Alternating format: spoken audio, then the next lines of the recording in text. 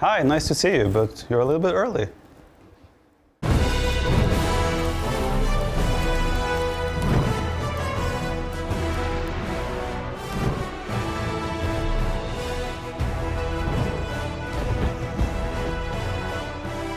Invasions, massacres, sieges. Across the wine-dark sea they came, their prows pointed for Greece.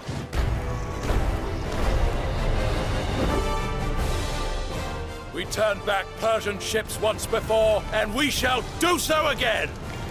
Those are your homes, burned by the Mede. Take up your spears, and let no man rest until we return this city to Athena! Look to the front! There is glory to be won! The Greeks had only two options: victory or death.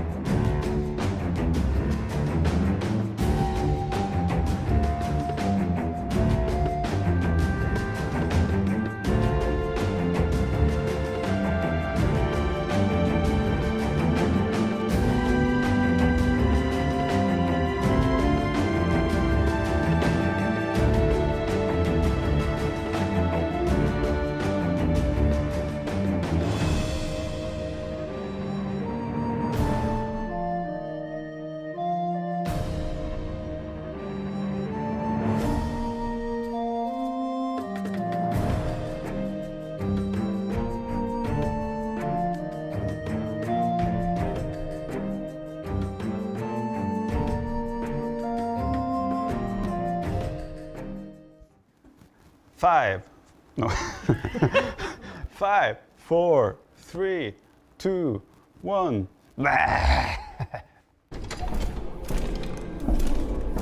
Heroes gather. Champions assemble. From across the seas, borne by the wind, to prove their might in battle.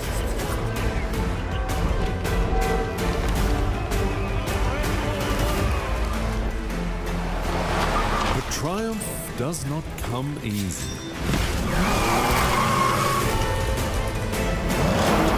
It is a long road to victory. But now, to new shores. London's calling. Calling you to Red Bull Wololo, Londinium.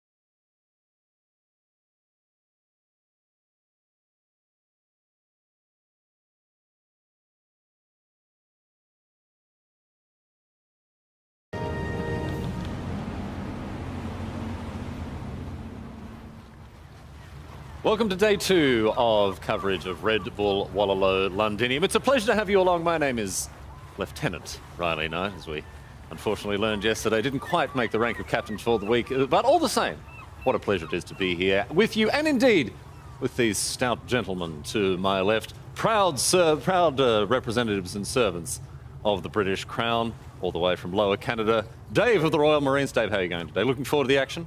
Really looking forward to it. I mean, we started off yesterday with an amazing set between Viper and Sebastian, the rematch, right? So I'm hoping we can start today with equally good games and then carry on. The level here has been so high. Even though we had a couple 3-0s, I think it just showed like how good these players have gotten. And I spoke to both of the players who lost those last 2 sets, and they just said, I need to get better. And they've been practicing the entire time since they finished. So hopefully they bring a new level today. I'm really, really looking forward to it. Yes, I can't wait. So the other thing I can't wait for as we head over now to another proud servant of Her Majesty over here. And before we talk about the tournament, how fares the war on the other side of the Atlantic, Captain Tristan? Those damned rebels have been put in their place, I hope, by you and your gallant redcoats. Once again, I did not choose this costume. All right, so we're just gonna leave it. Just gonna leave it at that. I did not choose this. All right, they put me in the red, and they all think it's very funny. So because it is very funny. Anyway, Tristan, tell us how we had an explosive opening to the tournament yesterday. It's been terrific. What were your takeaways from yesterday's action? I feel like every player can improve, even the players who went 3-0. This is not to say they didn't play incredible. I thought they did, but even in the interviews from the players who got the 3-0s yesterday, they were like, yeah, well, things were still shaky because it's tough to get used to this environment. There's ways that we can improve. So I thought that was awesome to see an elite level, to see players perform so well, and then also still feel like there's a couple things I could tweak. Just tells you what the mentality is from the best of the best. I don't think it's better from here, we would think. And before we move on now and have a look at our tournament schedule, a quick thanks to our sponsors, of course, helping to make this entire thing possible. Thank you very much to Aegon by AOC, World's Edge, and Scan for their continued support. We turn our attention, boys, now to our format here. Exactly what's going on. We've got 2 groups of 4, as you can see on the screen, Group A and Group B. The leader from each of these groups, as they play each player in their own group, the leader, whoever comes first, will make it all the way. They'll jump through to the semi-finals. The player in 4th place, unfortunately, at the end of the group stage, will go home. That's the end of their tournament there. However, 2nd and 3rd they go to the playoff stage. As you can see, they're in the middle of the screen. They play off for the chance to then make it through to the semi-finals. We can have a look at the results from yesterday's action as well, both Group A and Group B. Sebastian picking up 2 games against the Viper. That was a hard-fought set, but ultimately the Viper winning 3-2. Yo triumphing against MBL 3-1 in our second match. And then it was a pair of clean sweeps from Leary and Hera facing off against ACCM and Hart, respectively. Leary and Hera poised very, very well heading into this tournament amongst the favourites. Certainly Hera, the standout favourite. But Dave, a lot of takeaways from yesterday. It was interesting to hear Tristan say that he thinks everyone can improve from what we saw yesterday. What are your thoughts on that? I agree. Like, I talked to ACCM, like I said, he just said, I need to get better. I need to get better. A lot of these players have better micro than me, and I find myself in situations where I'm fighting and I need to win that fight. He needs his strategy to improve so that he doesn't have to win every single fight. He can just outthink his opponents, right? That's the key for him. And then for Hart, I talked to him extensively today as well, and his takeaway was, I just need to have smarter openings. Like, why am I opening archers with Khitans on Thames, right? He just needs to have smarter openings. He needs to play clean. He needs to keep making military and keep that pressure up. I think mechanically he was very good yesterday, and I'm excited to see what he can do today. One other factor I want to get into here, Tristan, and this is something that we've heard from, again, the players who did well, the players who struggled yesterday.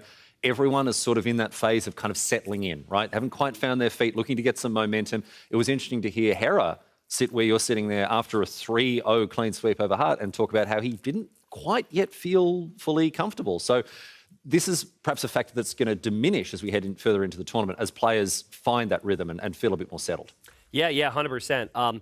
But also, like, at the same time, I feel like everyone's dealing with the same problems. It's who's going to be able to push through, you know, and who's going to be able to feel uncomfortable or have an awkward situation in a high-pressure moment and make the difference, right? And I think a big example of that yesterday was the 3-2 for Viper over Sebastian. We said leading into the series, it's like, okay, maybe more recently Sebastian's slightly better, but like when you're at the big stage, you always favor the players who have won so much like Viper has, and their Viper was able to have like some key moments there. So I think that's kind of the theme for day 2, is I think everyone's going to be more settled in, but who's going to be able to push through the painful moments and, you know, ultimately get that one extra win that might decide a series. Yes, indeed. So we're going to see people adjust to the conditions as the tournament continues. But the match is coming pretty quickly upon us now. We're going to be jumping into our first match. And to do so, we're going to bring in the other half of the casting team here. It's Mem and Nilly standing by in the casting area. Ahoy, boys. All's well with you. Ready? Clear waters ahead, I hope. We're really ready, but what we don't know is what we're going to see today, because if they are going to increase the level, those that won 3-0, what we're going to see today, Mr. Nilly? Yeah, well, maybe even harder claps than we saw yesterday, right? Hera and Leary looked so sharp, so lots of question marks around their performance. They weren't happy, and I'm curious. But you can understand that who lose 3-0 is not happy, but those who won 3-0 are not happy as well. Well, that's the standards to what they put themselves on, right? They want to, like, they have a better feeling on how they play than what the storyline can tell us. Guys, we're going to see now the Canadian versus MBL. Hera versus MBL is going to be the first series of the day.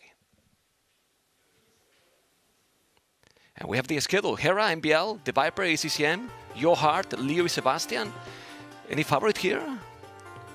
Well, obviously, it feels like Hera in match 1 is the clear favorite. Viper versus ACCM. With ACCM so much to prove, I'm really excited for match number 2. Match 3, it feels like Hart really needs to prove himself. He needs to win this one if he wants to go through, it feels like. And for me, the highlight, Leary versus Sebastian. Sebastian was really close, winning a set yesterday. It felt like an even playing field with the Viper. And that set against Leary, my highlight of the day. Yeah, but and now we are going to see Hera versus MBL. That is the next series of the day.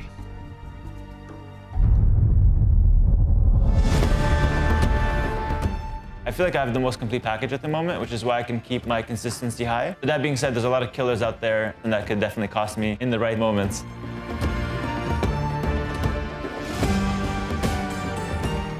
I'm probably most confident against people I've played a lot before, and I'm more confident against Hera for some reason, but I think I'll be destroyed anyway, so we'll see. Is there no volume button under there? It's just a power button. One thing that I love about this format, Nelly, is that nothing is really 100% decided till tomorrow. Like, even if you are with 2-0 wins, you most likely go to the playoffs, but those that are 2-0 want to be directly into the semifinals. And that will be decided tomorrow, so it's great because also there's nobody going to be eliminated today as well. Yeah, that's actually true. It feels like such an important match for every single day. I'm excited for that. And MBL saying he somewhat is comfortable against Hera. And I looked up the stats. He did not win him in the last 5.5, 6 years in a single set, except the one miracle set at Red Bull 5. Yeah, and I'm not gonna reveal anything. We were talking behind the scenes because I was with MBL when he was doing the draft. So when they start the game, I will maybe start to tell you some more details. But he's cooking stuff. He's cooking stuff for sure. We're gonna see now the draft. Well, the draft here, we have the first map, Dorothea Quarry and Civilizations for Hera. Persians, Mayans, Dravidians, Vietnam, Franks, Italians. You have seen all the bands, Byzantines, Koreans, Malay, Wei, Burgundians, and the Vikings. While MBL has banned Armenians, Saracens, Romans, Bengalis, Cumans, Portuguese, but those civilizations he's picking, Magyars, Aztecs, Gitans, Spanish, Bohemians, and Japanese. What is say to you in first impression this draft? Pretty much straightforward civilizations by Hera, right? Especially exactly what we would have expected from him. Like, there's a clear game plan for everything there. On MBL's side, those are some tricky civilizations. Spanish, Bohemians, Gitans. It feels like those invite non-meta play and some wild strategies. It feels like he wants to throw Hera off his game. And honestly, you don't want to play meta against Hera. When you play meta against Hera and look what he's doing with his hands, he's gonna do it with your face, you know? Basically, in a good way, you know, in a good way. He's cooking too, you know? He's cooking too. It's gonna be complicated to beat the Canadian for sure. Super focused both players, but I like how the players are. I'm seeing the players this time like more like, instead of going anyone down, like, no, we're going to improve today, you know? Sometimes we have been in other events, I don't feel good, I play bad, but they are focusing more in positive things. No, we can improve and go to the next level, and we'll try to do my best. And not like, oh, I'm playing against Hera. That wasn't the attitude with MBL, like, I don't have chances. I didn't hear him telling anything like this, which I like it. Yeah, I think MBL actually, like, now has a better understanding of how he wants to approach things, right? He feels like, okay, I need to play my game, not trying to cater to what others want from me. I'm also interested to see how his approach is going to be with Stone Rift. Yesterday, the instant landing will be tough to deal with, but that's a storyline for later. Dorothea Quarry will be our map #1. I'm interested to see what the approach is going to be. It feels like super aggression on land, and only then later take on water might be an option. But we have already game #1 of the day with Hera Persians, MBL Aztecs. Okay, Aztec civilization in this one, LA.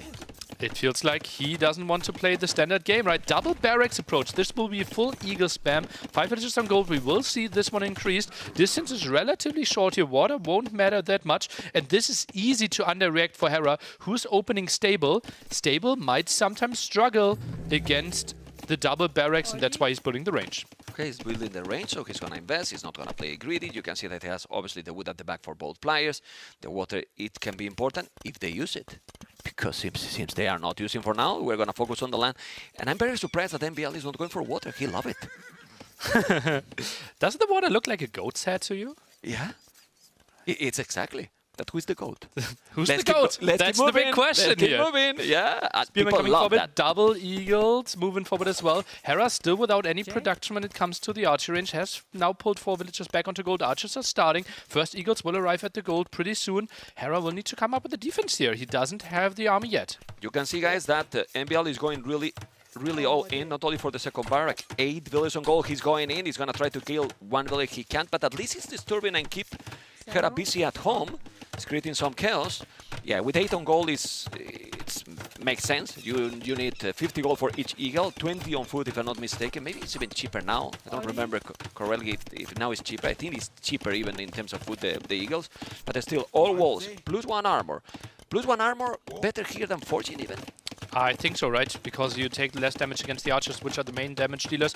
Nice quick vault here by Hera, but that's easy to slip up. And on the other side, the macro was indeed slipping a bit. Some HP lost on the scouts. One villager could be focused on by MBL. Yeah, if he's attacking properly, he should kill it. Oh, it's not.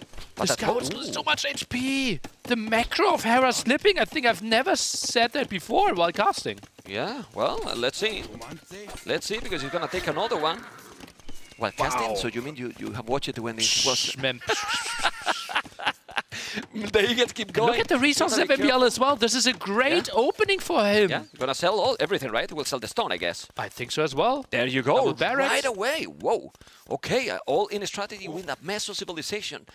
Look at that KD map. 3-0. Flawless game by MBL so far. Flirting with Castle Age. Hera's deep in Fuel Age, still continuing with Archer and Scout production. He might clear this up. MBL is now just trying to buy himself some time.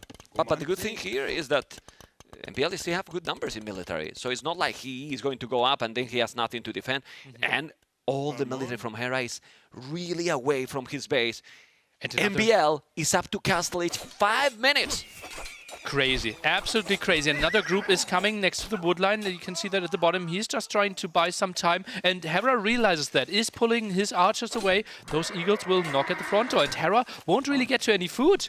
No, he doesn't have. He has 20 on foot right now, but he needs to create more army. He's coming now with more eagles. He's gonna take one villager. Finally, that villager is going to be down, or it should be down. He's trapped, the villager.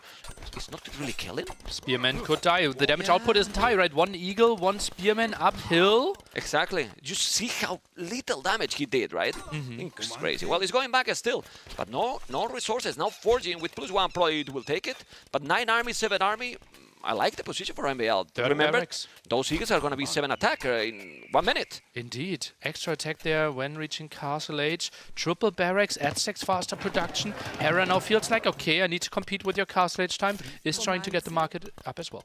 Triple barrack for a civilization that's already producing faster. As they produce faster from military buildings, now gold mine and upgrade forging, he's trying to just wait. You don't need to commit now, Nelly. No, you have to wait a little bit. You want to wait 30 more seconds, and then you want to jump on this, and you will clear this up quite easily. 8 archers only. Scouts are getting really ambitious, splitting up the eagles. MBL is ready to pounce. Yeah, MBL is going to be in a comfort zone for sure. And then what you do?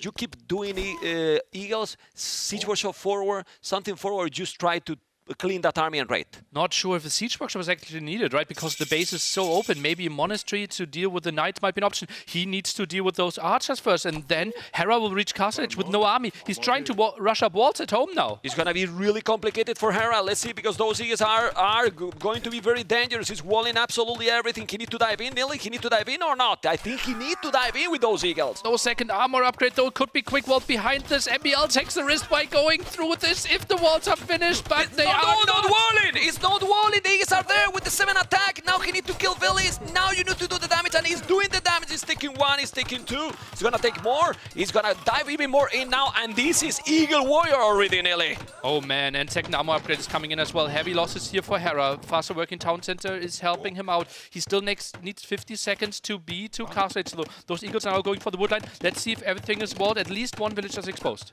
Maybe more, maybe more. Hold, there is one exposed. He didn't notice. It's so complicated when there's pressure, Nelly. Even if you have a huge APM like Hera has, it's not the same when you have units all over the map. For now, gold is still protected. What is Hera going for? Is it going to be knights? Is it going to be CA? So many villagers pulled away from the gold. It will be the CA switch from Hera, so he will try to play triple range CA, but those two are denied at the front. He's denying everything. I mean, this is the position where now you start to think, okay, second TC looks great, but imagine now the siege was shot forward. Then you lock him down completely, but maybe it's not even needed.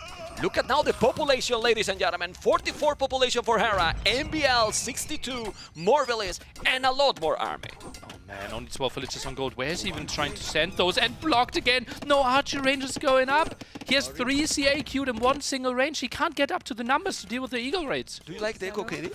Echo KD is crazy. 8-0. 2-1 KD here as well. And another villager going down.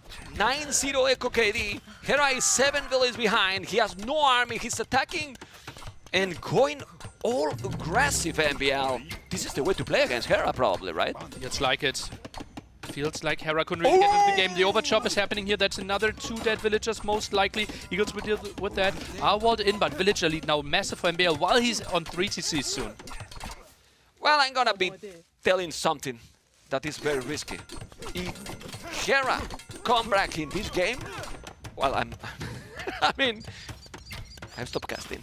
Even in Red Bull, you know? Absolutely crazy. It's incredible. The advantage for MBL Oh is so big. 10 villager lead here. The only thing that keeps Hera in this game is the extra dock where he snuck some villagers out and is now getting some oysters. That's the only way how he's getting gold. He's trying to get those CA numbers up. If we somehow get to like 10, 15 CA and we can see the beautiful Hera micro here against all those Eagles, you can start to dream if you're a Hera fan, but getting to those numbers is tricky. It's very, very tricky right now. He's keep killing, he's taking a lot. He's still patrolling with those Eagles inside the woodlands. I think he's there still to don't let him go anywhere. So many Eagles, he has to be careful now. But still, this is still so many Eagles, Nelly. He has all the upgrades he needs. The Squires +2. I'm only missing for MBL that he has 3 tons and he's doing some eco upgrades. He doesn't have the wood upgrade, but 3 TCs and this amount of Eagles is so smooth, Nelly. Actually, 5 villagers on stone. That's a bit of a surprise to me. Ooh, 1 Eagle actually got in there. Tries to squeeze through, and Eco KD 15-0 right now. Hera trying to micro this, but it has to be uphill. It's not only the Eco KD. The total KD in general, usually with Meso Sieves, is negative. But this time, 31-14, he keep killing more and more. He's trying to go outside with that Rank Eagle or what. He's still going aggressive. He's diving in. He should dive in. He's taking more villains on the goal. He's just denying him everything. Hera is trying more and more, but this looks worse and worse every moment, Nelly. 20 villager lead now. But the only thing is that MBL doesn't have that much vision. He's a bit tunnel vision here, trying to go through the middle. Did not scout the water at all. There could be a dock, there could be some eco for Hera. MBL feels, I just want to finish the game now and sends more and more Eagles. Okay, he did the Sigua shop at home, so he's gonna be safe in case that he's coming. Maybe a couple of Scorpions to be safe. He is still moving. He knows that Persians is amazing, so you can have a good economy. But right now, the distribution for Hera is 4 villages on wood, 9 on food, and 9 on gold. Crazy low. Which is insane. Hera's dream of coming back now is that the CAs are doing a lot of damage. MBL, perfect reaction there with the Siege Workshop. Already has a Scorpion out, goes for some conversion as well. Wow. Dodging those shots. That is actually some good rates here for Hera. Yeah, MBL could have maybe waited for like 2-3 Scorpions to deal with this. Got another one out now. Yeah, he has an order on the Siege Workshop. He's not using it. He should repair probably that one, and he's gonna try to do it. He's doing it using time. He's not using the other Scorpion that he has on the Siege. But he's still raiding. That's the good thing. Look at the population. It's almost double still, even with that raid. It's still 30 villages to 7. 2 Scorpions, no, 3 Scorpions. Gonna repair that one. He's repairing. Still in a very good position. The Canadian has 28 villages. He's gonna have less than the start of the game. Absolutely brutal. You cannot go back to Dark Age here, but you know. Oh man. Scorpions are dealing with this. MBL with the Force Town Center. Eagles still getting more and more raids in those CAs. Still trying to even it out a bit, but will be a tricky task. Well, remind to the viewers, because it's not only important to win the series, but to get games. If Hera is also winning this series, which we obviously don't know, it's only the first game, getting games against Hera is not going to be easy in this tournament, Nelly. Yeah, we have the group Hera together with Yo MBL Hearts in a scenario where Hera actually wins all the 3 sets, but we can talk about this a bit later. Well, we can talk later because honestly, this has to be the game. The population now is dramatically low. Ladies and gentlemen, Hera is about to lose game number 1. He can't come back from this, Nelly. Let's be honest, he cannot come back. GG has been called. MBL with a total and brutal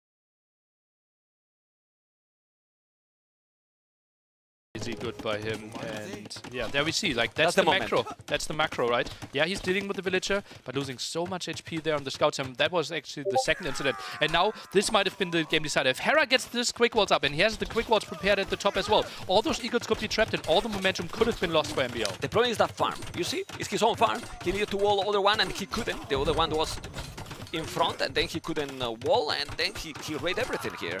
Yeah, you can see the KD explode. But at this point, it was already almost 300 resources collected more against Persian. So it was all going on MBL favor in this game. Fantastic play by MBL, and honestly, well, it's a bit of a surprise after yesterday's performance by both clients, right? But this is the beauty also of this game and Empire Wars, Nelly. Yeah, MBL, one of the most entertaining players, right? He can pull out those strategies out of his head, something we could see from some other players, but he just makes it work, and that was a beauty of an aggression. Yeah, and well, at this point, that when he kills so many villages here, well, Hera obviously is only 1-0, but he's in a position that he's not that used to be. He's not usually behind in the score. You see Mayan at 2-0 now. That's a moment that we have not seen in years. That's true.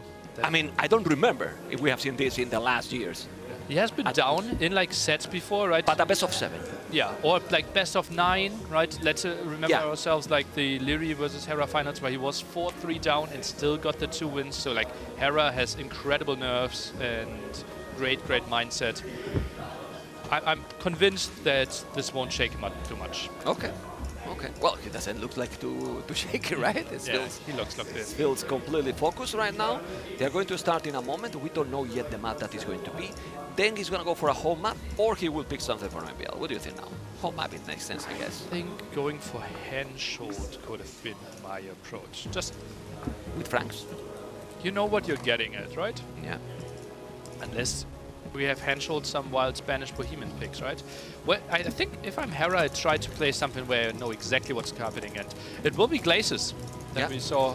So we're walled a bit here. You're partially walled on this map, but a lot of your villagers are exposed at the front because that's where all your fast food resources are. Shawfish, the fast food that villagers can collect, and therefore you are exposed. Also, you can't really fully wall your map. Let's see, because I'm excited to see game number 2, even more now that the score is surprisingly in favor for MBL. My favorite civilization one more time. Dravidians versus Khitans. Please, we need Dravidians to lose. Double range opening from Hera instantly. Sick, right? Some players are opening men-at-arms here. He decided, okay, let's use the extra 200 wood that we are getting and just get those archers and skirmishers out on the other side. MBL actually opened stable, so this will be tricky for him. Yeah, he will have a bit of map control. He will zone this out, but he needs some defense. Skirmish could have been an option. His choice is the watchtower. Well, I don't mind that tower. I think it's a nice one. He's going to be protecting the dog. He's going to have the ballistic in the short field, which is a very fast food income. Obviously, you can make the pastos as well. What this means there? Red Bull Wololo. Nice. Very nice. Very nice. And you can see now how the scout is coming. 2 archers and the spear. Fletching is going to be there. We don't have yet forging. Remember that the melee average are going to be double. He see already the archers. So what should be now the response to this? Archer rings as well. For now, he's doing forging.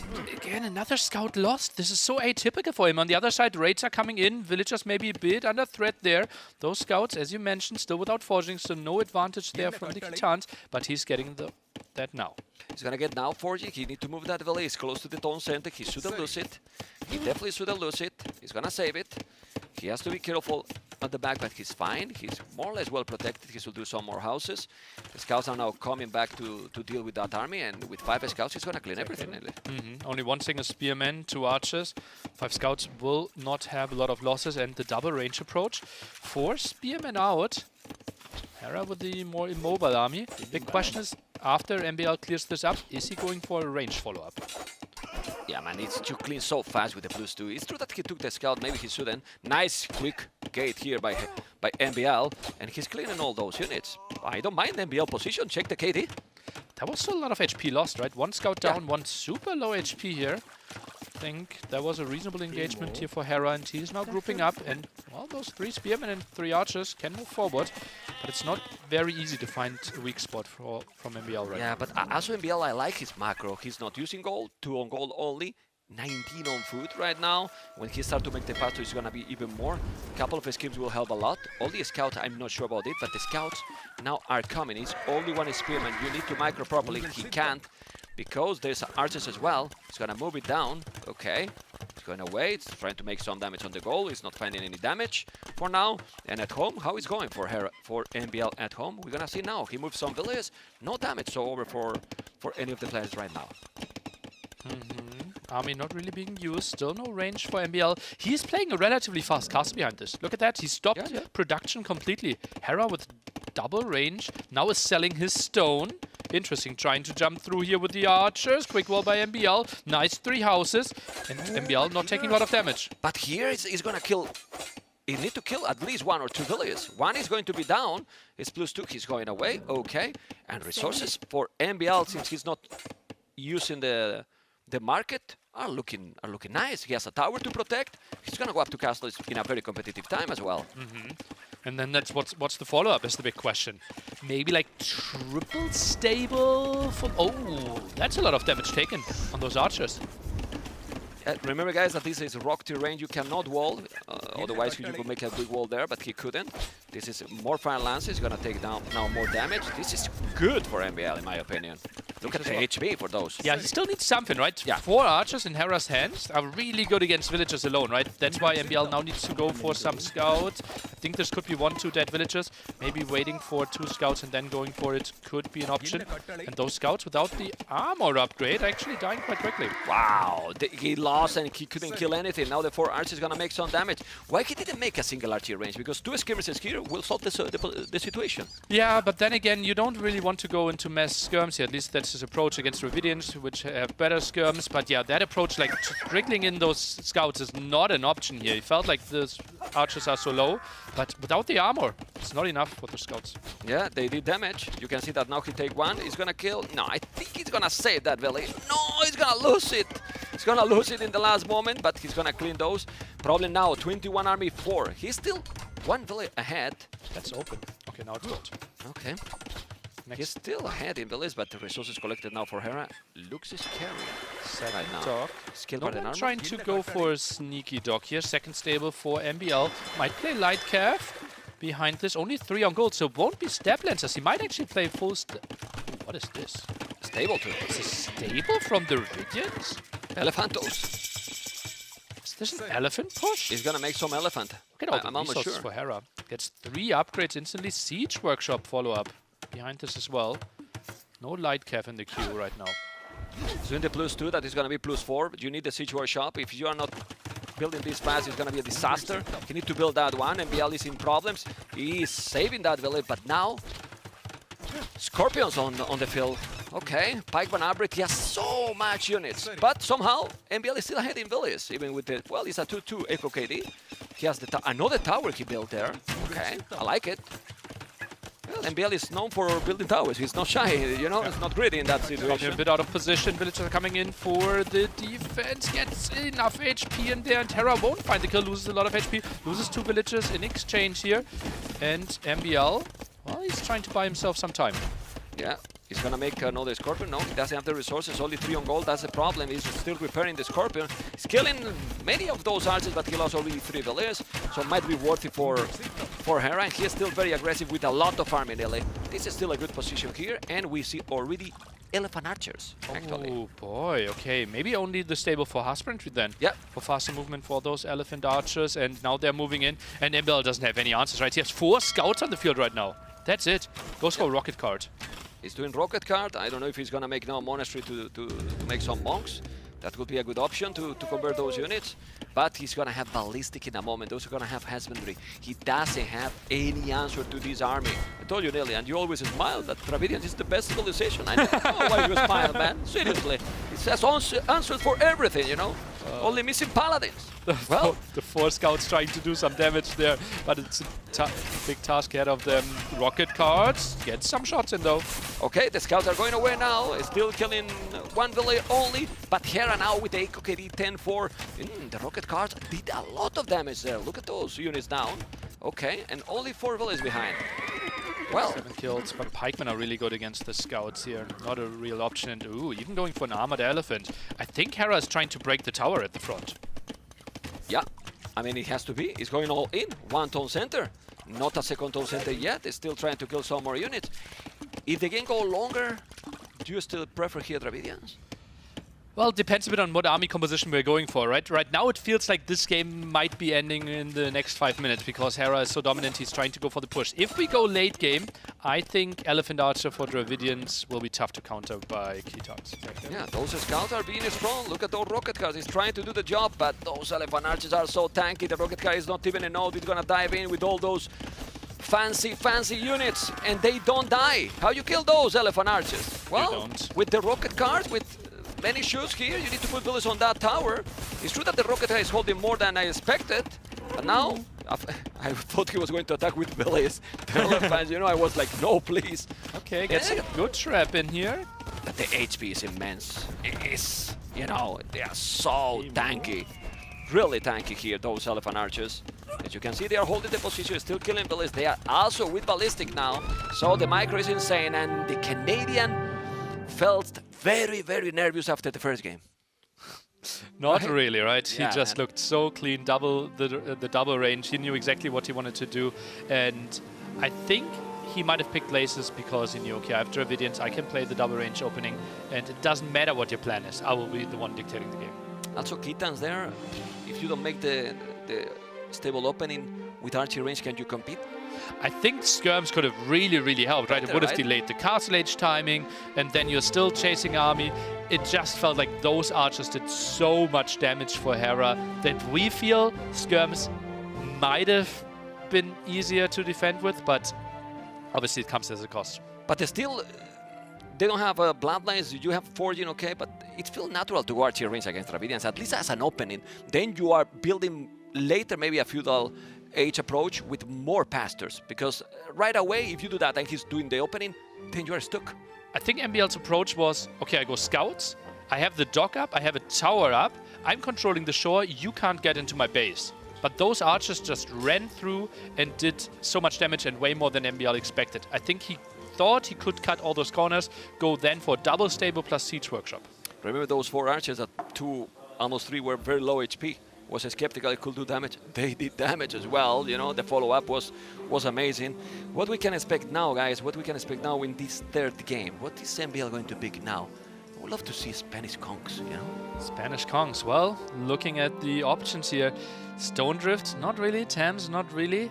Would need to be on Handshot then, most likely. Stone Drift, we think he's more likely going to go for landing. Maybe play FC and try to land with Kongs, but that's basically counting on the opponent making a mistake and letting you land. The handhold, Franks versus Spanish. I don't mind the Spanish there. I don't really mind it. You know, big map, you can obviously have a nice macro, expand your economy as well, but the Kongs are... With Bohemians could be an option on Handshot as well, right? Yeah. Yeah. Some all in there. It feels like Thames, probably Magyars, and then Japanese Stone Drift. So, yeah, Handshot a bit of a question still what MBL might be going for. And Hera, after playing against Franks yesterday, well, we see Thames. There you go. This is the map we have now. Battle along the River Thames, says the Royal Arbor Hall to gain a population bonus or control the south of the map for an unlimited supply of gold and stone. I mean, I prefer the south, man. As well, it's very important. Like the Royal Overhaul is amazing, but it makes a lot of sense if the game goes longer. For now, the north is, you know, more beautiful to watch. Well, the north obviously has the 5 relics, plus 25 population space, and all the wood, right? So, yeah, will be a strategic decision for late Castle Age or Imperial Age. For now, we will see some wild strategy from MBL. Hera will most likely just open archery range and go with archers. MBL will try to squeeze a fast castle strategy. Wow, he's gonna wall, he's doing the market already. Remember, guys, that gold mined and stone mined is free upgrade for Bohemian, so you're gonna have some decent bonus. He see the walls, but I don't think Hera is surprised about that. He's walling in circles. You prefer this kind of wall that wall till the edge? At least you're blocking the potential passage from the shallows. Let's see if he tries to wall to the edge of the map or if it will be the potato wall at the other side. MBL wall. Yeah, he will go to the edge. Yeah, this will be a big investment. Also, MBL is actually going for the wood upgrades. That's a bit of a surprise to me. With this strategy, typically you try to cut all the corners. Okay. Oh! He's gonna lose that village. That's really bad. Spearman is around, left-hand side. But Yeah. Spearman, the pathing was blocked because the gate is actually going to block the pathing. Yeah, exactly. But the spear, you don't want to lose. Oh, man. Well, so annoying, you know. That's so annoying. When you are trying to do this strategy, nearly it has to be 100% smooth, right? Otherwise, I mean, you are investing already a lot. You lost a village. You feel that it's not going the way you want. He's coming already with the archer, and he might not be fully wall. I mean, maybe wall, but not finishing all the foundation. Gonna be tricky. And now will be archers and scouts. Hera actually doesn't think like, okay, I want to play Castle Age against you. He wants to keep up the aggression. Obviously gives him a lot of map control, would put a lot of pressure on the walls of MBL, might force some re-walling here as well. MBL already sold the stone. Interesting to see how he will deal with this. And then if he's managed to have a competitive transition to Castle Age, what will be the approach with Bohemians here? He sold all the stone, right? Typically we see the wagons there. Incredibly good against feudal army. Yeah. He might just go to Castle Age and then buy back the stone. He's now sending 4 villages on stone. That will be his approach, yeah.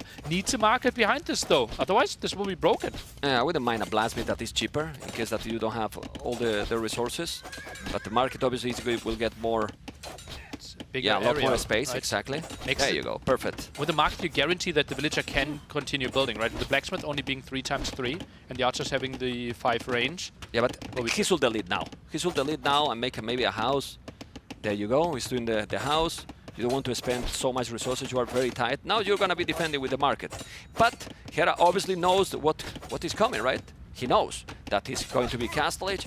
This is now Horse Collar, 8 villages on stone, so he's gonna still try to make the wagons and to make it work.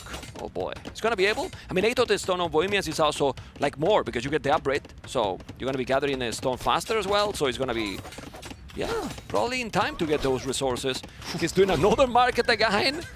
This is market micro, nearly. And look at the resources collected already. They're close to 400 advantage already because MBL is walling so much. And Hera, without market use, not too shabby when it comes to his Castle Age time. Yeah, but there's one thing that I like it here. Monks are very important against the wagons. Vietnamese have really bad monks. They don't have redemption, exactly. The approach for Hera will be playing with mangonels against the wagons. Yeah, I'm not sure if Hera's micro can deal with those wagons. Yeah. Well, but it's always important to have the tool, right? And if you don't have the redemption, you know, and MBL can do monks as well himself.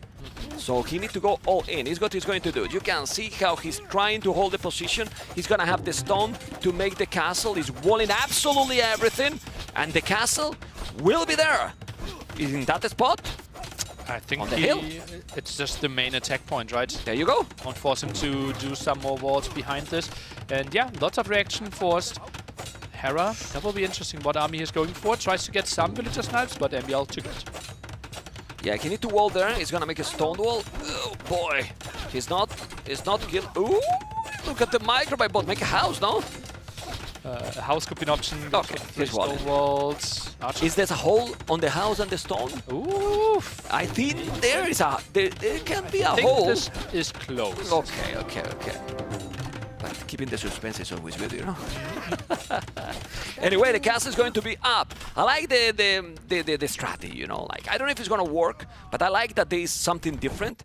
In a meta game, Hera is super hard to beat, but he's not going all in. He's doing now a second tone center. Okay. He's taking out that one, making another house. Good micro. There you go. The castle is there. Obviously no ballistic. And expanding at the top here is Hera. We'll get the 5 relics, we'll get the extra wood, also extra food there, right? While MBL just goes massively onto his Harside wagons, at least that should be the plan. Crossbows still pressuring that area. Yeah, but those units don't take almost any damage with the crossbows. Yeah. They're fine, They're you know? crazy pierce armor. Like, you make 2-3 of them and then the crossbows are just nothing. He's doing the monastery to take the relics, okay. But now MBL will have Fervor, so it's affect the village. It's like having a wheelbarrow, basically. Kinda. And then 42 villages for both players, Nelly. I don't dislike MBL approach. Yeah, the Hazard Wagon have 7 pierce armor, so Botkin actually only gives you range, not more damage, at least when you fight against the Hazard Wagon. But MBL is so far away from ever dealing damage, right? He's completely stuck at home and those crossbows are back. And if the Hazard Wagons aren't defending, that gold can't be taken. Yeah. Well, he's coming now. Yeah, well, but those 3 are now tanky. Those 3 are not getting damage. Now they are scary. And if you don't have Mangoes and he doesn't have, he's doing now the Siege Workshop. Okay. He's gonna start to defend. 2 TCs. Is MBL gonna make a 2 TC into all in second caster forward? Maybe he just wants to play the super long game. Honestly, he took all his villages away from gold. I think this might be like a 3-town center and just try to play with Nietzsche. Like, the Imperial can be very smooth because you do chemistry and you right away got the bomber cannons. So you can do chemistry in Castle Age. It's still 1 value more for him. I mean, Bohemian's economy is underrated. Maybe. It's underrated. He has Fervor there already, the gold mining upgrade. That is the second one already, the gold one. So with the 11 on gold, he's gathering a lot of gold right now. Also 5 eco upgrades against 2, right? At least excluding the gold and stone upgrade. But that's usually what you have when you are against Vietnam. He has to be careful. He's going to go. Oh, that was open. Okay, has to be careful. The Wangos are going to be annoying. He's taking villages now. And how you stop now those units? You need no the mango production. No mango production. So you cannot kill them. He's gonna make a knight. Okay, but now you are starting to make more units. The economy is not super balanced for Hera. He has no wood, no food, almost 800 gold, so you need the market. And he's doing some damage. So interesting damage here, MBL. That is still with a competitive boom, if you ask me. 55 villages, almost no idle TC for both players, and now those wagons forcing him to move a lot of villages. Yeah, that's a lot of work efficiency lost there for Hera, and yeah, you can see he's even struggling for wood to build another lumber camp. Yeah, it's crazy. Okay, he's taking more archers. Take it easy in favor to MBL. There's no point that Hera can kill anything right now. The Mongol is important, obviously, and then MBL can still go back. Skinning units. He has to be careful. The Mongol is the key here.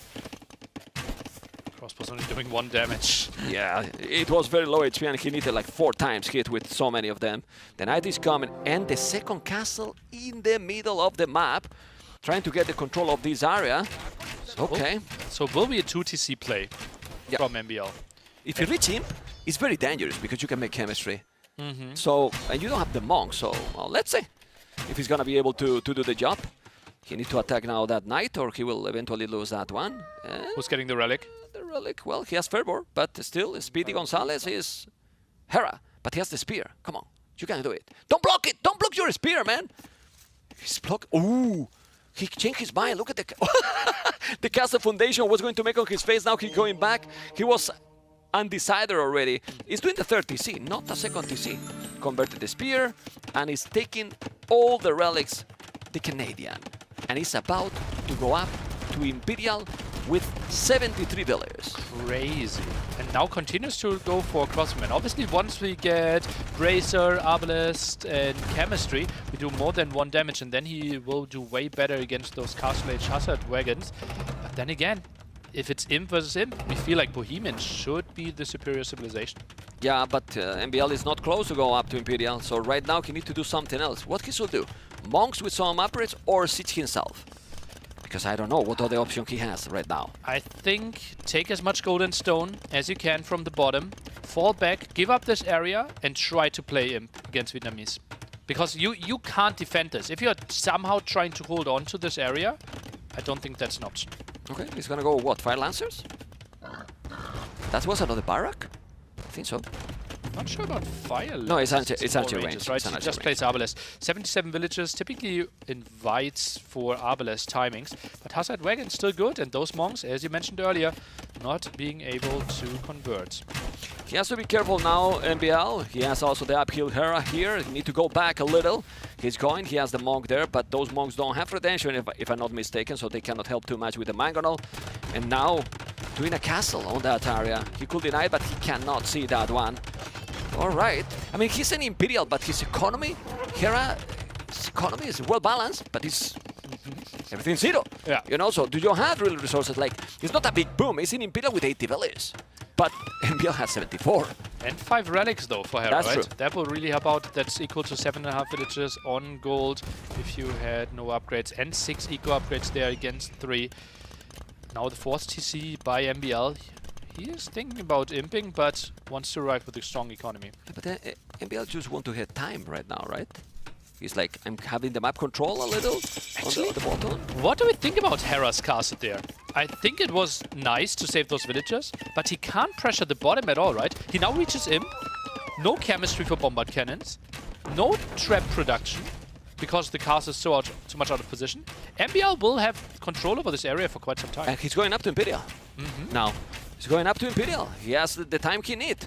He needs to go up to Imperial right now, like he's going. He's on the way to Imperial now.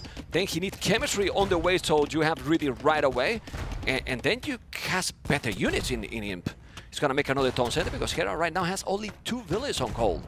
So maybe he's going to try to raid a little with those archers, but he's not going to push MBL to any spot. Then you see the score and you fall in depression, right? That's the problem here. Like, you see the score and it's like, what happened, right? I think knowing MBL's ego, he will trust his feel of the game more than what the score says, right? He will know, okay, this is the situation, and that's why the score might be misleading in this situation, because I also think, like, with all the information that we have, that the score should be closer when it's what it's displayed. Much closer for sure. And he's doing a good job here now. He's forcing him to have some idle economy. He's taking a village. He will kill also the Mangolal on top. It's still being annoying. The best thing here is that he's in Imperial Hera and he's not attacking anywhere. So he's getting all the time he wants, MBL. Yeah, we don't even have the second castle for Hera, right? He doesn't know where to really build it. There's no pressure. He's sending some villagers there at the bottom. And he's losing something on the middle. Yeah, he lost some villagers there. And MBL doubles down. Second castle there on the bottom. And the siege workshops. Did we have chemistry yet? No, it doesn't have. MBL, this has to be the next click, MBL. Yeah, I don't even know if he has the university. That's another thing that we need to find it. Show us the university. There it is. Give us chemistry! There you go. All right. Chemistry's on the way. We have now only 10 villages difference. More army for Hera, but that army, those archers, are kind of useless right now, Nelly. Few skirmishes and bomber cannons right away now, and it's an okay position for MBL. Hera is doing chemistry now, but he's behind on chemistry time with MBL. So, timing and momentum is for who, Nelly? There is no momentum for either player, right? It's a full stalemate. And Hera, does he need to tech switch? Are elephants maybe an option here? He's going for bombard cannons. Yeah, but those wagons are coming in a great time, and you can go in, kill many villages, kill all those arbalists, deny the siege workshop, at least the second one, and need to go back. The Mangolal is coming, but the bomber cannons are going to appear in a moment, Nelly, and it will be faster for MBL. And if he's able to go into the Hufnische and the halves, I don't dislike the composition. Halves if he's going to make light caps. If not, you need your siege. Yeah. Your siege is better. Hufnische is just the key unit here. It's a better bombard cannon, only available to Bohemians. One of the best units, pound for pound, that we have in this game. If he gets to his dream army composition, we clearly favor Bohemians. Hera, he needs to find some damage here. Did you know how I call that castle? Is it called? It's a chicken castle, man. It's a chicken castle. Just look what he's doing. I mean, it's okay because he's protecting his economy, but the longer the game goes, there will be a moment that Hera won't have gold. I mean, yes, he has fire rallies, but fire rallies with this kind of units is not enough, in my opinion. Yeah, the main goal of this castle is trap production, right? And like trying to deny some raids in the long run. I wouldn't be surprised if he goes for like 3-4 traps and only then tries to attack the center. Okay, let's see. You can see how much hit to kill one wagon, and he's arbalest with all the upgrades. Crazy, really crazy. Still killing because he has so many, but he's gonna have now bomber cannons with more speed and siege engineer. He still needs Hufnische. Need to definitely control all the units better than this, Nelly. Wagenbau tactics just finished. That's the unique upgrade for Bohemians, allowing him that his gunpowder units are moving faster. Elite Hussite wagon. How you feel about that? I would have preferred Hufnische. Yeah, me too. But maybe with the amount of Arbalest, like, Hussite wagon might be better. We're jumping from 6 pierce to 10 pierce, so oh my you're God. only taking 1 damage. Look at those units! They do nothing! They literally do nothing! The Arbalest is trying to kill the wagons, but the wagons are telling, come to me, baby, come to me, because you are not gonna kill anything. Yes, he's raiding here, but when the wagons are coming, the Arbalests are going to disappear, Nelly! Crazy. Okay, now I like the lead upgrade. Yeah. Who cares about Hovnicius anymore, right? Yeah. My goodness. Whoa. Okay, the score is still scary, but that army, I mean, they are siege onagers, man. Against those units, basically. Now the tech switch. We will see the tech switch into Elite Fire Lances by Hera, but still, how is he getting control over this bottom area? Still, let's remember, he controls the Royal Albert Hall. That's why he can break the pop 200 and get to 225 population here.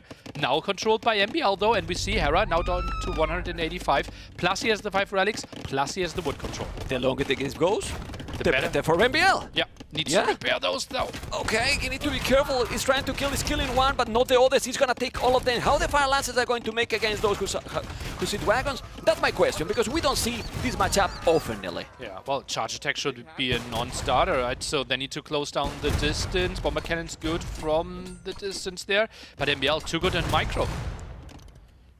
Yeah, he's doing well. He's doing well, he's going close to the castle. Now you need to be careful with the bomber cannons. Light gas are coming, but the light gas here, well, you can raid, but you are not gonna do much damage also with the light gas. And MBL has 3 castles, right? Is Hera getting out of options? Look at the army numbers now, which is very important. He's massing here, Trebuchet, okay. But he needs army with that, right? If he has like 20 Fire Lancers and those 3 traps, he can do some damage, but all his Fire Lancers are in the middle. Oh my God. And honestly, yeah, maybe MBL will have problems with no wood and then Hera with no gold. It can happen, but this amount of farming is absolutely crazy. The score is now getting a little bit closer. He needs to definitely micro a little bit better. No food, 71 villages on wood. 72 now, and 0 wood in the back for MBL. Crazy. The amount of farmers compared. Oh man, and now the push is coming in, but he has 3 Hussite wagons ready, and honestly no conversion options. He can just send the villagers. Yeah, they can take care of everything. Yeah. I don't know if they have sanity. They would be also stronger. Those are fast villagers. No, they are Speedy Gonzalez. They are, my goodness, he's taking all. And if he loses some villagers, he doesn't care. Look at the amount of wagons here. MBL, 34 armies, doing a crazy game. As you can see, guys, this is a meta game. No, it's the kind of gameplay that you expect from MBL. Crazy, but he might be overstepping here, right? He was doing so well. Like, why aren't we continuing doing what we did so well with like the slow, methodical defense here? MBL wants to get to pop 200. Yeah, but look at this. He's gonna be able to kill. If he micro, he's gonna kill. He's using bellies as well to kill those. Villagers have extra attack against those, so they do more damage than you would expect, but still, they are dying as well. He's having so many. He's having so many, and MBL keep doing villas. He has 130. He needs definitely the hand card. He's the only one that he's missing, and no Hovnicius yet. Is he even drinking? He's drinking? Oh my God. Stay hydrated. Brutal. Yeah. Another castle for it has all the map control. It's I don't know. Who has better control of the map now here? Hera having the wood or MBL having the whole gold and a stone? Great question. Well, we don't really know. It feels like MBL is having the better moves here, but might just be the better units as well. 3rd castle likely to go up. We see Hera swarming in. Yeah, well, he's going in, but he has another castle to protect. You need to be careful. Don't lose the bomber cannons. The castle is going to defend a lot. He definitely needs more arrows with those castles. No ballistic, no bodkin, no blue string, no nothing. But those wagons are unstoppable. They are very strong. Hera is spamming like crazy. 195 population, while MBL is now stuck on 163, but killing absolutely everything, Nelly. Yeah, villagers died though. 1 bombard cannon only. So much army going down, and Hera with his economy can continue the spam. Yeah, but not much more anymore. He has now not a lot of food in the bank. He needs that castle to build up. And well, if he's not losing this, he's just shedding and trading units. Just imagine some pikemen, some halberdiers in front of this one. Villagers are moving in again. The light cap are dealing with those, but it feels like all the army is being reset. And Hera pop 180, and MBL still sitting at 160, sending more boys. Yeah, but those wagons are never dying at all. You can see how many he got. He is still spamming, and he's not pushing. This is the problem for Hera. It might be, hey, I'm winning the battle. I'm winning the battle. Yes, I'm winning the war. No, I'm not. There's one Trebuchet is attacking that castle. He's gonna be able to take that castle down. And he's right-clicking it. Clicking it. You need to make it, and he did it now.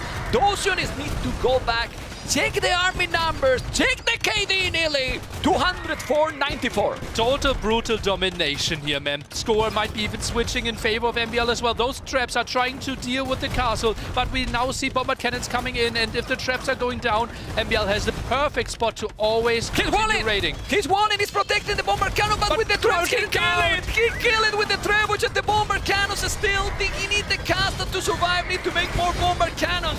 He has 40 hills. I don't think other than Black Forest has seen this many wagons. 57 villagers on gold. MBL knows that he just needs all the world in the gold, all the gold in the world, and he's dealing with everything. Will lose the castle most likely, though. No repair there. The bombard cannon lost really hurts him, but now MBL, same population as Hera. It's crazy. He killed the trebuchet with the wagons. He can kill everything with the wagons. He's gonna kill the royal overhaul with the wagons, nearly. He can take everything. Army value more than triple for MBL. More than 7,000 against less than 2,000 for Hera. He's struggling to find the answers. Might even be overbooming here. 154 villagers soon. He doesn't have enough pop space. He doesn't know what units to do to counter this, basically. And actually is that he has units to do, because if he's doing elephants, MBL can do halves. He has no counter to this. Yeah. He has no counter to this. And it skirms? Not at all. Back to doing 1 damage again. Yeah, look at the score. Look at the score. MBL taking the score lead. Ladies and gentlemen, population ahead for MBL. And he's doing it one more time when you never expect maybe something too fancy from him. He's there. He is absolutely there. Drafted this one to perfection, had the plan, and he wanted to play to his strength, and apparently Hussite wagons are his strength. What a crazy approach, controlling all the gold, and Hera is spamming an army. He's so good in those spots, and look at that crazy queue. 100 farmers from Hera. Only? And then he has 0 food in the bank with 100 farms. Incredible, but his production is not like other games. 100 hussars. He has 10 Lycas in the queue because the KD, I mean, those units are not dying. If we check all those Hussite wagons, how many units they have killed? But can we check all of them? 40 all of those, you know? And it's crazy. It's absolutely insane. Hera's doing a good job of sniping those bomb cannons. Still remember, takes the Royal Albert Hall away. Hera is breaking pop 200, but now it's limited again. 207 out of 200. When did we ever see this? That's cheating, Millie. 211 out of 200. It's cheating. Report it. Anyway, let's see the light caps. He's still trying to kill some, but this is so good for MBL, both at 200 population. He needs to take this one. Should MBL make maybe, well, he has resources at the limit as well. Hera is losing houses. 201, now he's back to 210. Oh, that's a bit of an overstep potential here for MBL. I think he should go back. This is a good moment for Hera. That's a good moment for Hera. MBL need to go back. The problem here for Hera is that MBL has unlimited resources. That's 53 on gold.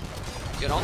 Wood might be an option. Like something that he might be struggling at one point. Look at what woodlines he's pushed into. Well, he can come here.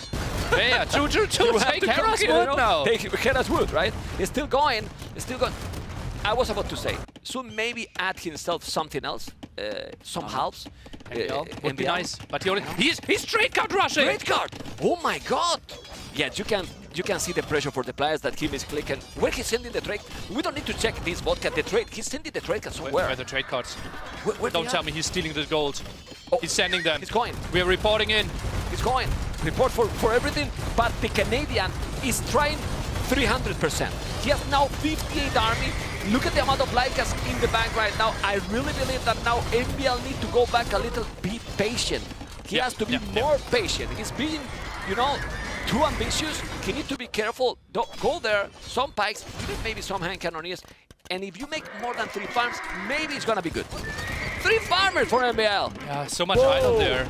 And MBL, he got a bit impatient, feels like, right? And now another big wave is coming in. He's diving in for those 2 bombard cannons. No save, trying to micro them back, but the trap at least is going down. Yeah, the trap is going down. The bomber cannon is going to be down. But now, who is ambitious is Hera, because he's going to lose all this army as well. I mean, he's going to kill the trebuchet. Yes, he killed it. He's trying to kill the bomber cannon. He's having Bodkin arrow only, not the +3. Also missing the hand card. It's so chaotic game. Hera has 17,000 resources collected more, and he's trying to win with the raids. Hera's doing an incredible job at giving MBL the chance to not win this. This is crazy play. How is Hera this high in population? Like, a quarter of his base is already pushed. Yeah, well, he has moved completely on the wood array. If we check there, he probably has more farmers there than on his own base. Look at the farms he has here. Just imagine a raid here. Yeah, he need to go there. He need to go there, MBL, otherwise it's gonna be really complicated. He cannot be in only one spot. That's the problem MBL has now a bit, right? No mobility at all. Correct. Mobility isn't the greatest strength of Bohemians. They like to have the one-dimensional push with their Hussite wagons. Potentially Halberdiers could be an option there to be a bit annoying. And look at that, Hera, all his army is going and moving through the center again. Yeah, he has 47 again in pursuit wagon. 48 now, 23 farmers. That economy now is a good economy for MBL if he can keep that one. If he's being patient, even few rams or some siege, he cannot kill that army. A bit of micro, you know. You don't have to rush because Hera won't have gold soon.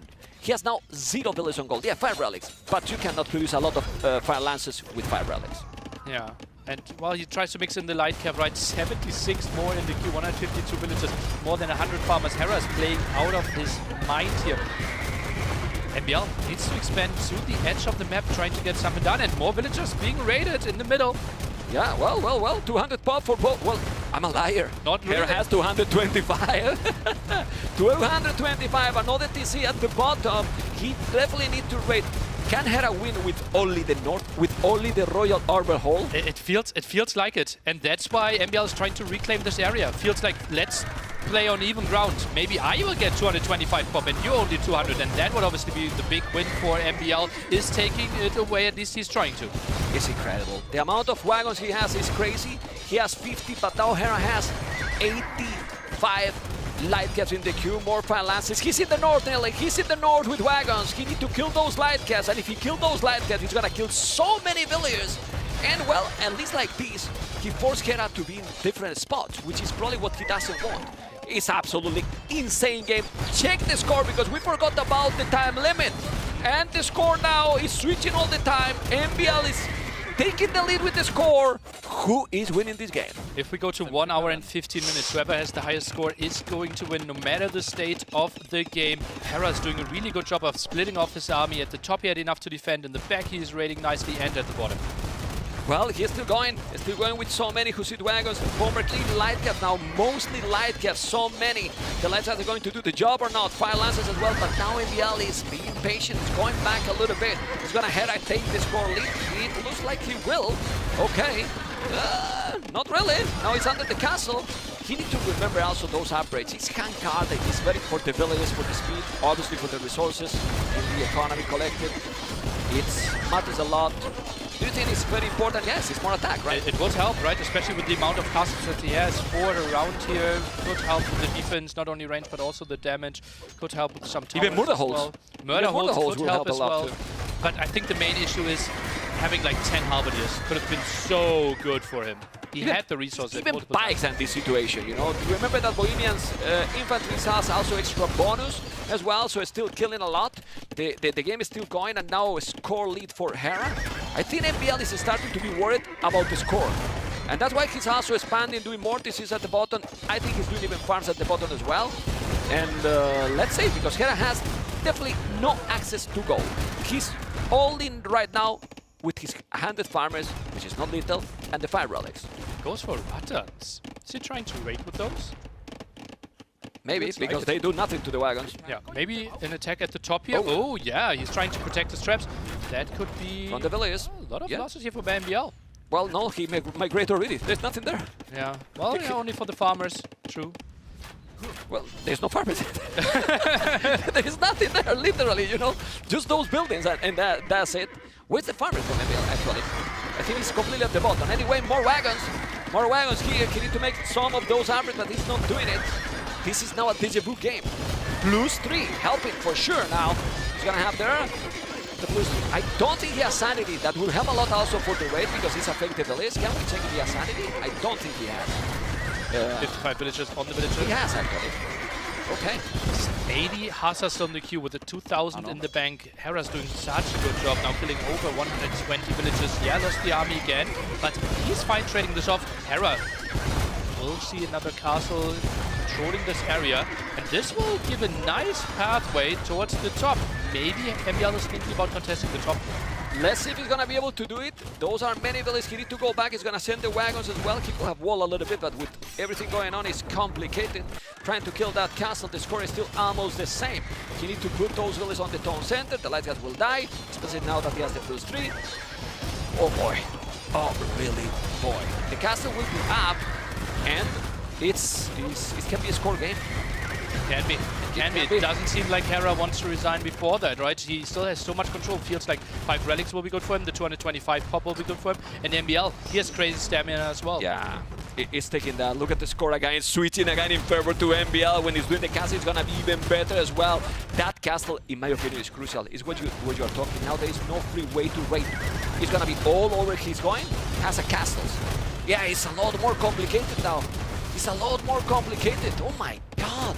In multiple ways, right? Hera can't really go into the base of MBL, plus MBL can start pushing towards the top. Nice raid here in the back, but I wouldn't be surprised if Hera has the perfect answer to it. Yeah, but look at the Ratan. Yeah. They do nothing. It's ridiculous. It's really ridiculous.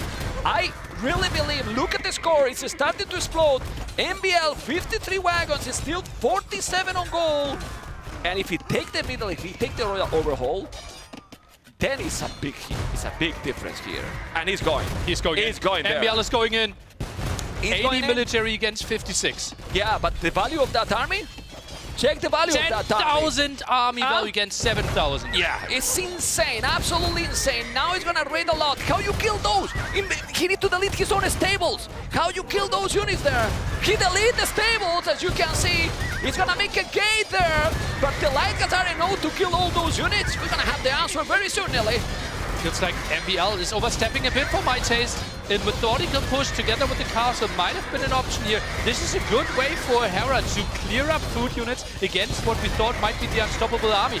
Yeah, this won't clear it up now, but Hera with another 70 Hussars or light cap in the queue, I think the second or third wave can kill this up. He need to go back, and I hope that MBL is gonna think about doing pikes. It can help, you know, 10, 15 pikes will help a lot, really, really a lot. He's still producing wagons all the time. He bought wood at this stage, which is also good for him because it's gonna make more expensive for Hera to get gold.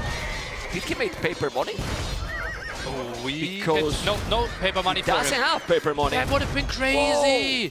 Lumberjacks generating gold could have helped out Hera so much in this game. Yeah, he's still killing more and more. +1 armor, +1 armor. He's thinking on the infantry. He's thinking on the infantry. The score lead is still more and more from MBL. So maybe MBL is happy with the current situation. Roy Albertol, owned by MBL right now, but owned taken back.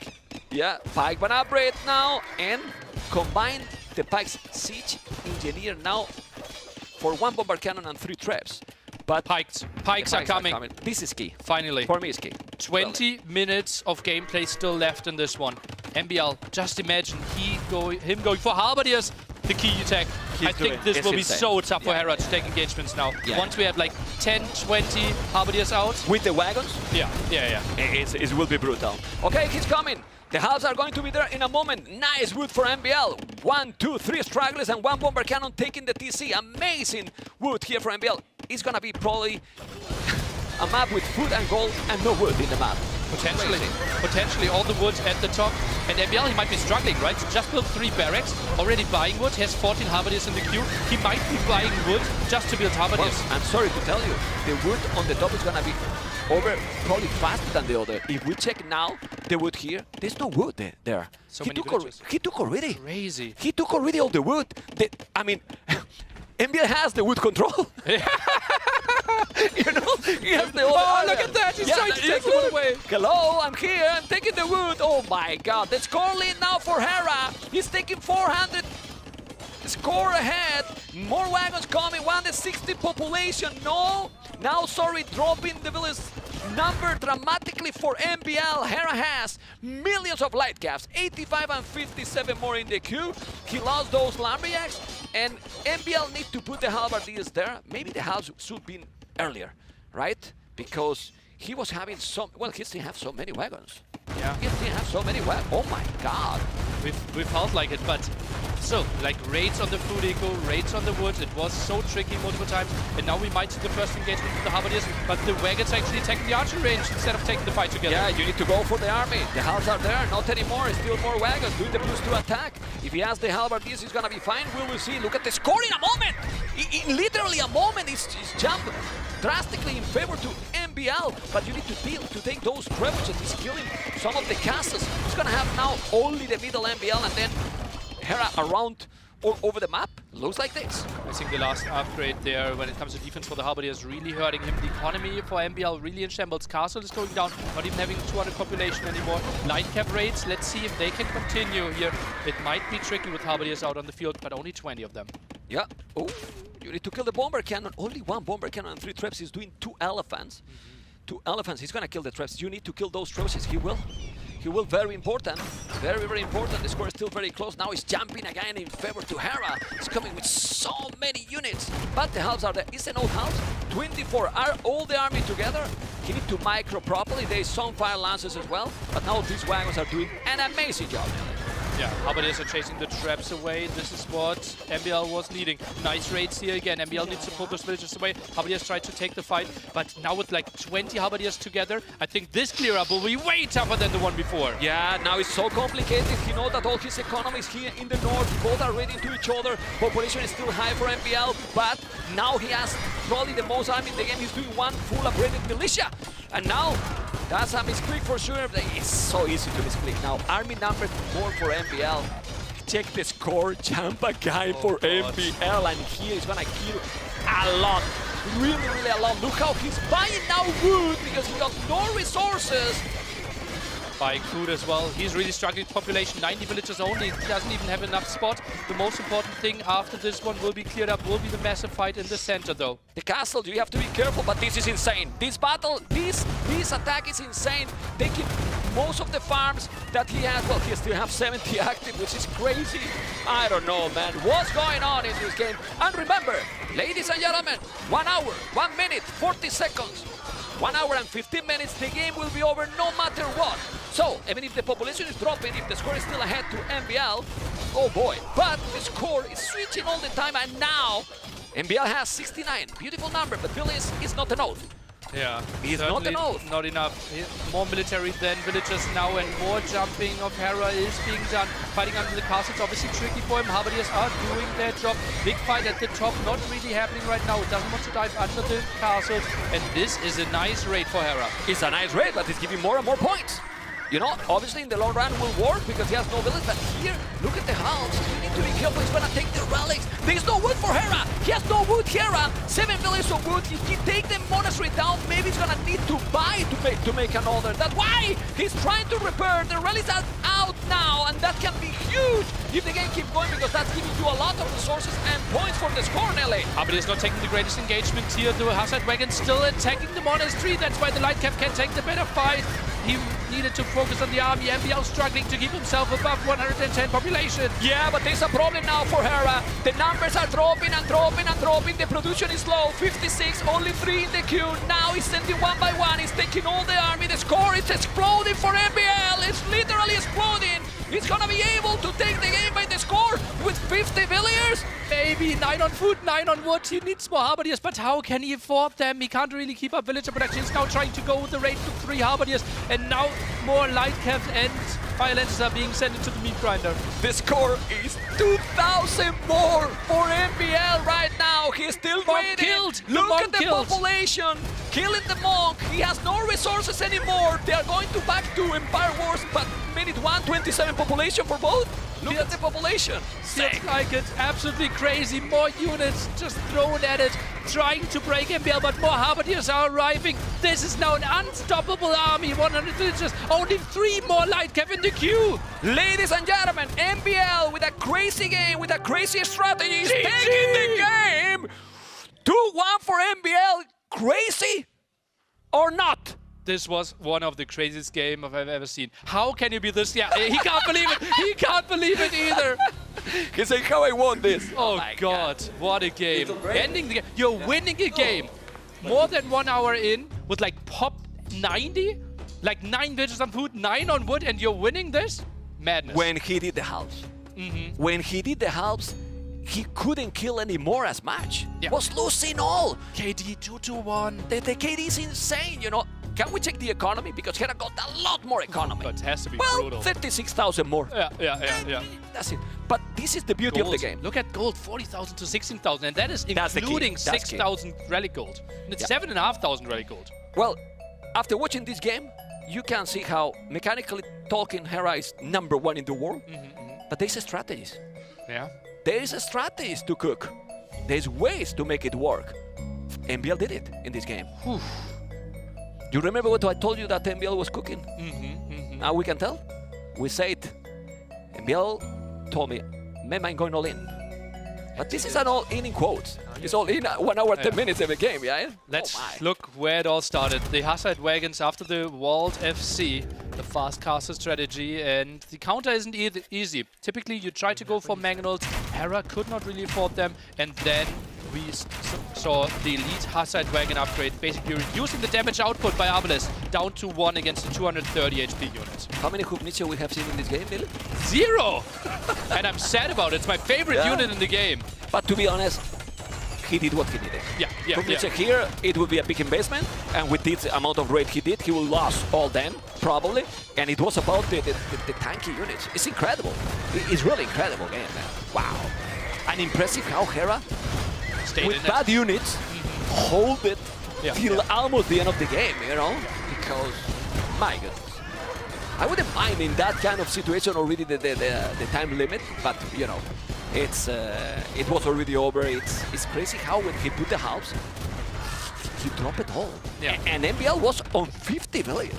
I mean, we're gonna see in a moment. Oh, but get it both dying there. That was so crazy. I mean, we have only 2 days, but this game is the game. Still now. I'm calling it, this was the game of the tournament. Like those engagements, right? It felt like he overstepped a bit, right? We were lacking the halves, and like, what are you really gaining? Right now you can trade off Hazard Wagons against Lightcap, but Hera has 90 farmers, he has 70 Lightcap in the queue. This is not a game-winning play that MBL did, although it felt good. Yeah. But this is the kind of game that MBL feels proud of. Yeah, he's gonna feel proud. Like winning this game? Emoticon Jose Wagons in his channel. Right away. And here, the Halberdiers actually not taking the greatest engagement. Hazard Wagon still at the top, engaging against the Monastery. Check the resources for both right now. At 54 millions, you know, and then look how he's gonna drop the military numbers now, Hera, in a minute. Like 170 population, but he can't clear up the units. Army value is still way higher for MBL at this point. I mean, I'm very glad to see these kind of games. It's the beauty of this game. We always see something that we have not seen before. Yeah, absolutely. And that's like, for me, the most beautiful thing about this game, when 2 opposite styles and opposite strategies are clashing against each other, and we get a beauty of a game. And it still can work. For the one that you probably wouldn't make a bet, right? Yeah. If you make a bet here, you will say that MBL was going to be leading 2-1. I actually predicted this to be 3-0 for Hera. Oh boy, what am I a fool? But what? You never know with MBL. Seriously, it's not the first time. Yeah. It's not the first time, you know. And I was telling you, I was talking to him, and he wasn't down like, I'm gonna play. We were talking at the start of the series. Like, no, I'm going to play with Hera, let's see what happens. No. He was like, I'm cooking. Okay. I'm cooking. You know, he's a good chef. All right. Still, the first pick also left for MBL. Stone Drift and Handhold, our 2 maps. Feels like Stone Drift for Magias. Oh, actually, you get Forging for free, right? Correct. So you can play Hulk opening really nicely on Stone Drift. Yeah. Ooh, I forgot about that. Then maybe Spanish, some wild things on Handhold again? I don't like that the series is happening right now. I have to cast another after. Oh, man. Not sure if you're energetic enough for that. We'll see. Okay, let's see what is going to happen. Because we got it, Franks. It feels like Franks. Unless he feels okay, it might be against Spanish. Then Franks not performing too well. Any pressure now? Now it's more pressure, huh? No, now it's more pressure. Still looks calm. Still looks like... Yeah, but that pressure can be inside. But he also liked these moments as well. You know, that's where the great like shine, the hype come as well. You know, like, hey, And Spanish, we were talking about it. Imagine Kongs and missionaries. Yeah. Wouldn't mind. So for everyone who doesn't know what might happen, every civilization has a unique unit out of the castle. And with Spanish, it might be the best we have in the game. Because it's a mobile Cav archer that has a musketeer and does crazy, crazy damage. On the other side, Hera, cheaper archers. Ah, well, it's Maya. Okay, okay. I was checking the villagers, and there was one more. I was, oh, it's a book? No, Maya has one villager more. Mayans in this one, no Franks then. So might not play them at all, which is fine. Okay, but I'm just thinking about what's going to be the strategy. Well, you cannot play greedy here. You have to go for army. Plays Spanish archers. One of the two civilizations that can't upgrade their archers. Just MBL things. Well, you want to compete, right? You want to compete. Oh, okay. Lots of walls here. Yeah. MBL, not the most fortunate wood generation for MBL. Like his 3 woodlines are really spread far apart. If you look at that. Well. Oh, and that is. Whew, that's a really unfortunate wood generation for MBL. I don't know if that could be. Even one villager on stone. Yeah. And look at that. That's a beautiful thing for Hera. Really close together. Just compare, like, if they had exchanged maps, how easy it would be for MBL to fast castle this. It's not that almost a bug, because this is not a real wood, right? We are sending our best man there on the case. Okay. The admin is in the room with them. Not for us to discuss. Might sometimes It's obviously a bad map generation. That's for sure. Is it? Okay, well then. Sometimes it's tricky, right? Is it technically a bugged map, or is it just an unfortunate thing? No, it's the not line there. Actually, you have wood, and he's walling. And it's probably if you ask him, hey, you want to reset because there's a bug, he will tell you, no, I want to keep going. Okay, okay. That also can be a possibility. Is going to be a villager down? No. He's saving it. But you have to be careful, because Hera is going to try to find the damage. Population 40-42. What I like it a lot is that MBL is fully wall. But Hera is expecting maybe MBL to be more all-in, like going for a fast castle, while MBL is doing archers. Crazy how Hera is walled here. Fully walled already as well. And yeah, both players will basically skip feudal age. But you could have killed that eagle. Oh, come on. Okay, squeezes through. But Hera has sold already the stone. MBL is not. He's going to be wall. He's still selling everything, and he's up to castle age. Okay. MBL a bit later there. Might send a lot of villagers onto stone now. We see the mining camp there in the back. There you go. And this will indeed be the Kong play. And Hera, the question, like, how is he trying to respond to this? Is it going to be crossbow mass? Is he trying to mix in skirmishes, which typically is the natural counter to the Kongs? Yeah, then what MBL will have to do is to try to avoid that he's breaking through and go to his economy. He's fully walled, but those are only palisades. He's doing now the fletching. He doesn't have a lot of numbers of archers, so it shouldn't be very scary. I wouldn't be surprised if MBL is doing even a tower, you know, to defend. Even if you don't want to do that, otherwise you're gonna deny your castle. But both are going up. Is a big deal for MBL here? I'm a bit scared, and MBL is as well. He is actually stonewalling himself against this. He doesn't want to go for the tower defense. Well, look at that. He's reading the game. Yeah. He's reading the game properly. But then again, like, why did you not include the market in your walls? And why is your gold exposed? Well, you need a tower soon, right? Or he builds the castle there later. Could be dead villager. No, he's saving it. Well, then take gold at the back. Yeah, you have gold there. can. Yeah, and that's it. And he builds the castle there anyways. Can't build the Kongs before the castle is up, so not the biggest loss. I got a bit overexcited. Well, you get infected by. Anyway, double archery range. Let's see the gold, but then come now. I will go crazy later. You know? Okay. Let's save some energy also for the viewers to don't get exhausted as well, because this is only the first series of the day, guys. We have another 3 banger. This is starting to be a banger of a series already, and it's game number 4. That is one more game that many people was expecting already. All right. So now, what? He's gonna be like, what? He's fully walled? What is this? Stonewalled. Yeah. Outpost here at the left-hand side. MBL wants to get the head-up notice when the archers are coming in. Instant monastery here. 3 archers are spotting this. And that means, again, Hera most likely with the 5 relics against none for MBL. Well, we saw in the previous game that he didn't care too much about the relics. Yeah, you know? But there were other advantages, right? He got the gold, he got the stone. Here on this map, it's distributed more evenly.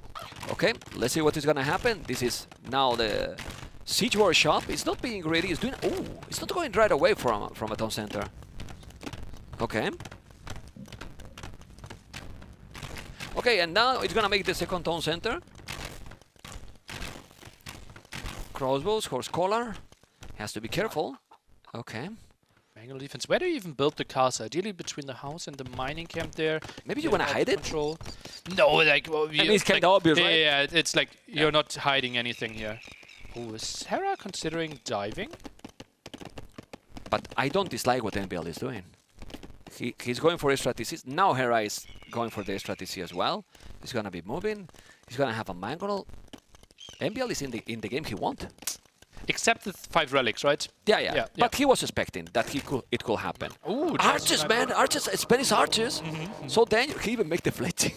Really? When did that happen? Yeah. He make the fletching even, okay? You want to have the stone soon. Would you make now a 30C if you were NBL, or you make the castle now? I think 30C makes a lot of sense, right? Kongs won't really do anything. There's so many crossbows out already. You won't really take some engagement. This game is likely going to Imperial Age anyway, so just catching up in villages might make sense. You don't have redemption with Mayans. 3 Mangoners and Kongs, they do. Well, but that will take some time, right, true. to get there. True. But for now, he's gonna make the castle. The question is where. Ballistic is on the way. He's gonna be forced to maybe make the castle the more defensive that he probably wants. But with 2 Mangoners, a third one incoming, NBL is really good. Like really, really good with the Mangoner control. So let's see what's gonna happen. No, he's going forward. Is he ignoring this and going forward? All in? Like forward, not here? Castle. On Hera won't Hera's see it. face. He won't see it. Yeah. Oh man. Oh, there's a monk. Let's see NBL. We are aware of the audio issues. We are working on it. Thanks for your understanding right now. And yeah, this is going to be wild here. Oh, actually, it's not that wild. Yeah. Well, because he spotted. Yeah, he spotted. Yeah, he saw. Okay, he saw me. I need to make it now. If not, it's gonna be a problem. He's still doing the castle here, so he's gonna be able to take 1 relic maybe. It's 3 Mangonels, man. Oh man. Oh, Hera, is he really willing to dive in there? Okay, you got that. It's 3 Mangonels, man. I mean, you have great micro, but be careful. 3 Mangonels and 1 Scorpion. He's also ahead in village, Nelly. This is the good thing here, because if he was with a very weak economy, but he has more village than his opponent. But it's 15 forward villagers, right? But honestly, he's gonna make a second castle. He has enough stone. He will in a moment. Triple mango. He will in a moment. Oh my god. Okay, he's going now with 3 Mangonels, sending 1 Conquistador as well and the Scorpion. You don't have army to stop this, Nelly. You can have a great micro, but a castle there will take the rallies. That's why he's moving now. He's stone mining Abrid now because he has no gold news. So look at the castle he's doing on the face.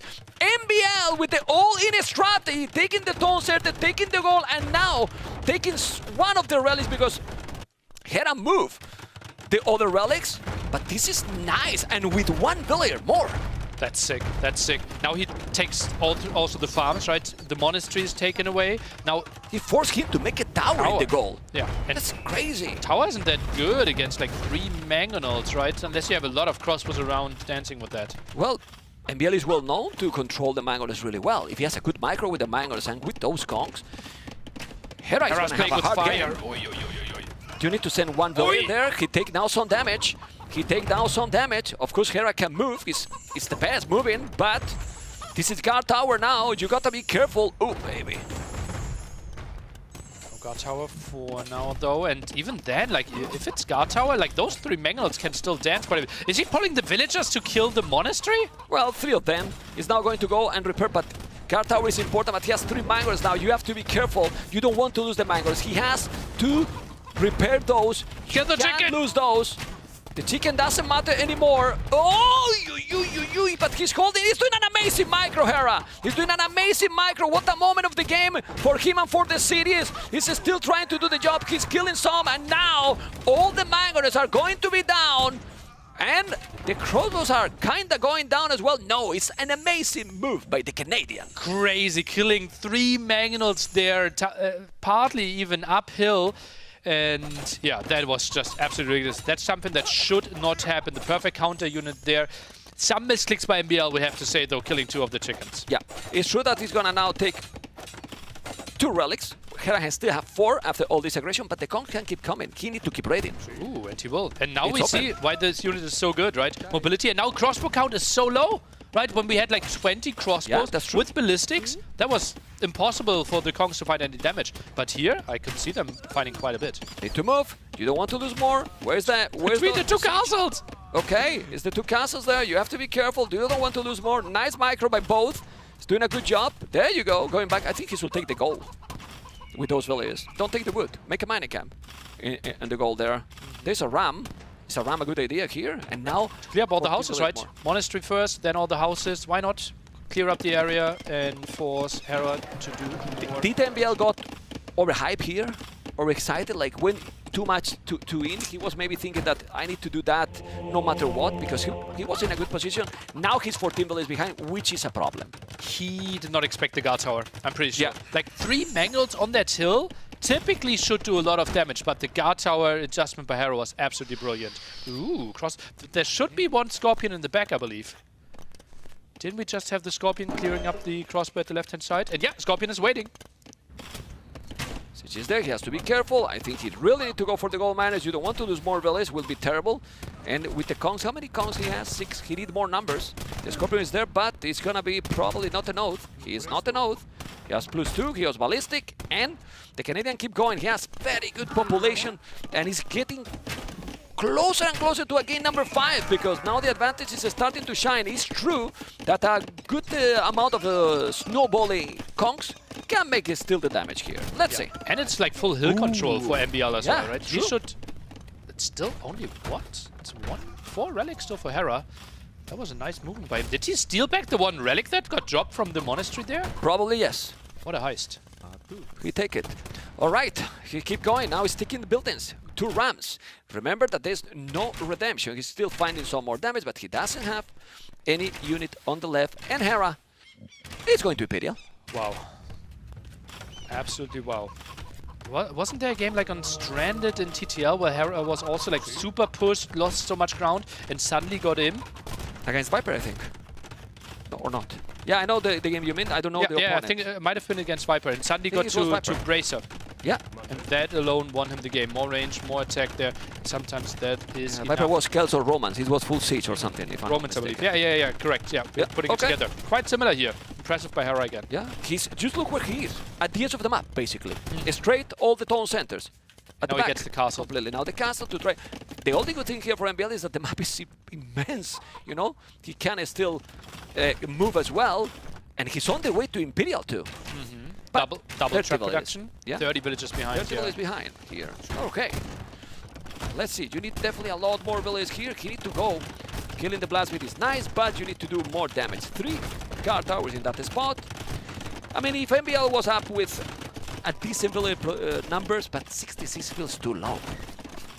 It is tricky, right? That's part of the strategy here. Lost some villagers at the front, had quite some TCs. Idle TC pretty crazy there as well, but you need to put so many resources there in your aggression. Yeah, he has 5 town centers actually with 67 villages. Okay, taking the university is nice. You force him to make another. You want chemistry for sure. He's not gonna put more villages, but those archers are down. An army numbers for Hera? No army. Not that great. He's No going army. for plumed archers now. No army. More mobile than normal archers. Another siege workshop. Feels like MBL is ready to go into the trap war with the bombard cannon advantage. So they attack faster for Spanish. I mean, it would be very good also if you can make obviously not a lot of resources, but they are playing for the villagers, you know, to make it them stronger. DC number 6. What the hell? That's crazy. That one might die, right? We will see an aggressive castle here by Hera trying to take that area, and yeah, that's a nice aggressive castle there. And Yeah, but then that one comes Hera technically Hera is not expecting that he's gonna be Imperial. He thinks that he's not going up to Imp. Yeah. And now with those castles in front, you need to defend also that area. Yeah, it's tough to know how good the economy of the opponent is going to be, right? You typically want to track the score. Scores dropping 180 points when you click up to Imperial Age. Maybe someone on Hera's level was constantly checking for that to get more intel. Yeah, but now he's in Imp. He's gonna have Cap Rams. Damn, upgrade! Cap Rams, okay. Well, you got the Kongs, you got the Cap Rams. Try to kill those. Ooh, Try to kill those. You can kill a lot there. Okay, I can see that. He's take off special, quite a huh? bit. Really? He's He's special. doing He's Rams special, and, yeah. you know, like, okay. I thought it was bombard cannons, 100%. He might do at some point, but okay. Blood printing, chemistry. Let's see now if he's gonna make more damage. Still a lot more village for Hera, but similar army numbers. Okay. Yeah, we're sending the Rams. Blood printing is nice. Is it towards the bottom? Yeah, here. Or just through the center. He's just going for this one, and that's unprotected. Yeah. Only some plumes, and they do 1 damage per shot. He will kill it. Some villagers have to be pulled. They get extra damage against Rams, but this will be some extra done. And he even gets zappers! More damage against Rams. When do we ever see the zappers? Yeah, not too often. Where's the Kongs, by the way? If you have the Kongs, you kill a lot. I know he's under the castle, but that castle is gonna be down, I believe. Eventually it will be. It's 2 traps. Yeah, the castle is gonna be down. He killed the Rams, okay, but the castle is going to be down for sure. You have to be careful with those stone centers. All right. We see supremacy for MBL. Makes your villagers basically incredible war machines. So they will be tough to be raided, can even participate in fights, but you have to micro them quite intensely. Yeah, let's see if he's gonna be able to do something else. He has not too much here. He needs 10 seconds to use those bullets properly. Hera has now a good amount of archers for sure. With the upgrades, he's gonna go with those volleys to kill the trebuchets. Oh way. Oh no way. He's pulling the villagers! Sending them all to kill the traps, and now he has the upgrades. They are going to be strong, but strong enough to kill those. To kill a castle and Imperial Age plumed archers? Don't think so. Yeah, they're good, but not that good. His population is going down now, and you can see how he in front is trying to kill. He's not going for the traps. We're wrong. He's going for the castle, Nelly. MBL doesn't have zappers though. Like, he is not killing that castle too quickly. Definitely not. I mean, Spanish people, you know, Nelly, that we are strong, but not that much, you know? Not that much. It's a rumor about it.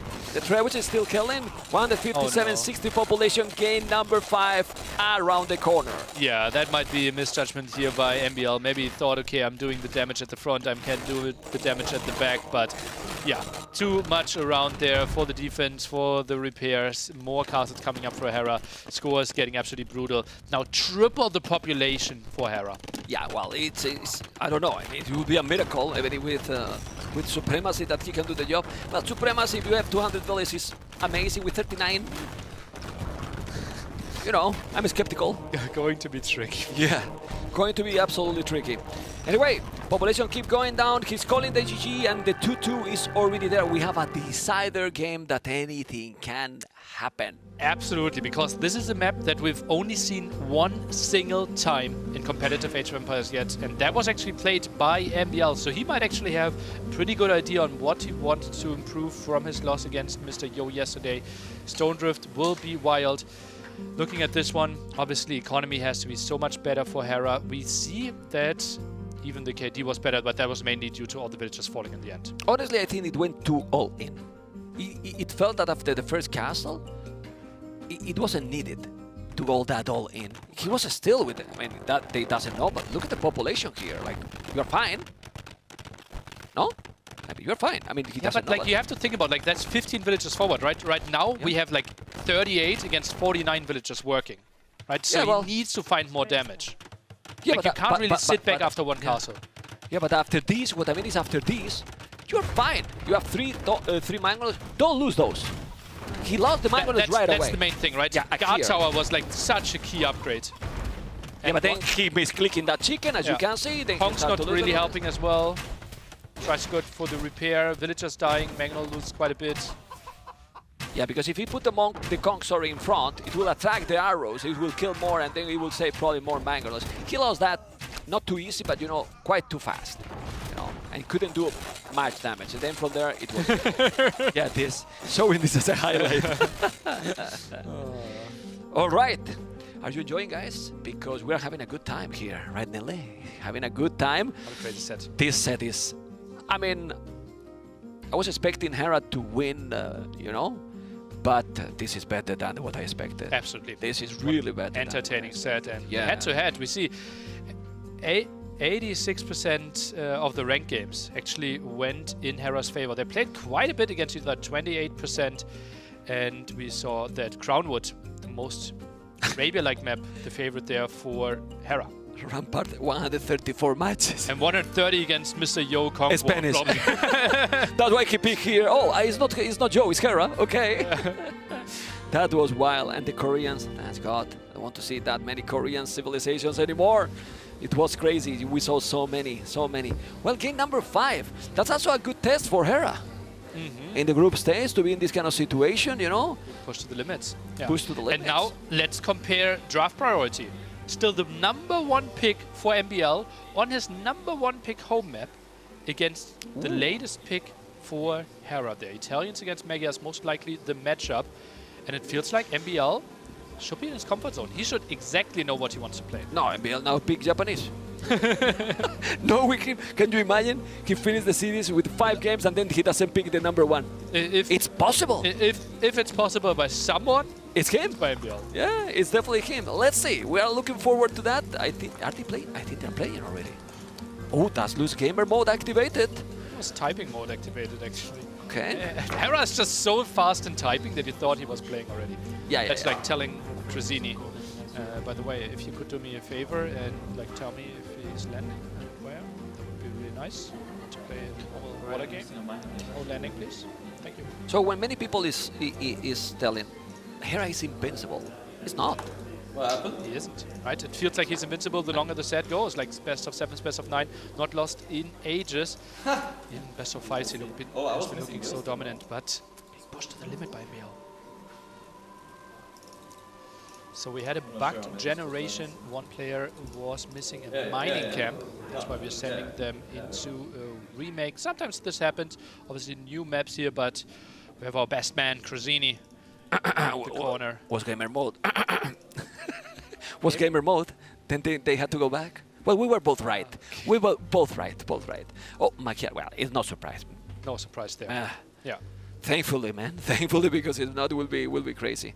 And he's gonna make like yesterday. He's gonna land right away because maybe it just plays. I would think he opens Hulks into stable at home into landing, or stable on the other side. He's gonna make many attacks, Magiars. Be in MBL +1 attack. Ooh, maybe that. It's something different. Stable. It's something different, right? Transporters coming. Memstradamus. There he is. Yeah, I mean, that's why we pay you the big bucks. It can make. You need to pay more. Well, it makes kind of sense, no? Because if you make the stable, you need more timing for that, and now you go right away with the army and villagers transporting. Will you add now? Give me the scout. Give me the scout, please. You can. You're not sending the scout. You can transport 20 units. And it's 2 militia only. Oh, he's scared of the landing as well. 4 fishing ships unused. Hera sees this. Okay, it's on purpose. Then it's on purpose. And then when Hera now sees the scout here, he's not thinking that he's landing. Okay, did he want to show as this? well? I mean, and now it's stable. Just thinking. Oh, but Hera might spot it instantly. This could be perfect for Hera. Vision. Is he actually seeing though? He sees. He knows exactly what's up. This is perfect for Hera. Will be an archer range at home with this. And MBL, where are you going? Yeah, but now it's good that MBL didn't invest on 3-4. Now it's good because he has only 2. He's still sending those villas, and now he can maybe adapt. Let's see, because there's a fire galley also on the water. He's doing now the Hulk himself as well. More army. He's doing fletching, and it's walling. But with this wood, a tower will be solid here. But only with 2 villagers, you can't finish it. Archie range. So easy to build a counter tower there for Hera with his vision. Like the reaction here by Hera is absolutely perfect. Yeah. I mean, that's the problem with what he did yesterday, right? You can spoil maybe that this could be the same situation here, but he's trying to create the chaos, not going to be on a meta game. He's trying to be aggressive. Definitely Hera is gonna be so strong defending this because now he's not getting surprised. The problem here is when you get surprised, he's not. Just Hulk should fight the fire galley against the galleys of Hera, doing a good job. Now the switcheroo. MBL benefiting from the extra damage there on the Hulk, but is getting microed down. You need to be careful how the galleys are dying so fast. Ooh, village! The 2 villages down! Is there? 2 villages down! There's a hole between the 2 woodlines, right? Otherwise, it's a hole that's open. 2 villages down here.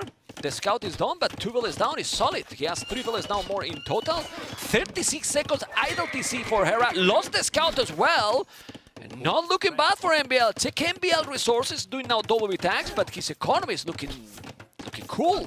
And he's forcing him to make a stable too. 3 villages ahead. Indeed, a stable. That's an interesting reaction. And we can see how they squeeze through there. Oh man, look how fast they die. +1 attack. And another one. There you go. Whoa. Okay. But now, when we are coming back from this replay, MBL might be up to Castle Age in a moment. Look at that. Okay, the Minotaur is still there. This landing is worthy. Yeah, it paid off. Really? But if it's a fully walled woodline here, if the house is there earlier, then we might think like, oh, 2 minute arms. That's a lot of lost resources. Well, but you need to search for the luck, right? Actually, he did. He did it in that one. Okay. Landing next for Look Hera, economy. Right? Crazy. It's up to Castle Age, MBL. And he has the archer range on the other side. Is he going? Cabarches, maybe? And you move? Some Cabarches to disrupt a little bit and then boom at home? Maybe. Right now he's building some skirmishes, actually. He's forcing him to make... He's even doing scouts. It's like he's kind of over-investing. This is the thing here now. And a mining cam on his face. Okay, doing the dock. Oh, second dock. It might just be the full Hulk play, right? Yeah. Well, Italians can go up cheaper, but this is the thing. You don't know how much army he has here. And now you are like a bit paranoid here, what can happen. Transporter from Hera, and there's nothing to defend there for MBL at home. That's true. That's really, really true. He's gonna build something. Oh, MBL, man. Well, you don't wall those villages. That's a, you know. Man, he's gonna lose those too. Bye-bye. Okay, and then at home, he's gonna have what? But he has Navy now. You maybe cannot transport anymore. He's winning the water now, MBL. Let's focus more. Yeah, he's going with more Navy. The transport is, I don't know where it is, but he landed already. He has to be careful. There's so many archers. So many archers. He's reading the game really good. MBL has no vision, no outpost, no nothing. He has a stone so he can make a tower. He's still doing fletching and he has archers and schemes, but the schemes are where? It's still on Hera's base? I'm surprised. Yeah, I think it has to be on the other side, right? Yeah. I'm surprised how MBL is completely underprepared at home. Like, where would he expect the archers to be? Yeah. Oh my god. Oh, this will be so good for Hera. Yeah, he has to be careful. Chance for MBL. MBL, you need to react, you need to react, you need to react. Please, you have to react or the game is gonna be in the damn hell for you. He reacted and now he's gonna lose 1 village, 2 villages, probably 3 villages. There you go. And now at home, what? Well, extra DCs. That has to be. Yeah. He's going for 1. Oh, that's just... did Hera spot them? He saw it, man. Yeah, I mean, of course he saw it. You know? Yeah. He saw those villages he's doing the house. I like it. Okay, that's fine. It might lose 1 and maybe not even. That's a good play. But still, those villages are in danger. He's doing the 2 extra town centers. And here he has some army that is probably going to be kind of useless. That village... man, I'm nervous. I'm nervous. This TC is still far away from finishing. You need to make some house there. He's going to be able to do it or not? Ooh, yeah, but he's focusing something else on water, I think, Hera, because he's not microing completely. You can say he's focused on water. The TC is going to be up. He's losing few villages. But it's crazy that he was having nothing here. Not even an outpost, not another archery range. Now the fields need to be there. He's going to lose more. Army numbers now more for Hera. And village number 2 more only. But 3 TCs. Yeah. Very early 3 TCs. But with 10 on food, right? 3 TCs are more of a protection for the villagers and not really like, okay, he's going to produce out of 3 town centers soon. Yep. Still 4 fishing ships. Vodkin arrow and... What is he gonna do with the army he has? Because he has 4 schemes, 3 archers. Doesn't feel like a super strong army. Hera doesn't have a lot at home, right? It's 5 archers on the other side. He has 2 scouts, 1 spearman. MBL might actually find damage. Yeah, and he has 1 villager more after this. Yeah, he's doing more archers. He should do well, he has no upgrade, no economy for the crossbow. It's very limited here. And yeah, we have the Castle Age upgrade for Hera, so he's securing the water for himself. Nice move there. MBL needs to find damage ASAP on land. Yeah, let's see if he's gonna be able to do something on the land. Still, population is similar. Right now, 47 villages to 46. He has 3 TCs right away, which is gonna give him definitely a lot if he's able to produce, which now is only from 1 town center. And now those scouts are going down. He's showing the army though. He's showing the army. Yeah. Hera can react. Maybe a quick town center to protect his villages at the top might be an option. Maybe Siege Workshop to follow soon up. Yeah, loses the 2 scouts, not the biggest loss. Now the block here with the market. Nice job. Archers are trying to squeeze through it without crossbow. Not the scariest army ever. Yeah, well, it's still Botkin. It's now moving, he's killing a villager, but look at the villager's number and the population at the end. Pretty much the same. After all this, pretty much the same, and then he clean up at home. It's Killbard in armor, but it's still on 3 TCs. If he's holding at home, he can boom. Oh, he's going 2 extra more dogs. So he's not giving up completely on water, which I like it, honestly. Oh, but he's so far away, right? Yeah. We already saw university tags there as well for the war galleys. We already have the war galley upgrade. MBL investing into water now. Not what I would have expected, because upgrades are just so far away from him. Well, he's doing the upgrade now. Meteor warship. Respond to the all war galley upgrade, basically. And still raiding. There's a knight, but it's Vodkin. The knight has +1 but no bloodlines. And with Vodkin and Cav Archer, he has to go back. He's still finding some damage here. Yeah, it's forcing him to make some buildings. Some chaos is still happening on Hera's base, but definitely is looking now healthy for Hera, for the Canadian. Sets in the 2 knights, one of them low HP, as you mentioned before. It feels like Hera wants to stay there. And I think Hera will be surprised that MBL is actually going for water here and is trying to continue to contest this. Well, if he claimed the water control, let's see what's gonna happen. Also, wood upgrade for Hera, not for MBL. He's doing more Hulk. Is the right approach here now, Nile? Well, it's natural for Magios, right? You already have the +2 attack, so attack. you feel like that makes a lot of sense for you. But that's a lot of Hulks, yeah. It's many now. Could easily be countered. No, he's gonna recover the water. He's not expecting that, Hera. And now here he has some good army to try to kill that. He's gonna go for the archers. Need to micro better, but the water, we need to check the water as well. There's a big battle on water. Well, not a big battle. Sorry. It's not a big battle, you know? It's a short battle, you know? It's domination by MBL on the water, while now he's kind of cleaning on the land. Would you prefer then to clean water or have this advantage here? Because now you can find the fish, you can take the dogs, and if you are Italians, you want to have the water control. He will have to take the retake the water at a later point here. Now, trying to retake with war galleys, if you lost the water, is not that easy, right? Because you typically want to group them up, and if they're already surrounding your dogs, that's a tricky task. And he's doing galleys now. Yeah, he's doing galleys now. He's doing Bozo, Horse Collar. In the late game, here, Italians should be stronger now. Italian water should be slightly stronger there, yeah. But I don't think MBL is... He will try something else. Yeah, he's not excited to play like full water with water. Yeah. Look how the dogs are going to go down. He's now doing galleys as well. He's even doing fishing ships. He's trying to... you need to finish the dogs. Don't try to find the fishing ships. He does have many. You need to kill the dogs. No? I mean, I think so. Oh, well, the crossbows are there, so he need to run away then. Maybe you're a bit scared, yeah, of the crossbows and maybe of 1 or 2 demos. I just checked that Magia Dock is actually looking really solid. No heavy demo, but everything else. The other things, yeah. Right? Yeah. They have everything else, so let's see. It's true that the discount of Italians is what is also give you the advantage, right?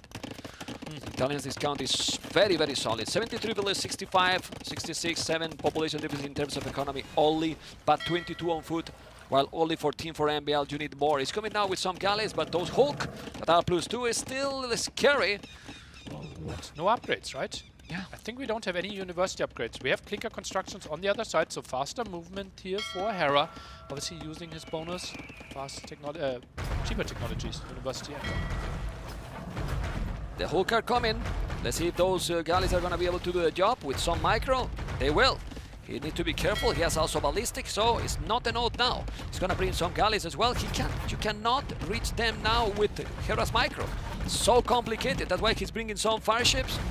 Yep, it is. Look at that, the anticipation by Hera. He knew, okay, now I will clear up your hulks. You will have to go for fires, and therefore I build my hulks as the defense against you as well. Brilliant. He killed it all, man. He killed it all on water. 105 population. 105 population means something in Age of Empires. It's not directly what he wants to say to MPL, but, you know, with this position now and the army numbers, oh boy, 3 villages difference nearly. But he reclaimed the water and he has the water control. So now what? Hera setup looks so much better. Is that a second university by Hera? Market, okay, that makes more sense. And yeah, water seems to be in favor for Hera now. Economy is still slightly better, still has the fish, and now trying to take the fight next to the dog. It just feels like he has such a big advantage. Yeah, he has a big lead on water, and the big thing here now is that Hera has also the resources about to go up to Imperial, looking very smooth. The idea of MBL strategy was nice, but the problem is that Hera saw right away. And from there, it feels that Hera got the game under control, especially, yeah, he wanted to do a castle drop. Yeah, Scorpions are coming, okay. But he can make knights, and the knights are coming. You need to make a house. You need to make a house there, and he's doing the house. He's doing the palisade. He's doing another palisade. No! That was what he needed. And ladies and gentlemen, this is game number 5 probably for the Canadian. He's gonna still try to make the castle, but he can't. And MBL, who is doing an amazing series, is not gonna be able to finish the surprise. Hera taking the series 3-2 with a great series. What an incredible play. Oh god, and Hera has to be so proud of himself. Like, that was really mentally challenging. Yeah, and you see MBL, he is happy with the show that he provided. He's very happy. We're happy. We Everyone is happy. How not to be? What a great series from both players. Hera in a very good position in the group. And MBL seems all games count. Getting 2 games from Hera, it's good. That helps. It can be very good. Yeah. For Let's a remind ourselves, draw. in the situation that Hera wins all his 3 sets, the other 3 players might actually win 1 set and lose 2, and then there's a 3-way tie, and maps might count. And then having 2 map wins against Hera, sweet. Not many players are going to go 5 games against Hera. Yeah. We're going to see what Hera Hart is already 0-3. I thought you said me. What you talking? You're also 0-3 against Hera. Yeah, well, yeah, but me, 5 games. I thought you were thinking about me, you know? That was my surprise. Anyway, Hera is going to be with Riley in a moment. And I want to see what he has to say about the Bohemians game. Oh, yeah. Oh, like, mindset-wise, right? Would be interesting if he feels like, okay, this was like really bad and like he has like negative emotions, or he felt like, okay, I will take that as a learning experience. And that would typically be the Hera approach here. Yeah, and he might be thinking like, what else I could do in that one? What are the units? Like we were talking, like elephants maybe at some point, but you know. It's actually funny, like very counterintuitive what like most people believe and see on the stream. Hera's weakest win rate is in the super late game, like 45-minute plus games, because he sometimes gets into games where he has the inferior civilization in the late game and gets into like these scenarios. Okay, let's see, because now I think we're gonna have Riley with Hera and with T90. Yes, indeed. I'm here with Hera and T90 as well. Hera, oh boy, what a set. MBL certainly gave you a run for your money there, huh? How's it feeling after that victory? Feels good, but I will say I think he did incredibly well today. Some really, really strong strategies from him, and it's not easy to play against. Like, I'm quite exhausted, to be fair.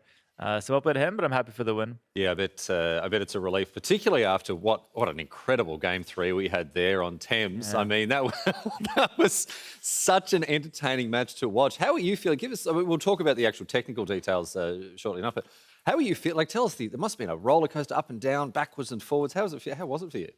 I think it was a very mentally challenging set as well, because I felt like I was kind of losing to stuff that, you know, shouldn't really work if I played a bit better. So I felt like my mistakes were getting punished like double this set, and it was like off the familiar territory. So yeah, it was mentally challenging, but I'm glad I held it in there and was able to win in the end. But I think that's where MBL gets his leverage, right? Is challenging people with unorthodox, off-meta strategies, pushing people to the limit. Anyway, we've got some vision to show people here of these matches. And Tristan, why don't you lead the discussion through some of the highlights here and ask Hera some stuff about it? Yeah, I mean, Hera, it started for you in game 1, right? He goes Aztecs. Were you expecting everything he sent your way at that point?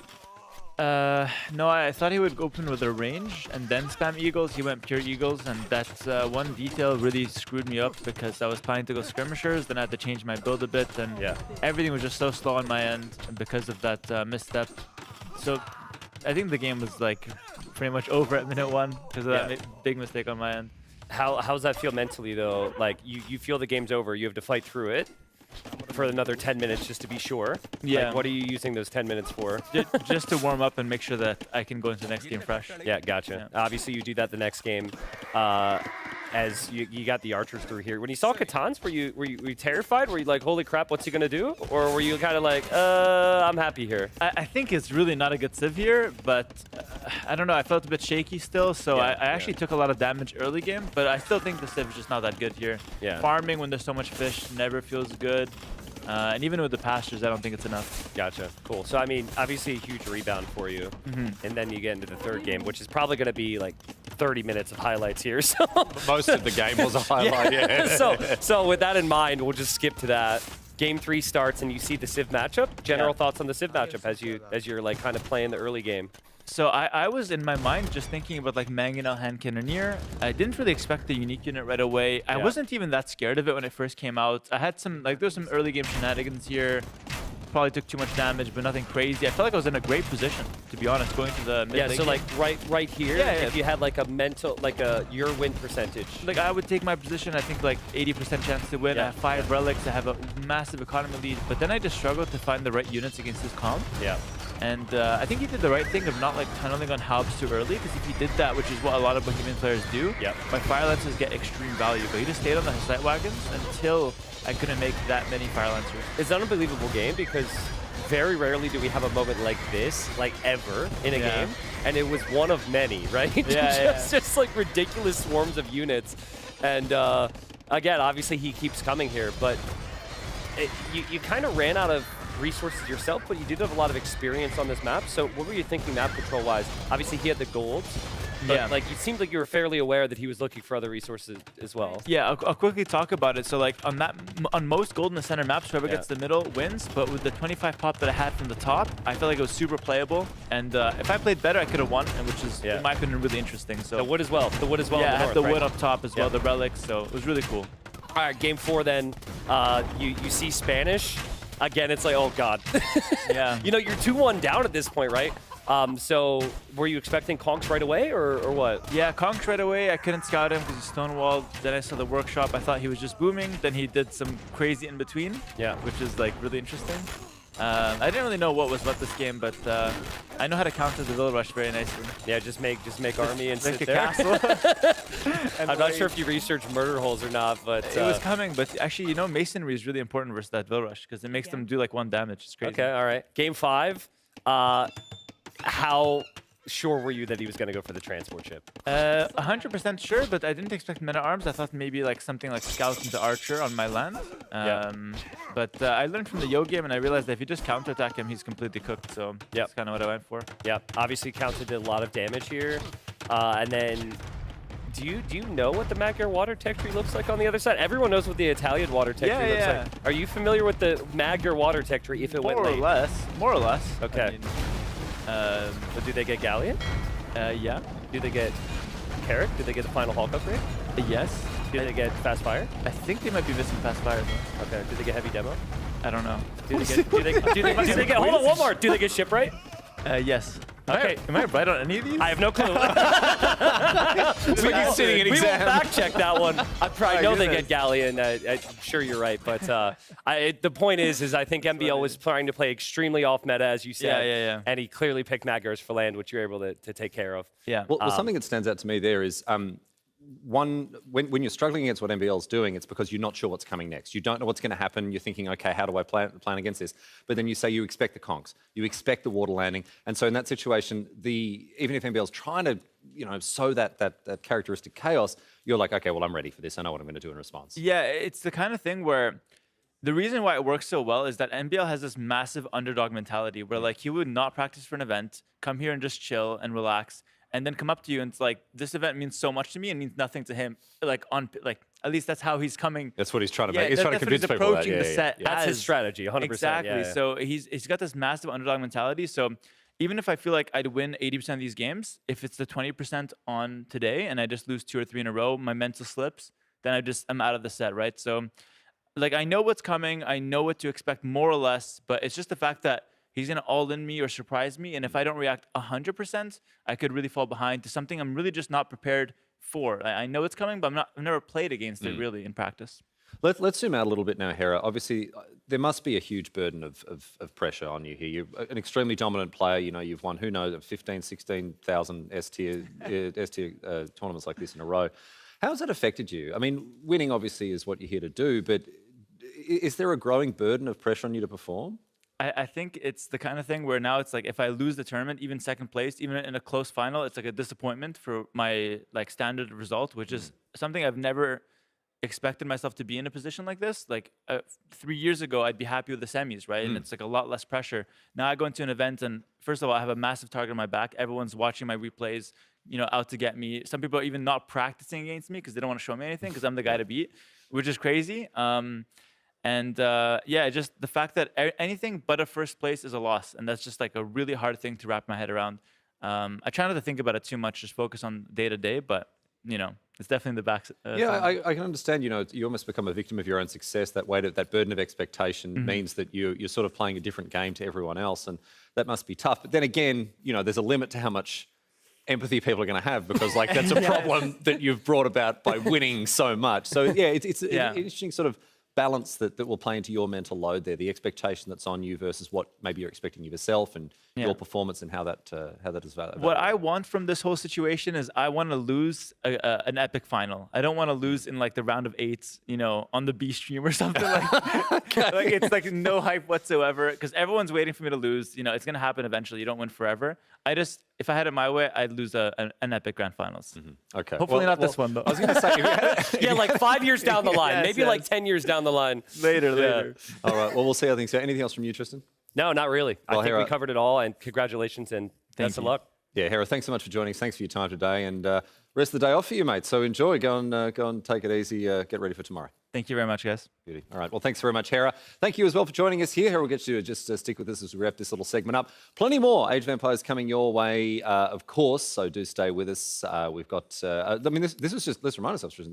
This was match number one of the entire day. So we've got plenty more. So stick around, everyone. Red Bull Wololo coverage of Red Bull Wololo Londinium continues.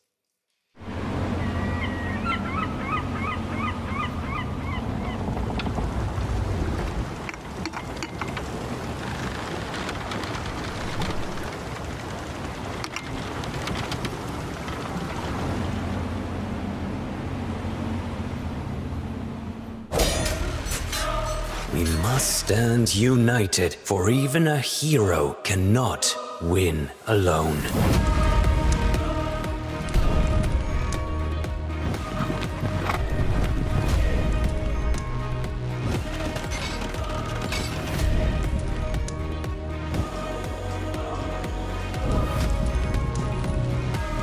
You can never break the Mapuche people.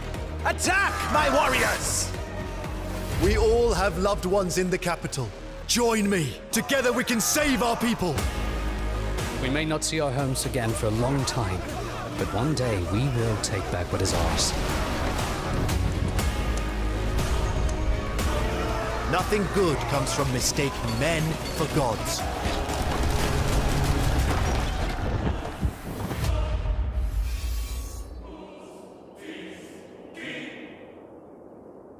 Welcome back aboard the HMS Londinium. My name's Ryan Knight, Lieutenant of the ship, and we've got Tristan joining us as well, T90. Tristan, we're going to have a chat about some of the pathways that these players took in qualifying for this tournament as we set up for our next match. We've got Viper versus ACCM coming up, but let's have a quick chat about the way that these players qualified here, because it was a long and winding road, a couple of different qualification pathways that players took, and of course you would have kept a very close eye on the whole process. Yeah, absolutely. So there was a ladder qualifier, and basically over the course of 2 to 3 weeks, there was a brand new ladder refresh. Anyone in the world could play and compete for this. Top 4 ended up making it in via that method. Now, there was a unique scenario where we had 2 players actually tied for 4th place. They had to play an additional series. That was Hart versus Vinchester. Hart won there to basically make that top 4.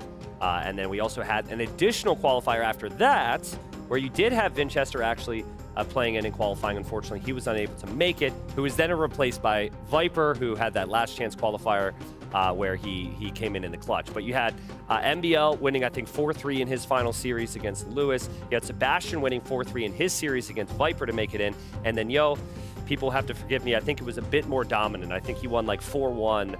I don't remember who he played against, but yeah, it was just so many games via the ladder, and also then the qualifier for the players to get here and make our top 8. Well, you say so many games. Not for everyone. Our hero here, ACCM, who we're going to be seeing stepping up behind us, only played 100 games on the ladder with an 85% win rate. You've told me that he was there was some key matchups he was trying to dodge. He was grinding it out. what was he? He was like, I don't know, a crocodile lurking around in the waters, waiting for the right time to strike. You never knew when he was going to show up, but when he did, he won. And at one point, it was like 40 wins in a row or something like that. Yeah. And then I think the win streak eventually snapped, but he held them to the top 4 there. But yeah, it was really fun. Like the ladder qualifier just had a lot of hype, games all the time. Usually there's like an on time and an off time for any type of tournament, but no, it was literally like 24/7. Yeah. So it's super fun as an Age of Empires fan. It was exciting watching the way that things sort of panned out, and then of course that dramatic draw, like a tie. Yeah, that was which isn't something that really was like expected in any meaningful No, I sense. don't. I'm pretty sure all admins were looking at that in the final seconds, like, please no, please no, please no, right? Because obviously more work and more things resulted from that, but yeah, it just shows how competitive it is, right? But I also thought it was very telling that in the replacement qualifier, that was really close. I think for Viper, he had played 2 sets. He won 3-2, 3-2. You also had the main qualifier. Most of those best of 7s went down to the final game. It just goes to show how tightly contested so many of these matches are. And speaking of tightly contested matches, as we turn our attention now to our next set of the day, match number 2 here on day 2 of the group stages at Red Bull Wololo Londinium. It is TheViper versus ACCM. Now, we can zoom in a little bit on both of these players, talk about their performances, not just leading up to the tournament, Tristan, but indeed in this tournament so far. Let's remind ourselves of what we saw yesterday with these two. Yeah, well, so for Viper, he was the first series of the tournament, and Viper just went off. I think it was an interesting set because Viper won the first game, which was tightly contested and kind of a grind. Second game, it just looked straight up dominant. Everyone's like, oh my God, Viper's going to sweep this kid. And then Sebastian pulled 2 back, right? And so then there was the worry of, did Viper let it slip away? He has masterclass recovery in game 5 and wins. But then he gets the win. ACCM, we did not see quite his best Age of Empires. Maybe some of that was because of his opponent, Leary. I think like it really feels like Leary is just unstoppable when you watch him play Age of Empires, so it's understandable. But ACCM is hungry for the wins. He needs the wins here. Going down 0-2, like obviously puts him in a must-win situation come tomorrow. And it's always must-win, but like ACCM is going to want to at least build some confidence today and get some match wins, some game wins, rather. All right, well, let's see how things go now as we tee up our next match, Viper versus ACCM. It's coming your way. Stick with us. Playing in front of what's going to be over 3,000 people would be probably the biggest experience of my life.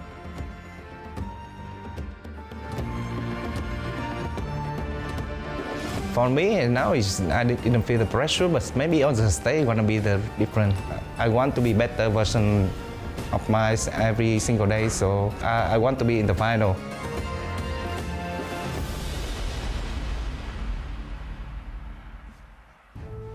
Welcome in, everyone. We have ACCM versus TheViper. You heard it there. Viper wants to play in front of the crowd. ACCM wants to be in the final. Now, ACCM has a lot of work to do, man. Viper at least has a win under his belt in such a tough group. Let's remind you, we have Sebastian, Leary, ACCM, and TheViper in this group here. ACCM needs a win today to stay competitive. Not a joke of a group, right? And who doesn't want to be in the Royal Overhaul, right? And what a run can be from TheViper that he wasn't supposed to be here, then he come in the last minute, and then imagine that he reached the grand final. Yep. Can be absolutely epic for him. I can tell you that I was taking the breakfast with them, with ACCM and with TheViper. Viper asked to ACCM, why'd you pick Turks yesterday? I will tell you tomorrow. This is the kind of connection the guys are having here, and I wanted to tell you these guys because they're having a lot of fun. You know, they're very, well, they know each other for so long, but they are not going to give any detail to the opponent. Yeah. They are being very secretive, and they usually have their standard practice partners. So ACCM's standard practice partner is Mr. Yo. They practice a lot together, and I think it's really benefiting him that they're in different groups here. So he can bounce ideas off of Yo. They're here pretty late. They're all trying the new civilizations that maybe haven't been played in the qualifiers or on the ladder, right? They're just trying stuff out. And you know ACCM, he is the chef. Like, it got to a point in our competitive scene where people were waiting to see what he would play, and then they'd perfect it. Absolutely. Because he's such a genius when it comes to the game. Viper, same thing. He has so much experience. He has a lot of new ideas that he's testing out in the practice games, and he's got that composure of a champion.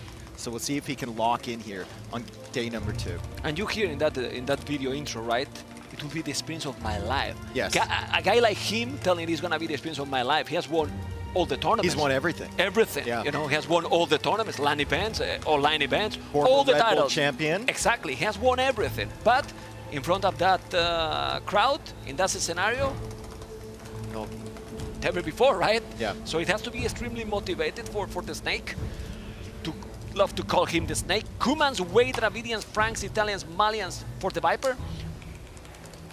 I don't have memory yet. Meb was rubbing his hands. I was like, he went to go look at the Sims and they disappeared. Burgundians. I saw Burgundians, you know. The second one, I don't know, but we will get there. 834, and that's the Elo 1861. Remember that is the Empire Wars Elo? Where are the Sims, man? Here we are! Burgundian. They killed me. Put the glasses on, yeah. It was like broken, you know? Okay. Burgundians, Vietnam, Huns, Khitans, Khmer, and Britons. Oh, boy. Okay. So I've been hearing murmurs that people were interested in picking Britons. Now, I don't know if it's just because we're in London or if there's a map called Thames, but I suspect that if Britons is going to be picked, it'll be picked on that Thames map. Okay. Both together, it seems, Yeah. right? We stick to the theme, right? Khitan's also very interesting. Khmer. We haven't seen Khmer yet this tournament. Which is a very snowball and a strong civilization. Really. I'm also surprised Burgundians made it through the draft. A lot of the times they just get banned, right? Yeah. The Flemish militia, very strong. The eco upgrades, very nice. Yeah, I want to give here, you know, to tell to the production that is in another level. Lovely. I can tell from here, I was talking to Dave behind the scenes that it's getting people from my family watching and getting addicted to watch this because it's how cool is this? How great. I didn't know that you are doing these kind of events. And then I was been doing this 10 years, you know? But not like this. More than this, you know? But they're getting really excited. Hopefully, guys, you are getting excited as well across all the channels and mainly in the Twitch TV Red Bull. So We're gonna open this one on Henschel, right? Yes. What do you think the Civs are? I saw Franks there for It has to Viper. be, but in the previous series, there was Franks and then he picked the Mayans as well, so... And I believe it was yesterday someone played, Hart played Franks on Henschel, and I think Hera said, like, Franks don't feel like the best Civ there. They feel good, but not great. Well, depends the strategy you pick as well, you know, like, it feels smooth if you go aggressive, because you get that extra bonus, extra economy income that is great. And then ACCM 836, when he's 50, he's gonna be #1. No, I know, and he gets better every year. Like, how they... Like, it's wild. He's older than me, and I'm far worse than and I get worse every year. Yeah, but we are excellent casters. Yeah, exactly. We have to, you know, it's what it is, you know. But seriously, those times I was talking yesterday with Nelly, those times that where he was competing with Bhakti for being the #1, and he couldn't reach that level. Yes. Bhakti was the #1, and now look. But the key thing is, back in the day, ACCM used to be all-in strats all the time. It was completely different man-at-arms, player, right? Everything. And then at some point, he made the switch, and the thing that is most impressive about ACCM to me is that he puts in the time every single day. He has dedicated hours to train. He has training partners. He's always playing sets against everybody. And then he's watching recs. Every single rec he plays, he examines it. He analyzes what his opponent's doing, whether they won or whether he lost or whatnot. He's really a student of the game. Tell the viewers how many kids he has. He has 3. 3 kids. I know. He's a daddy of 3 kids, you know. No, we have to put a monument to the wife, you know? Because the help is might be insane. But we have a classic civilization, ladies and gentlemen. Game #1, hands for ACCM. The Viper, as Franks, trying to find a damage there, but I don't think it will take it. Yeah, and ACCM kind of going under the TC there from Viper. ACCM also getting distracted here. He does pull the villager back in time. I think it was his scout forward that was distracting him. Maybe he was also trying to lane the boar as well from Viper, but I think both players are going to get them in. Franks for Viper could be really, really good with those berries in the back, but Huns are Huns. As you said, Mem, the production speed for them is really, really nice. Once you get to Castle Age, not having to build houses is also fantastic. You can keep that army coming out, and the pressure they can apply is insane. Yeah, I will go here for, I don't know, very aggressive approach here. It seems that ACCM is going already for the stable archer range, because you want to get the initiative probably if you are the Huns here. And if you are Franks, what do you do in this situation? I think you just defend. I think you just rely on those berries, especially if you think ACCM is going to be very aggressive. You go one range yourself, you see what's going on. If he adds in a significant amount of scouts, maybe you add in scouts yourself, maybe more spearmen, you wall up. And then when you get to Castle Age, if he's making cav archers, you go elite skirm, right? If he's making knights, maybe you make some knights of your own or some monks of your own. So you try to be reactive if you are the Franks, I think instead of getting the initiative? Yeah, I think you try and be reactive. I don't know if you can get the initiative on Huns. Even if you try, right? So maybe you want to be as smooth as possible with the transition to Castle Age. You look at the food income.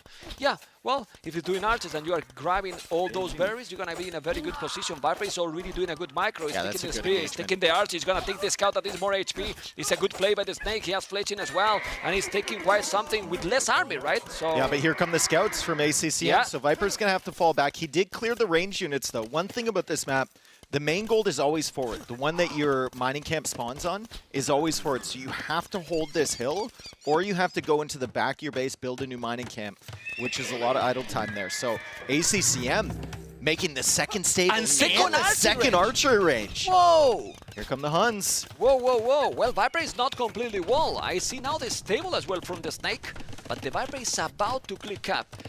Bloodline's on the way. He's on the way to Castle Age. Completely different approach. The Viper need to hold 2 minutes and 30 seconds. He needs to right make now, units here. Yeah, but what units? I mean, he can make some skirms, he can make some scouts, he can make a tower as well, but then the tower takes away from your advantage of getting to Castle Age faster. You can add that second town center, right? So I'll be interested to see how Viper can defend against this. Bloodlines is coming in for ACCM. He has 2 ranges to produce archers, and he's got the 2 stables to produce scouts. Viper's going to have to really, really try to defend here. It's 1 minute and 43 seconds away from getting to Castle Age. Yeah, he needs a tower there. Oh, who's doing the tower is ACCM. Yeah, but you can make a goal. Viper will go goal at the back. Yeah, he can go to the goal at the back. There is a hole at the back of his base, but I think he's actually discovered that hole. So yeah, I think he's discovering now. Yeah, I think he's discovering now. He's going to make the tower. I don't know if he can see the tower from there. Can we see the... No, he cannot. So he have to move those. For now, the good thing with those is that it's very close to the town center. Yes. So you might lose maybe a villager, but if you are microing properly, you are fine. He's finding this, and now he's completely safe. Yeah, the snake here into knights. Completely reactive play as well from Viper. Like, he only added the stable once he saw the scouts from ACCM. He's just got that one range too. He's gone for the walls. He went for Castle Age, 30 seconds away. ACCM still hasn't done any damage. And look at, Viper is confident enough to sneak.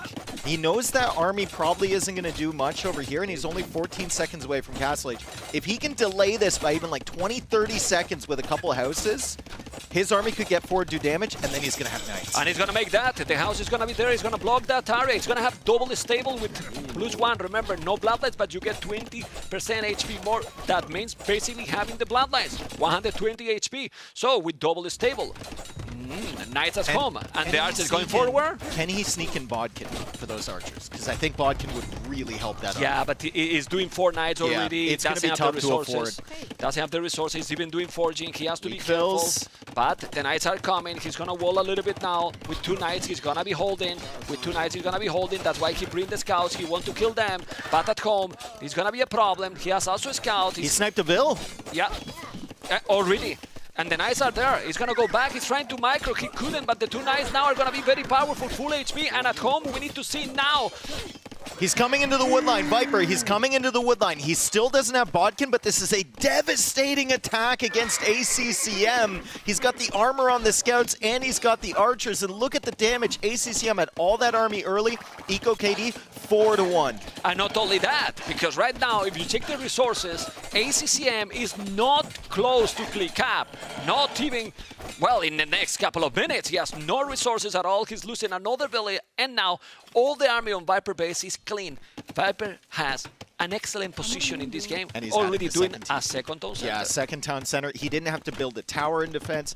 Very, very good defense there from Viper. I think ACCM maybe stayed a little bit too long around that gold in the front. Maybe should have looped around earlier and tried to get to the wood line. Viper was already ready for him when he got there, and now it's a very, very comfortable position for Viper as Wheelbarrow's coming at 24 on food. And I think most of those are just on the berries. Well, Franks is an excellent civilization for this. For the berries, and because if you even have few farms, are going to be with heavy plow. He's doing wheelbarrow, you know, it's so smooth. And it's the kind of gameplay that Viper like it. I'm having my economy, second TC, even the third TC when I have the wood, and I'm still raiding here. ACCM's in trouble. He's getting the armor for his pike or his spearman, but he's nowhere close to clicking up to Castle Age yet. Now his villagers on food are being driven away by the knights. And ACCM is known for hanging around games for a very long time when he's probably dead. No, but it's impossible. If he can't wall this wood line off, oh man, this might be an early one for ACCM. Yeah, I mean, yeah. He's impossible. He has 700 gold in the bank, so you might think, okay, if you do the market, you can go up. It's almost impossible that the ACCM can come back here, especially because the Viper is completely fine at home. Well, maybe not that fine anymore. Well, but he has moving the bills. He has Wheelbarrow as well, so the villagers are running away really quickly. Oof, this is a massacre. And this is a massacre. All the vills are dead at home. ACCM has lost 17 villagers, and he's running his army into the town center, and he's going to call the GG. Viper. Game number 1, it's a quick one, 12 minutes, 125 EAPM. Viper really showing off there with the Franks, and it was exactly what I said. Like, if he plays reactive, he waits for ACCM to come into him with that Frank Berry bonus and some walls, he feels really secure. Double stable, double archer range, bloodlines, forward tower. Didn't kill if I don't remember, didn't kill a single village. Yeah, not with that couple attack. of them later, not with that attack, exactly. Look at the KD, 52-16. Yeah. 52-16. Viper is Viper? Viper's in this game, yes. I mean, ACCM maybe felt like he forced that one a little bit. We can see the highlights here. This was a really great fight from Viper. I think a lot of players would have moved back and tried to defend their gold. Instead, he sits on that hill, he goes forward. He takes the trade. And he takes the trades, and he takes out all the spearmen, and then there's only one archer left from ACCM. And with that gold so close to the TC, he can't really push in. And then Viper bought himself enough time to get the knights, and the counterattack was brilliant from him. Yeah. Sending those archers forward when there's a big army coming against your palisade walls, and being able to show up at the woodline like this, amazing. And you saw how the numbers were, better, higher for ACCM, but useless army against the knights. Yeah. It was having more army numbers, yes, but the quality of that army, it was absolutely flawless game by the Viper, this one. Yeah, and really by this point, the game's already over. Yeah, right? The ACCM can't get to Castle Age. Can't wall it up. Knights just feasting, and then his archers can't find any value on the other side. So, wonderful first game from the Viper. ACCM is going to have to find something else. Maybe he's feeling the pressure. It's feel that he's feeling the pressure. Yeah, of course. Yeah. You know. If he loses this one, then he has to hope on other players' downfall, basically. Like, even if he beats Sebastian tomorrow, if he loses this, like, it's going to be really, really tough. Then you have to go down to games, and Sebastian took 2 games from Viper. Exactly. That's why MBL today, obviously, you are never happy with a loss. But the way he lost, you know, he's confident. Exactly. So he's ahead of, like, technically ahead of Hart? Right now, yes. Right now, yes. We need to wait what Hart is going to be doing today. But now we're going to see game number 2, what is going to be a very quick one from the Viper versus ACCM. Total domination in that one with Franks, super smooth. And now we have Kuman's left. We didn't see Wade yet in the tournament. That is, in my opinion, very strong civilization. Obviously, depend on the map. And what is he going to pick now? Do we know the map already? Maybe we have some inside information. ACCM looks like he's thinking pretty hard about it.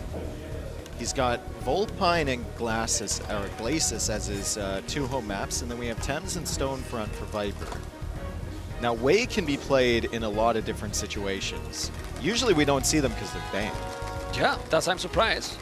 But you can see how Viper has banned Mapuche, Tupi. I think he banned Aztecs, Mayans, Korea, and Roma. You see a theme there? You see a theme? It's infantry civilizations. He doesn't want ACCM to get that really tough opening with the men-at-arms or archers or anything with his unique strategies, as we can say. We have the maps. It's bullpen. So what we're going to see in this one? Maybe Indians, Vietnam can be one of those. Well, we have the answers now. Malians versus Burgundians. Okay. I could see Burgundians happening. This one was the one that was being played with mostly Koreans, right? Then Burgundians with the Flemish militias feels very smooth. You can see how Viper need to go back right away because the Flemish militias are coming. Yeah, a lot of times players try and maybe collect 3 or 4 foxes before they have to go back out. They don't really stay out there anymore, but Viper has to go back really, really early because of the Flemish militia. They're so strong. You start with that barracks. You can produce them right away, and Viper has to wait for the archer range and the archers to get out there to try and counter those. ACCM, I believe he still has the villagers out on the side. They're still collecting the foxes, and he can get away with that because Viper needs his army at home. Yeah, and he's still doing, as you can see. That's very nice. Definitely very, very nice, but the Viper now have to react again, like he did in the first game. Let's see if he's going to make the same.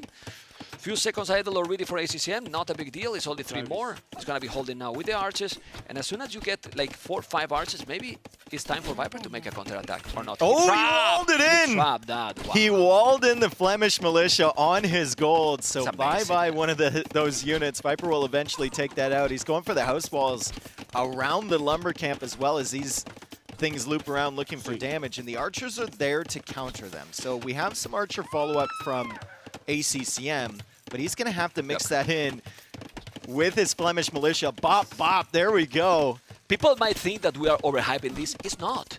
This is a high value. You do almost nothing and you take 1 unit down without any effort or losing any resources yourself. Yep. It's amazing, you know? It's being and annoying there's no Flemish militia with these archers, so that's free damage from Viper with the scout. He eventually does lose that, but if there's no range units here from ACCM, it's going to be a really tough push, and even if those come in, they're 1 hit away from death. Like it's super tough for ACCM to do any damage now. He has good army numbers, 11 to 6. I don't know if Viper would be forced to make a tower there. For now, he's holding and he's not trying to make a counter-attack. He knows that it's difficult. He deleted that because he knows that he was going to kill it, and he did it. Market already for ACCM. Burgundians are amazing economy civilization, and with those Flemish militias, I think this civilization went into another level. Yeah, and you can see, like, res collective value is higher for ACCM. Part of that is that Viper has been walling and whatnot, but a bigger part of that is the foxes that he continued to take out there because Viper was so busy defending from these, and there's a lot of idle time for Viper as well as he's running around with the villagers. Still hasn't cleared that army in the back. Not super threatening without range units, but ACCM waiting for Viper to have a stray villager or 2 that he can pick off, and also has that market, so should be up to the castle age sooner. He make few skirmishes, quite too many actually, and that's gonna delay his uptime to castle age. You can see the Malians. Is Viper gonna sell the stone? No, he's doing a tower actually. He's doing the tower on the goal. He's a bit nervous. Yeah, he's not confident with this situation. Well, when you do the tower, then maybe you can counterattack, and that will be good. Gives you a level of security. Might also indicate that Viper wants to go military heavy once he goes to Castle H, and he'll wait to add that second town center, which is usually a good sign with him, especially with a civ like Malians. University. Basically anything, Yeah, University 80% faster, so I think it has to be the approach. He still have... I don't mind the Viper position, and I will explain you why. It's actually going even faster than ACCM in terms that, look at the idle time from ACCM. He delayed himself to go up. He sold 200 stone while he has the tower. So basically, it's 2 villas more for the Viper with what? 20 seconds difference? Yeah. So Viper position is okay. I will say better even. Yep. If you do now University, that I believe he's going to make it, that he has 10 archers, should be a good position. Don't know what you think, Mr. Dave. I think we'll have to keep an eye on the relics early as well with Burgundians in the game. Both players are going to be super focused on getting those, and they're all around that middle area. So whoever has map control tends to bring those in, and it could be very valuable. I don't like that stable at all, man. I think those units are going to get stuck in the wood line there. Yeah, at some point. At some point. Yeah. At some point, it will. Let's see what's going to happen. Both about to be castles. I think Viper is now sending a counter-attack for the first time in the game. It's only 8 minutes, but this is the beauty of Empire Wars, guys. 8 minutes, and it looks like the game has been running for a lot longer, right? No, it's not. It's been very quick, and we have already so many archers. Yeah. While at home, what he has at home now, ACCM, not much, because everything is forward, and that army is not very scary now for the Viper. He's gonna move those farmers, and those archers, I need to see what they are going to achieve. I see one skirmish is going to the other position. It's 30 seconds. ACCM has to know, though. You can see him pulling the skirms back, like he has to know. He hasn't seen that army in forever. So it's going to show up at his base. Once again, excellent timing for Viper to come forward, realizing that ACCM's army, just like in Game 1, isn't really a threat. So he comes forward with the archers. This time around, he doesn't find a woodline without any army on it. Good defense there from ACCM. Crossbow and Botkin arrow, at least skirmishes and Botkin as well. But we're going to see knights. Those knights are going to be able to clean that. I believe that that's the university, if I'm not mistaken. The university built by Viper. And the tech comes in really fast, like you said. Yeah, monastery in front. So let's see, because he's going to be for a We're while. all excited to see where this knight pops up. Okay. Yeah. For now, it's fine. Yeah, it could be a trap, right? It's going to be for a long time a 1TC approach, I believe. Uh-oh. Uh-oh, the skirmishes are very close here. Doesn't have the second armor, though. That's Doesn't important. have the second armor. The crossbows are still doing decent damage. Here comes the knight, but the crossbows are going down. And if Viper's hard committing to ballistics for what, man? He's going to have two crossbows. Maybe he cancel it? He's going to have no crossbows. Cancel the Congratulations on ballistics. You have a skirmisher and one crossbow in the queue. Nice clear up there from ACCM, and he takes out the knight as well. Well, there's no army at all for the snake now. Yeah. No army, 2 military, 2 knights with ballistic. Good job from ACCM. He forced the fight there. Viper was willing to take it, apparently. He thought he could deal with those skirms. He did not run away, and now he's getting no value immediately from ballistics, and he spent the stone already on the tower. Cavalier. So he can't add the second TC either. Castle Age Cavalier, a specialty of the Burgundians, something only they can do. And ACCM is having a pretty good food economy. He's bringing in the relics right now, and he might be able to just overwhelm Viper. Yeah, I don't know what Viper can do here, because he has ballistic and he has, I don't know, but I think only one archer range. I think exactly. Like 3 archer ranges. Just hard commit to it. You see, his monastery got denied. The knights there, super active, forcing some idle time from the villagers. Viper now going back out there to build the monastery, but res collected still ahead for ACCM. Pressure still on these farms. We were saying that army wasn't doing too much. It's idled that entire area of Viper's eco for a very long time. He's buying wood now, and he's got some villagers on stone, so he can make that second town center, but I would rather see 2 extra ranges. Yeah, I'd rather see more crossbows. The problem is that he's having skirmishes +2. Yeah, not having the armor, but these skirmishes +2. Now he see the Cavalier. So he see that his opponent has invested quite a lot. So in this situation, look at the army numbers. Viper is being greedy, and it's working well for him. He's doing the second town center. I see also blue dot on ACCM base, so I don't know if he's taking something. He's taking villas as well. That's a nice knight counter-attack. But not anymore. He's going now for the town center, and the monks, you have to be careful. Army numbers... This is really good control over the relics from ACCM. He's going to take out that monk before it gets the conversion. Already has 3 relics with Burgundians. Very nice. And remember, they generate gold and food, folks. So that is a really, really nice bonus for ACCM. And despite the fact he only has 1 TC to the 2 town centers of Viper, he's adding his 2nd and now 3rd town center. And he just buys the stone for that. Okay. I mean, if you still get 2 relics, it's more or less decent for the snake. He's gonna take that one. He's probably gonna try to go through the other side, but he doesn't know. That's why he's sending the monk to the left, and on the left there is no relics anymore. I'm getting pretty nervous for Viper's position here. I think ACCM is setting up very well. Why you're nervous, man? You're a fanboy from the Viper? No, I'm nervous for Viper. Okay. Nervous too. Anyway, look at those Cavaliers. Gonna raid now. He's gonna move those villas. He has no wheelbarrows, so those villas are not super fast to go into the town center. 4 Cavaliers. Look at the camel. Light caps, heavy plow, and wheelbarrow. He's doing all the upgrades, Dave. All the upgrades with the Burgundian's economy, which is nice. But after all this, it looks like ACCM is having a big advantage. Yeah. Check the population. Viper is ahead. Viper's ahead on even population. With same army as well. He's got a weird army though. He's got like a camel, a skirm, 2 monks, 6 crossbows. it's much more streamlined here for ACCM, especially once he adds some light cap to go after these monks. Let's see if Viper gets this conversion. He does not get the conversion. ACCM takes out the monk. He's under the TC over there, and the crossbow count is falling here for Viper. He has to quick wall in his villagers over on that side. He has to pull these villagers back to the town center. ACCM more or less secure at home. It's just a couple crossbows he can easily clear up. Yeah, but it's incredible that he is still with similar amount of army and even 2 villages more. Now he's going to make the town center. He's going to send the cavalry. By the way, I don't know how he didn't convert that cavalry here because he was converting forever and didn't. I hate the random generation and the random conversions, you know. Well, I think the players hate more than me, you know, but there you go. Novitas and Horse Collar. It's also ACCM with a lot more upgrades. So Viper need to catch up on that or the economy is going to explode for ACCM. He's already with 2,000 resources more collected, Dave. 4 relics, you know? With Burgundians as well. So whatever value you see down there, currently it's 470. He's gotten that much gold and he's gotten that much food. Yeah. Okay.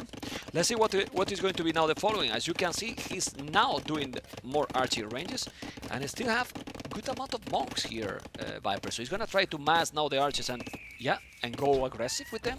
Archers and monks, some conversions and potentially a siege workshop forward because ACCM is already preparing the transition for the damn Custodier. Wow. Yeah, ACCM thinking about that 3 castle. archery He might need it in defense because there's quite an army now coming forward from Viper. It's a very difficult to use, I believe, and Viper is now thinking about a castle. We might have a castle off here at the front side of ACCM's base. That would have been a great outpost about 10 seconds ago.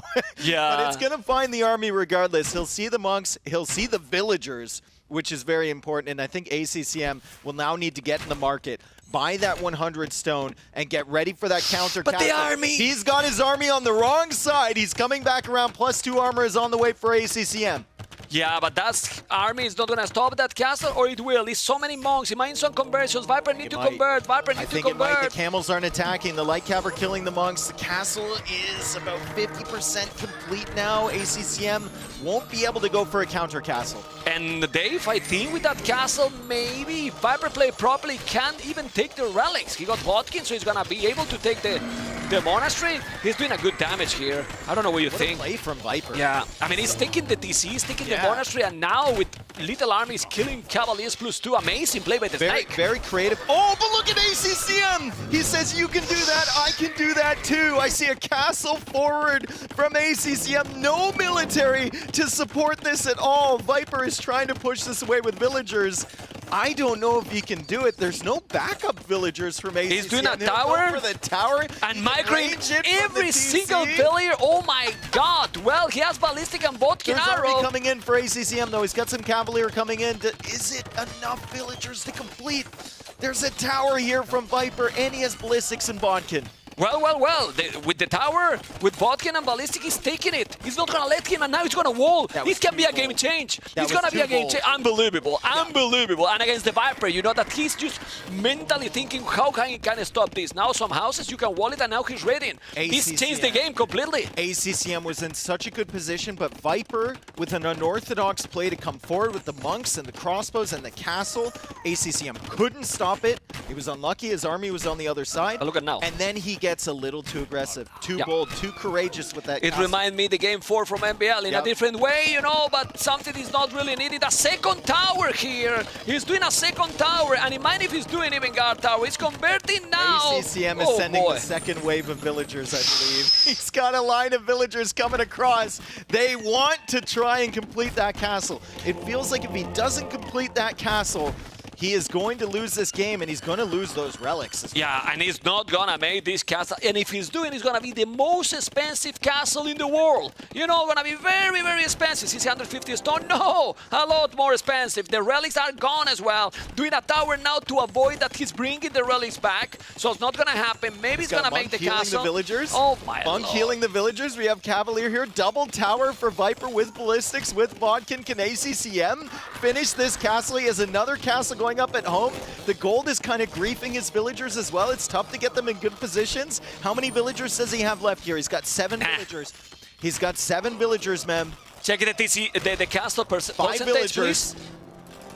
Oh, 82%, but it's ballistic, and Vodka is gonna lose so many villages going down. All the villages going down. Guard Tower on the way. Well, if without Guard Tower, he couldn't make the castle.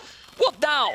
Still, ACCM has more army, still raiding a lot, but at home, it's a massacre as well. Wild game already, population the same, but the position is better for who, Dave?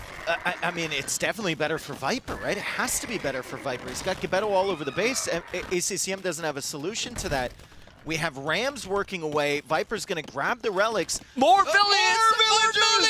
Wave number 3. Doubt would be so proud right now. ACCM maybe gets denied again with the guard towers.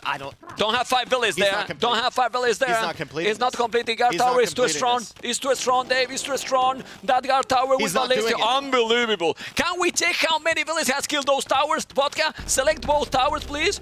22 villages kill? No, well, 22 units. Okay, well, 22 units. So, you know, 13 villages, 22 units. Crazy.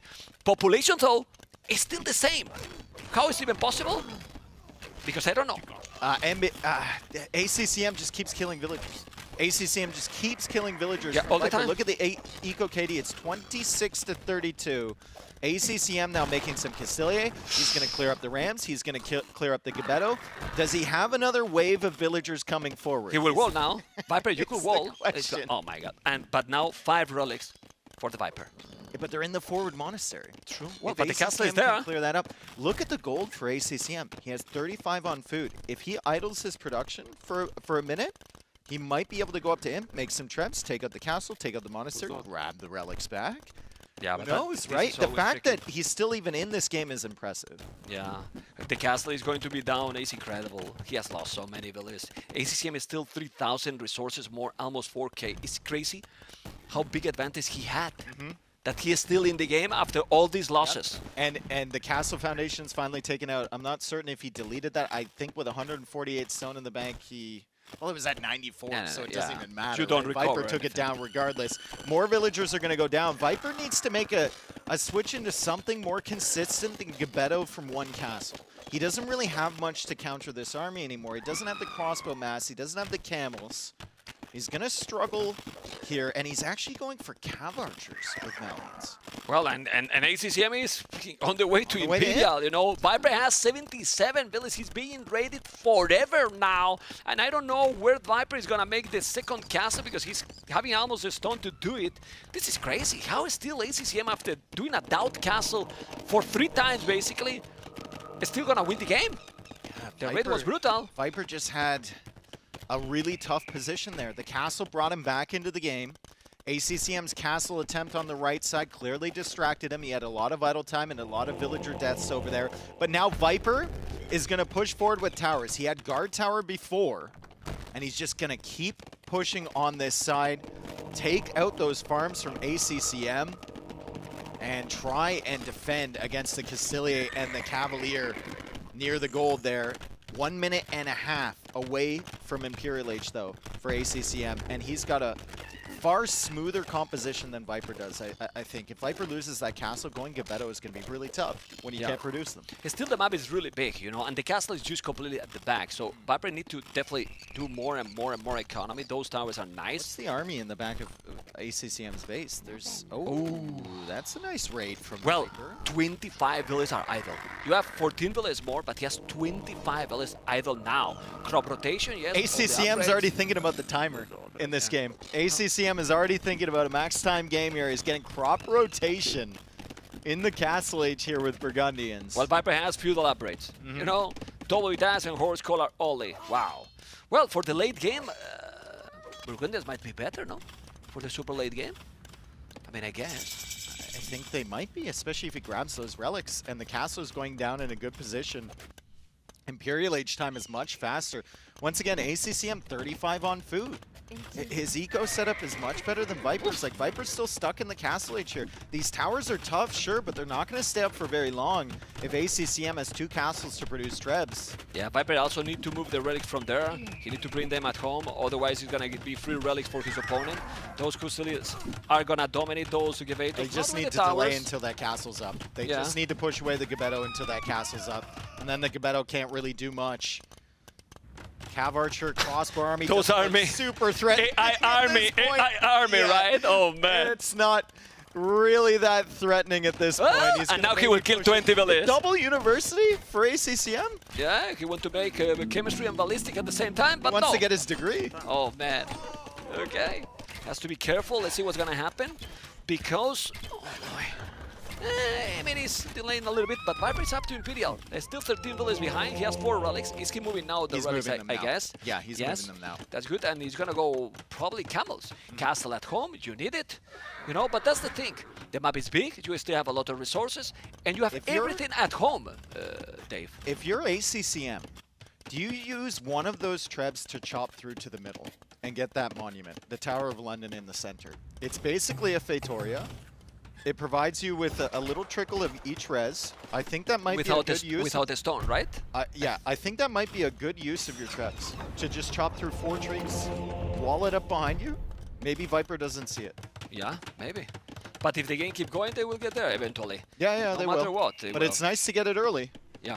Heavy blow, Bozo, as you can see, those archers are still there. But now Viper is still getting economy, still 95 villages is not the greatest. He has moved already 2 relics. I don't know if he should make, if he should repair that castle. For now, those Gebetos are gonna hold the position here, especially when the castle is going to be up. The Custodians are doing a massive damage the whole game. What's your ideal composition here? For ACCM, it might be like hand cannon halb or something like that, and then you add the cavalry in later. For Viper, it's going to be, I mean, he's making camels right now, but if ACCM goes into hand cannons, which he is, Why Viper is doing the +2 armor? Well, he thinks it's going to be Conciliate. Oh, the +2 for the ranges units. I think he wanted to, I don't know. I don't know what he's planning to do there. Now Viper still have 4 relics, so he moved all the relics. That's really good, actually, Dave. He managed to do it. He's doing now the halves, but with the army he has, those Gebetos, if we see full elite Gebetos, be careful, man. He converted the one that has lower HP, but now he's gonna be able to hit. I mean, he doesn't have any castles, though. He's only got 1 castle. One at home. Gebeto. Yeah. Viper is still on stone. He's maybe thinking about more castles, as ACCM has enough for a castle of his own. He actually might put it over on the left side there to secure some of the resources. Good little counterattack from Viper, as ACCM does place that castle in the gold on the left. Still isn't chopped through to that middle area. Just trying to secure the outside resources in a very sneaky stable. For Rimba, like Cav, Raid. Yeah, I mean, you need mobility for sure, but that's for Radiant. But to counter this, he's gonna have halves, you know? We always forget about the champions from Valiance. They are amazing with the Pierce armor, that will be great, but you will need also probably some skins. The skins don't have the +3, but they have all the upgrades.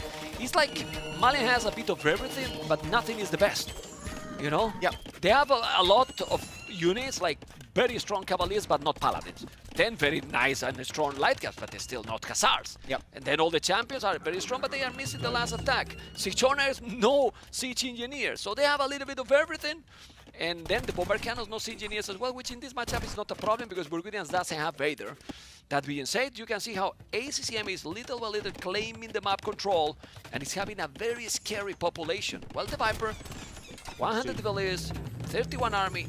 You need something else here. Oh, the Trebs are setting up here for ACCM. If he can take out those archer ranges, this could really stall out Viper's productions of skirmishers. But he's actually going after the TC first. I think that's a mistake. Absolutely. I think that's absolutely a mistake. I think ACCM needs to go after these ranges because it's very clear that Viper wants to make a transition. Yeah, he's gonna be problematic now if he snipe those. He see it, the hand cannons are there, but the army composition, that AI composition now, it's working well actually, because he has the last armor, and then if you take those traps, it's a huge value. It's still Viper need a lot more villas. This economy is not enough for the late game, in my opinion. Final armor upgrade now on the way for ACCM. 47 on food for him, 42 on food for Viper, so very solid economy as well. And the Gebetos sneak in from behind. 1 Treb down, 2 Trebs down, and look at the skirmishers that Viper has now. Gonna be a difficult time for ACCM to hold on to that Treb, but the Castilia are here. Hand cannons need to retreat. ACCM now going for a second castle on the other gold on the right side. So all of this forward pressure just kind of enables him to lock down the map if he can get that castle. Yeah, but Viper is working again on his economy because he's holding the position. He need to kill that trap. Is that TC? You need to kill that trap with it. Attack still slow.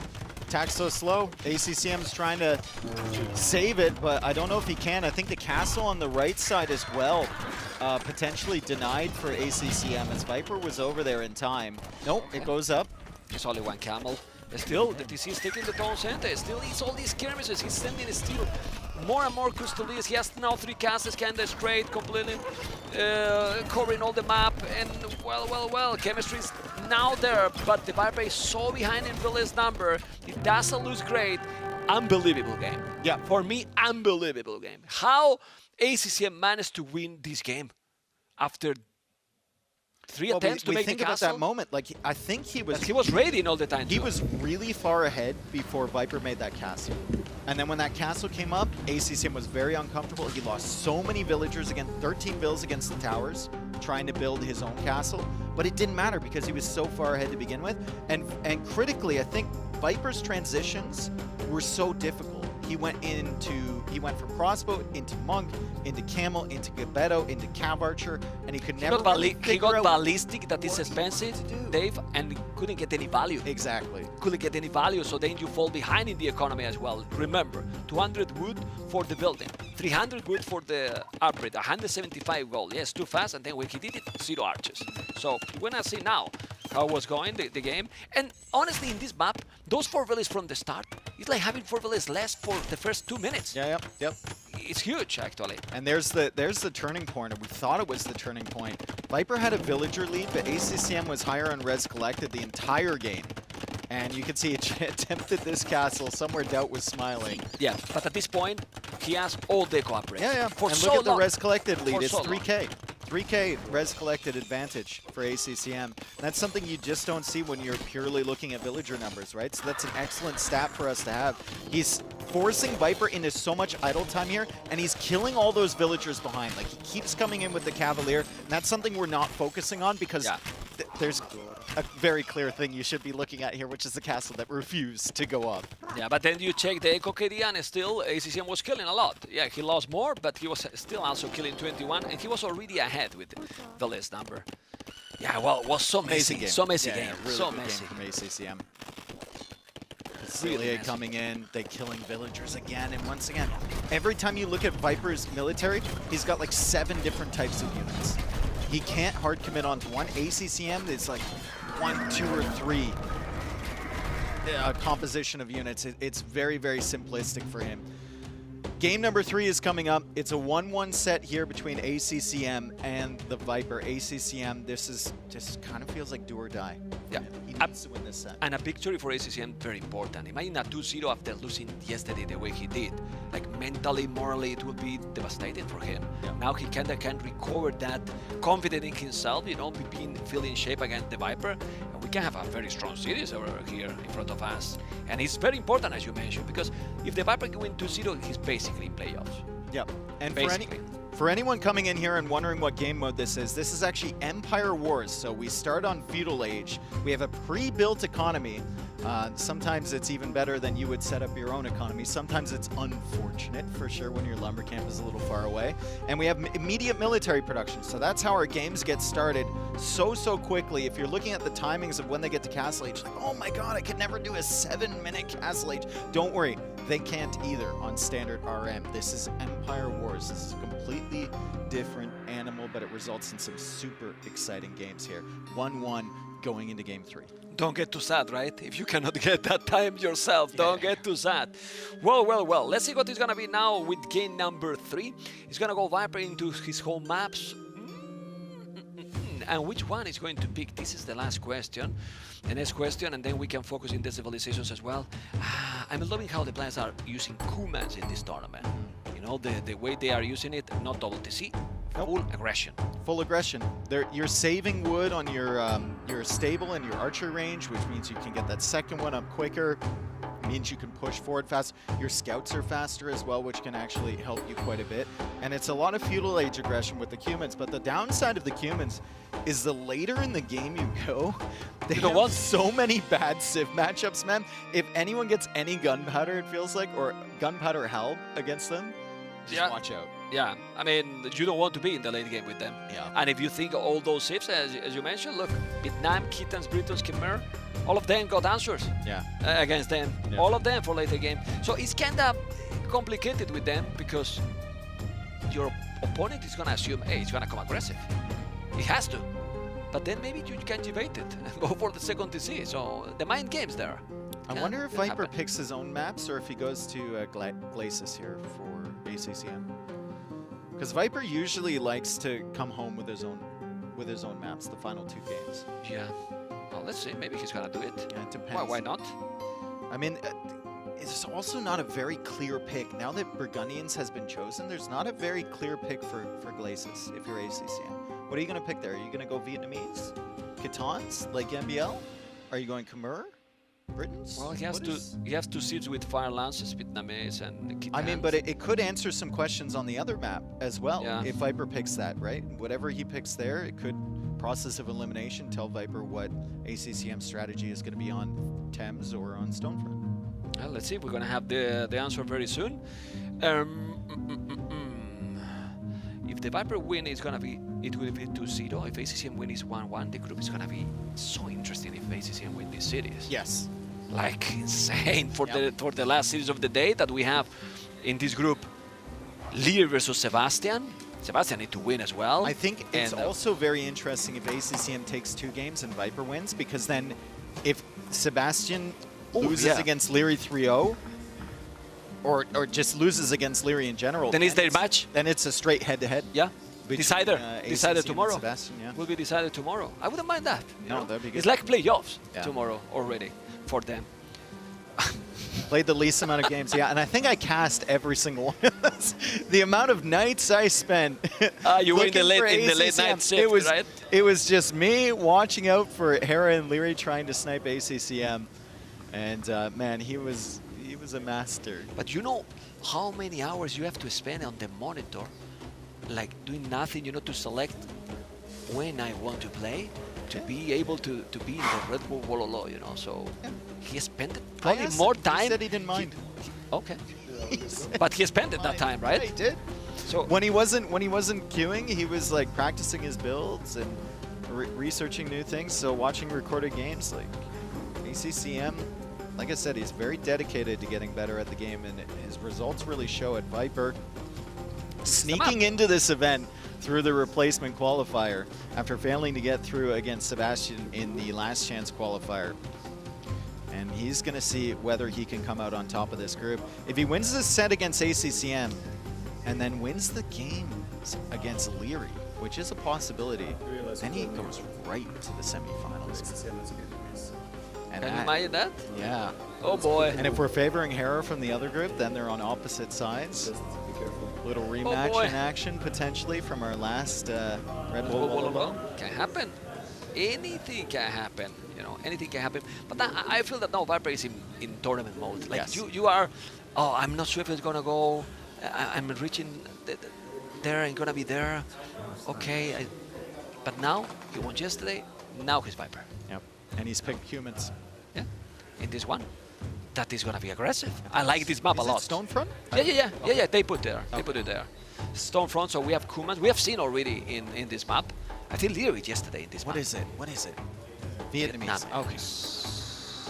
Vietnamese. And look how he's moving. He's excited. Nervous, excited. What is the feeling now for ACCM? I think he's just fired up. I think he's ready to go. He's like, why we're waiting? Yeah. Let's go. Yeah. Let's go. That's what we want. All right, let's go. You know, I don't see the chat here, but I would like to see who want people to win. You know, do we have the chat there? Can you put there? Because we need to read a name and that people is spamming all over. You know, who want people to win this match, this series? You know, that would be interesting to see. You know, we want to see spam anyway. Let's interact a little bit with the viewers and see what is their hopes, their desire. ACCM, the snake. Let's see. Are we gonna see spamming or not? We need to see spamming. ACCM, Viper, Vamos. ACCM. A lot more ACCM than I thought. No He's surprise, building himself a little Okay. fan base here. Okay. Usually this would have been Do you know Viper why? dominated. The way he put the microphone. You know? Yeah. All right, here we go. We have Stonefront, game number 3. Viper playing as Cumans, ACCM playing as the Vietnamese. And this is the reason you play Cumans for that double archer range start. But unfortunately, I think we One have villager difference, a bugged I think. map here. I see 30 villagers for ACCM, 29 for Viper. It should be the same village for sure for both. Yeah, man. And it's not like Mayans, you have one more. Yeah. Here, it has to be the same. So. And it happens. When you spawn in with so many villagers in a pre-built base, like these things just happen. Yeah, it can happen because remember that some build can be in a wrong position, then you don't, the village simple don't spawn. Yep. You know, and basically you cannot. Or they're in a tree. Yeah. And on the ladder, that was great because the players were really, they had great sportsmanship. If one player said, I'm -1 villager, they'd both say, okay, I delete. Yeah. I delete, right? Because it's hard to live admin those things on the ladder, but the players, they realize that if they do that for their opponent is going to do it for them in future games. So it really, really benefits both parties. And we have a great group of, overall, just a great group of pro players that are very respectful to each other and want the most competitively a fair environment around. It's seriously great in that regard, you know. Really, really good, you know. What is not good, and I'm glad that we are not in camera, is that I feel intimidated by you, man. Why? With the costume. Well, I'm just a higher rank. Yeah, well, I mean, I'm not going to go into the unranked mode activated from yesterday. It's a merit-based economy. Why? I mean, I need more rank, man. I'm the oldest one here. What the... At least for experience, you know? Yeah. Anyway, Cumans versus Vietnam, and ACCM already diving in with the scout. If he can delay that second archer range, that's actually really good damage from ACCM. Yeah, Viper's trying to like wall that off. He's got to send the other villager over, and so much of this Cuman start is about timing. So Viper's about maybe 15 seconds off on trying to get that, and ACCM's just going to snipe the villager. Sniped it. Nice job. Viper is attacking somewhere in ACCM's base potentially, though. Maybe he was being attacked by the TC. He was. Yeah. So not a good opening for Viper at all. No, it's not a good opening. Also, I think he was a bit greedy with that village. He could have saved it when he wasn't killing in the start, but he didn't wall that village. Still one village down. And... not losing the scout, so that scout is getting a very good value going now for those chickens and a stable. Well, it's expected, the opening that we thought. He's going to try to be very aggressive. He's already with 3 archers and fletching already. Fletching as well for ACCM. Remember, archers from Vietnam, also more HP, so they're going to be a little bit more tanky. And if you don't micro properly, they can hold pretty well. I think ACCM spotted that stable. I believe he spotted that stable from Viper. He probably knows anyway, right? He's going for a stable of his own. Yeah. He did spy the timing on that stable. Viper played up against this strategy in the replacement qualifier in the final game against Lewis. He was Saracen, so it's kind of different from Vietnamese, but he knows how much pressure can come from this Cuman opening, and he shows up right at the wood line, and ACCM is going to lose a villager right away. So 1-to-1 eco KD, but Viper, with all of the aggression forward, faster scout production, more archers on the field. He's got 7 archers right now. Yeah, and even if you know that it's going to come, it's still hard, like really hard, because the pressure is going to be very high. It's true that ACCM has good numbers as well. It's going away now, but he got faster. I mean, you have the army now, but Viper got earlier, and now he's there. Double archery range as well. ACCM also has more HP, and he also managed to get the archer armor upgrade. Oh, so wow. in a straight archer fight, he's actually going to win, despite the numerical advantage here for Viper. But Viper doesn't want to take straight fights. He wants to attack from the sides, and he wants to send his scouts in as well, and ACCM is just panicking. He's trying to save his villagers. That villager is on 1 HP. Can Viper sniper? Yeah, he'll never let her go, and he's also taking out some of the archer numbers too. And he managed to save his other archer army. He hit it in the corner of the map.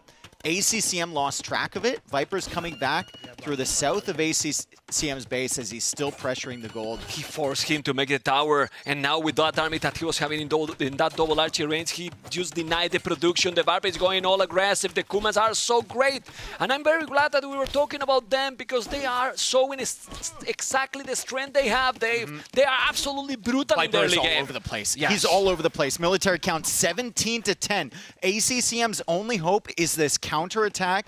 The army of his that was chasing the archers is coming coming forward now, and it might show up on some of the resources from Viper, but like ACCM, he can't get this tower up in time. The scouts are still here. The 3 archers from before are showing up at the other side of ACCM's base at the same time. We need 3 little boxes here, man. Yeah, more on the Victor, screen. Victor. It's not a node, it's not a node. There's a lot of aggression. I even don't know if there was a good tower, you know, because it's not in the best position ever, so close to the town center. If he's coming here, he can also still make some raid. The archers are now doing a good job for ACCM, but as you mentioned, Viper is still on 3 spots, on the right, on the left, and trying now to hold at home. Yep. While ACCM only with the counter-attack, because at home, he's defending with villas. His economy, his efficiency is really low. Check resources collected, Dave.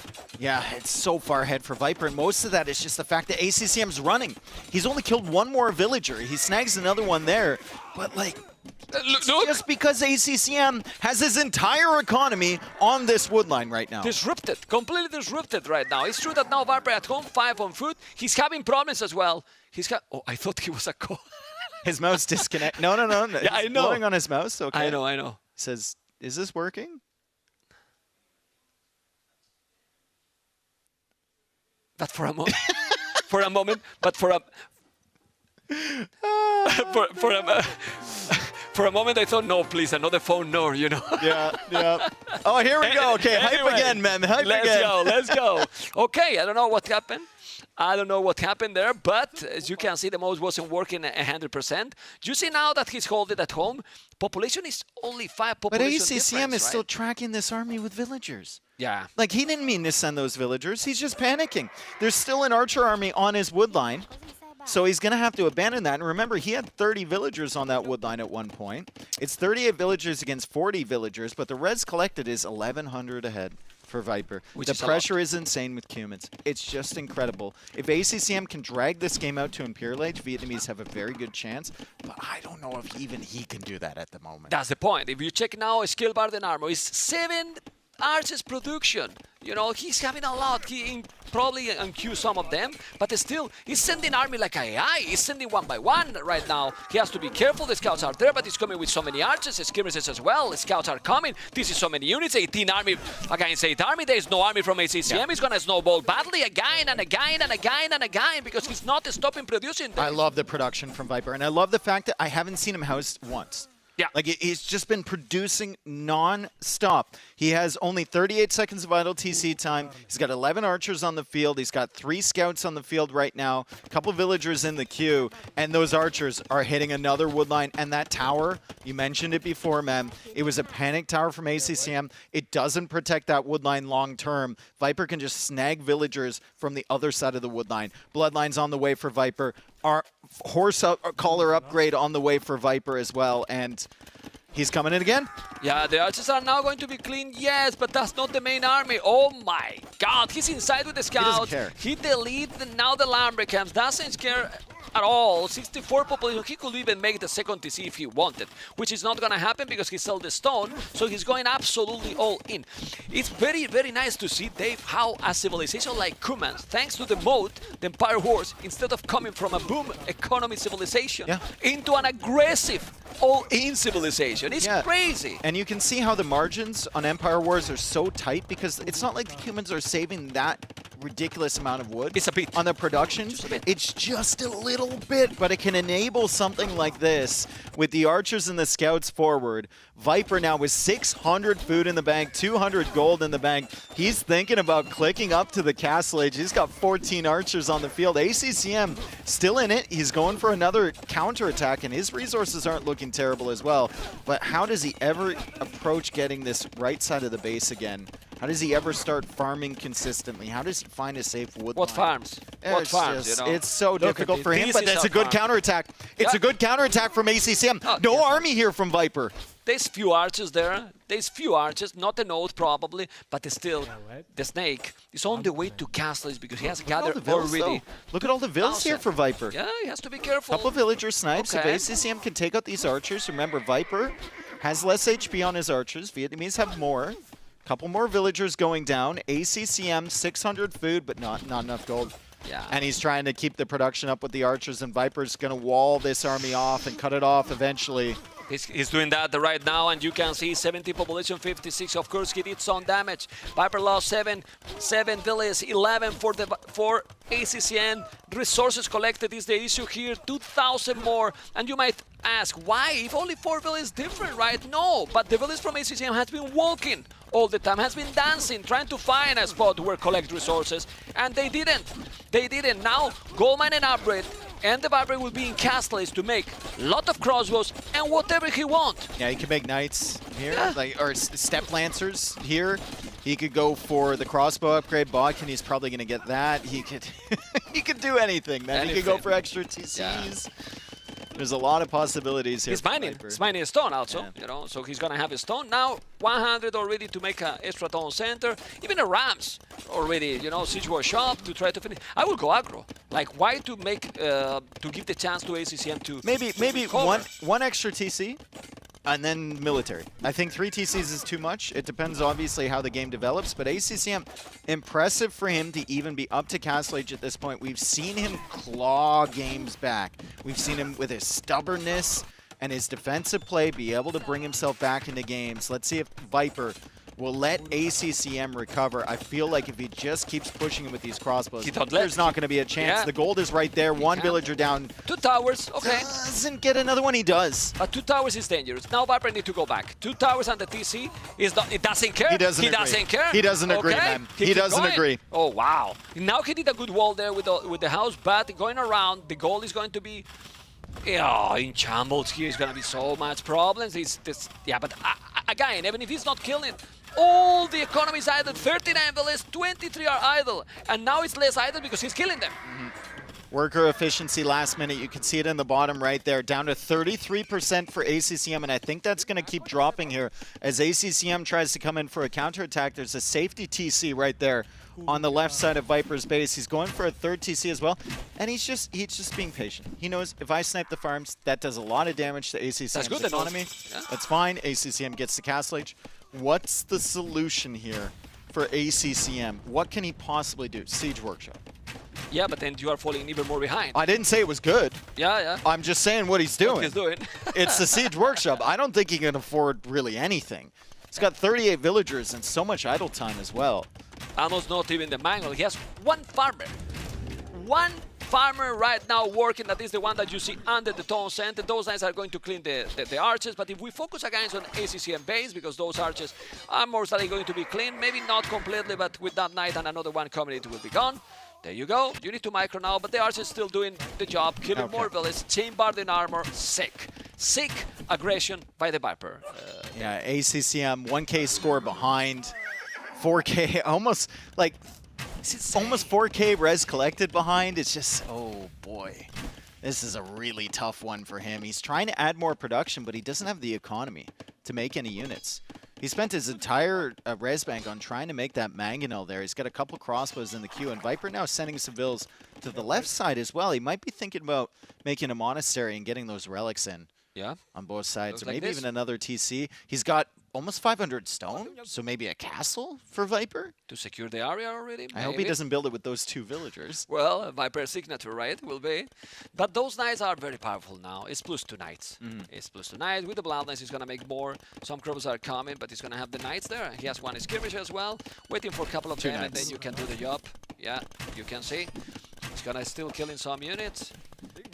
It's getting some HP, more than I thought, but yeah, it's still fine. It's 30 villas more, Dave. 30 villas more right now. Yeah, he should be fine there. Viper now making that monastery, I think, out near the relics. So those 2 villagers are put to work. The knight is chasing away the crossbows. And Viper still has an army forward. He's still got those crossbows forward, which are very threatening. Nice micro there from ACCM to get some value, but at the cost of losing 3 more villagers on his wood line. And at this point, that's just too many to lose. He has 36 versus 71. Yeah, pretty crazy. I don't know if Viper ever finds that wood line. ACCM has to be careful with the mangonel not to push him into that wood line. He will find it. Okay, if he's finding it, it's by mistake. Can we check the arches at the bottom? If he's finding it, it's getting very, very lucky. He see it? Oh, the arches at the bottom, please. Oh. He didn't see it. He's missing it for he didn't so see little. it. Yeah. Well, he's the straggler because yeah, he's but there's you don't pay those attention. little there's those little cut trees on every Yeah. single wood line. Okay. So that doesn't tell you very much. Okay, well, he's moving around still with so many archers. The population difference is double. Yep. It's double almost, like 55 to 100, 100. It's pretty sick, as you can see. At least Skirmish is even to be more secure. I mean, in these situations, if you have this economy lead, you don't... Oh, castle forward. He's going to lose a couple of villages there. Is that necessary? The castle forward? He wants to finish the game, maybe. He wants to finish the game. I get it, but like, you've done so much damage to your opponent. You better have an army coming forward with those villagers, because a castle forward here can open you up to losing a bunch of villagers and maybe provide ACCM with a window, however small it is, back into this game. Especially... There's crossbows there from ACCM as well. If he sees Oh, it. he went I don't away. think he saw it. Oh, he does now, but he didn't notice. He didn't bring the crossbows back in time. He was sending them forward, looking at the crossbows in the back of his base, trying to kill those, and that castle's going to go up for Viper. Yeah, that's absolutely crazy. How unlucky, you know. But now he's going to take both archer ranges. He didn't have anything there. You have to be careful. Viper has a stomp to make another castle. He has more than double the villages already, 81 to 40. So he's definitely in a great position here. But the thing is that now he just needs to do more scams or even a lot of knights. He doesn't need to save anything. Obviously, he doesn't know what we do. He maybe doesn't know if his economy lead is that big, but the score is now not lying. It's almost 2,000 score difference, so he knows that the advantage is massive, Dave. Well, I mean, we know that ACCM doesn't resign because of the score. That's true. Yeah, but I'm talking about Viper, you know, to know exactly what is the position that ACCM has, you know. It's doing now ballistic, but those skirmishes with the knights is a no to clean up here, and I really believe... ACCM has the same amount of villagers as he had 5 minutes ago. Yeah. 39. And can't go farther. It's impossible, man. Viper also said to me yesterday when we were watching the games, he's like, you know ACCM realizes he's losing when he starts touching his face. And I just saw him touch his face. Just look how the players know each other already, right? Yeah. Oh my god. Okay. I think he's calling it right now. Yeah, GG. He's calling it. GG. Great game from the Viper. I think decided like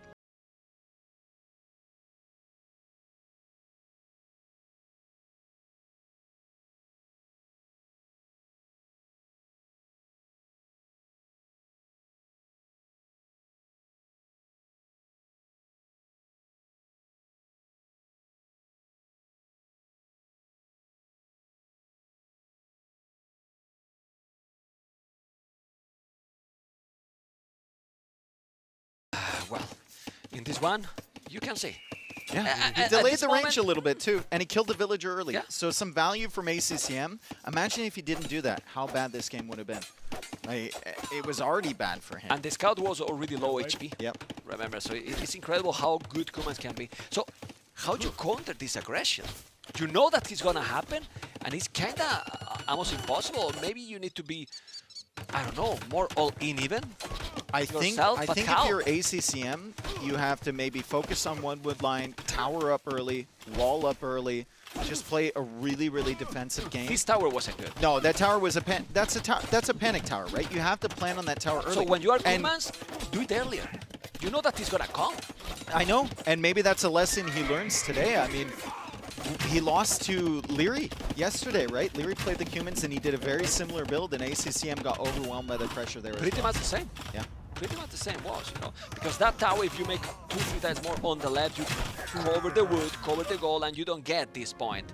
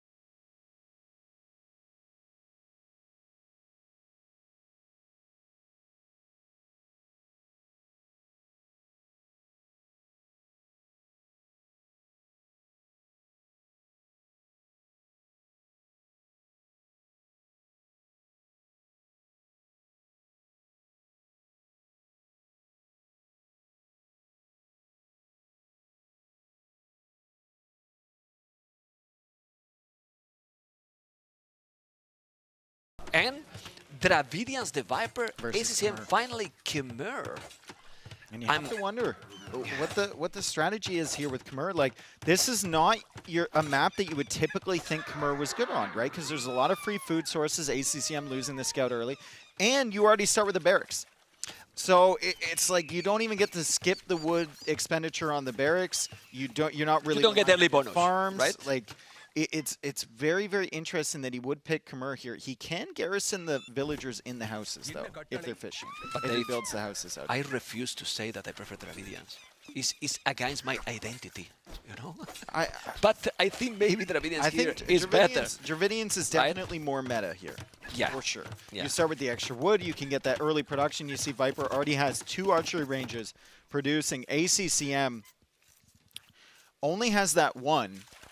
And he's gotten fletching, so let's see what he can do in this situation. He's going for the defensive tower on the front side. I just have to wonder, what's the strategy here for ACCM? Is it more trying to force your way up to Castle Age? Is he playing something like Scorpions or something along those lines? I don't know. Not going to be easy to A lot hold of questions. them. There's the stable there for ACCM. Not going to be definitely easy to hold that by Dravidians. Pretty sick. But let's see. It's very interesting. But we have the Viper with more army for now. 5 archers, only 2 skirmishes. The stable is now coming. But if the Viper is starting to make a lot of army as well, with the amount of fish that you get here, it's going to be very tricky. And I think the place to push, I think Hera showed it perfectly against MBL. You don't push the fish, because there's a dock there, there's a tower there. You walk right past that water if you can find yourself the time. Viper got pushed away by the skirms. You walk right through here into the wood line in the back. And that's the best place to attack, because usually your opponent's military production buildings are forward. Viper's now clearing up that 1 skirm. He feels free to come forward here and look for some damage. He's got to be feeling fairly confident with this Dravidian start, a little bit quicker than the Khmer. Okay, they both just kind of adjust. Small pause, and they're going to keep going. Good to go again.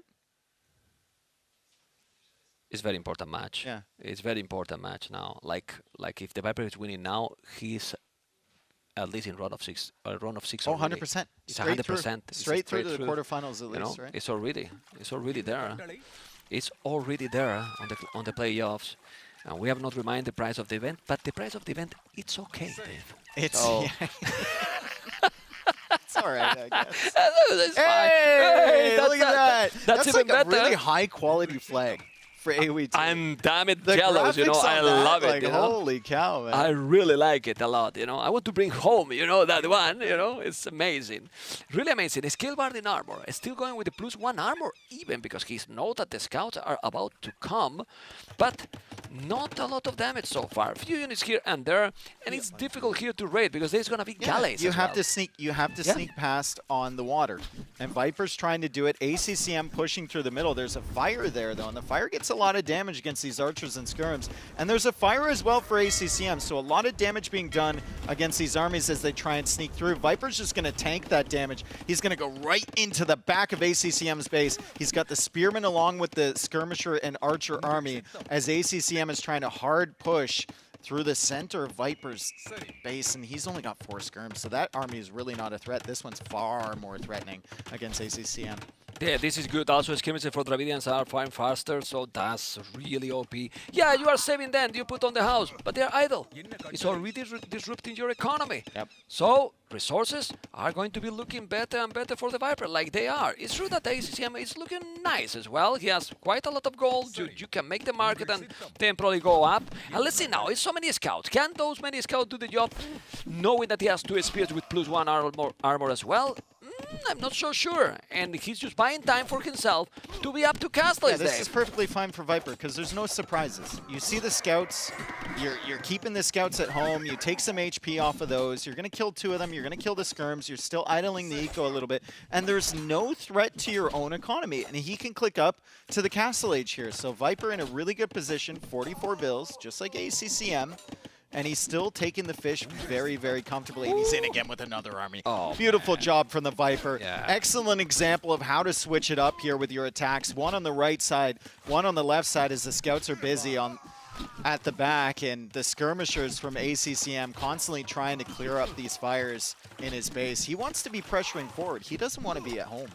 Yeah, you want to have the initiative here. And with Gold Mine in Upgrade, I'm really, really confident to see one more day Elephant Archers. Elephant Archers work so well for Viper.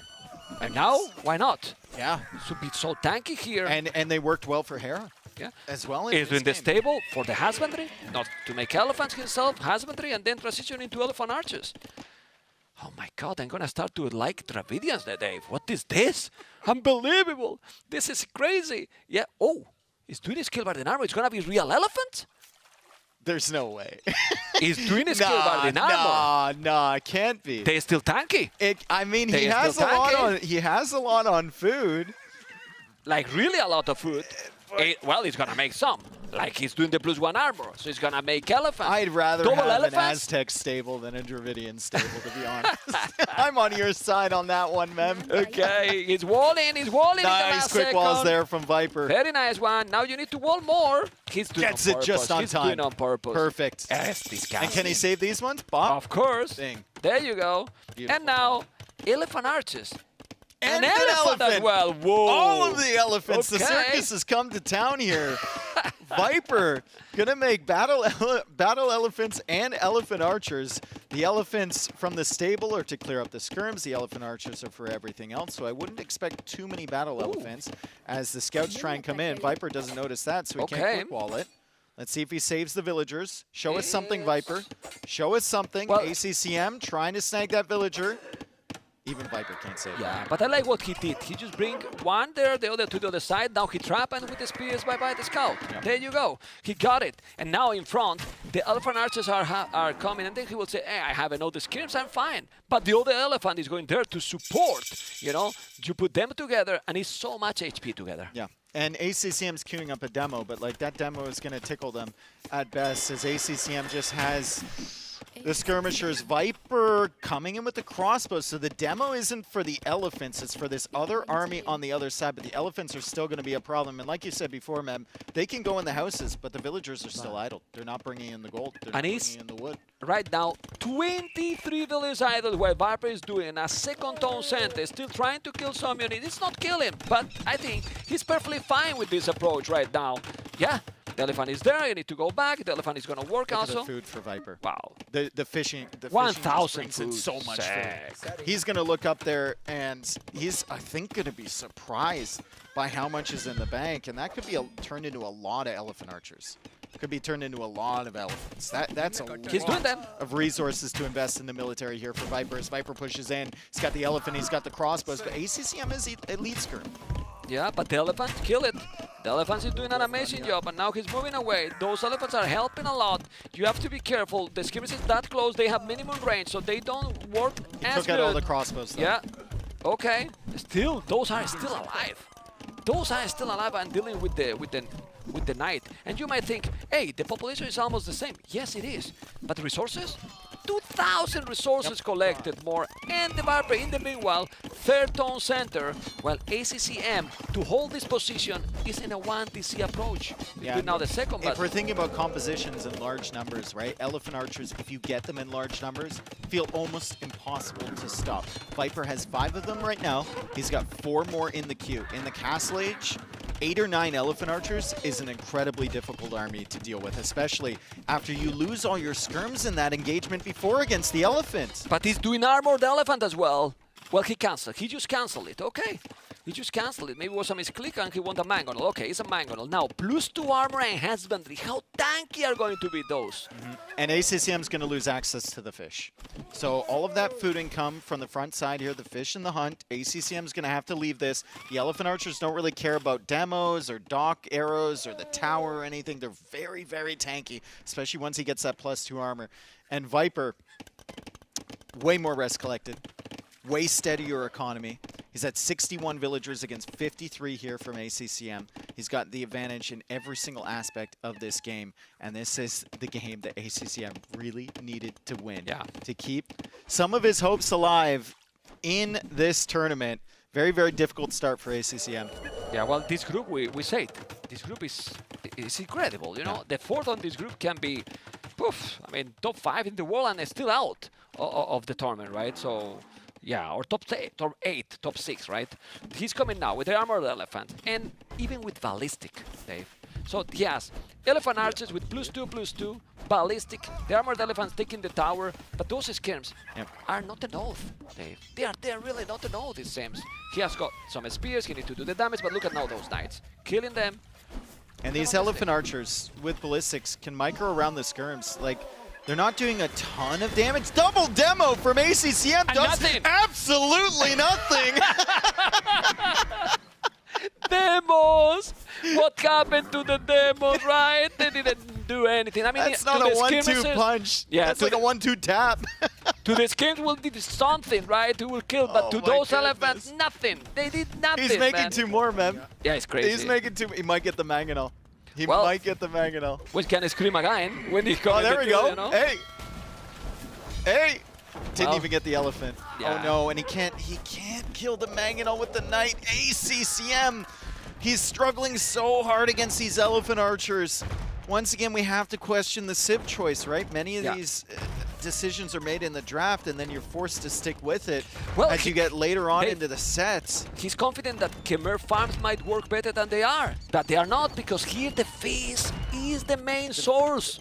The fish is the focus, and it has been the entire time people have been playing this map. I want to question him later on what the thought process was, but right now, Viper in his base, denying the fish. The demo goes down, and there's another elephant on the gold. The Eco KD right now, 5-1. Viper's going to get another one, 6-1. Res collected is 4,000 ahead for Viper. And population, almost 40 population more. He's denying basically all the resources right now. Viper, it is, in this game number 4, in a total domination mode activated. Yes. 100 basically, population against 68. You know? Second armor upgrade. More stables. It's going full elephants. More stables. I mean, how you stop them? You put. But if you think about it, they don't have bloodlines. But if you make +2, it's Castle Age army. +2 armor elephants. You need monks, and there's no monks there. So you kill everything. You destroy that. Even I didn't want to tell everyone, but last night Mem told me that he actually secretly loves Dravidians. Shut up. You can see it. I hear the love in his voice right now. Oh man, his new favorite Civ, Elephants and Elephant Archers. Viper with a masterpiece here. He's getting Thumb Ring as well, and he's got the castle going forward. So there's no potential of getting that fish again. The Dravidians win ratio till now, 100%? Yeah. I think they're winning all the games. In Empire Wars, that extra 200 wood at the beginning. Yeah. Fantastic. Right? The potential of Elephant Archers, really, really solid. And you need to pick in the right map. Exactly. And that's what he did. And you also need to pick Khmer in the right map, which in Empire Wars in these settings might be never. Not this one. Yeah. Not any. You know, might be never. Yeah. Maybe in TAMS it's better because you can wall and you can make a lot more farms, and then there the fish is not that important. So maybe in that one it's okay, you know. But you can see the push here. It's still. I don't think ACCM expected more elephants with +2 armor. Really don't think so. Even if he did, what is he going to do about it? Yeah, he needs monks, and he does have monks. He's doing knights. It's impossible. Yeah. It's impossible. He's completely overwhelmed now. Look at the amount of elephants. He's going to make a castle. Yeah, and he's just like, all right, get out of my game. Get out of my game. I want to rest. This is my set. 3-1 for Viper incoming. I don't think there's any way back for ACCM. GG comes in.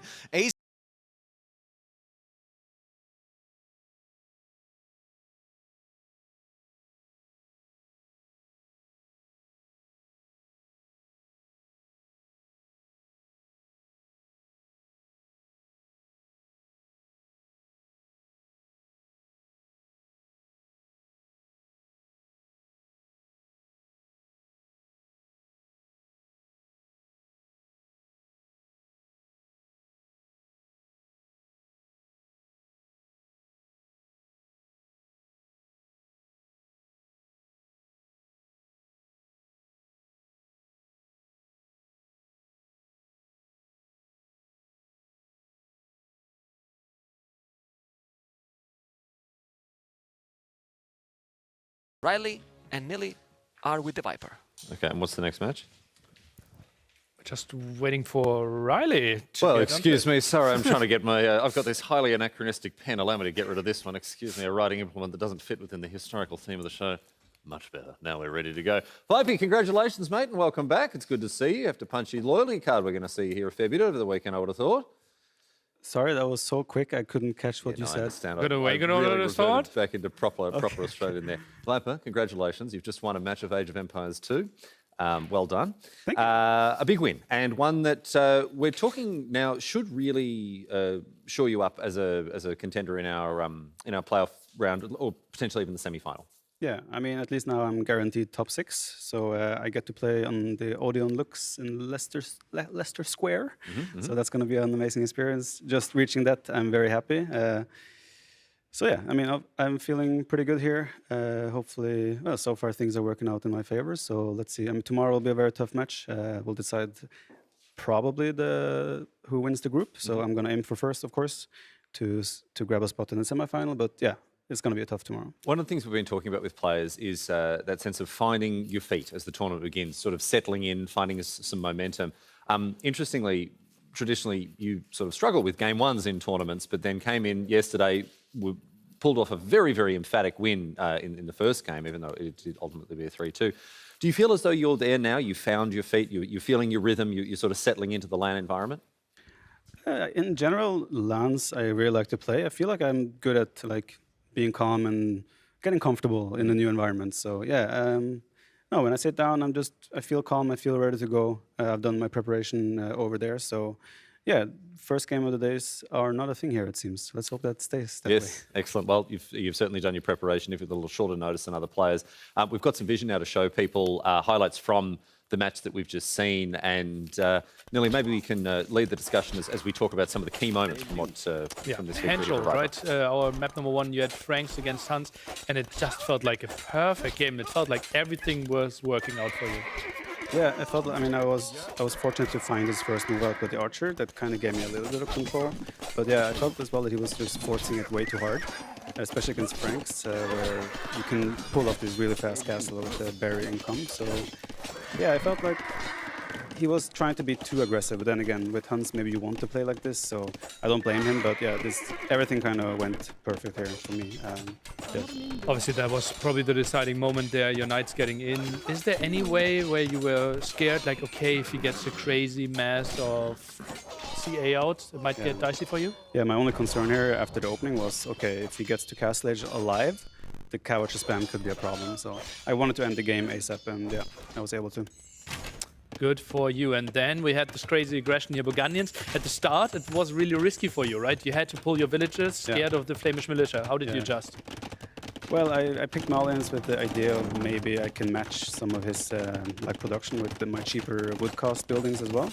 But yeah, I felt like I never got my economy up and running here, so the Flemish militia still did their job. I just felt like I could never afford the things I needed to afford, and then that shows as well. Like, wheelbarrow timing was super late for me as well. But this castle was like, after this, I was like, huh, maybe I can actually win this. Because he kept coming back with more donations here. And like, I got a small hope, but yeah, I still felt like my eco was just not smooth. Yeah, and then you contested the relics, right? Yeah. Did that give you some hope? Yeah, it was a combination of that, because that kind of happened at the same time as he was trying to cast and drop me. So, but once I saw he had the Custelier at home, I felt like, okay, this will still be tough. But I kept trying a bit, but yeah, my eco was just never good enough here. Yeah. Anything you would play differently if you had to replay the same match? Just play better. Play better, perfect. Well, you played better in game 3 here. Cuman aggression against Vietnamese. That was some crazy aggression from you. Yeah, I mean, Cuman's last Red Bull Cumans was very popular, and for some reason in this Red Bull, like in the whole qualification stage, we didn't see much Cumans. And then I played them a little bit now the last couple of days, and yeah, I mean, they feel so good, and you get so much initiative and an army out on the field, and in Empire Wars, army kind of dominates, so yeah, I felt like I got off to a really good start. I mean, he picked up a villager at the opening, but yeah, I just got so much army out, and you could tell things got out of control really quickly for him. Yeah. And then going into the last game, Glazes here, you went actually for every single elephant you had access to. The normal battle elephant, the armored elephant, and the elephant archer. You enjoyed that, apparently. Yeah, it's a fun unit, right? We don't see enough elephants, and this Red Bull has so far, actually, we've seen quite a bit. And yeah, I think we might see more. It's a really underrated unit. It's really good. Maybe not the battle elephants for Dravidians because you don't have bloodlines, but I mean, you still get +2 armor, and it's still a very tanky unit, especially against like skirmishers. So yeah, I felt like I got off to a really good start here as well, and if the elephants come out, it's really hard to stop. And his strategy as well, I scouted the stable fast, so I knew, okay, my cast stage time will be faster, and then thought the elephant snowball could be a thing, and yeah, turns out I was right. Yeah, feels like you love to play those elephants if you have something like an economic bonus when it comes to food going for yourself, right? We saw it on Blue Wells and on Glazes. Yeah, I mean, elephants are very expensive. I think they're 80 gold, 60 food. So you need some sort of food income, especially if you want to build your economy as well at the same time. So yeah, having a food bonus obviously helps, but that's kind of foreversive in every scenario. I like to have food. Well, Viper, congratulations, mate, and a very well-earned victory for you. And best of luck tomorrow when we check in, see if you can pull off a 3-0 clean sweep in the group stage. Congratulations, mate. Thank you very much.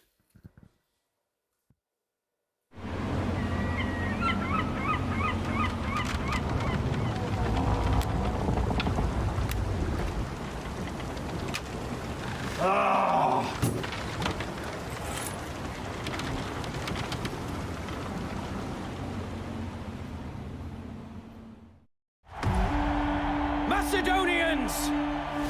Have you ever seen so grand an army? Hear the acclamation that you fought beside Alexander on the day of his greatest victory!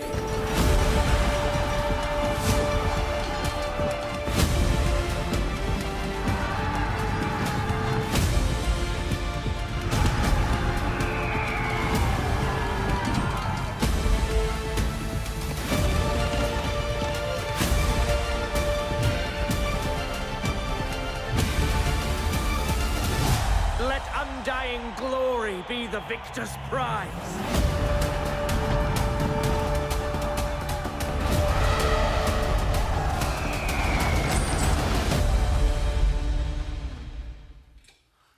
Well, an incredible story to be told there in this addition to the Age of Empires 2 Chronicles lineup. Alexander the Great, one of the most famous, one of the most influential figures to emerge from human history, and a story that has lasted thousands and thousands of years, conquered most of his known worlds in his 30s. Certainly makes the rest of us feel like perennial underachievers. You know? But tell us a little bit about this from a development or from a gameplay standpoint, because this is a story brought to life through this game. Absolutely. A lot of people, obviously, when they think about Age of Empires and following those great tournaments here, think about the esport, the super competitive Age of Empires that we are watching and enjoying. But thousands and thousands of people simply want to enjoy the campaign and the great storylines that history can provide. And that is what we can play in those DLCs. Alexander the Great, you can experience what Alexander experienced. We have like unique civilizations, unique campaigns, new cinematics that we typically don't see in the campaigns. They are highly loved by our single-player players, and maybe something you want to check out? I think even for the spikiest, most competitive players, they are going to have key memories from when they were young. I mean, most of us, the first time we ever played Age of Empires, it was the William Wallace Learning Campaign, Joan of Arc, El Cid, you know, the list goes on. It's terrific to see, again, these historical stories brought to light. In any case, we're going to move on now. Another story will be writ large here at Red Bull Wololo Londinium. It is good to have your company as we get stuck into our third match for the day. Our players are getting ready behind us, Nilly. We can introduce and line this up a little bit for the viewers at home. We've got Mr. Yo facing off against Hart. And that's a tricky match, right? It felt like Yo winning against MBL yesterday was a massive win for him. It already felt like, okay, that's going to be tricky. Hart, the big question mark, right? Some people see him, okay, his macro is so on point. He had the boot camp together with Leary and Hera. His strategies could be completely perfect as well. Some people could see him in the semifinals. And now starting with the loss 3-0, he has to get a win today. Yes, indeed. And these two players, they're contrasting, but also in some ways similar play style, a focus on macro strategy, that sort of thing. Yo, obviously, with a very, very long career behind him, a proven track record. Hart, someone who has been really impressive in more recent years. His second appearance at Red Bull Wololo. There's going to be a lot to enjoy about this set coming up. I think we're ready to head over to the casters now. I'm going to wait for confirmation that indeed, yes, the casters are ready. We're going to head over now and get underway with our next match here at Red Bull Wololo Londinium. Let's get underway.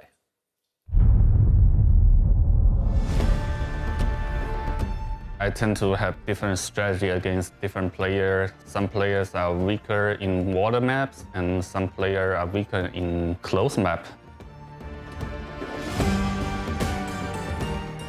I think people see me a lot as a micro-oriented player. My strength usually lies in having good openings and just making sure the game is going my way slowly.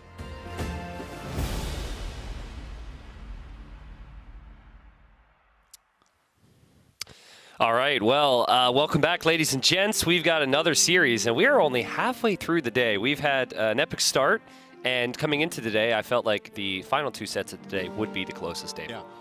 Yeah, and they matter a lot, right? Like, Hart got 3-0'd yesterday by Hera, and this is a tough group.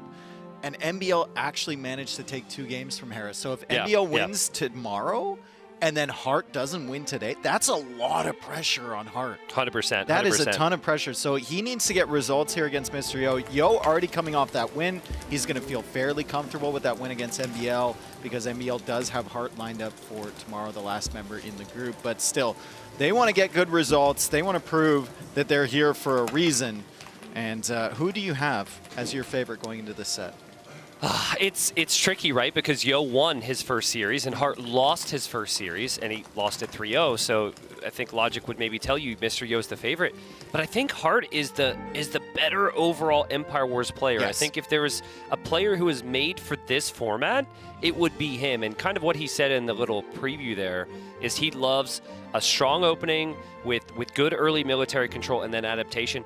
At least with his home maps, I think he has that potential. I really like Blue Wells and what is it, Dorothea? Dorothea Quarry? Yeah, that one, whatever that is. The thing? And then Hengehold as well, game 1. Like, these are all perfect maps for Hart. So I'm going to lean Hart 3-1.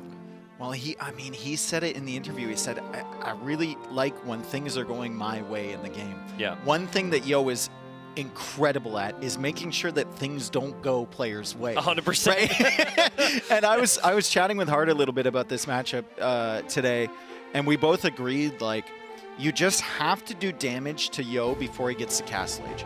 Castle Age is by far Yo's best stage. And that's not saying he's bad in Imperial Age, but Feudal Age is probably his weakest.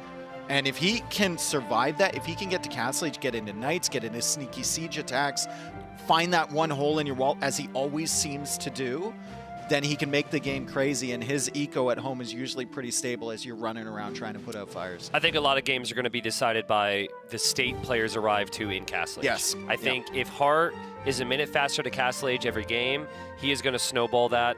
If it's range units and ballistics, for example, Siege Workshop, Town Centers, he's extremely strong. But here's the one big difference between these two. I think it's more so the mentals. For whatever reason with Hart, it feels like he is destroying his opponent, or it's the exact opposite, right? Very rarely am I seeing a lot of like 3-2 sets with him. And I think when you factor in the moment and the situation we're in, it's a different country, it's a new venue, there's so much more pressure here.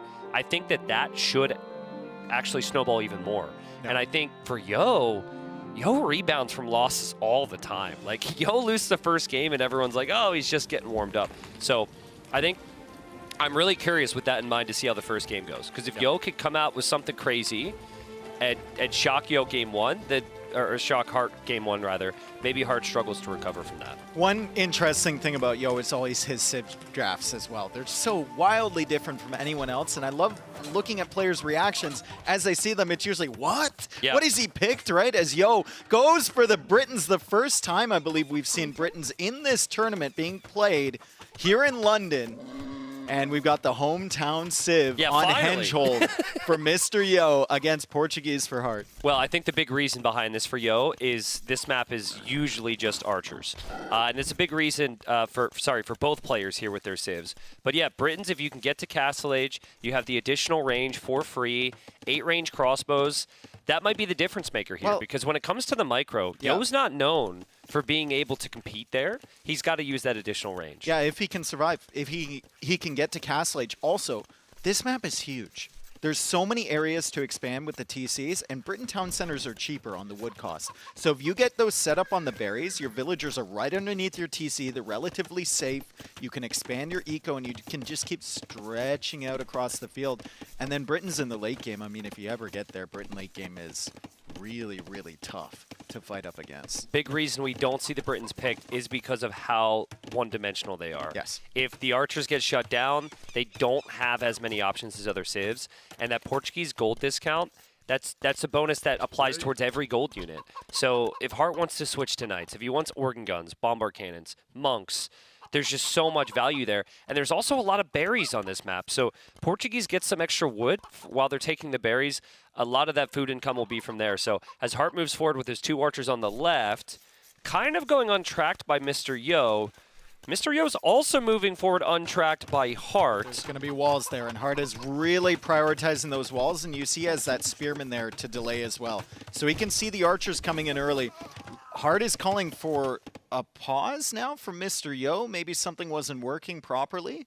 He was trying to get the wall down on time. Yo's also trying to get the wall down on time. Let's see if they can sort this out real quick. Looked like he said something to him. Yeah. That may also be in a Discord channel with the admins if there's an issue. It's also possible you start with 27 vills. Could have been a random villager stuck in a wood line or something, which occasionally happens. So whatever it is, we'll let you know.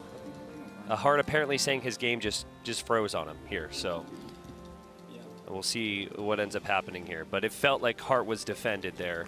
He wasn't going to take much damage. Well, he says he's ready to continue, so hopefully that villager can get the 1 wall segment down in time. Yeah, I think he did. What a bad moment for that to happen, right? If it does get down in time, though, he's perfectly fine. Nice little gate there from Mr. Yo. He tries to force the scout into the spearman. Love watching Yo on land because you get those extra little moments that he doesn't go for usually. That's not a play that I would normally associate with Yo, but to your point, maybe it's because there's less lag. He is able to use that now. Wall's still not completed there, but I think the army's coming over from Hart. And yeah, Hart should be able to clear that if Yo's not careful. And I think as well, I don't think Hart will get into Yo's base. So but look at the castle timing for Mr. Yo.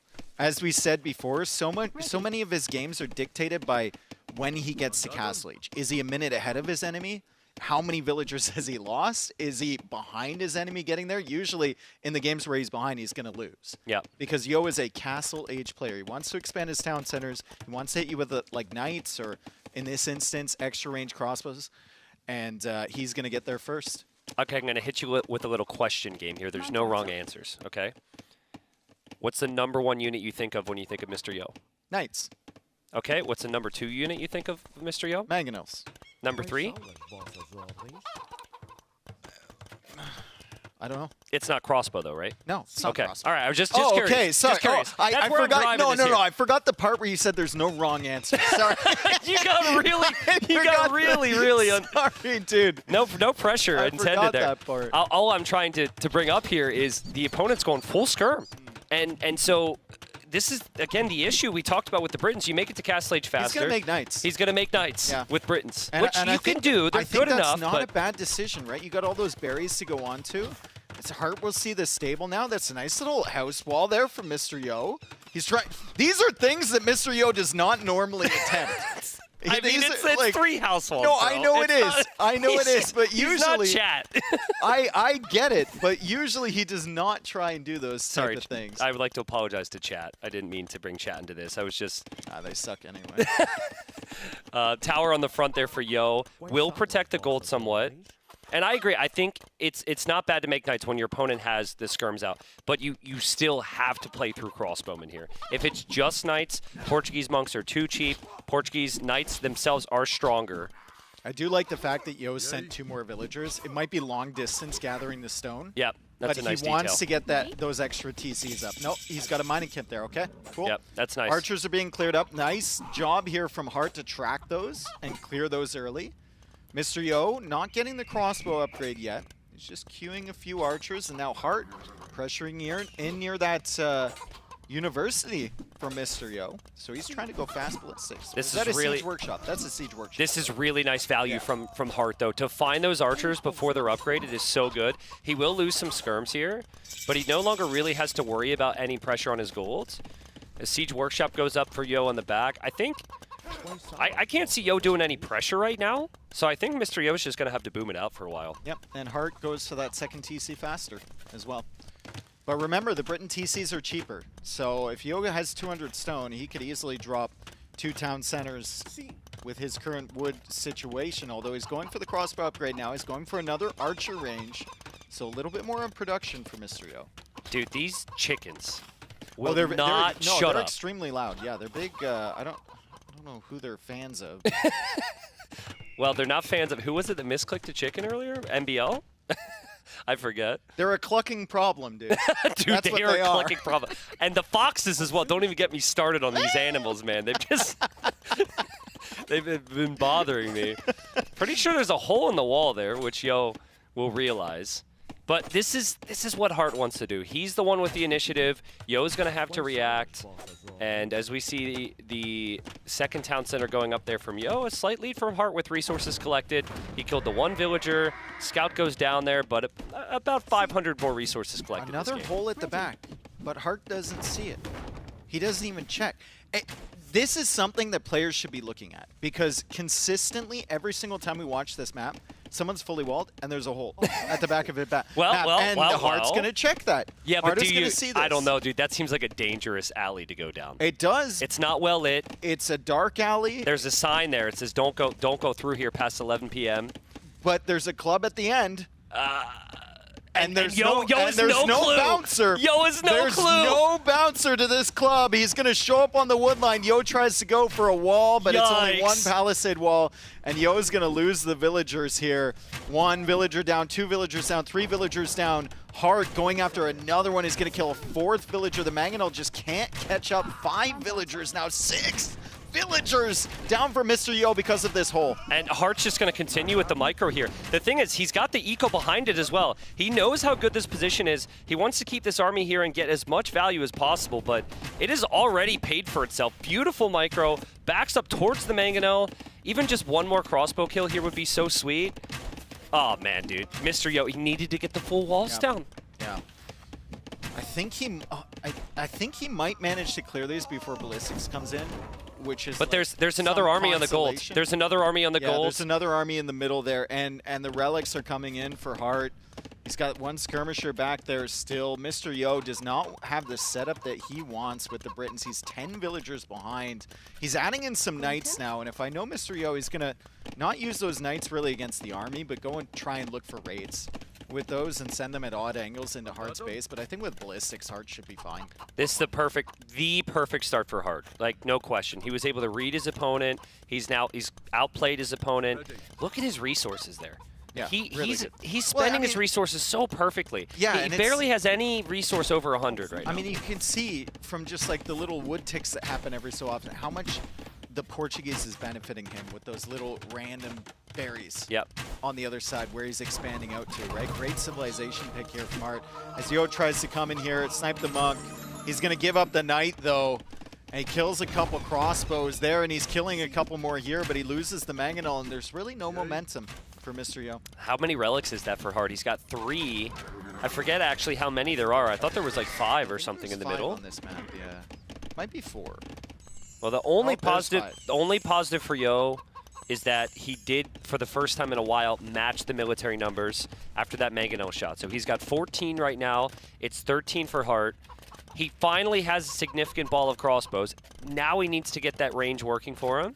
I think get ballistics as quickly as possible, and he's going to need a big push through the middle. It's still against +2 skirms, though. Yeah. And Hart's going to have Mangonels to deal with Yo's Mangonels. Plus, there's the monks to deal with the knights for Mr. Yo. So at this point, your win condition, and Yo is really great at identifying win conditions. I think your win condition is no longer win the battle in the middle. I think it's just expand and take it to drag it out. Somehow. Yeah, it's either or. Because if it stays as is, if it stays 2 town centers and you're not pushing, it's just going to be horrible for you. Yeah. But if the knights are able to get into the right position here, it could be a value for him to still have them out there. Hart with lots of outposts through the middle, and Hart advancing forward with the army there. Double Mangonel. Look at the resources for Mr. Yo right now. His berries are really helping him out. Remember, he lost 8 villagers in this game. It could be the plan for Yo here is to go fast in. Maybe. I mean, that's the extreme. Bracer, yeah, you fast in, Bracer with the extra range. It could be devastating, maybe. Then he can clear up the skirms. He can push through the center, maybe get a castle there. He's got the stone in the back still. That's always an option. What he's trying to do now is he's trying to counterattack Hart, but Hart's got a sense here. I'd love to see Hart's Fog of War here for a moment. I don't know if Hart senses fast imp, though. I think Hart would assume expansion, right? Would assume extra TCs. Yeah, that he might not know. We'll have to keep an eye on it. But great game sense from Hart to realize you're not at the front of your base. You're certainly going to be looping around. He's got the crossbowman on the back taking care of the knights, and now he has the skirms with ballistics, with full armor and attack, finding the crossbows. And it's the same issue as before. Yo can't keep the archers alive. And Yo actually invested into the second wood upgrade, so maybe he is not even thinking fast and bread. We look at the amount on gold here for Mr. Yo as he loses this army. We look at the food count for him, it's looking good, but the gold is simply not there to click up. And Hart is going to have a castle soon. Do you go forward with this castle? Normally, I think if I have 5 relics and I have the map control, I'd go for more of a defensive castle, but there is a lot of gold in the middle. That position right there, where he has the army, that's not easy for Yo to push. So I don't see why not. Hart's just a player who wants his villagers to work as efficiently as possible. Yeah. Usually those players never go for the forward castles. Yo is trying to find whatever value he can. He's got crossbows here, but the mangonel just came out from Hart. His crossbows are going to have to leave, and we got crossbows in defense from Hart as well. The mangonels are still pushing. Hart's got a fantastic position in this game, and Yo has just been floating that res. We thought he might be thinking about fast imp. It's not going to happen, though, because he needs to invest in the military to keep himself safe. Yeah, I think it was the plan, but then he just lost everything. And sure he just can't stabilize. And Mr. Yo taps out. Hart just destroys him in the first game. Yeah, unfortunately for the Britons, the first time might be the only time that we see them in this tournament. It didn't quite work out for Mr. Yo. Wonder how that game would have gone if the hole hadn't been there. Yeah, it's true. That's true. Also wonder if it was an overchop.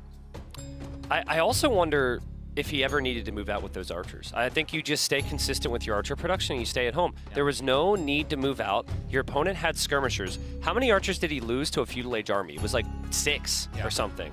And then he's in his one-dimensional situation where he doesn't have a lot of army. His opponent knows he's going to add knights. He adds a monk or 2. And Hart made it all look very easy, but that was pretty shaky there. This is what I'm talking about. Like, you just don't move You're out on the way here. to Castle You don't move You're out 5 here. seconds away. Like, just pull them straight back, right? You don't have to fight or anything like that.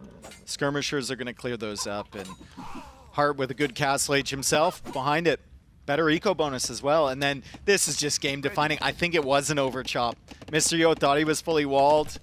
Hart sneaks in, and it's just too late to recognize. The AoE gods will just, that always happens to the person who's already losing, right? Like the AoE gods will just snowball on you sometimes. That was brutal. I think at Hart saw this and he's like, okay, I just won. Yep. Because I got enough value. Yep. As long as I don't make any major mistakes, I've got this game locked down. And this was excellent game sense. I think the only way back for Yo was a counterattack. And Hart was like, I know exactly where I'm vulnerable. I know where I would go in your position. And he just fully jumped on the army. Again, just perfect play. Oh, I just wonder if the plan was actually fast simp, because at that same moment he was going forward, he got the second wood upgrade and ballistics. Yeah. So maybe it didn't even cross his mind. Maybe he was just floating res. We got some interesting stats here. So first off, this is the amount of times they played against each other on the ladder qualifier. Obviously, lots of games, advantage there for Hart. But then also interesting, I mean, Koreans most pick Civ is probably the case for everybody, so stat ruined. But their strongest map is actually the same here, so that's kind of cool. I love the win rates for Yo on the ladder in general and all his matchups. He just was grinding his way through that. Yeah, seriously. 58%, you know, 51% on Volpine, his most picked map. So it's just win-loss, win-loss, win-loss, win-loss. It's a tough one for Mr. Yo. Well, positive here for Yo. There's a reason Britons haven't been picked a lot. They're a little bit riskier than other civs. Other civs have better bonuses. So it was a later pick in his draft. Vikings, Persians, Ethiopians, all civs that we've seen played and I think win so far this Red Bull. I might be misremembering, but Portuguese is just top tier, and that was Hart's #1 pick. I like that decision to just start off firing, but maybe the matchups will be a bit better for him here. I mean, we look at the maps coming up, all have elements of water on them. It's very, very interesting. Blue Wells should be a very good map for Saracens, with all the gold coming from the whales. Yep. I think that's one of the civs where you could maybe think about like a pretty fast Castle Age there. And I'm surprised it's not banned. We also have Romans for Glacis as well for Hart. So I'm really liking his draft here. Mr. Yo, some more questions. Yeah, some more questions. We've got a map. Oh, is this the next map by chance? I like that. The next map. Okay, perfect. Little animations. Yeah. This is how when I was a kid, I This is a envisioned that. this is bugged though. That's a 2v2 map. Ah, true. It's not 1v1. Is this for another tournament production? They're rolling it up now. Crazini's so mad at me right now. They're rolling it up. Dude. Whoever makes the thumbnails, it defaults it to 2v2 even if it's 1v1. So they're not happy with me. But yeah, that's really cool. I love that. There's just so many things in this tournament that are just that next level of like special and unique. Things we'd never think of. So shout out to everyone involved. Of course, game number 2 about to come in on Stone Drift. The map that is new. We have 2 new maps, and this is the biggest water map we have in the pool. We've seen a lot of transporting on this map, but I think we've seen a lot of transporting on this map because MBL was playing.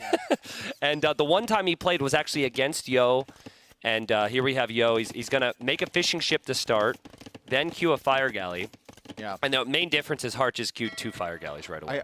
I talked to quite a few players about this map. I asked them, when I got here, what do you think about it? And they all said the same thing. Very one-dimensional. You play water. Yeah. And then, of course, we've seen it twice, and it's been land and water. But like you said, it's MBL. Because of MBL. If this goes back to being a more one-dimensional map, then Vikings should have the advantage here over Malay. Malay can hit the timings with the transitions. Would be very nice for them, right? But if we're getting into just water versus water, Vikings are still the king. Yeah, and it's slightly less one-dimensional than it would have been a year ago. Is that are those snakes on the? Yeah. There's 3 snakes on every island, and they blend right in, and they're also venomous, and you don't want to land there. See that guy landed there. Yeah, that little body landed there, and now he's dead. Yeah. So. Well, he's not having a good day. Okay, well, we'll keep an eye on the snakes there as these boats boat, but it's less one-dimensional than it used to be. Explain the water triangle. You've got that. Thank you, Vodka, so much. That's a lot of movement. They roam around too. They roam around like deer. I'm the one who brought it up, but this is really distracting as I'm trying to move on to the balance.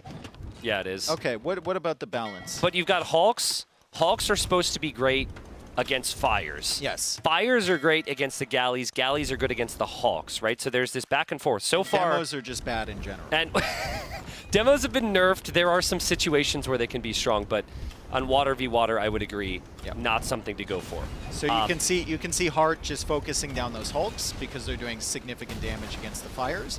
But I think I like the fires Hulk combination against low amounts of galleys. Yeah. It's really nice because you can hard commit to the galleys with the fires, and then your Hulks can take care of their fires until you have like 6 or 7 galleys. Yeah. So I know I've got a bit of a reputation for being low elo on islands, but in some of the water testing I've done, I really feel like that dual comp that you're going to want is galleys with Hulks in front. It is incredibly strong because, you're with the Hulks in front, you are protecting from the fires, which they inevitably make, and then range is always king in Age of Empires if you can control it. So Hart showed us in the first game how good he is with that. That's once you get enough galleys, though. Yeah. That's the issue, right? And I think Hart's getting to that point where he has enough galleys, and now he's adding the fires in front. Yeah. Yeah, so maybe it all depends. The other thing here is, like, these docks are both in the front. Everything's super close together here. You kill 5 fishing ships from the opponent, and that's a 10 eco difference right there. Is Yo just going fires and then waiting for longboats? He's a minute and 20 seconds away. Hart clicked up after him, but he's actually ahead because of Malay going up faster. Res collected, still a little bit ahead for Yo. He has wheelbarrow automatically. Vikings are very smooth civ. Yeah. Empire Wars. Yeah, I think Mr. Yo will be very content to boom this out late game, but so will Hart. Fire galleys just looping around. Yo has been using a lot of the garrison there in the dock. And I honestly, Yo might not be able to get away from here unless he loops around, and he will do that. I think this is fine for him. He's just pulling the Navy away. He's still fishing at home. And the galleys are doing very low damage to the fires. Interesting. Fires are actually good now against galleys. Interesting we don't see a single Hulk from Hart because his opponent is going pretty heavy galleys. I honestly think that galley fire is better than galley Hulk. Yeah, maybe. Because well, also the Hulks don't take down docks at all. Exactly. Right? You need that. Yeah, there's the first longboat queued up. But and the medium warships upgrade too. So fires are also decent against longboats if you get the medium warship upgrade. So you need some hulks in front of that. So it's a nice little four-way mix here with these civs, and like maybe 4.5 for the demos. Let's not forget about the demos. Yeah, and of course it's a separate upgrade. That's really my complaint with the demos. It's a separate upgrade to upgrade the demos. The warships upgrade, they're just not included in that. But yeah, pretty close game. Nice. There's our first eco kill. Yep. And let's not forget the eco bonus for the Vikings. Free wheelbarrow felt nice, but now free handcart feels amazing. Yeah, look at you. Just always find yourself with so much like food in the bag. Usually, if you have any farms, if you have any villagers on food, you're always floating something with the Vikings. And this is a nice little maneuver here from Mr. Yo. You can see the fires are just tickling each other. They're basically just tickling each other, and the war galleys aren't doing much damage to them either. So Yo's going to have the range units in the longboats. I mean, Hart didn't have Bot Canero this whole time. Still only has 3 war galleys. Yeah, Hart didn't have Bot Canero. He has 1 on food. Like, he doesn't really have the food eco to afford the upgrades he needs. He finally sinks in Bot Canero, but... Yo is insane. Hart does have the big numbers now, but Yo just does an incredible job. He never takes the direct fight until he has to. Yes. This is now becoming a situation where he maybe has to. This is getting kind of dangerous for him as well, actually. Weak longboats there. Good pressure from Hart as Yo tries to take out those war galleys, but Hart dives in. He takes out the 2 weak longboats. He just wants to stop that mass from Mr. Yo, and he's adding a second town center. I don't think Yo needs that second town center. I think he should just put all of his villagers on gold and he's gonna add the TC right now. Yep, there you go. Well, great call. thanks, Mr. Yo. When you start it, guys got my back, dude. Sometimes as a caster, you start the sentence, guys, and then the player just works his way towards the next decision. But it's been really close. It's 13-11 KD. I'm still not sure how this is really going to scale on what ship they're going to commit to. We've seen a lot of fires out there from Hart, of course. If you get a big mass of longboats, there's nothing that can stop you. Yeah. I think that's the win condition for Yo. But 6 is not enough. Just get a big mass of longboats. Make sure that he's not redocking somewhere weird. Make sure he's not getting set up on any of these islands. And just win the fights. Yeah, just win, as Viper said earlier. But still some worry for Yo. Potentially, he doesn't have the big numbers. I like the fact that he's still prioritizing a bit of a meat shield for those 6 longboats. And I also see the university, so that's the other thing. You have university upgrades now for boats. Some of them were in the docks, and they were moved to the university. Oh, the snake died! And, yeah, there's now additional upgrades as well. So that'll increase the speed, and I think that's really the biggest thing if you're going to be using fire ships. But you also have the Pierce armor. Yep. So who has the university upgrades first? CEO with the university. Okay, there we go. That's for ship speed right there. And that's push that fire away. It also has the benefit of being able to hit and run a lot easier with the longboats. It's not just for the fires. Benefits all the ships. Right there from Hart.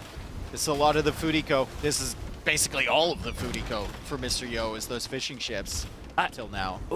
Why did Mr. Yo move away, I wonder? I think he's looking for the fish from Hart. He's looking for his opportunities, but one problem he's consistently had this game is his docks are so spread out that Hart just keeps killing the reinforcements as they come out. Yeah. Well, Hart has had the numbers this whole time, and Hart's got the eco numbers now. Yo's got the speed, though. He's got the speed upgrade now. Neither player with ballistics. I really wonder if a big reason that Yo picked this map is because he's not sure on Hart's comfort zone with like getting the university techs, for example. Still haven't seen a university from Hart. Maybe there's one coming up as we say that. But the longboats come home after pretty much abandoning the docks, getting no value. They come home now. It's a lot of boats, Dave. It's a lot of fires in there. It's a lot of fires for Hart. And Yo still hasn't added in any hulks, despite the fact that the war galley count has been fairly low. It's really low for Hart. Exactly. I think hulks should be the play. The 2 villagers on the shoreline Yo's adding fires. Yeah, I think maybe you do so because you see some war galleys out there. But I just don't know. It's only like 2. Yeah. Yeah, I'm with you. I think hulks are a really good option here. But he's got the speed now. Hart's going to get that upgrade in 45 seconds. I think if Hart had the upgrade right now, that those longboats would all be cleared up. So that's given Yo a little bit more mobility. But he runs right into the fires. And he's completely surrounded on the island. That's brutal for Yo. Great positioning from Hart, especially with the speed upgrade already in for Mr. Yo. For Hart to find that position is fantastic. Now Hart's getting the speed upgrade himself. The longboat match just hasn't been there. Yo just keeps running into these fires. He hasn't found a solution for the fires at all. And Hart is adding a third town center now. He's trying to expand his eco at home. Yo, trying to get docks in a more consistent. I like this so much better for Mr. Yo now that his docks aren't spread apart. Yeah, agreed. I think it's going to be so much more consistent for him than the 3 that he started off with. And if he can just keep Hart away from there, I think it's so early for a redock that Hart will not expect it. Yeah. I guarantee you, everyone who Hart has ever practiced these types of maps with are just like 4 TC booming. They'll build a castle on the shoreline later. They'll try and redock like 10 minutes from now. Hart's making fish. Yeah, So yeah. Hart's not expecting really this at all. confident. Yeah. He's really confident. He's cleared up the docks and that they're going to go for a castle and then add the docks later in the game. But Mr. Yo immediately going for 4 more, and now Hart's going to have to pull the Navy back over, and he's going to run into the biggest longboat Navy that he's seen so far this game. But there's 5 docks there. Imagine 5 Hawks in front of the longboats. I am not sure the longboats are good enough without the support with the new water change. It's still early. We still haven't seen the careening upgrade in for Hart for the Pierce Armor or anything, but Hart's just going to chase this down right now, and let's see how it goes for Mr. Yo. You are right. Like, he's getting the numbers now. He hasn't had this mass before, and Hart backs off. I actually just had to pull up the tech tree to make sure that they got the second Hulk upgrade. And I wasn't like, we weren't like completely tripping, right? Yeah, true. We don't have anything. I'm very confused here. I guess when you have a longboat that's this good, or a ship that's this good like the longboat, maybe the feeling is that's always got to be the key. Similar to what we were thinking he would try with the Britons in the previous game, and he would have to go full archers. Dave, he is kind of pushed back here. He's on the way to the Imperial Age. Yeah. Crazy. I mean, we still got to respect the eco for Vikings on land, right? He got wheelbarrow and handcart for free right away. As Siphons comes in for Hart, and that's going to be really good against the longboats. It gives him a nice little opening charge attack, explosion attack for the fires. But the Pierce Armor upgrade, Dave, that +1 Pierce Armor would have been so beneficial against these ranged boats. That's something that Hart has never gone for. Yeah, careening. He got the speed upgrade, but he didn't get the Pierce Armor upgrade, and that's something I was kind of expecting once he got the University. Mr. Yo is getting some real momentum here. There they are! Okay, they do exist. When he finally has enough longboats to kill the fires, here we go. We've got the Hulks for Mr. Yo in front. Longboat Navy is still there. Resources looking really good. He's got a lot of wood in the bank if he wants to even drop more docks. Speaking of dropping more docks, here we go for Hart. And wow, Hart's resources not looking good if he wants to make it. Viking economy in Empire Wars is ridiculous. It's so good. Like, this Civ is good in standard games, yes. But they have their weaknesses because of no early eco bonus. But you start in the feudal age with an established eco, with free wheel, and obviously you get to castle age pretty quickly here. And the beauty is the fires and the longboats take down the docks so fast. This is the win condition. And both players know on this map. This is the one-dimensional map that the players were talking about when I asked them that question. We thought it was different because MBL was playing, but it was just because it was MBL. You can put MBL into any map, and it's going to look very different. In a map like this, maybe there's some questions for Hart, like how did you let Vikings slip through on the draft? Yeah. Because they're so powerful here. And this is what Mr. Yo was playing towards. He's going to have a big, massive longboats. He's going to push these fires back.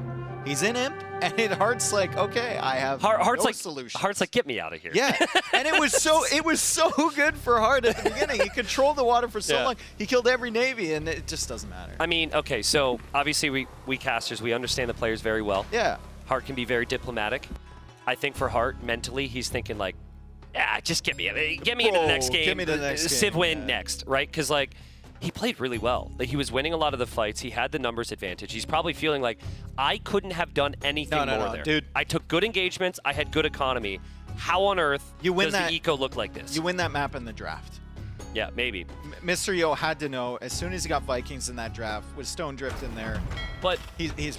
But if he plays correct. But the ship that Yo was making was a ranged ship, and there's an upgrade available to add Pierce Armor, right? And it's new. It wasn't available in the University before. And Yo said in his interview, he said he's going to pick water maps against players he doesn't think has the experience. Hart is an Arabia player all day, every day, and it was a weakness there. I want to agree with you, but I don't know how much of the longbow damage is due to amount of arrows and how much is due to actual damage coming out. Well, if you don't know, just back up my point and say, I agree. I agree. There you know, we go. careening is so important here for the fires against the longbows.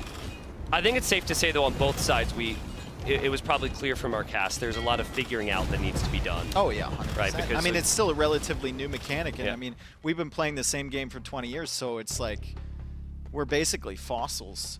It takes a lot of adjustments. Speak for yourself. I'm a fossil? Am I like a cool fossil, like a velociraptor or something? What fossil would I be, Dave? You'd be like a shell. I'm a shell of a man after you said that. That's what I am. Hard staring at his civilizations there, thinking through. Usually the players are going to understand what they're going to play, but there might be a lot of guessing games now on Yo's side because Yo's draft is very unique. Persians, Ethiopians, Mapuche is a big one, and Wu. Yeah. Let's talk about Mapuche. We don't even know if they're going to be played, but why are they picked on the draft here? I think there's a lot of potential. I've heard a couple players talking about it. The fact that they get access to the champion and then they get the discounts as well, or the plus bonus on the berries coming in, I believe. Yeah, and they then do. They can also produce skirmishers and spearmen from the settlement. From their settlement. Yeah. So you would have your barracks, which you start with, but then 3 settlements, and you can produce spearmen and skirmishers right away. One bonus that I always forget with them is that you can see where opponents' castles are. Yeah, it's really nice. Which is very, very clever. Honestly, I have not covered enough games where that has become relevant. I'd love for Maybe that you to be just the case don't here. notice it, right? Yeah, true. That's because I already know. Because your everything scouting about is so it. great. My scouting's yeah. so good that it's not even helpful for me, honestly. I think when I asked about the new civs, though, most players said Mapuche would probably be the best out of the 3. Yeah. Weeska probably the worst. I think 2P are insane for fast castle play with the Blackwood Archers. But we're playing on Empire Empire Wars is different. Yeah. Empire Wars is different. So the expectation here is Hart's probably going to go for one of his home maps. Which one? We don't know which one yet. I mean, but he maybe we'll has. find out. Oh, here's the Map reveal. reveal. Here we go. Unfold the scroll of destiny. It will reveal what map we will be on next. It's gonna be. Why are we Blue on Wells. camera for this? I don't know. I feel like we're making it so much less epic right now. Yeah, blue whales, not blue whales. Blue whales. The finger is like super deliberate. How much? Only you, How much can do you think- harvest the gold from this whale. That was good. I like that. That's an epic. We're really not doing it. There we justice. go. It's an epic video. All right. Thank you very much. And this is the map where we will have Mapuche. So again, to dive right into it, you can produce spearmen and skirmishers from your eco buildings with this civilization. Only, hold up.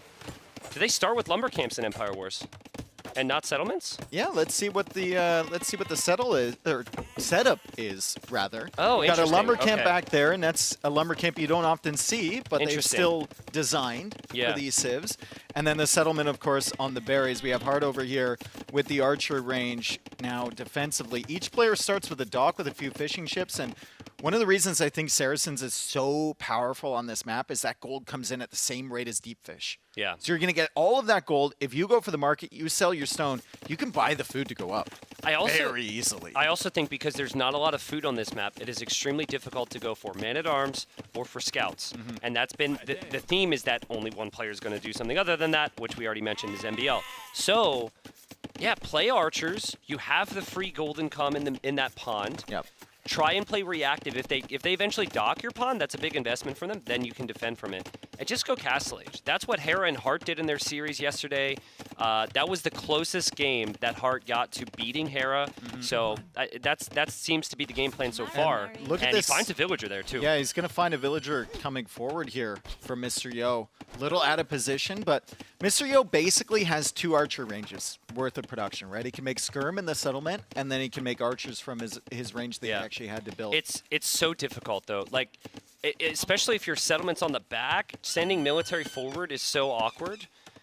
The potential's there, but I just don't know how easy it's going to be to manage as a player. I know I feel really uncomfortable with this. Yeah. Mysterio also hasn't found a way to dock the back of the map. Hart has, and you can see he's expanding his fishing eco. As he comes in here trying to get damage, there's some skirms in defense for Mysterio, but he can't hop in the settlement. That's a different Civ. Let's see if Yo saves the villager. One more hit, and she's dead. Yeah, she's dead. That's 2 villager kills. He's got an army forward, though. I think he had some archers forward. They're backing away now. He's attacking at the back there with just a spearman. Hart not noticing that potentially. Notice the theme, though, right? Like, game 1, Yo wanted to play different style. Game 2, he makes a boat that the opponent doesn't have access to. This game now, he's playing with a Civ which has completely different types of units. He does not trust his ability to play Hart straight up meta here. He's trying to do something different, and that's what you want in a strategy game. But so far, really like how game 3 is open for Hart. Yeah, I mean... Are those... That's the sound of, yes, that's a song of nature right there. Tristan, I love how we both pause. Ooh, haunted Red Bull. I mean, we are in a ship right now, so we're actually able to look off the edge and see those whales. It's very beautiful sight. Nice army here for Mr. Yo. You can see the production advantage, right? He's got the archer range making the archers. He's got the settlement making the skirms. Resources for Hart are fantastic, though. Big part of that is the market. He has the 10 fishing ships as well. Some of those collecting the whales, some of them collecting the fish on the outside. And now he's going for a Hulk because he knows the dock is there from Mr. Yo. Can he deny this dock? That Hulk's going to do decent damage against the villager. Yo goes for the palisade wall. Oh, Bill's super weak. And he's going to be able to complete the dock. Nice job.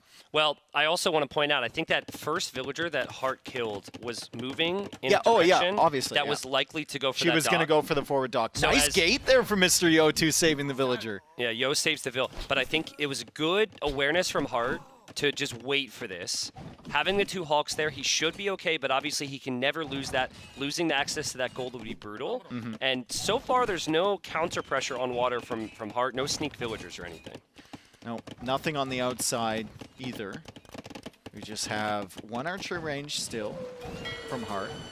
The whales are still extremely loud, and the skirmishers are coming out from Mr. Yo, and he's about to click up to Castle Age. What options do the Mapuche have in Castle Age against an archer range play like this? Against skirmishers, you can make, maybe we can see the tech tree here, Vodka, because it's a brand new unit. Against skirmishers, you could make your own, like, unique unit, which is... Oh, actually, hold on. I'm confusing this. So you have Bolus Riders, and then you have, is it called the Kona, right? The Kona, yeah.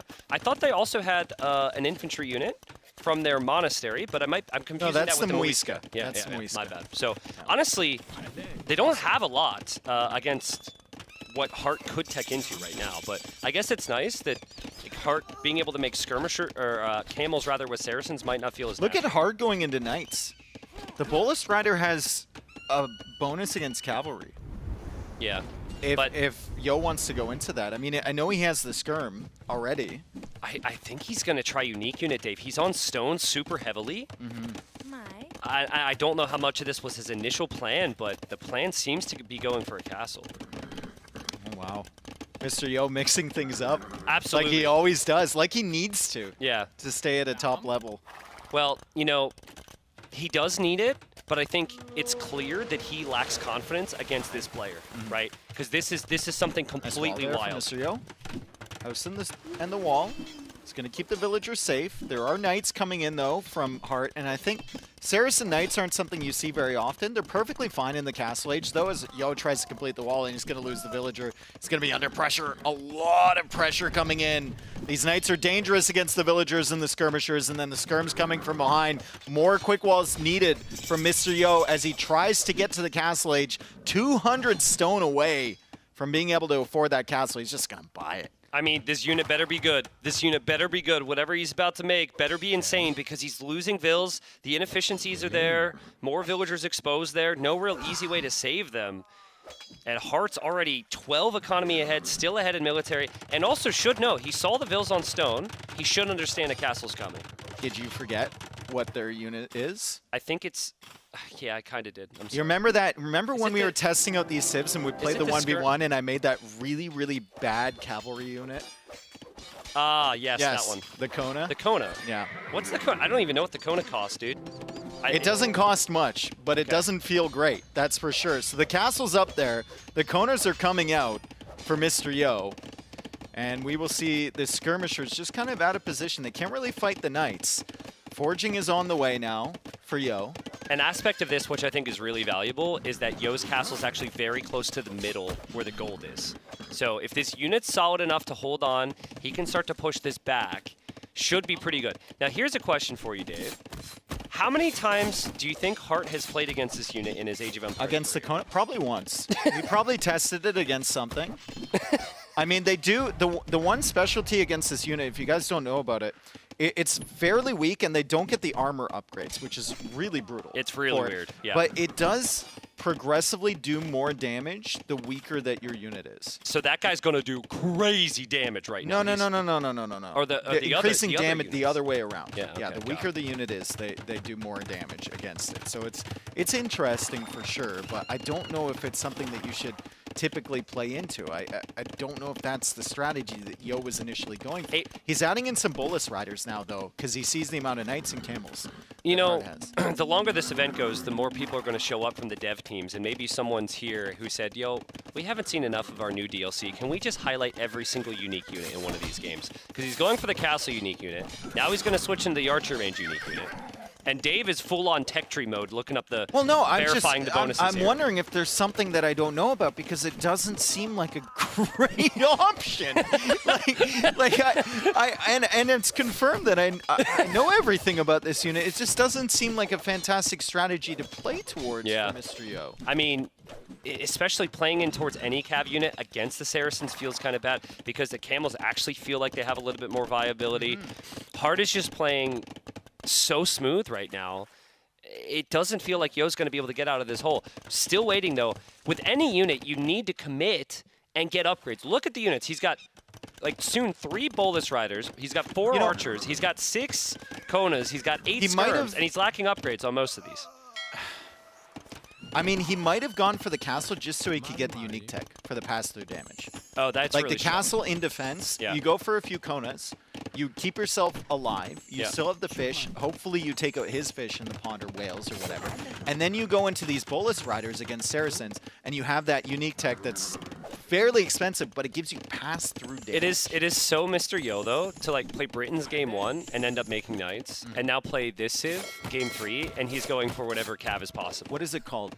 The unique unit. Bolus rider? No, the other one. Kona? Well, okay, good. Okay, I just wanted to make sure you remembered. No, I felt like you forgot. I forgot initially. I was thinking Muisca bonuses earlier. So Hart has a very solid eco. We haven't talked about it much because we've been watching him run around and we've been questioning Mr. Yo's strategies here as the Knights come in and kill more villagers. That's a great raid for Hart, but I mean, doesn't see it. Gonna be the 3rd TC going up for Hart. And Yo just keeps losing villagers on that side. He's losing that little archer raid over there, and the Knights are still killing around the settlement. He only just now noticed. Yeah, I think the Bolas have a bonus as well, where they are like temporarily slow down units after they do some damage. First attack, yeah. Yeah, but I mean, you need so many of them, and Yo just uncertain on what to go for here. He will upgrade his ships as well, so there's still the water aspect to worry about, but I think Hart is pretty much already got value on the water. He's killing everything. And look at the 20 fishing ships that he has, right? 59 villagers, 20 fishing ships against 7 fishing ships from Yo, 42 villagers overall. Yeah. And wheelbarrow's already in. Second wood upgrade's already in for Hart. He should be in a very comfortable position. And he's got that dock in that critical middle area. I'd love to see a demo. I know we've kind of judged the demos a little bit, or a couple galleys, just to protect that. And I feel like if he's able to get a castle to secure the middle, game over. I guess the question I have is if Yo gets this death ball rolling, how dangerous realistically is it? If he gets the upgrade for pass-through damage, we haven't seen it very often. And maybe Hart hasn't either. Maybe he doesn't know. Maybe he's thinking this could be good. I mean, Hart's been like 6 different areas, and he's gained some reward from that. But there's a time and a place you need to just fight straight through the middle. And look at this from Mr. Yo. He's got the Bolus Riders. He's got the Konas in front. He's going forward with the castle. We do have Knights at the back. He continues to lose more and more villagers and units at the back here as Mr. Yo tries to defend. Heart's still doing damage, but the castle's still going up on the Castle's front going side. up, and that castle's not going to be stopped either. That will mean 2 castles to produce the Konas, and then also a castle very close to the middle gold, a castle that will range Heart's town center. Heart's been ahead most of this game, but again, I guarantee you that he does not have a lot of experience, and we don't have a lot of experience with how these units interact. I mean, that should be clear. Yeah. By this point, that should be clear. They are just not really the unit that people have been focused on with Mapuche. For a long time, it was Champy. Yeah. And this was kind of a day one thing where people were testing it out and they figured out that Champy was better. And now that Champy has been a little bit nerfed recently, maybe the focus goes back over here as the Kona try and come in. The Knight's still causing problems at the back. The Bolus Riders matching up against the Camels. They do have bonus against Cavalry. I don't know if it's enough to stand the ground against the Camels, though. He's going to have to run away. I'm curious, because you can't build a stable to get Husbandry, right? Yeah. So I'm curious on the movement speed compared to the Camels once the Camels have Husbandry. But I haven't been able to track if Husbandry's in or not. That's a lot of Camels, and these are Saracen Camels, so they have the HP. They should be able to tank most of the damage here. Heart's going to try and get in front of him. He deletes the lumber camp. Yo sensed it. Yeah. Yo sensed it. He left. He's going to get the Konas in here. He's going to try and get the Bolus Riders attacking those Camels, but the Konas can't get out, and they're extremely weak. So those are going to go down to the Camels. The castle now helping out. If you were wondering about that unique tech, it's 300 food, 350 gold. So you're still a very long way away from that. And again, you want to go pass-through damage, but you need a lot of units. The food eco has fallen off. The eco's just not been there for Mr. Yo. And Heart's got enough stone, almost enough stone, excuse me, to build a castle. The timing was a little bit off. I think if he takes that fight and then drops the castle at the same time, it goes up. I mean, but he is spending a lot of res, Yeah. which delays his Imperial Age. So this could still get kind of awkward. If you compare the Bolus Rider to just a Cav Archer, in these messy games, sometimes going for a wood gold unit that's mobile is much better than and just massing up, right? The Camels don't feel great when you're up against 20, 30 Cav Archers or Bolus or anything like that where you can squeeze them into a little choke point. Yeah. And take out the units one by one. Ballistics now on the way for Heart. So those skirms are going to get better. If he wants to make some more skirms against these Bolus, he's going back up to the stone. He still has the Saracen market with the 20 fishing ships, and the whale's still available. So it's a really tough map to expand your farming eco. If you look at these wood lines, they're scattered all around, so it's super awkward to find spacing for that, which makes Imperial Age in this type of game very difficult for Heart when he's spending this much food. I like the counter raid.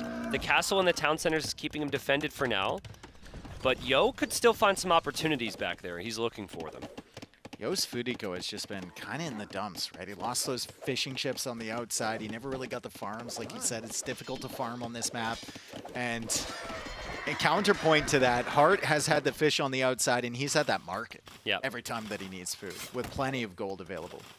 The weird thing about the gold is, like, most of the gold is still in the middle, and neither player feels comfortable to actually take the gold there. Well, he's still got plenty of whales, I Yeah. think, in his one pawn. Yeah. And he's disrupting the pawn from Yo on the left side, too. I believe he's got a dock over there, so he's been killing the fishing ships as they come out. And Yo's not doing any damage to his eco at the moment. Yo's army is kind of chasing or standing there on the front. I'm still seeing some pretty obvious signs that Heart is he doesn't know. Yeah, he's struggling. Like, he's like, I think he's probably checking the score bottom right a bunch. But I don't know, man. Like, he Yo is still coming hasn't forward bought this army off. with another castle. Oh, put it right there. Look, Vodka's on the same page. Vodka's like right He's there. like right there, man. Right on the snow. Right on the snow. Ballistics is in for the Bolus. You need house walls for your villagers. Counter castle here from Heart. Can the Bolus come in and maybe snipe some of these villagers? And can this castle go up first for Heart? I mean, this castle's everything, obviously, right? I think if Yo's castle goes up and somehow denies Heart's, it's his way back into the game. But there's enough camels coming from Heart. He can delay the castle. Yo has to He'll abandon. deny the castle when Yo Abandoned abandons. ship. Abandoned ship. Even That's huge. delete that foundation. I don't think it's going up at But any point. where can you go, though? If you can't castle there now, you can't go the other way because Heart has the other castle. You want your castles to do damage to the opponent's economy. That's just so difficult to think about right now. Some Hulks on the outside. Heart just locking down that outer area, and he's still making more fishing ships. Yeah. So he's taking advantage of the fish on the outside, the whales on the inside, the oysters now in that center area, and he's got the castle to back it up. Heart's eco, I mean, all you have to do is look at the res collected. More than 10 1,000 more res collected for Heart. It's sad to me that Yo has tried to build 2 castles, or 3 castles. And he's going mainly Bolus Riders, right? Like, I feel like this unit's actually looking pretty strong right now. It's actually half decent considering we're up against Saracen Camels, but he didn't trust in it. He wasn't sure. This wasn't part of his game plan. He's still maybe thinking about another castle here. He knows he's on the clock here because his eco is not looking good. Hart, though, is just going to wait it out for the Imperial Age. And I think with the market, he'll be on his way here shortly. Yeah, I mean, Hart can basically choose when he wants to go up, and he's chosen that he wants to go up. And it's been that way for a while, to be honest. He did have to invest to stop that castle for Mr. Yo to avoid the game getting messy. But Imperial Age is on the way, and I think Yo has never really had more than, like, he maxed out at like 15 on food. Yeah, he's never had the eco. Oh, yeah. He's never had the eco, and he can't pressure the eco there. The Bolus Riders get taken down by the castle, and the Camels are there as well. And again, Yo just unable to get the damage. Dave, I want to take a moment as we show the Camel raid. That's huge. We have the Camels chasing here as well. Even if we don't see it on screen, guys, the docks from Hart, that's just 1 or 2 villagers redocking this whole game. Yes. So he never has to fish trap or anything, and it's right next to the fish. He's almost fished out half of the map. Half the map. Half the map. Like, that is insane. And we never look at it. It's not like, I don't know, sexy Age of Empires. But that is why he's been able to have such a big lead. And to be able to do that, add the villagers, lose his Mamelukes, but also get the counter raids earlier. Very impressive. Sexy Age of Empires sounds like an excellent caster calendar idea. If we ever need money for a tournament, dude. Did you say a caster calendar? Yeah, people want those. I mean, I don't know what the market's like. I don't know if that's going to be highly sought after, but we'll see. 150 population there for Hart, 106 for Yo. Yo's not on the way to Imp, and this has just been an excellent game from Hart to rebound. He worked with what was within his control. I'm sure there was some confusion, but he just dominated him in feudal and early castle age here, and then spun the rest into perfect map I'll be control. very interested to hear both players' thoughts on this because, like, I think Hart will say something like, "Man, those units are so strong against camels," and then we ask Yo, and he's like, "Man, these things suck." No, absolutely, though. Absolutely. And there's a lot of units like that feel incredibly weak or incredibly strong. And I think, oh my God. Sexy Age of Empires. You can take us off camera. Yeah, Thank you very much. That was uncomfortable. Yes, seriously. For everybody involved. Yeah, I wasn't expecting to be on camera at all. But Hart is he's played it perfect here. Treb should be on the way here shortly from those castles. Final armor on the Cav. He's just mixing in light Cav now, which is much cheaper. And again, now we've got the unique tech. There we go. We're going to have some pass-through damage.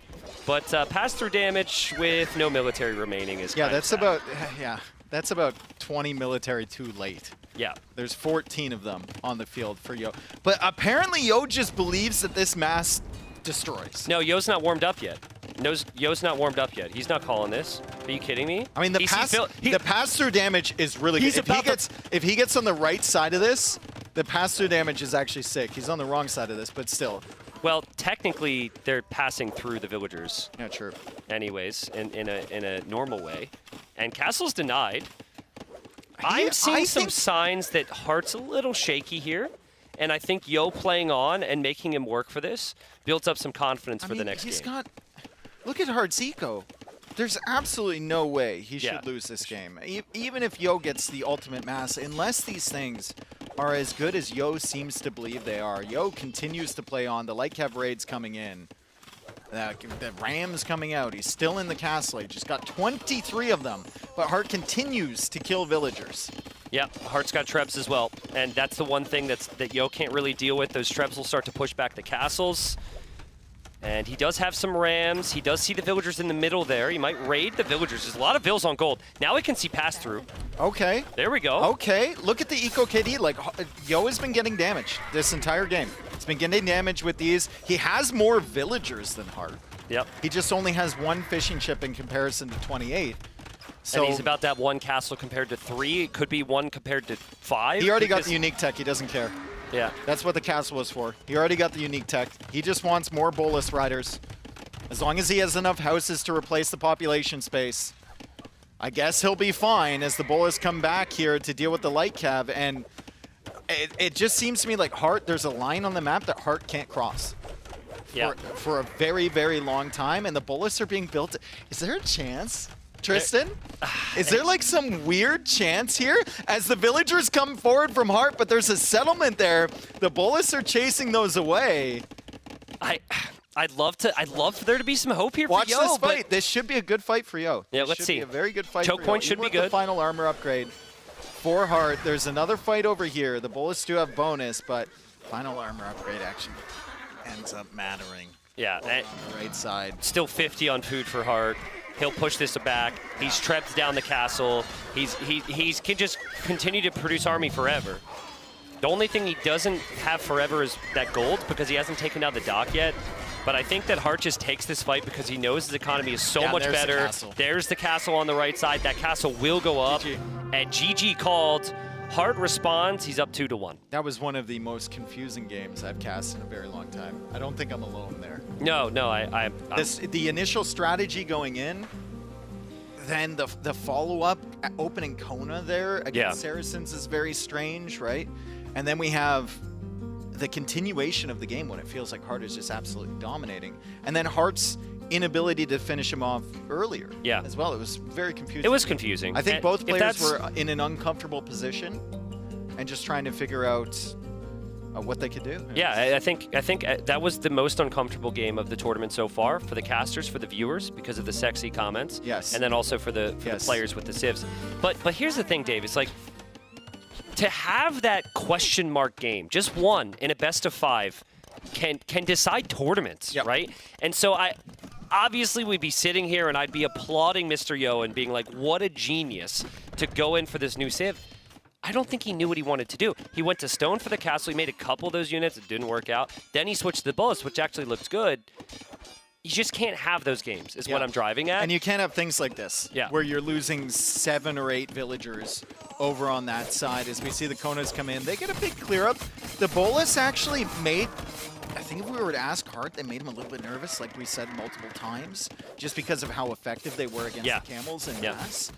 But at the end of the day, Saracens is one of the top civs on this map for a reason. You get that gold income from the whales coming in so quick, and you can just balance everything. He bought 400 stone there, 500 stone to build that counter house. This game turned into a stage where Hart can sometimes struggle. You have off-meta units and weird maps that haven't been seen a lot in other tournaments. So I think Hart was able to it looked like he maybe should have won the game earlier. Doesn't matter. Things got awkward there for him. He was able to stay the course. And yeah, he's up 2-1 right now. And let's not forget, he lost yesterday. So he is the player who is the most desperate to get a set win. Yeah. So one more win and he'll get that here. And he's still got a home map remaining. But Mr. Yo's got a home map remaining. And I would guess that's where we're going next. Yeah, Mr. Yo still has Glasses remaining.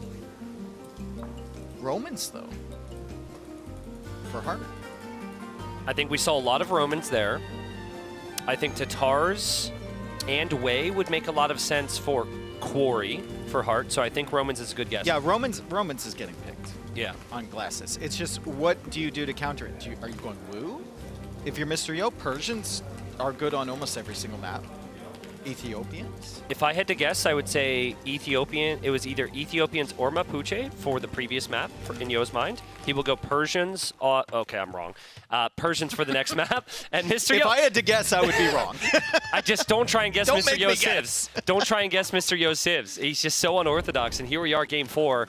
Again, Yo won his first series, but he needs to continue to get the wins here. I would love to move to guarantee moving into the playoffs. That is not a guarantee at the moment. Militia to open up for Hart. And we have insane food economy here for Hart as Romans. And that can really, really provide that eco that you need for men-at-arms or maybe that extra infantry armor, maybe continued men-at-arms support. Apparently on the ladder, this was Mr. Yo's least won map or worst win rate. Yeah. It was his lowest win rate. Yeah.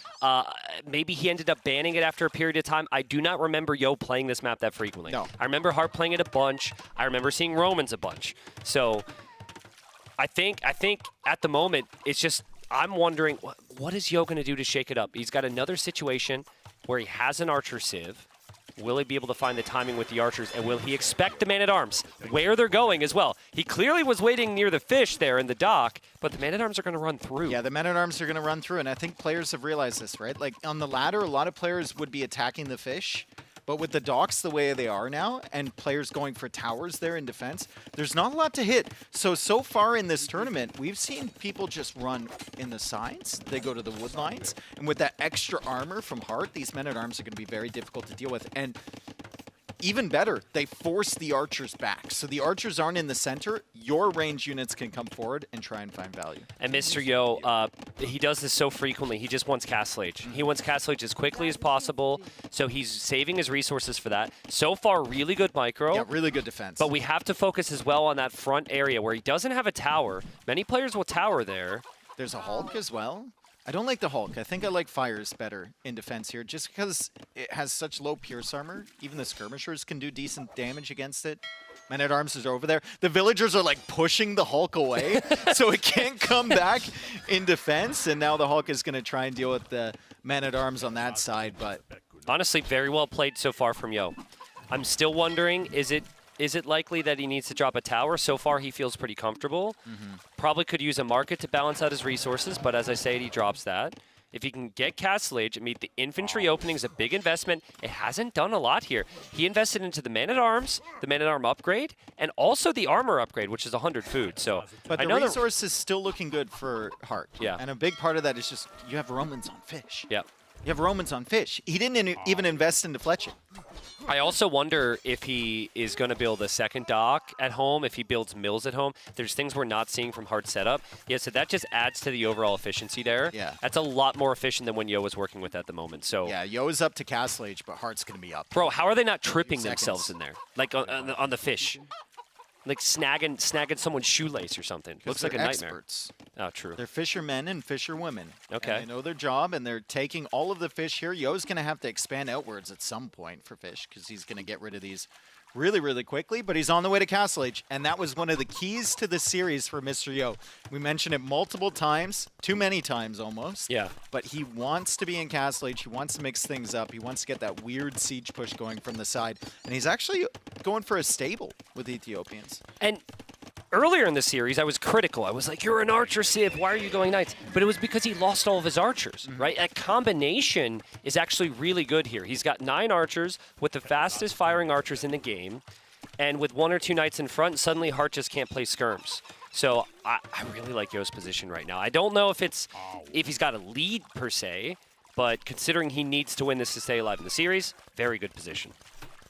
Yeah, you almost want to open cavalry, force Heart into some infantry to counter it, and then you make that switch maybe into the crossbows.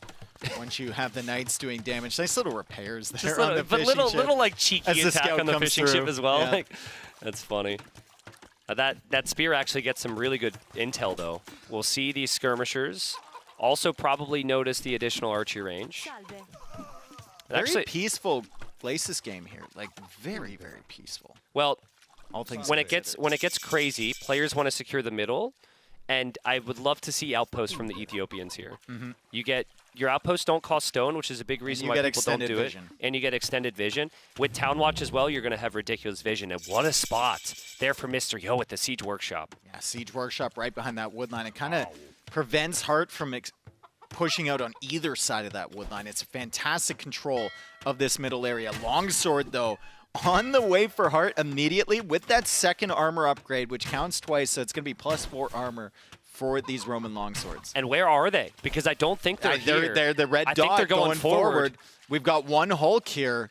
I don't know if that's enough for Mr. Yo. He's going to have to see this pretty quickly, and those longswords are going to rip right through that Hulk. The fire is coming in. Still doesn't notice this maybe. Okay, he does now, and he's sending the knight over. Obviously, the crossbows as well in the front for Yo have to stay alive. Skirm upgrade's about to come in, and Yo will be adding the siege. So a lot of multitasking. This is where I would typically prefer Heart because he's one of the fastest players we have. But let's see, because Heart didn't know about the Siege Workshop until right there, and you could see he clicked away. Yeah, he sees that, and he just backs away instantly. But now He he's doesn't know how coming long in, it's been and there's a Mangonel coming out. He'll see that Mangonel. pretty confident if he's in an open field microing against that, but with all these choke points, it gets a little more difficult. He'll just send the longswords in there. Good quick walls from Mr. Yo, but yeah, you gotta make sure that you're constantly building. Those longswords are doing a ton of damage. He kills 2 villagers, and he's still in the back as the crossbows come back here. Great control from Hart. Yeah, it is. And the crossbows are not where Yo is going to want them whatsoever. Hart will know that. Hart will see this. This is exactly the situation that Hart would have wanted. The siege can't actually do anything now. Yeah. You can't push with the siege because you don't have your army together, and now Hart can move forward with longswords near the siege workshop. Mr. Yo is still alive. He's only lost 3 villagers. Look at the amount of food in the bank. He's dropping a TC, I think, because he's floating so much food, and he wants to be able to use it somewhere. As Hart pushes forward, he'll take out that siege workshop right away. I think I'd like to see Yo do a better job at spending his resources here. I think with that much food, you could have more knights. You could have knights, you could have forging, you could have just that little bit more to engage against those skirmishers here, because siege is no longer an option. I'm pretty sure the siege workshop is going down. So yeah, siege workshop will just get taken down. You're going to need knights here, I think. Does Yo have a market? Did He does. Before? Okay. He did. Yeah, he has a market. But this is the thing with Hart, man. It's just he's so quick, and he loves to control the game like this. Like, these longswords open up the rest of the opportunities. Oh, God. Bear goes in there and gets a little hungry. Hart delayed the town centers. Bear Please don't tell me that longsword actually wins this fight with the help of the bear. Oh! No! He barely won that. Big shots there with the demo and the fires. Mangonel is still back there. Conversion happens for Hart, though. Oh, that's brutal. Mangonel needs to survive. See if the villagers can repair. Nice job from Yo, saving that. Yeah. But the longswords keep getting picks. Another villager going down there, and Hart is controlling the middle of the map. And we mentioned this before, but like, you look at the food that Hart constantly has in the bank. It's like 30, 40. He spent his it's res less so than fast. 100. He never floats and res. I guarantee you, he has collected more food from that fish than Yo has with the res. Oh, yeah.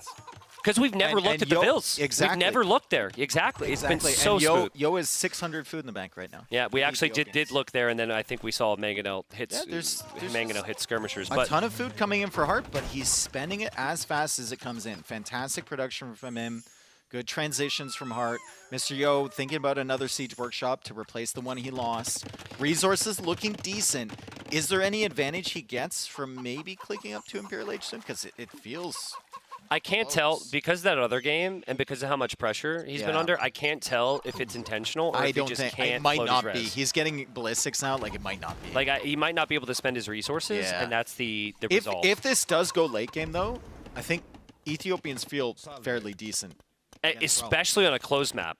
If you play Bombard Cannon Arbalest, Romans completely die. Yeah. I'm actually a little surprised. Obviously, Romans have the infantry bonuses. I think there's an argument for Hart to switch into Knights at some point and play full Castle Age. The longswords and the skirms are going to move across the river here. Got to move your Vils, Yo. Got to get him out of there. Got to move your Mangonel. It gets sniped. The crossbows have to come back. He's busy dealing with another army at the back, and that +4 armor on full display as these longswords just run under the TCs, and they have enough time to kill a couple more villagers. 10-0 on the Eco KD, and Hart is above 1,000 resources collected. And that's just gonna skyrocket here, Dave. The idle time for Yo is insane.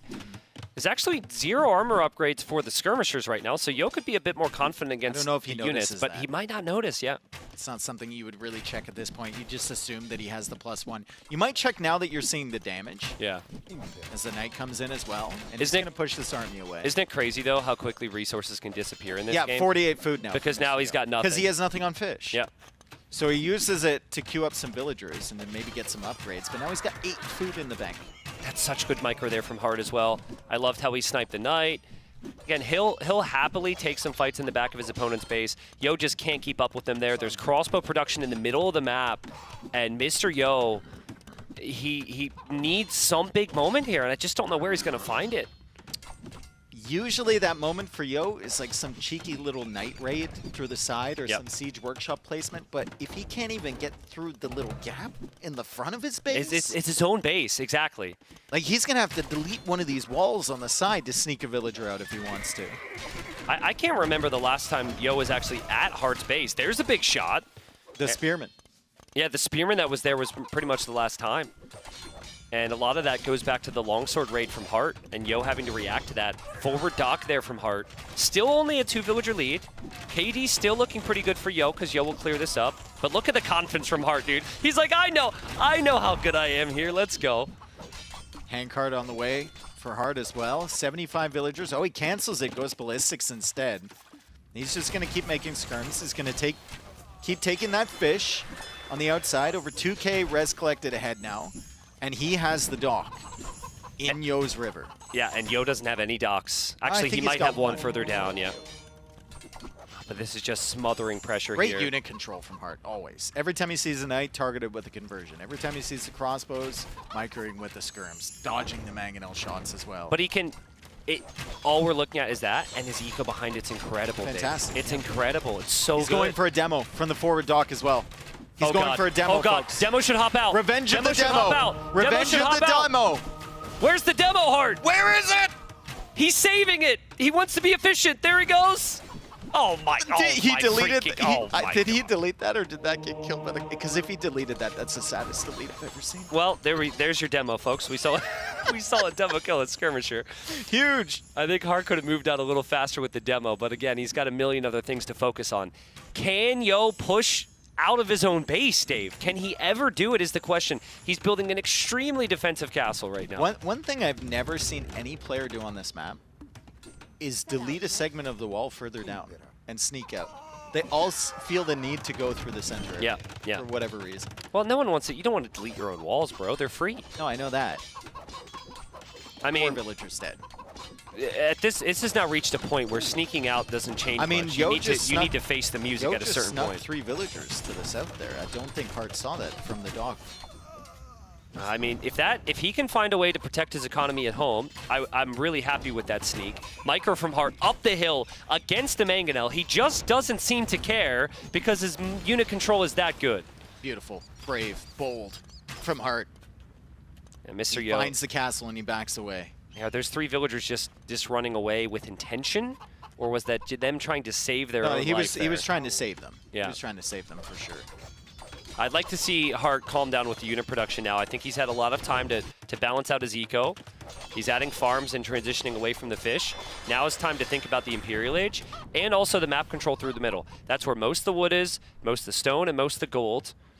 And so that castle from Hart's kind of with intention to hold that area. And I'd love to see the Fog of War for Hart, because you can kind of show it for the fans at home, just what the vision looks like. I think this is a moment, because he's playing so well, we'll start to see outposts everywhere in the north and the south.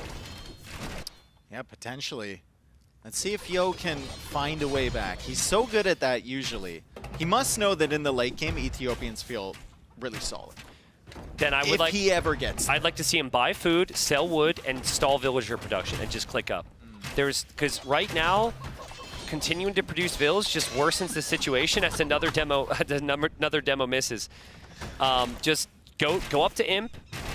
Looks like he's stalling out. He's going to do that, Dave. Romans do not get Bracer, so their skirms kind of struggle there. They do not get Bombard Cannon, so their Siege is a weakness. It's actually a really awkward sip, especially for Hart. Hart loves range units. Hart loves Bombard Cannons. Yeah, I wonder what the solution is. Maybe it's into that cavalry to open up, like you said. That sneaky TC is going up in the south, and if anyone knows Mr. Yo, you know that TC later on might actually matter if he manages 100%. to hold on here. Well, what he needs is some type of side raid to distract Hart so Hart can't focus all of his attention on his micro. So even if it's just 1 or 2 units, Hart's going to have to react to it. So that extra town center gives him that chance. Yeah, this fight will get better in the Imperial Age, but there's going to be a whole lot more of that. I think Hart's making the switch into cavalry now. Yeah. So whether that's light cav or cavalier, I mean, Roman cavalier aren't the worst. They're very you get good. The unique tech. Very good. Yeah, and also if you're going to switch, you might as well get some value from this army now. Mr. Yo's castle doesn't defend everything back here. He goes for more panic walls. More villagers will die. Villager 16 goes he down wanted now. his dude. He wanted his cake and he wanted to eat it too.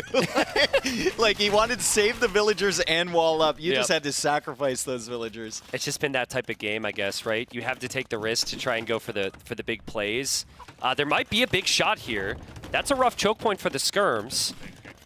Hart's going to just run after it again. And Yo, oh, no attack round from Yo. Hart seems to feel so confident here. Does take a big shot. But again, fights inside of Yo's base at all times. Similar imp timings, though. Yo is about 40 seconds behind the imp. Villager count is still solid somehow. And the eco is very consistent for Yo because he's not on the fish. So there's not going to be any wild swings when he's kicked off a resource, right? He's got farming eco behind that. So it's actually feeling okay for him. And this might develop into a game where it becomes kind of worrisome for Hart with the late game tech tree. Nice shot there for the Mangonel. The crossbows are clearing up as well. Another nice shot from Mr. Yo. I mean, is he pulling himself back into this game? I mean, Hart went a little too far there, maybe. I think the skirms at least would have had some really nice value in the long run. Population is even. Yeah, population's even. We do have relics for Hart. We do have castles for Hart across the middle of the map. He's going to have 3 soon. Where are these vills going? Nobody knows. We also have a massive misclick from Hart. And usually that's a TC rally point, so there might be more villagers walking across the map as well.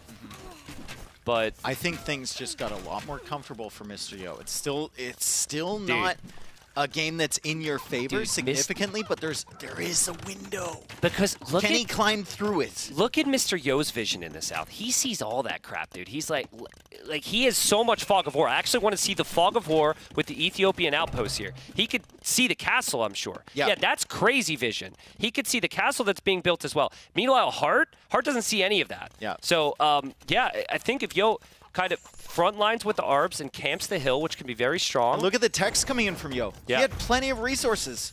47. He almost attacked around his own units. He had 47 on food here for Mr. Yo. I don't know. Surely he's going to be running out of gold and stone at some point because he's been working off of. But he's got gold in the south with that true. TC. And there's a castle in the center for Yo. And like we've been saying, the tech tree for Ethiopians just feels a little bit better than Romans. There's the unique tech for the Romans to get that extra charge damage on the Cavalier. And castle spotted. Full armor's in for the Cav. Unique tech coming in 4 seconds. But it's Arbalest. It's Ethiopian Arbalest. Is it enough? They are firing on full speed here, Tristan. The Cavalier with the charge attack are in. They're taking out some Arbalest. Yo needs to back away from that castle. He's not losing all of the villagers, though, and a lot of Cavalier are going down. Yeah, Hart just hit the timing there. He knew eventually he's going to have to come to the middle. I could just be patient and I could wait. Still doesn't know about the sneak in the south, but tonight that castle was massive. I mean, this Arbalest mass is still there, though, for Yo. It's still there. Here's the bombard cannons. He can send more villagers for that castle if he needs to. Dave, again, the resources right now. Can Yo spend that? Can he drop barracks? Can he go help? Can he get resources? How greedy does he want to be? Yeah, true. Like, what does he spend that on? Whereas Hart, we're seeing more consistent spend of his res. He's going for 2 different types of armies. It's all very expensive, but he is spending it. He's getting a little wasteful here, Hart. Cavalier aren't the cheapest unit in the world, but I still think in Hart's mind, he's thinking, I have the relics, I have the map control, but he doesn't know about the south. I'm so shocked that Hart doesn't have outposts. Well, I mean, from his perspective, he had vision on that entire river for a very long time, right? And he killed the villagers that were accompanying those 3 that escaped. Yeah. But Mr. Yo just managed to sneak out there. Hart is now going for some conversions against the Arbalest. Ethiopian crossbows are a beautiful thing to watch. The reset time on their shots are crazy. And Yo is using it to full effect. The bombard cannon now working well on the skirms. Every single army that Hart sends in here is getting absolutely fried. And Yo will actually end up deleting that castle, and he's just going to place it somewhere else. Maybe he's going in the south. I see some villager movement in the south. Maybe he's going for a castle over there. No, he's going to stone. Is Yo going to win this freaking game? That's what I'm saying, dude. That's what I've been saying. Is Yo going to win this freaking game? Like, what? This would be crazy. I mean, score just flipped. He hasn't been losing any eco for a while. He's getting Taurus and engines, which is like 2,000 resources. And once that completes, the bombard cannons can flatten lucky those shots from Hart on the bombard cannon. Oh, that was close. No. One of the most tilting things as a player is when you get your moving bombard cannons sniped by a trebuchet, especially against a Civ that doesn't have bombard cannons themselves. Speaking of tilting, nothing is more tilting than being ahead the entire game, having control the entire game, having the map control, and then losing the game because you got like outplayed or outmaneuvered or outsived or outsneaked or snuck or snooked or whatever. I don't know. You got yo'd. Yeah, you got yo'd. That's exactly what this would be. And then you go into a game 5. Remember, Hart lost yesterday. Yo won. Yeah. So Hart needs this victory, this series victory, way more. I think it's very fair to say that Hart has looked like the much better player. Yeah. In the set. Yeah. Like much he better has. player. You think about the one game that Yo won, it was because he drafted Vikings, essentially. From my point of view, anyway. Going into that. And maybe it's going to be a similar conversation with Ethiopians because the bomber He's cannons are everything. Hitting. This is insane. He was so far behind. I thought Yo was going to maybe tap out. Population lead is Mr. Yo's. What? He and now is there's a castle. destroying everything. Look at the castle's too. going up. It's the sneak bills, dude. It's the sneak bills. The comeback is happening for Mr. Yo. Demoralizing for Hart. He was controlling the game the entire time. We didn't know what to say. Seriously, I ran out of all ideas. I thought that Hart would always win this game, but look where he's expanding with his eco as he runs away from the castle. He builds lumber camps that will find there's eco there. Dude, there's just arbalest everywhere from Yo. It's an absolute machine gun army here for Mr. Yo. They're firing so fast, and nothing that Hart can do so far has any chance against it. He can't go Scorpions with Romans because Torch and Engine's Bombard Cannons will absolutely destroy them. He can't have his Trebs forward because the Bombard Cannons will snipe them. The Cavalier can't make it through the hail of arrows from the Ethiopian Arbalest, and the Skirms apparently just don't stand a chance without Bracer. There's nothing that Hart can do. That's just unbelievable. I mean, Mr. Yo drafts towards late game, right? He typically drafts towards late game. From Hart, though. Good Yeah. snipe on the Bombard Cannons. Maybe he can just out-eco him and out-maneuver him. I'd still like to see, because Hart has relics, how much gold Yo has in his base. I know he's reclaimed gold in the middle, but he's just run out there. Dude, if he never had Maybe the that's south, the it's win over. condition. If he never had the south, it's over. There's 3 more tiles right there. We got some sneaky ranges, but there's a little outpost right behind that wood line, so Yo sees that. No surprises on that side. Mr. Yo is now going for capped ram. Hart's still trying to push out. If Hart wants to win this game, he's going to have to do it in the like Hera style, where he just has eco everywhere and he's just raiding constantly with Light Cav or with Cavalier, has the skirmishers managing the main army. It's going to be so tough, though. But the whole northern area, the whole north, you've got to think, where am I not right now? And the whole northern area, I think even docks, like sneaking up some docks on the far river and going Drawmans or something there could be so good. But I don't even hate just sending those Cavalier into the main base. Yeah, just send him past the in. castle, past the TCs, just get him in there. Yeah. For sure. You need, because clearly the main fights aren't working, but if you could take Yo out of position, it could get really complicated. I think Yo is about to go Helm as well. I think he's about to get the Helm tech and then send those into the back of his base. There it is. And then those can defend against the Cavalier raids. You can send them in 1 or 2 at a time. And then you're still pushing on the front side here. And with Siege Ram, Bombard Cannon, Torsion Engines, the Arbalest army that just can't be touched, should be a really solid push from this year. I can't believe we're in this situation. There's definitely more eloquent ways to say this, but this game is so Yo. It is. It is. This, for anyone who ever judges him or ACCM or some of the players who play on for a while in games, this is why. Yeah. Because they've got a vision for the game that no one else can see, and they feel like they always have that chance. Might be a slight chance, but a slight chance is everything. Honestly, dude, I think it's all because of those 3 weak villagers that he just randomly sent to the side. And it's again, such a frustrating loss for Hart, because he will feel like if I just built Outpost with all my map control, this never happens. Game's not completely over yet, but I think we're winding down. Or maybe winding winding up towards a game 5. Yeah, seriously. Or we're winding up and Hart's going to bring this back. He's still got 150 eco.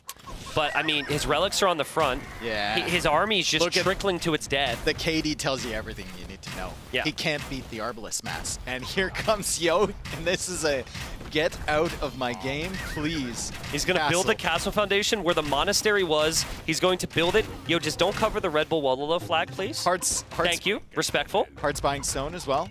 He's going for a super defensive castle in his farm. Yeah, I mean, defensive castle. Yeah. I don't know if that does too much for you right now. Maybe there's a situation where Yo like runs out of wood or something. Wood? I was hesitating. Oh, man. I don't know. Centurions from Hart. It's actually just reached the point where losing those villagers in the north there, it's not that big a deal for Yo, because as long as he still has some resources to make arbs and bombard cannons, and he does, that comp is just not killable, it seems. Yep. Population's still solid for Hart, though. Like, Yo's struggling to deal with the raids, even though he has health. Didn't have all the upgrades yet. Hart his major problem is that he still cannot kill this army. He just can't. If Yo keeps the bomber cannons and the Arbalest near this castle, there's no chance for Hart to ever clear that. I really would have liked Seadram from Hart this game. Seadram, like Cav, think Seadram is a way you can actually push in against Arbalest and bomber cannons. You need a few of them, though, especially with torsion engines, bomber cannons. And it only works when you're ahead in the game, I feel. And I right? feel like it only works once. Yeah, exactly. And it's reached the point now, he doesn't have the res. He's panic gonna queuing lose the villagers. He's going to go above 150 villagers. Castle's going to go down. Treb's then exposed as well. I mean, Mr. Yo is just not losing that army there. Oh! Watch out for falling cannonballs here. Holy cow. Torsion Engines goes hard. I mean, unbelievable from Yo. We're going to a game 5? We are. I mean, maybe I'm wrong because it's 185, but it feels like we are. Yeah. Yo's going to take some time here, but he repairs the castle from that side, takes down the trebuchets. Has another trebuchet to push to with his cannons. There's 2 more trebs over on that side as we get the replay. Absolutely flattened, like a pancake. I'd love to see the KD on the ARBs and the bomber cannons at a certain point. I think it is showing 107 kills on that army alone. Can Yo save this count? He can. Ooh. Hart takes it out. Nice jump, Hart. Okay, well, we might get to a situation now where Yo, he didn't take those relics. Yeah. He might be running out of gold shortly. Let's see if he can take both of these trebs. Hart is definitely out of gold. Right? Yeah, he's going to switch, though. He's going to get there. He's 53 on food. Yeah, that treb is going to go down, and I saw a reaction from Hart. Like, he was very annoyed that the villagers blocked that treb. This is a tilter. This is maybe one of the most tilting situations you could have in a tournament land, to have control of the entire game, to have it feel like a foregone conclusion, and then have the game turn around. You will question your draft. You will question the lack of outposts. The list goes on. Hart needs to sort this out here. Too. There's only one villager repairing it, but look at this army. Look at this army. The castle goes down. Will the bomber cannons get the shots against the skirms? I mean, Hart's done the right thing now. He's got different groups here. Does it even matter? He's microing. Yo isn't really microing at all on shooting the different groups there. Now he is. I actually think that's okay for Hart because he hasn't immediately lost his army and he's whittling down the Arbalest. Another big shot here from Mr. Yo. I don't think it actually mattered that much. The Arbalists are just firing too fast. We have the bomber cannons behind. It was a great fight from Hart. Yo doesn't have any more ARBs in queue. Yo will have 30 Halbs. They're not here, though. Those Halbs need to arrive. Also wondering where they are, and there they are with the Trebuchet. Yeah. So that tells me Hart is going to clear this army because Yo has basically given up on this, although it's still a struggle for Hart to take out these Arbalists, and Yo is massing up in the center, and he's going to start a push towards those wood lines in the north, towards the gold in the north. I'd love to see... This game continues. I'd love to see how many resources are left on this map. This... Usually, someone kind of takes full middle, and it's not split side to side like this. 3,200 gold only. Yeah, probably and only all in the north there, too. And only 2k stone, and I guess we might still have quite a few trees, but only 100,000 wood left. Could actually become a weird wood game here because the players will run out of all the wood in their bases. But such a big army now. It's not about army type, really, for Hart. It's got to be about the numbers. Yeah. He has to fix the numbers problem. Might be worth losing a couple villagers right now. Maybe. I mean, 156 villagers at this point in the game seems like a bit of an overboom, especially with Romans. He did delete some, I think, as we said that. Nice. He either deleted or he lost some in the north. Still keeping that castle up. Hasn't taken down the Trebs, though. There's also a raid from Yo in the north at the moment, where he's found the villagers on gold there from Hart. Yeah, there's a raid from Hart there. Halbs are coming in. So there's a stone and a gold up there.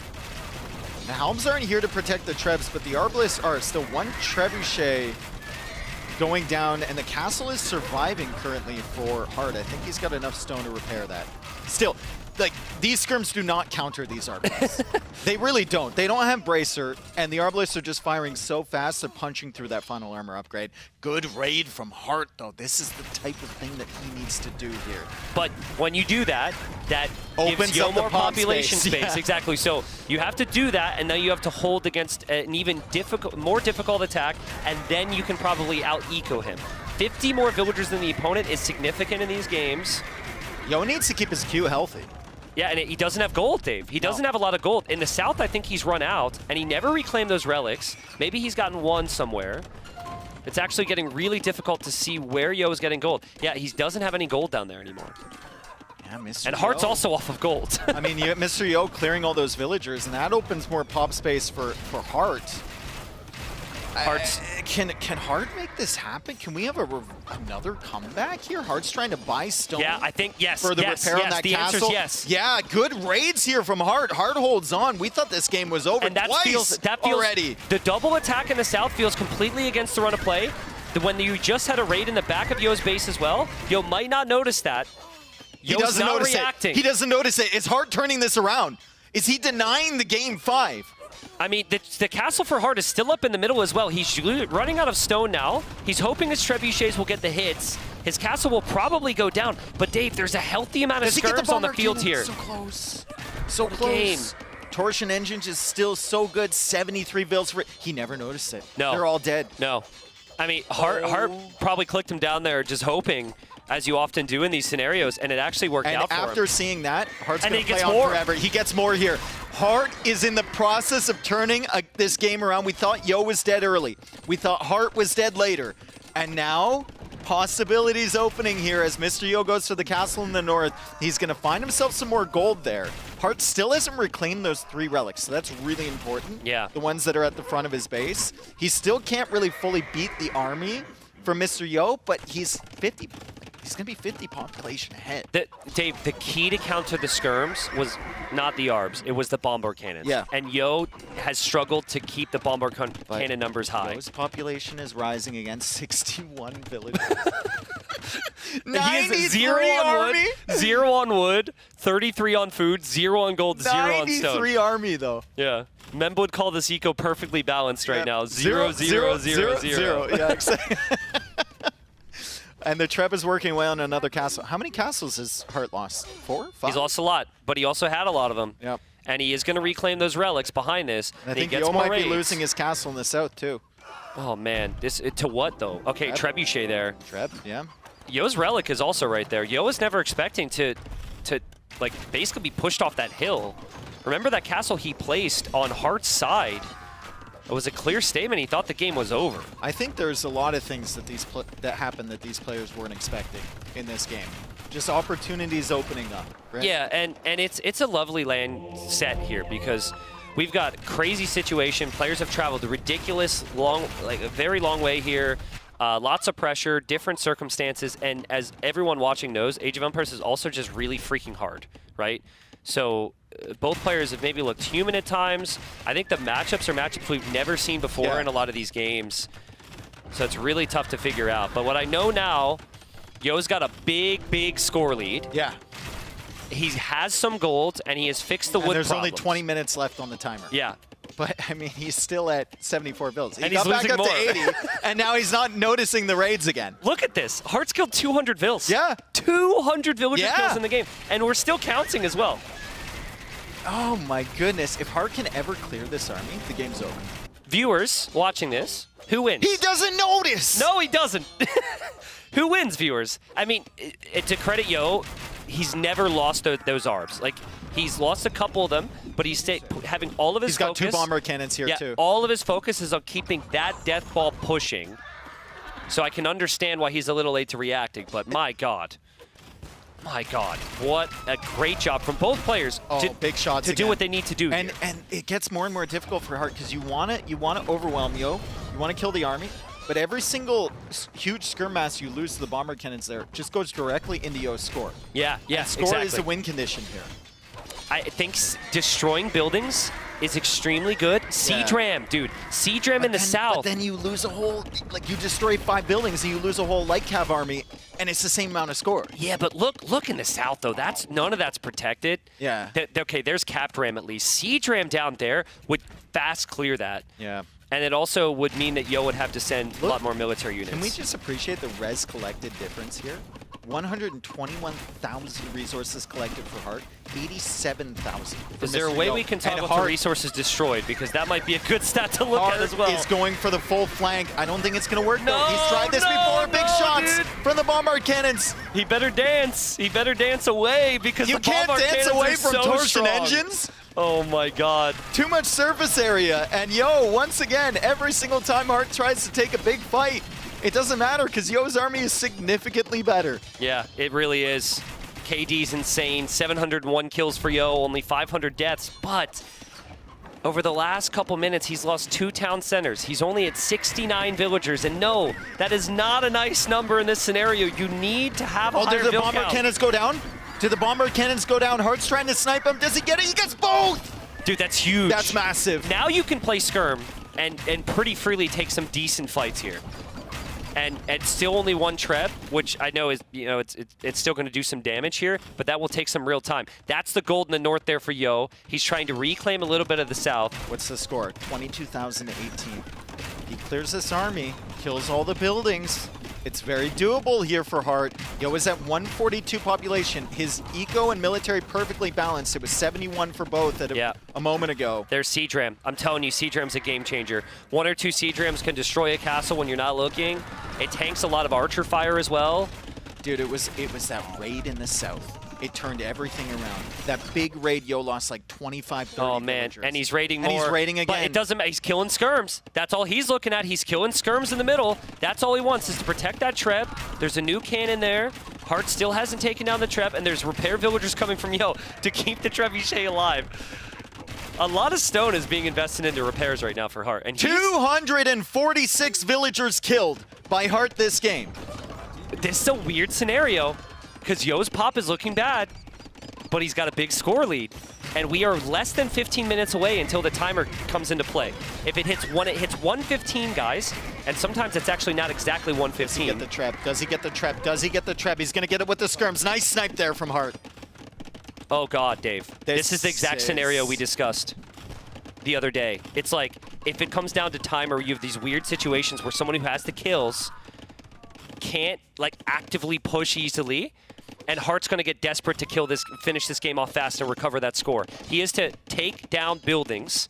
He is to stop feeding skirm kills. He's got 13 minutes now.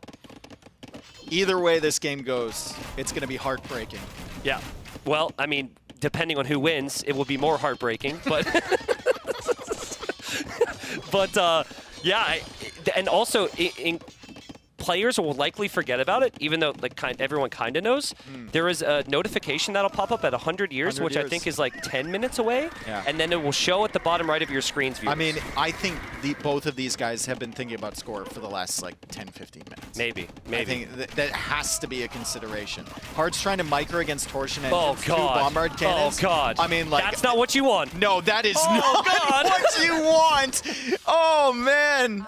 And that gives you a little bit more time, Dave, a little bit more time. Yep. It's clear to me that Hart has just been so uncomfortable with the Roman late game, so hesitant to go for Siege Ram, but finally we see Siege Ram out. 82 villagers now for Yo. That's the highest count he's had in a while. But 27 Arbalest is the lowest count he's had of that in a while. I mean, if you're Hart, you almost just send the Siege Rams against the bombard cannons. Yeah, anywhere. Yep. Like, you take it after buildings, you send it in against the army. It's really good when you get enough. One thing we have to consider as well, if we're looking at the score, look at Hart's Q. If he unqueues those units, he gets a his lot more score goes up a lot. Right? Also, Yo doesn't have that much in the queue. Technologies as well. Yeah. Both players actually have like a lot of techs, but you might see players start to research technologies that they wouldn't actually benefit from. Here come from. the Rams. Can Yo stop these? He manages to clear the light cap. The Rams are going for the bombard cannons. He's trying to snipe them with the Arbalists, and the Rams are actually going down, but there's 4 of them. The thing is, though, the Rams will die, but the army for Yo is not attacking the skirmishers. That is what Siege Rams do there. And so that's led to a lot of nice kills there. More raids coming in from Hart. 5K score lead for Yo. 9.5 minutes until we will reach the timer. He noticed the raids. He did. Nice. He's locking. Oh, maybe. He's losing some more villagers. 273 vills killed. Oh, man, you have to be so patient here. He's got 82 villagers again. He just can't get that number up to where he wants it to be. And meanwhile, I mean, Hart's just been sitting on 120, 130, 160 at some point. Also, I think Hart needs to just change his thinking here. You have Rams. Stop feeding through the middle. Ram the sides, like ram the walls. That's what they were designed for.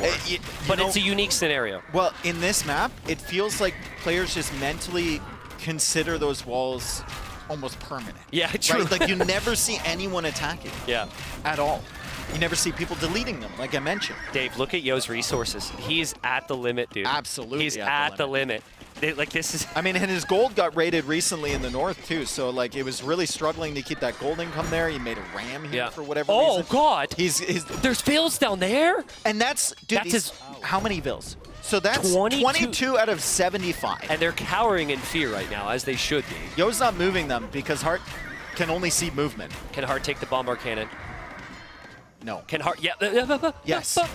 He got it! He forgot about the bombard cannon! Countdown's on. We are less than 10 minutes. The players just got a notification. It's 96 Yo, years it's 5K now. score ahead, but look at the queue for Hart. Yes. Can Hart break him? Can Yo is Hart going break for a him? TC in the south as well. Again, it doesn't matter. Yo could have like one population. If he still has the higher score, he still wins this game. But the score is going to close in big time because buildings destroyed is one of the biggest stats when it comes to score in this game. This is going to get close. Hart's still feeding in light cap, though. I think you need to pull the light cap back. Pull him back. Don't give free kills. Do not give free kills to Mr. Yo. 120 pop for Mr. Yo. 200 for Hart. We could have one of the most hyped finishes here in this tournament. You might want to raise literally everything but the main base right now. Yes. Because obviously Yo is in the main base. 83 years. There is a base in the north that is free for the taking if Hart thinks of that. And he's been clearing some of the extra buildings in the middle. Yes, just stop feeding in your light cavalry, please. Just stop feeding them in. The score is getting closer, Tristan. It's about 4K score difference now, and there's still that amazing queue for Hart. Let me remind you guys, it's 157,000 resources collected for Hart this game, 103,000 for Mr. Yo. There's some other tricks you can do here. You can build buildings to boost your score a little bit. Some players will spam monasteries, get techs, but we're not quite at that point. The year count has begun. Right beside the players' names on the bottom right side, you guys can see the years. 70 years remaining. The unit queue is good for Hart. He's breaking down buildings. That bombard cannon in the back is a problem, but he cannot get to it.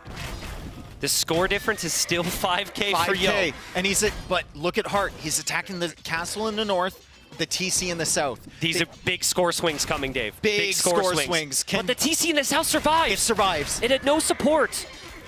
Bomber cannons out again from Mr. Yo. Please do not give up your entire skirm army, Hart.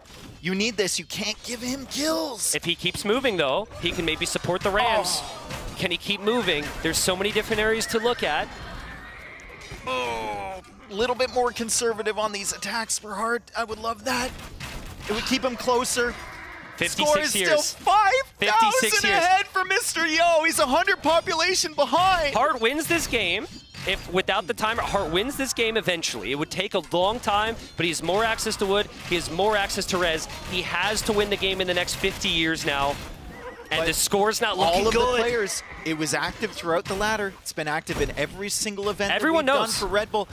That's one of the win conditions Yes. you have to play towards. And Yo has been grinding this game the entire time. Now he's been playing towards this for a very long time. We have 45 years remaining. The south is being attacked. The raids are coming in. Under 100 population for Mr. Yo, and he's still 5,000 score ahead. And the north as well. The castle's down. There's Rams coming. There should be more kills in the north.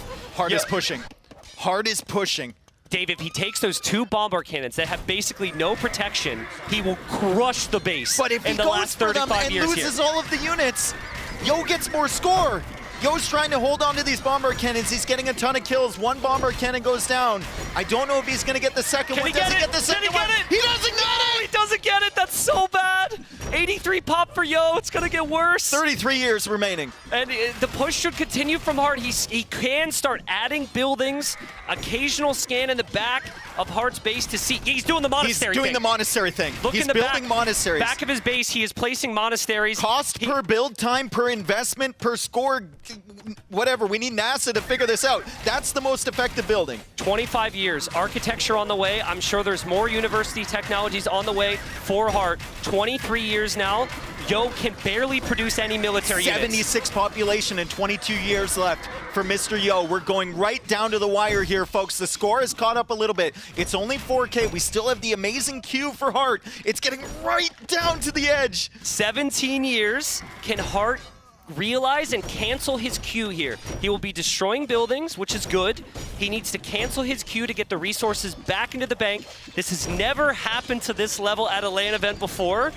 In all of our Red Bull events, scores closer now. 12 years remaining. Oh, that's all the so techs brutal. are coming in. Fortified wall. I don't know if he has enough time to get a lot of these techs. The monasteries are going up. What's the score looking like? It's still 4,000, a little bit less than 4,000. Maybe he needs to cancel the queue. I don't know. I just think he's running out of time. We've got 5 years now. Cancel 6 the queue. years. He's got to cancel the queue now and hope 5 years that the score remaining. rises. 5 years remaining for Hart to have a chance here. Yo is still very far ahead. You can see Yo just sitting 3 back. years. 3 years. 2 years. The queue is not being canceled. No, and I think even if he cancels it, it's not going to be enough. Mr. Yo will win. We will go to Game 5. Hart cannot believe it. And my God, and it didn't. Oh, it went to -1 year. -1 years remaining. Oh my goodness. Oh man, and it feels so bad for Hart. Yo's probably laughing here. I mean, Yo had a fantastic comeback of his own in that game. Yeah. And then the raids from Hart, exactly what he needed to do there, brought him back. We have to say though, this is a win condition. Yeah. It's been known they played hundreds of ladder games with this. Some of the most hype finishes ever on the ladder were for the time limit. And Mr. Yo played towards that at the end there. What a battle from What a battle. Holy cow. It's too late. He's already looked, but he needed to close that game. Oh, he yeah. needed to close that game because what he just did, he looked and he counted Yo's pop. And he was like, oh, God. He was so close, dude. So close. And honestly, I think if he thinks of Seadram's faster in that game, he still wins it. Yeah. Right? Seadram's 3 minutes faster. He wins the game. Yo's basically defeated off the map. I wonder the how outposts earlier in the game as well. I wonder how much score was in the queue as well. I don't think it was 3,000 or whatever he needed. That was a crazy, crazy game, and it was an excellent opening here from Hart in this one. The Romans were looking amazing. Like, we were running out of things to say.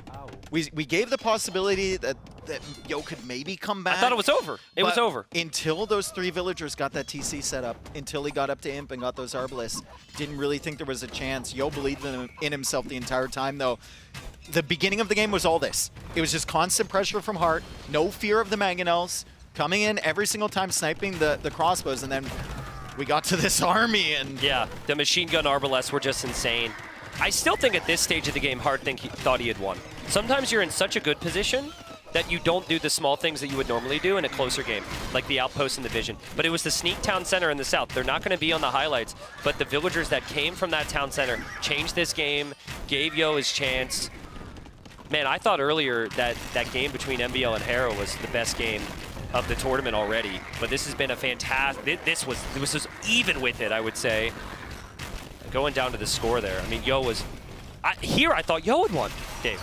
Yeah, I mean, big shots, right? But the raid, it turned everything around. Yeah. He had a fantastic position. Also, he never took those relics when he had the chance, right? Yeah. And this is the thing, like, he loses, what, 20, 30 villagers down here? And then he loses more in his base to the raids, and then, of course, there's this final moment. What did Hart have at the end? 24,000 score versus 27.5? Yeah, I don't think even if he unqueues there, I don't think he gets enough. Yeah, I don't have the math on that. Yeah. So I would say that luckily it wasn't like 1,000 score difference or something. If it was 1,000 score difference, then maybe that could have made it up. Well, talk to me about mentality. Who's got the upper hand there right now? It's got to be Yo, right? I think Yo feels very lucky to be in the position.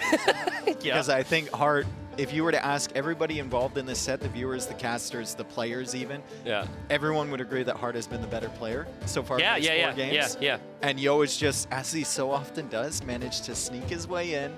We go into a game 5. It's going to all be about composure. Yo has been here so many times in his career.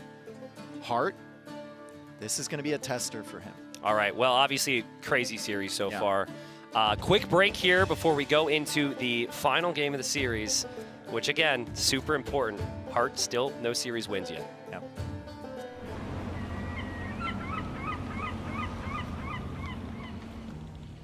Day 1. The HMS Londinium has weighed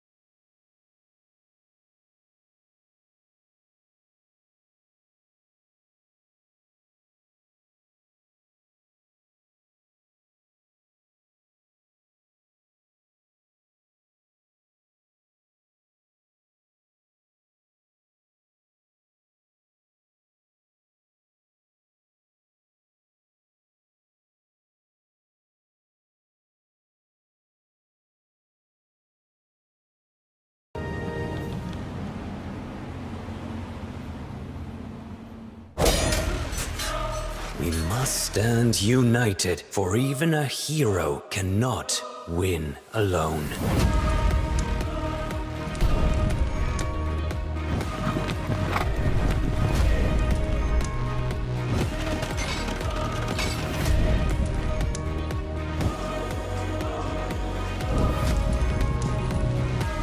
You can never break the Mapuche people. Attack, my warriors! We all have loved ones in the capital. Join me. Together we can save our people. We may not see our homes again for a long time, but one day we will take back what is ours. Nothing good comes from mistaking men for gods.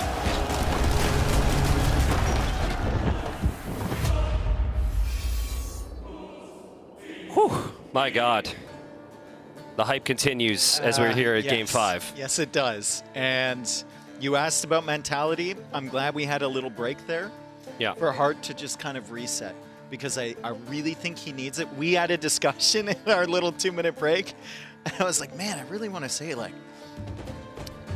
Yo's been dominated on every single game. Yeah. Even the water game that he won. Yeah. He just had a better civ. Yeah, right? yeah. And Hart has been absolutely dominating him, and it's still 2-2, and that's very classic Mr. Yo. He's got the experience to just get the job done. Absolutely. And now Hart needs to prove that he deserves to be here, that he can win this Game 5, that he's got the composure to get through these moments. Remember how this works, guys. We have 2 groups, and you play 3 sets. And you play everyone in your group in one time, and that determines where you go from there. You'll go either into the 2nd or 3rd place position, which means you're playing on the weekend in the playoffs, or you would go into the immediately into the semifinals on either side of the bracket if you're 1st place. If you're 4th place, basically if you're someone who goes 0-3, most likely, you're unfortunately done in this tournament. Yeah. And so this is the 2nd set. Hart has played amazing, but he lost last time, and now he could potentially lose here. Yo, big ramifications for a potential run at 1st place right now. Yes. Because he won his 1st series and now is looking at a 2-2 here. So, and also for Mr. Yo, we should point out he is going to play Hera in his final set, and Hera is likely the favorite there. So here we are. We've got game number 5. I don't know how we are here, and we have Tatars for Hart on his home map. We've got Dorothy Quarry here. This map is extremely difficult to play, Dave. It could go late, but very rarely does it. And I think one thing that deserves to be mentioned, even if in gameplay-wise it feels like it's been kind of tilted towards Hart, experience and map draft and civ draft for Mr. Yo has been fantastic. Yes. Right, he got Ethiopians there against Romans. He dragged it out to the late game. He had Vikings earlier against Malay on the Stone Drift map, and now he's got one of the best civilizations coming home for this map. He's got Persians here on the quarry. Yes, you did very conveniently skip the Mapuche pick, which looked Well, very, he very lost that questionable. game, and he probably calculated that out when he was on the draft Yes, screen. You know? I too plan to lose games. That's the issue, is I plan to lose too many games each series.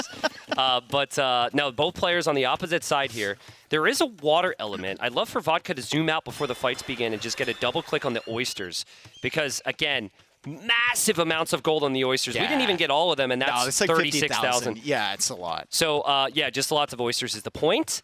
But right now you have gold elsewhere, and it's a mix of water and gold possible on the water. But it's extremely difficult. I think the big reason we see Tatars picked for Hart, you do more damage when fighting on top of the hills, and this map obviously is just a massive hit. Also, I mean, they get the extra value on the hurtables, and you get some hurtables every time you make TCs. There's good eco bonuses there. God. Nice catch out there from Hart.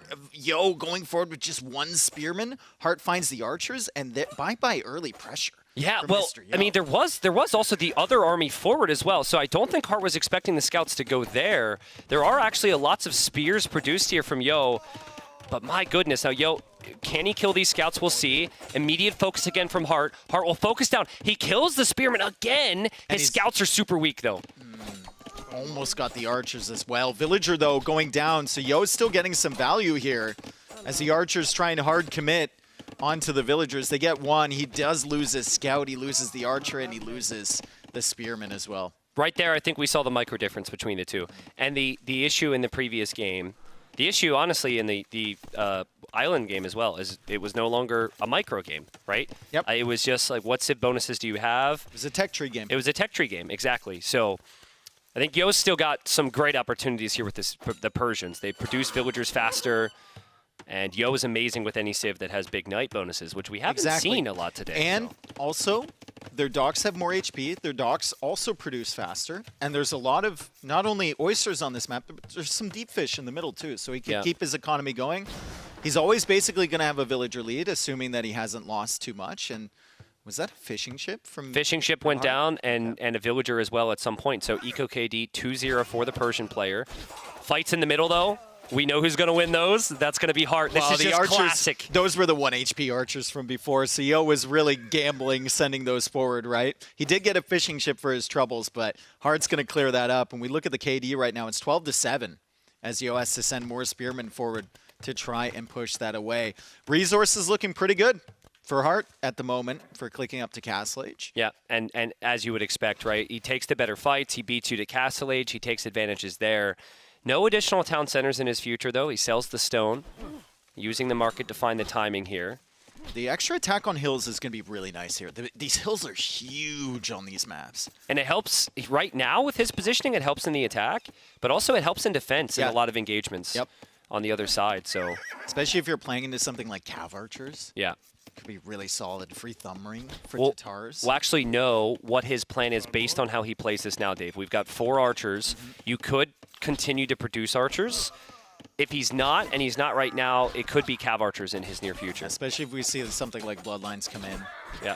Could be a solid guess. It looks like he's making a production building at home. He's just trying to clear up the archers. And like you said, just consistently, Micro is a little bit better. Yep. Just a little bit better. And he clears all of the archers from Mr. Yo. Mr. Yo, though, will look at a fight like that and be happy.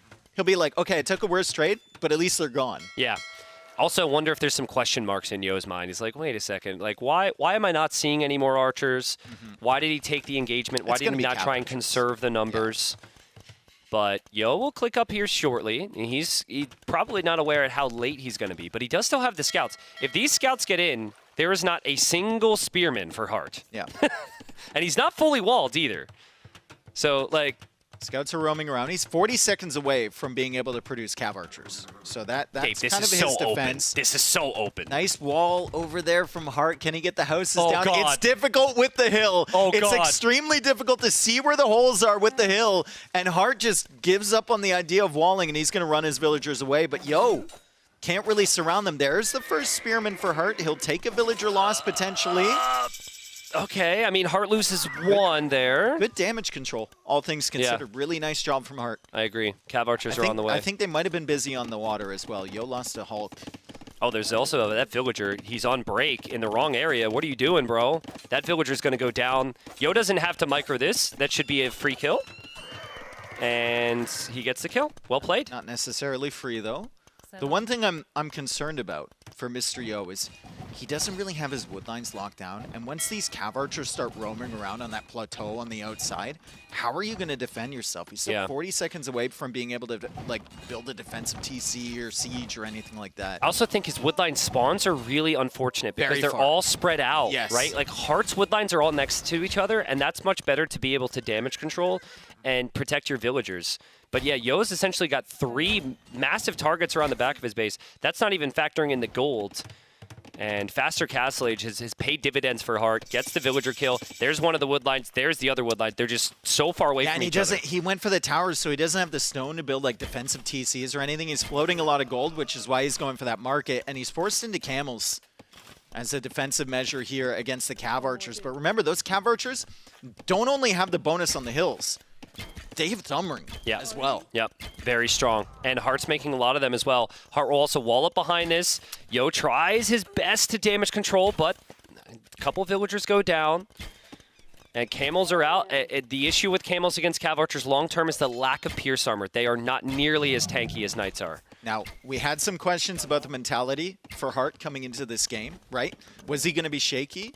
And like, how was the opening going to be? Now that you've had a very smooth opening, and you have Cav Archers on the field, I think there's no questions about that whatsoever. Yeah, no. Hart just plays his game from this point forward, and he should win this most of the time. Yeah, and he was here in the previous game. It just didn't scale very well, and now he has the understanding of, oh yeah, let's like apply the finishing blow here to win this freaking Look at series. This is going to be so difficult for Mr. Yo against Tatar Cav Archers on the hill. Also, it's going to be really, really difficult. Also, Dave, Hart's going to boom as well. He's recovered the stone behind this. Likely we'll see a town center at some Do we point. go university or town center? Town center at the back. Yeah, maybe okay, both. I guess that does make sense because at some point Yo's going to send these knights forward as well, and you need something to defend. But I'd love to see university ballistics with a Cav Archer army like this against knights. Amazing response from Hart. Just so good, like you said. This is incredible. And it just doesn't seem like Yo can do anything. I'm hesitant to say anything's over because maybe this will go down to the timer as well. Somehow. Please? But that was hype. But it's just the wood lines are an issue. The farms are exposed. There's the He doesn't university. have the upgrades yet. Yeah. This is so difficult to take the fights against the Tatar Cav Archers. This has to be so painful for Mr. Yo. And usually the way Yo defends something like this is he sends units forward and he goes to the raid. And I think there's only one knight going forward for Mr. Yo. Yep. Yeah, and the knight's maybe going to head to the gold. I mean, one knight's not an issue. Cav Archers are a big issue, though, for Yo. I think Yo, in a different scenario, should have considered Scorpions here, but it's gone too far. No, he was too far behind, Yeah. I think, to Castle Age. Maybe. Like, Hart got such a fast transition into these Cav Archers off of the early pressure, and I think a big part of that was just, like, clearing up that first Archer army, winning every single fight in Feudal Age. It scaled so well for him. Oh, man, the micro from Hart is so good. He's, of course, defended at home, and Ballistics will be in well, it's in now. And with 2 town centers, Hart also has the water control. He's added 6 fishing ships. Like, what has Hart had? What hasn't he done, excuse me, this game? It's just been perfect. He hasn't won yet. He hasn't won yet, true. And judging by last game, that's pretty freaking difficult. Watch him build like 30 outposts. Yo, yeah. He's going to build so many outposts this game, so Yo can't escape. Yo has 7 on food currently with the villagers idled, and he has like 3 stables that he was trying to produce from. This game, this group, obviously the game's interesting, but this group is fascinating right now. Because after the result earlier today, where Hera was able to get the job done, but not as convincingly as we thought. If Hart were to win this, we've got a lot of players who have lost games in this group going into the final day. And first will be possible for multiple players potentially. Oh, he's just second and losing third place, fourth place, and yeah, I mean everything. Yeah, let's talk about group placement right now because I don't think even Mr. Yo can pull this one back. This is 42 villagers for him, 62 villagers for Hart. He get in through the wall, fantastic defense. Second town center is already there for Hart, and he just camps the gold. You could sit here for the next 10 minutes, and that would provide you enough value going forward. Yeah, I think Mr. Yo, if this was game number 1, even he would consider calling it. He's hoping to get through, though. Hart pulls the villagers. He adds the stone walls. He defends behind with the camels and the Cav Archers. 20 villager lead for Hart. More villager kills. GG. And Yo taps out. Hart finally breaks this guy. Finally breaks it. What a response, though. And he wins 3-2. What a response after losing 200 population against 70 to a score victory. Yeah. And then you come back game 5, and you just absolutely roll over the guy. Like, wow, Hart is incredible. Yeah, seriously. He brought it this tournament. Let's go. He did. He's playing well. I think Yo has made a comment there, Hart laughing, as they're going to prepare for the interview here. But the big storyline, of course, Yo still has his win from the first day. Hart now has a win. So both players are 1-1 going into tomorrow. Tomorrow could determine a lot. So and Mr. Yo will play Hera tomorrow. Hart will play MBL. And like, I don't know, dude. The group gets very interesting. The group gets very interesting. Yeah, absolutely. So what a series, though. What a treat. We had pretty much everything. Yeah, I mean, we had really clear victories from Hart in the Saracens against Mapuche game, even though that was kind of a question mark for us. Yep. We had the good draft from Mr. Yo that got him through that Glacis game and through the Stone Drift game. Yep. And then we had the absolute dominance of that game 5 from Hart and the timer as well. And the timer the as well drama was so good. from The that drama. one. There's going to be a lot of very upset people about that. Yeah, some people don't like it, but you know, I think Hart will always It kept us on the edge of our seat. Hart will always say that he had every opportunity to end that game much earlier, right? Yeah. And there's a reason that we don't see that frequently. But we'll throw up the standings here just as a kind of a reminder where we're at. Games 1, you've got Hera right now at 6. It obviously looks fantastic. He won both of his sets. But with Hera playing Yo tomorrow, if Yo were to beat Hera, he could take first place, depending on the weird situation with the amount of games won as well, right? I don't know the exact math on that, but it is possible, I believe. And then, of course, you've got the players below. I mean, MBL could jump up. MBL looked amazing today. Well, we've got Hart and Yo. I mean, everyone's so good. Let's hear from Hart after that fantastic set. His first set win of the tournament. Hart here with Riley. Thanks very much, Dave. And yes, here we are with the victorious Hart. Congratulations on the win. It was certainly very hard fought across all 5 games. Was it a bit of a slow? Was it exhausting for you to get through the set? Thank you. Yeah, a little bit. We had a long game in there, so overall it wasn't that long. I think it was just one long game, but yeah, a bit tired. And coming off of the defeat yesterday, obviously at the hands of Hera, that was a pretty swift victory for him. This was a little more hard fought, but obviously you did end up on top. Is that a relief to you, or is that something you're feeling good about, having steadied the ship a little bit? Talk to us about this win compared against yesterday. Yeah, I think I was a bit more comfortable. I fixed my headset issue that I had yesterday, but obviously, you know, yesterday I played against Hera, so it's a bit different. But overall, yeah, I don't know. I think I match okay against Mr. Yo. Style-wise, definitely better than against Hera. So yeah. Well, you must be very happy with the win, and Mem, we'll turn to you now as we throw up some vision on the screen here, some of the highlights from across the last couple of games that we saw across this match. Mem, do you want to talk more about some of the stuff that we're seeing here? Well, if you were surprised about Britain's pick here by Mr. Yo, Hart. Yeah, I think he just felt like he had no sieves left in his draft. I'm not sure if he could have drafted, I don't know if Franks were open. But yeah, obviously Portuguese are just one of the best on this map. I think he was just trying something like Britons. You know, he's probably trying to just outrange my units. That's his game plan. But yeah, I think Portuguese just gets a bit too ahead. And I had some good trades mixed in as well, so I just, yeah, the game. Yeah, it kind of was the game like you like it, right? You got the initiative and you never dropped that initiative at all. So you didn't let it get the mass to outrange you at all in the whole game. Yeah, exactly. I just kept running at him with units, basically. Here could be the opposite. Like here you have he has the Vikings and you have Malai. Did you feel that maybe you resigned maybe too early, or you think that against the Vikings is almost impossible?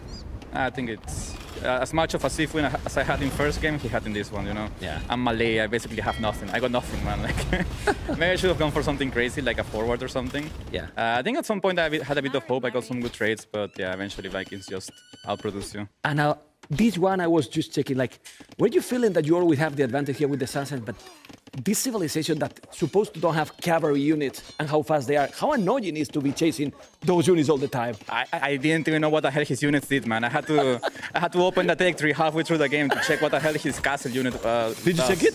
Yes, I checked. I don't know what they do, man. I saw something about deals more damage. I wasn't sure. I didn't have much time to read, right? So I just briefly read through it, but I just didn't know what his units were doing, like what to make against them. I'm pretty sure like Camel's straight up would have been the correct choice. Camel Skirmisher, but he took a bad fight when I wasn't looking. I mean, a good fight when I wasn't looking in the middle, and then kinda made the game awkward. But yeah, I think I was just very ahead the whole game, almost a bit of a draw. Yeah. I mean, he was trying to go all in now, like he was trying to do something, but refused to die. This game, probably one of the games that you has enjoyed the most ever, right? My God. It was, I mean, it was a fun game. Obviously, don't like that I lost by time. I think I was gonna win. But, you know, that's just how it works. Yeah, I thought I was dead at some point, but I managed to raid him a lot and push back. So, yeah, you know, I think that's the first win by time in this tournament, right? Do you have time to even check what was the population Mr. Yo had at the end? No, but I'm guessing like 65, something like that. You are close, you know, and you got close to 70,000 resources more collected. Brutal. Like, I had no units, man. I mean, to be fair, at some point I got impatient and unengaged when I probably shouldn't have. But obviously, it's just very hard. Romans don't really have the best units to deal with this. when he gets DVC plus Arbalest. But I think the raids did it. And how frustrating is when you are pushing out the map and you feel that you are not recovering the score? Like you're doing all the monasteries and then you are trying to push all over. You were killing here millions of LAs. I'm trying everything, man. I think I should have gone for the Rams earlier, maybe. Yeah, perhaps that was the play. I'm otherwise not really sure. I think I don't know if he expanded early to the bottom, but I felt like I was ahead. I should have been ahead enough that I should just overrun him in early game.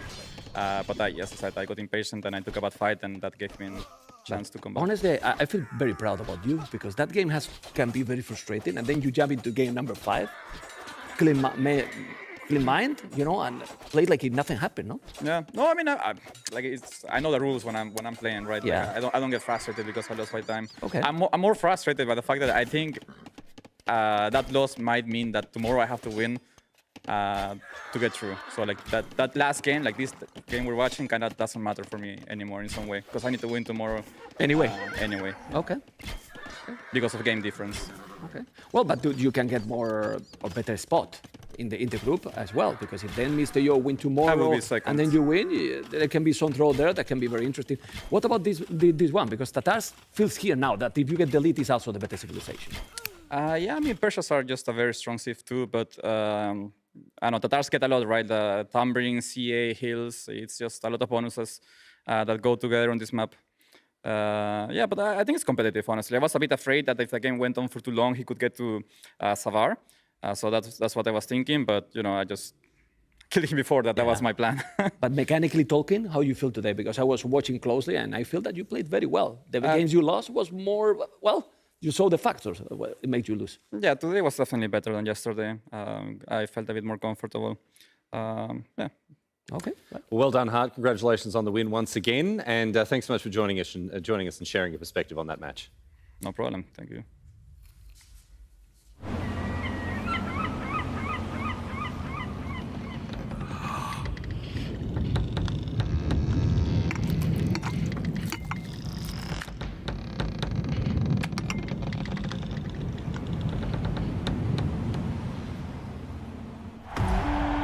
Macedonians!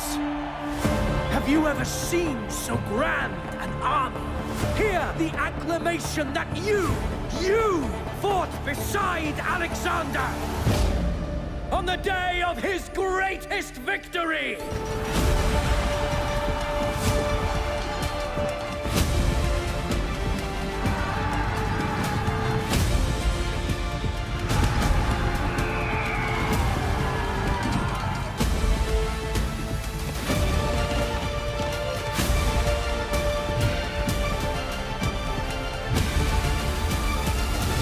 Let undying glory be the victor's prize.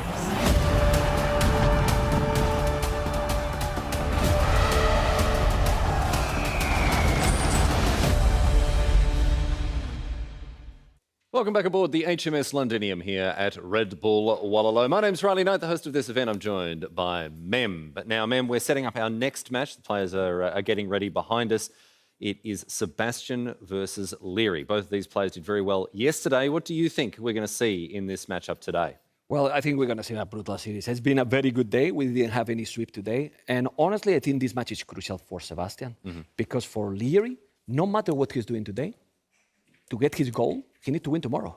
So Sebastian has to win today or he's going to be in a big, big problem. We did see Sebastian go down 3-2 to the Viper yesterday. Can he make a comeback here? Leary with a clean sweep yesterday, sitting pretty. We will find out what happens between these two titans of the game. Let's get into the next match, Sebastian and Leary.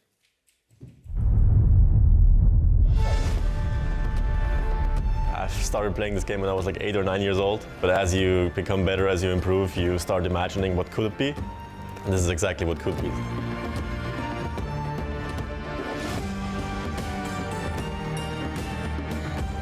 I will just try my best now. I cannot go really specific on who I'm facing. There is like no pressure there. That's how I think.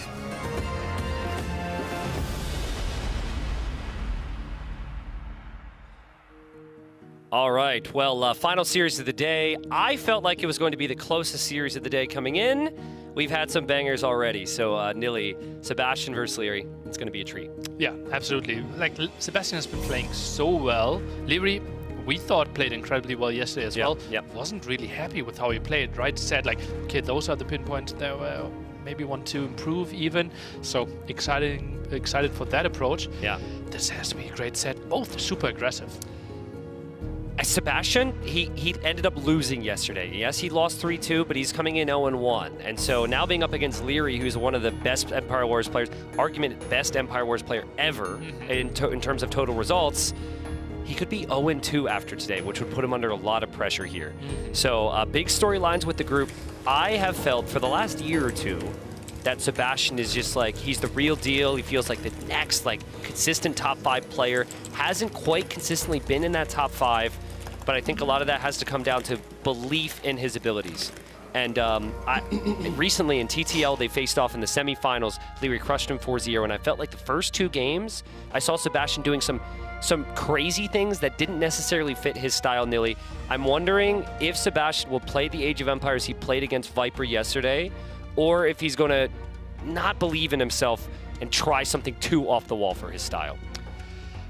That's tricky to find out, right? Obviously, with TTL, it was tricky, right? There was so much knowledge already with the maps being like, and you saw Leary like 15-0, so he could approach it. Quite interesting. And like, maybe Sebastian saw some weaknesses that he couldn't really exploit in the first 2 games. Yeah. Here, everything is hidden, right? And there are chances to see strategies we have never seen before. Maybe something again where he sees some strength that we didn't see before. Yeah, some ways hidden, some ways not as well, right? You had the ladder qualifier where they spammed games, right? And both players qualified through the ladder qualifier. But I think that's usually only a couple maps. When we have some of the data we're showing here from the ladder qualifier, we saw a lot of games on 2 to 3 maps. And also we saw a lot of Koreans, for example, which we haven't seen a single time this tournament. So there was a lot of repetition there. Mentioning that, as we look at the draft here, I just took a glance at the bans, took a glance at the picks. We have Koreans picked from Leary there.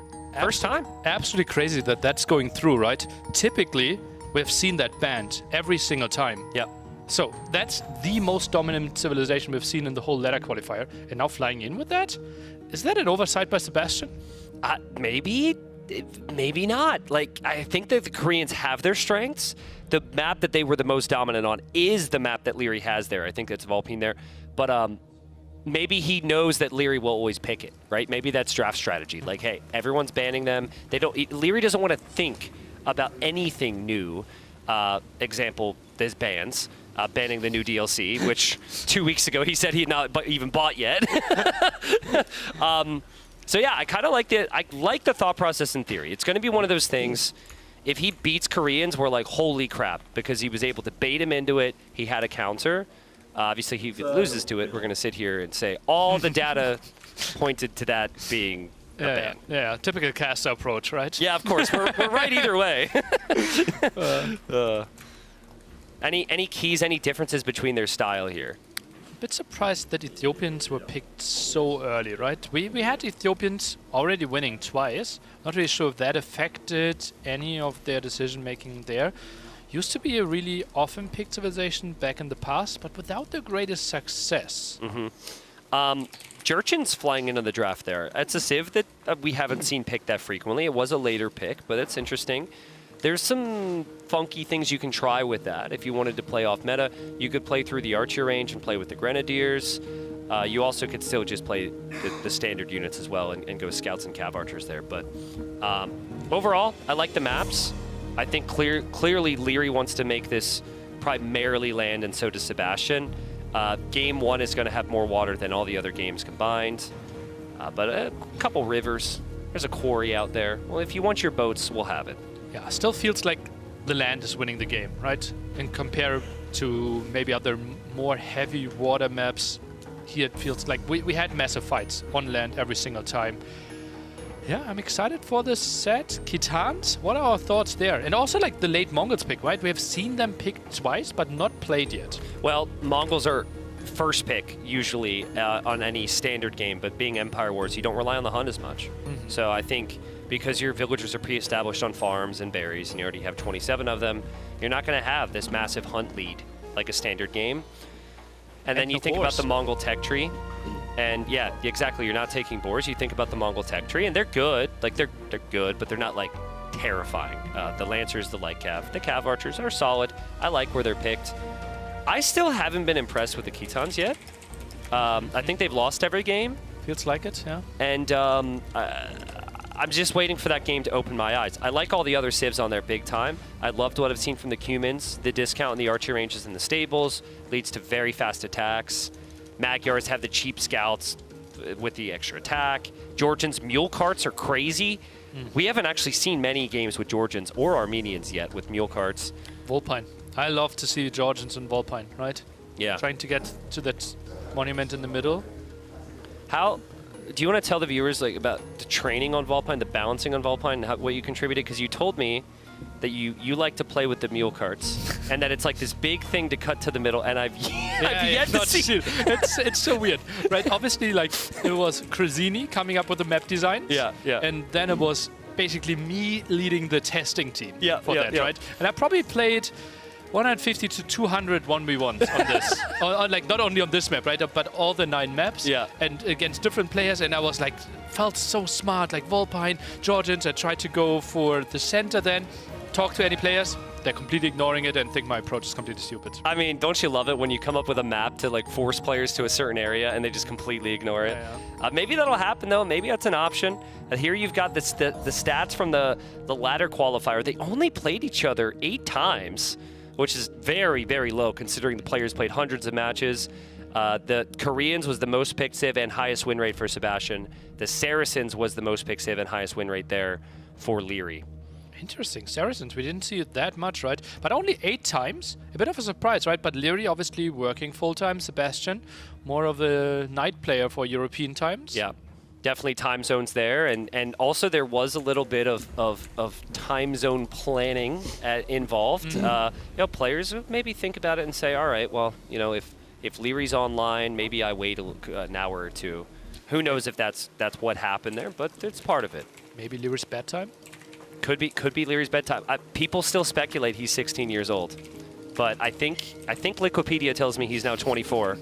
But of course, he's just an absolute god of the game. Was top 5 in our game, when he was 16 years old, 10 years ago, right? And has been more top finishes, or as many top finishes as anyone really. Unfortunately for him, the storyline with Leary has been a lot of second place. He has not had the wins he would have wanted, but he's definitely one of the favorites here. We have maybe a new favorite in our scene, Sebastian on the other side, hoping to get a series victory after losing 3-2 to Viper to start the tournament yesterday. And Leary, so cutthroat, moves forward here. Already steals 2 pigs. Oh, wow. Or tries Something to. Very rarely see. Can maybe get the kill here. And gets it. And tries. He gave the pig back so he can attack it. That's crazy. He's so good, man. I've talked to his teammates before, and they're like, Leary will speed run tournaments. Like, he will just go in, he'll clock in, he'll clock out, he'll demolish his opponents. Of course, did that. He won 3-0.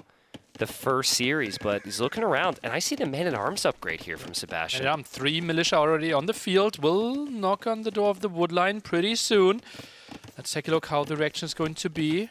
Not a lot of vision. That's an exposed villager. I think Leary's done the tiny moves here to prevent this from doing a lot of damage. Actually, no, I'm wrong. I'm very wrong. He's got villagers exposed everywhere, and the man-at-arms are coming in. Nearly, it's going to be okay.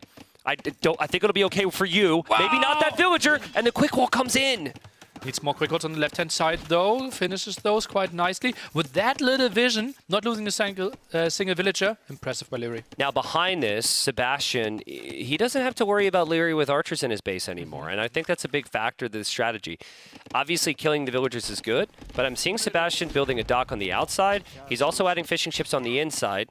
Now, the fishing ships on the inside are taking gold here in the form of whales, which is a new mechanic, a new unit added to the game. And eventually we might see players go for some docks up there. Trying to contest that, take it away from the opponent. Obviously, Khitans could be good there. With a double forging, could be working if we get into a Hulk war. Just arresting the woodland at the front. Leary needs to back off a bit. Yeah, lots of pressure from Sebastian. Beyond those 2 pigs, there really hasn't been a lot more aggression from Leary. Nearly, we might not even have time to talk about it. But I'm thinking about the civs here. Japanese make perfect sense. Cheap lumber camps, mining camps, mills, fishing, infantry. Catans are like a farming civ or a pasture civ. That's not your typical pick for a map where you spend wood on water. I hard agree, right? Pastures is what drives the Civ, right? We don't have bloodlines for later on. Maybe some weird CA play that he wants to go for. I'm really surprised by this pick. Maybe it's a military thing. Maybe it's not what we would typically think, like the scouts, but it might be faster producing skirmishers. We see a lot of archers on this map, so I see the market there from Leary. He does need to balance out his resources a little bit. It is tricky, right? With all those fishing ships here, collecting gold, yeah. He will always float gold, especially because he added skirmishes after this. Yeah, I mean, if there was a resource you're not going to complain having a bit too much of here, it's probably going to be the gold. Archers move in from Sebastian. And this is what I was talking about. When Sebastian played Leary last time in a tourney, he was playing 1 TC, low economy, tried to go for a weird castle drop. That's not Sebastian's style. Sebastian's going for a ridiculous amount of fishing ships, and he's on good military upgrades, and he's taking the fights to Leary. Yeah, the 3-minute arm opening, right? And Leary is the one that has to react. Is chasing this away, though with the superior skirmisher. That micro is actually really good there. That nice little click to the side. And he can't fight with the man-at-arms against the skirms because the archers are there. But wait a second, now the archers are on that side. Now the man-at-arms could go. Now Leary's going to need it back over. This is crazy, micro. This is crazy that they've added. Should Leary split 2-2? 2 skirms, 2 archers each side? Maybe. Yeah, he does it. And that's really nice. Wow, okay. Now the 2 archers are missing. They'll lose some HP, but it's totally fine. And Leary and Sebastian, I think both will accept this fight. And, well, the big difference is still Castle Age timing, right? And Sebastian only now rushing up the market. Yeah, famous quote from Leary. He said, if you don't lose fights, you don't lose the game. And as someone who... well, I don't tell win that a lot to of Hart fights. in the Glazers game Yeah, before. I was going to say, as someone who just came out of that game, I'm not sure that's true. But with Leary, it always seems to be the case. This has got to be a new record for fishing ships. 18 It's wild, against 15? Japanese bonus with that as well, right? And Sebastian, like, do you even really contest that amount of fishing ships? Like, is Leary going for water here, even with the extra upgrades on the hulks? Now he's thinking about it, but they are so tanky and so far away. How much gold is there from whales? I think there might be 4 whales with 1,000 each. Okay, so but that feels also the oysters. Yeah, also the oysters. Okay, it's not bad. I mean, there's 3 ponds with the whales. Sebastian's out whaling right now, 2-1. So 9k gold in total there. That's really nice. Oh, 2 villagers coming in. They're trying to dock there. Yeah, I mean, if there was a time to pressure this, it would likely be in Castle Age against the Japanese. Oh, maybe this is it. He's getting forging. It's double forging. Hawks do melee damage, so the double forging makes those Hawks very strong for Leary. Can't you squeeze through those? Maybe. Now the big question, is he focusing on the water upgrades? Okay, yeah, medium warship is coming in. Oh, that reaction was super nice, Nilly. You and I both have gotten our upgrades, looked at water, looked back at home to do something, and then you just lose all of those archers. I know he's lost 2 as I'm complimenting him here, but that could have been far worse for him. Yeah, nice instant reaction. Now has the range advantage, is trying to go back, try to force a fight, and all those hulks are on the outside. Now production starts over here as well. I'm really curious if he goes for iron casting here. I don't think it's necessary. He is going to do it. Crazy. So wow. +4 attack on those hulks. Wow. I don't think like 2-3 galleys will be enough to defend this. No, I don't think so. And it's really tough to play galleys in these small pond scenarios because you can't use the distance. Wow, I really like this from Leary. This answers all our questions. Triple TC. Beautiful play, and let's see how many fishing ship kills he gets. There's 21 fishing ships out on the map. I think he might completely clear this pond. Yeah. And I mean, that's most of the gold income. That's like pretty much all the gold income I think Sebastian has had is the whales, and there you go. Ships on the backside, Leary backing away, and he's backing away towards some siege as well. Very difficult scenario for Sebastian, but if Sebastian micros with the skirms, could get good value here.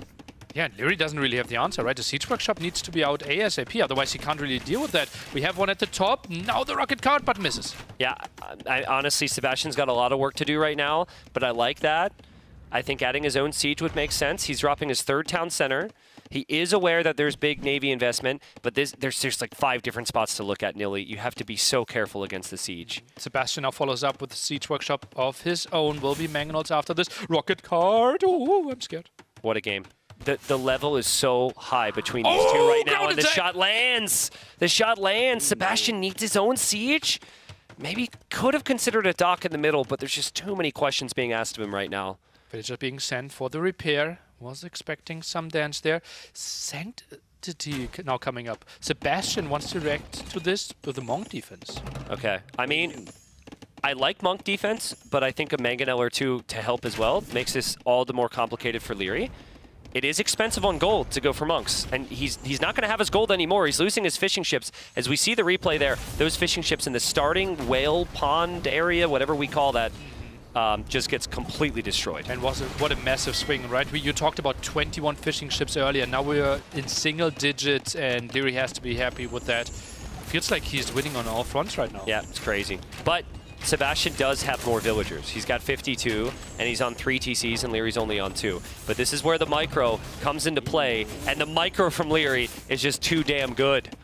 Looked like another ground attack to me, right? It's actually a little harder to land a perfect ground attack with the rocket carts, in my opinion. The shots are a bit more focused onto one tile. The Mangonel has a wider spread, so that was just perfect. Sweet stuff. Great anticipation there. Now the next Mangonel dance. Really tight area for Sebastian. Doesn't really want to. Oof. Gets a shot off at least. Another ground attack! And could probably clear it up. Great move. Yeah, great move. Leary will take that. And Leary will be very happy with the score, and noticing more docks for him now. So after watching Hart earlier, Hart training with Leary, of course, their teammates, starting to notice this big focus on the fish on the outside. Obviously, there's been the focus on the fish in the middle, but the food economy on the outside is incredible. Yeah, now with the new mechanic that you can actually save your fishing ships in the dock, it feels like it can't really get punished that much. Let's take a look. Redemption? Conversions? Are there any conversions happening here? Any? Can we get a single one? Okay, one of them comes in. Skirmishers need to dance. What? That's still fine for Leary. That was minimum reach, no? On the left-hand side, it was crazy how he got that kill. Yeah. They were next to each other. I'd need to see replay on it, honestly, because I was looking at the skirms to see if the skirms were going to survive. I was also looking at the villager count, where somehow Leary has pretty much evened it out. Still only 2 town centers for Leary, by the way, but 1 minute of idle TC time throughout all of this game. Unbelievable. Crazy how there were no conversions. Now left-hand side, look at those 2 rocket cards. He's next to it and gets the shot off. Yeah, you had to hit like the backside of the opponent's rocket cart. That's an attack round. That's not easy to do. If you right-click there, your unit will not fire.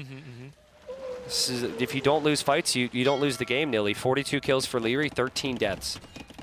What are we boarding a farm? How many hooks are in that farm right now?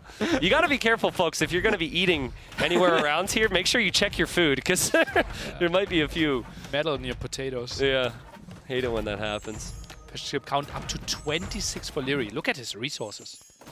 Yeah, I really like that dock in the middle as well, Nilly. Thank you so much. You will only find the most important highlights here at Red Bull Wololo. And I think there's a chance there's a demo in that dock, but Sebastian's thinking about hanging around here.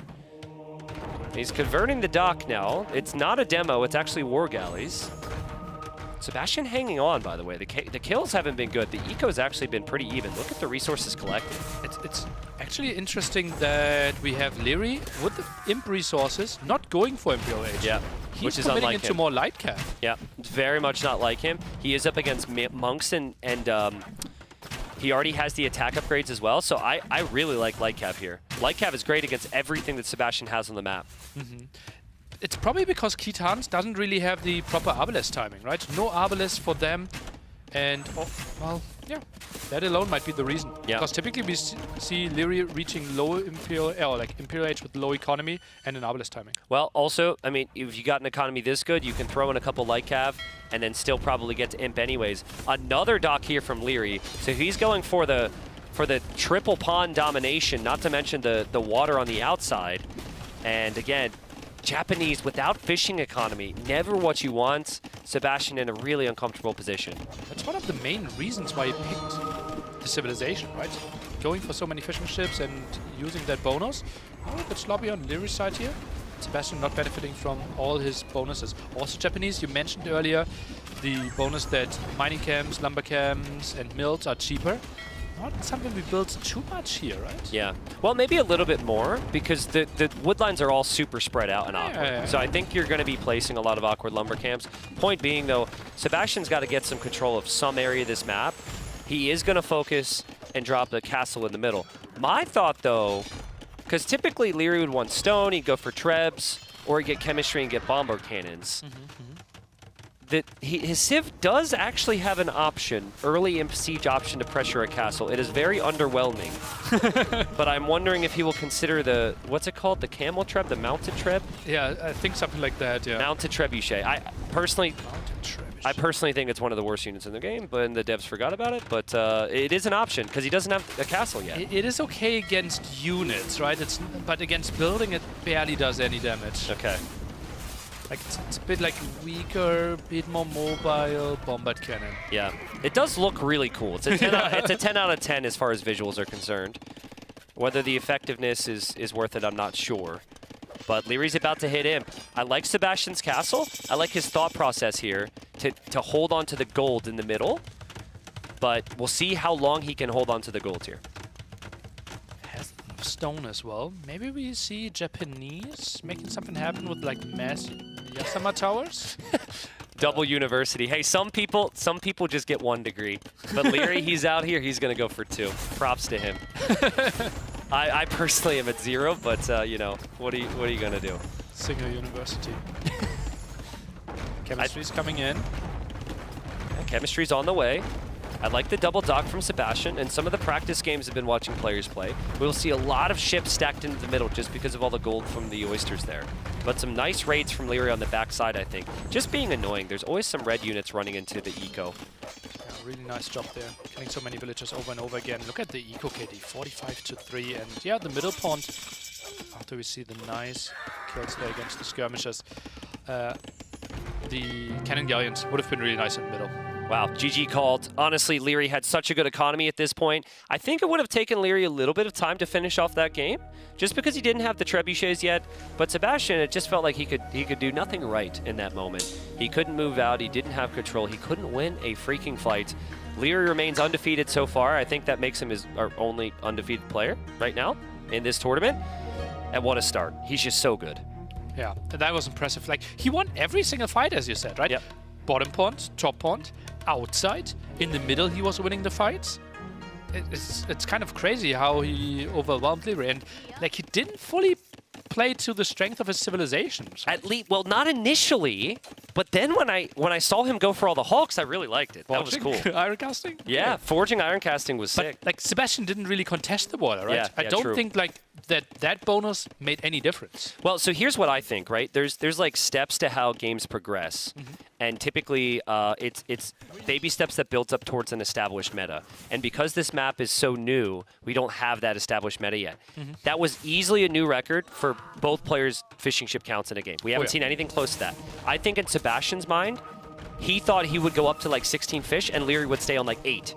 Right? Yeah. And he's like, okay, I will have the fishing ship lead. I will then defend from Leary's attack on land with like siege and skirms. I have the better eco, I hold, I win. He was never expecting Leary to pretty much do the same thing and focus that heavily on the fish. At one point, I think he had like 27 fishing ships. Yeah. Right? Collecting gold, collecting food. Economy was just so much better.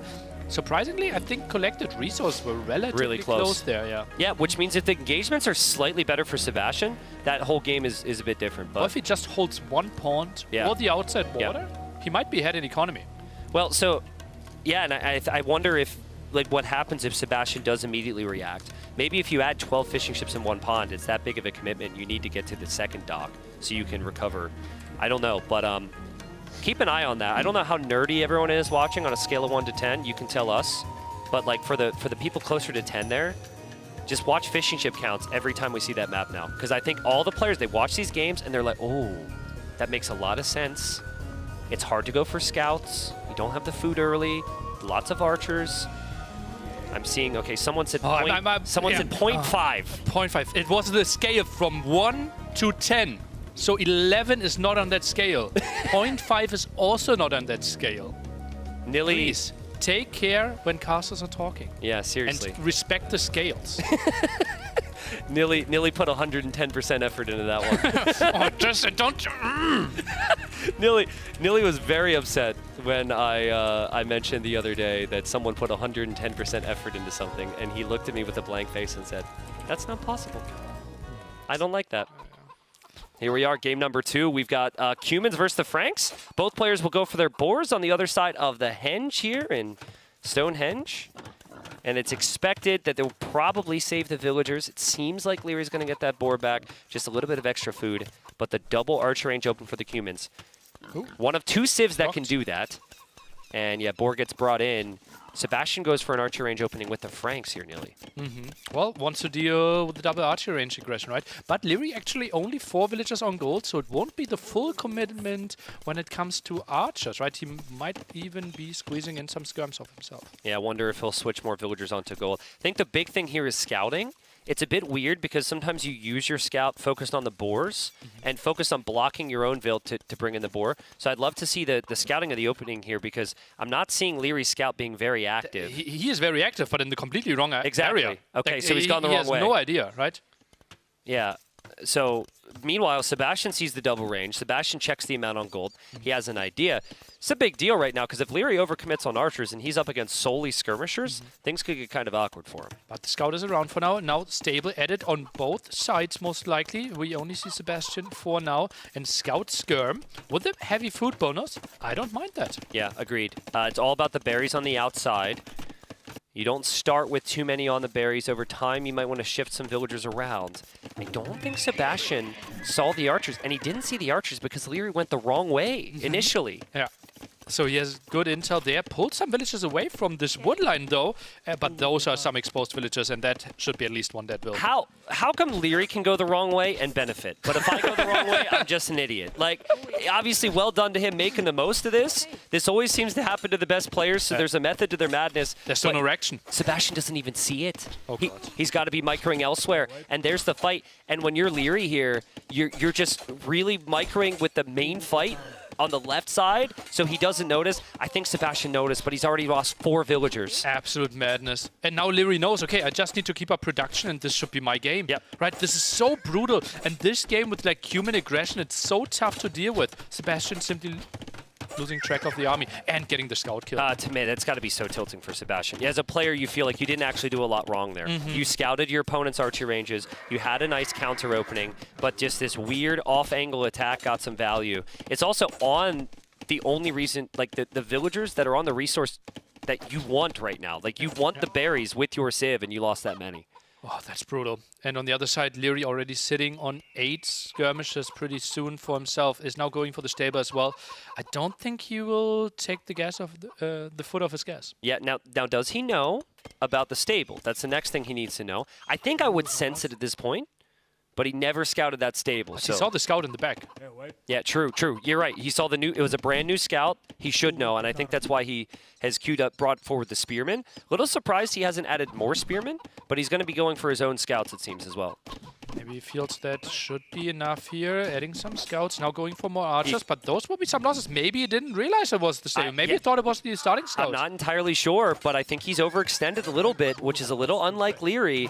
Also, Villager went forward. I'm not sure why that Villager is there. And Sebastian, nice military control, pushes right back. Forward Siege Workshop was on his mind, maybe. Leary getting a bit cheeky. Yeah, that makes sense. We've seen it a couple times now. Forward Siege Workshop with the Cumans. But I think it's a misread, right? For all the compliments we've given him, he's not in a position to win these fights just yet. Yeah, well, he didn't really see the scout numbers, right? And might have been taken or been surprised there.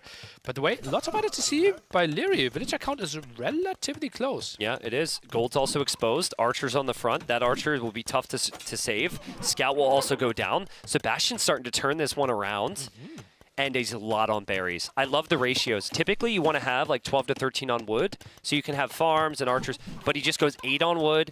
He has enough mills on the berries for now. There's going to be so much food income for Sebastian. Military KD is 11 to 5. Yep. Sebastian constantly took way better fights. Now the second stable is going for bloodlines. Leary is still trying to make stuff happen here in Feudal Age. And Sebastian, he wants no more surprises. He gets downwatched. Yeah, well, he does notice the stables here, and he obviously sees some of the scouts. The issue for the Franks is they can't compete with Bloodline scouts that easily. They do still have extra HP, but it doesn't match Bloodlines. Bloodlines is now in for Leary.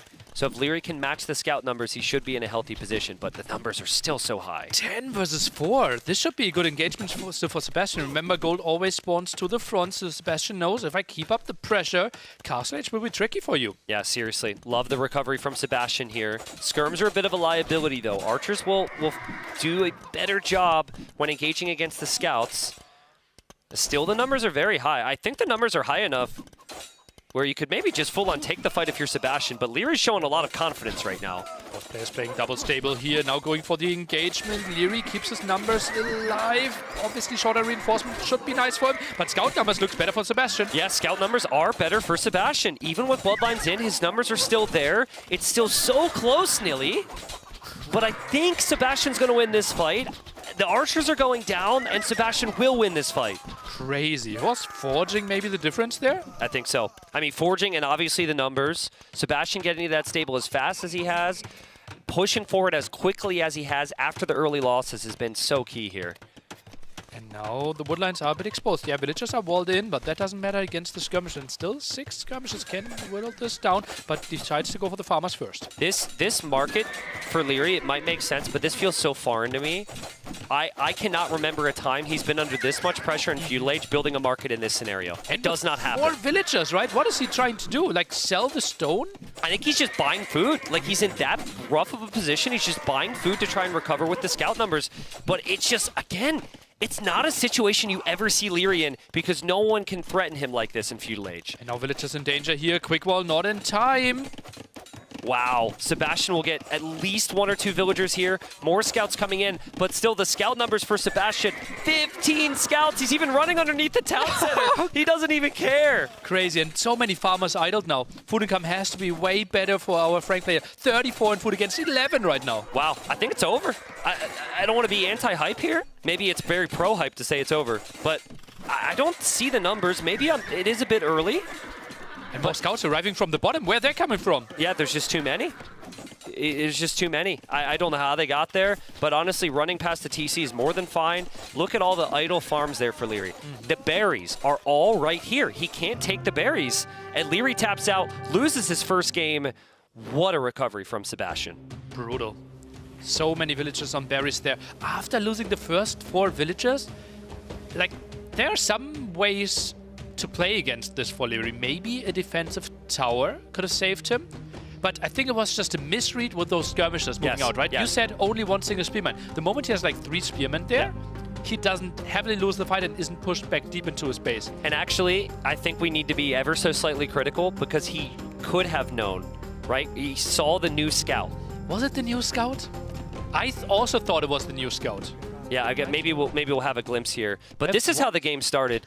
I didn't have Twitch chat up, or YouTube chat, or you know, MySpace or Facebook, wherever we're streaming this. But I'm sure a lot of people are calling GG because you have Leary being Leary, and 4 like free kills. It feels like to start. This I thought was going to be the only highlight of the game, Nilly. If we look at the left-hand side on this small picture, there's no scout there. There's the scout. Yeah. Right? The one scout at the top, yeah, he could have known. He could have known. Could have known, yeah. But it's obviously so tough to know, right, with so much going on. Yeah, and honestly, a big part of it was maybe the eco balance as well. For Sebastian, he barely had anything on gold, and everything was just on the berries. So he leaned into the Frank bonus, and Leary farmed. We can't check now, but I guarantee you it was probably like 15 farms for Leary and like 5 for Sebastian. Not impossible, So right? Franks really proved their worth there. Yeah, we see all the dots right on the minimap. There are barely any around the TC of Sebastian. Yep. And also, it was really nice from Sebastian. He didn't focus on the gold. He actually worked his way around, got to the farming eco, got to the berries, and then it was just such a big gap. They played it a couple times now, the little interview with Sebastian in the build-up, and the quote that they chose to use for him was, "It doesn't matter who I play, I'm just going to play my game." And I just think that's so cool. Like, for him to have such a short career compared to all these other players, right? To say that, to then prove it there with that win, that was just so impressive. Lovely stuff. And now it is on Leary to decide what map he wants to play next. He can pick his 2 home maps. Could theoretically also pick the home map of Sebastian here. I'm predicting something like Vulpine. I like that map a lot. Koreans dominated that map. Koreans is your #1, so why not consider it? If we get there, I foresee a lot of skirmishers, and I think Byzantines will maybe be the pick from Sebastian. Just using process elimination here. Maybe Mayans, honestly. How good are they against Koreans? You open Eagle Archer? That's okay. What do you do against Skirm Fire Lancer? Are Fire Lancers that good against Crossbow Eagle? With Koreans and how cheap they are, yes, I think so. Okay, okay. I Even think after so. the changes. I don't know. They got more expensive. I don't know. I think there's not enough evidence. Like, as these players practice, you know what they're not doing? Quickly They're see. not playing with Look at Koreans. Leary. He's putting the cup directly in front of the cam. By the way, if chat is saying like there are no webcams, now you know why. What should we show you? We can show you a cup. Is it a Red Bull cup though? It is a Red Bull cup. Because if it's a Red Bull cup, maybe he perfectly centered it. Look at this Can we cameraman get even trying to get a shot. It's somewhat centered. What? Like we can't show you Leary's face cam if it's a cup directly in front of it. Oh yes, we can. That's a cup in front here. That's all right. We'll just put some info about the map there. Oh, now it looks perfect there. Yeah. Tortilla Quarry, actually. Yeah, it's a sunken pit with the central water basin brimming with oysters and other things, which we now miss out on. But we'll get to see it here. It's going to be another map than what we expected, nearly, game #3.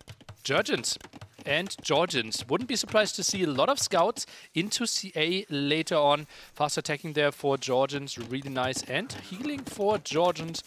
Mobility key on this map. Man, the ultimate caster tongue twister. Jurchens, Georgians, Georgians, Jurchens. I'm going to miss that one up here, but... Well, better than the one time we had to cast Finnish game Valas against Villas. That's it, true. Which has happened so many times. I mean, thinking about the matchup, I think both civs play out very similarly. Georgians have the mule carts, which gives them the beneficial start and a lot of flexibility, but while the Georgian cav does regenerate, it's not that fast. And what is it, 25% or 20% faster attack speed for Jurchens? I forget which. I think it got changed into 25. It used to be 20. Yeah. I mean, that's a very big number. Let's not forget, a civ like Bulgarians, you have to research a technology from your castle to get, I think, 33% faster attack speed. So getting that instantly at the start of a game here is huge for Jurchens. Small hit, and we see Leary actually going for a docked Sebastian as well. So both players going for Cav and a bit of water approach. Yeah, let's see how the scouts engage. Again, Leary might want to save those weak units because they'll regen later on. But I don't think you want to be taking any direct scout v scout fights right now against the Jurchens. That was an interesting regroup. If you want to avoid this, either you blame the ones controlling pathfinding, or you actually press Control and right-click, and then it ignores regrouping. Today you learned, Tristan. I mean, I already knew the first option. I already knew. I was already well aware we could send you an email or something. But thank you there. I also noticed there's as we see a scout given away there. That Sebastian uses stand ground stack a lot, and his units group up tightly. He also uses box formation more than Leary does. Leary, weirdly enough, doesn't use box formation as frequently on his scouts. He does it, I find, more frequently with low numbers of archers. Just helps units tightly group up. But we've got scouts from both players moving forward. There's box formation as well from Leary. And let's see if the villagers are going to be exposed, because there's plenty of vills out there. And my God, Fortune came in at the perfect time. Villager down. And Spearman around trying to protect this, but nice little advantage for Leary. Yeah, and I think Sebastian will not like how this game has gone so far. He wasn't able to get any value. He was simply met by Spearman. And it's 4-0 KD for Leary. Same as last game. Make it 5-0. Yeah, I guess the difference was the previous game he traded against villagers. But after nice how micro. that went... Nice micro. Oh, that's perfect. Insane, dude. Let's make it 7-1. Beautiful. And we also have the water engagements to look at. Those scouts will be healing. Everything reasonable here. Still two villagers exposing the gold. Spearman coming over for the defense. Yeah, and it's so annoying if you don't get a scout kill here. Oh, no, you want at least one scout kill. Okay, the units are still weak. Leary chooses to engage, and yeah, all those scouts are not going to be able to regen after all. That's a bit surprising, right, Leary? Like, this could have been like 3-4 saved scouts. Yep. That could have been light cav. And that's surprising to me as well. That's surprising to me as well. Was a bit greedy there, trying to commit against the villagers, and all of a sudden 9-7 KD, and it looks really even, both at 41 villagers. Yeah. Let's not forget, like, anytime you have an elite level player lose a unit or two, you know, it's easy to have some question marks because you're not used to it, right? Think about the level on the other side. I think Sebastian makes Leary work so much harder with the fights because he can actually compete with the speed. And then we occasionally see some cracks in the armor for Leary's micro. Yeah, and most of the time it happens that like the scouts of the opponent are in your base at the same time, or you're fighting on water. Yeah, so long term, and we've yet to see a really long game on this map. I love this map. It's one of my favorites, but the gold is kind of spread out in these small areas on the outside, but the fish in the middle, or rather the oysters, become really important for the golds. So I think that's more the reason why players are focusing on some ships there. Not for the fishing eco for the salmon in the middle, but so they can take the oysters. Maybe some repair. Village on the wrong side. Hulk goes down. Spearman is trying to help out, but can't really. And Sebastian looking good on water. Yeah, looking good. Has a population lead. Also switching to archers with some of these spearmen moving forward. But for Leary, it's going to be full scouts. And it's so tough when you need the spears at home at all times. And then you need spears on the front. You're in this never-ending cycle where it feels like you need spears everywhere. And I think Sebastian just won't have the spears he needs. The scouts will engage. The spearmen are still in there. The spearmen didn't actually get hit at all. 2 spearmen still getting work done. Folks, if you take that fight at home, you probably want to reverse the order. Take the spearmen first. I guess that's still okay. He cleared out all the archers, which is what he wanted. But if he clears this the 2 spearmen first, I think that goes much better for him. He had such good upgrades. Bloodlines and forging, and a lot of losses there. Leary looking good when it comes to resources, though. Yeah, good resources. Like to see just a quick scan of the farms here. I mean, we never have time to look at it, but there's the farming eco. There's the berries, of course. Farming eco's looking good. I think I prefer Leary's setup, though. He seems to have a bit more, and he's also working his way towards walls. Yeah, that's 15 fully set up. The others were 10 and only now starting 2, so nice setup there in the long run. Needs to finish those walls, though. Otherwise, this could get annoying. Yeah, it could get really annoying. And he doesn't have too many skirmishers yet. Scouts on the other side from Leary will go for the Vills. They've got the hill. Leary also needs to protect himself from this army, and he somehow gets the walls down. Well played from Leary. Villager kills coming in as well. Beautiful job. It's another villager kill here, but loses all his 4 scouts from what it looks like. I think there's still a hold now. Is closing that one with the house. This is still annoying without having any range units himself. That's why he's going for skirmishes now. Yeah, honestly, really well played, though. To get the offensive pressure in and defend at the same time is so well played. Nearly, obviously, skirms make sense against a couple archers, but this is a mobile map. You need to move long distances. What do you think about cav archers as a switch? Like CA? Jurchen's CA do fire faster. They lack thumb ring. Georgian cav archers do regenerate. They also lack thumb ring. Yeah, I think economies might be a bit too low to really allow you to get to Thumbring and all the other upgrades that you need. Yeah. I think that's really far ahead thinking, though, because like Leary is 1 minute away from Castle Age, and Sebastian is sitting on 200 food. It will be massive timing, but we have mass CA against Feudal Age. Oh man, that right there, Sebastian just completely forgot about the water for a minute. He had, I think, right-clicked the dock, actually, which is what you want to avoid doing. So nice recovery there. Man, such a close game. Such a close game. KD is so even. Economies are fairly even. Actually, hold up.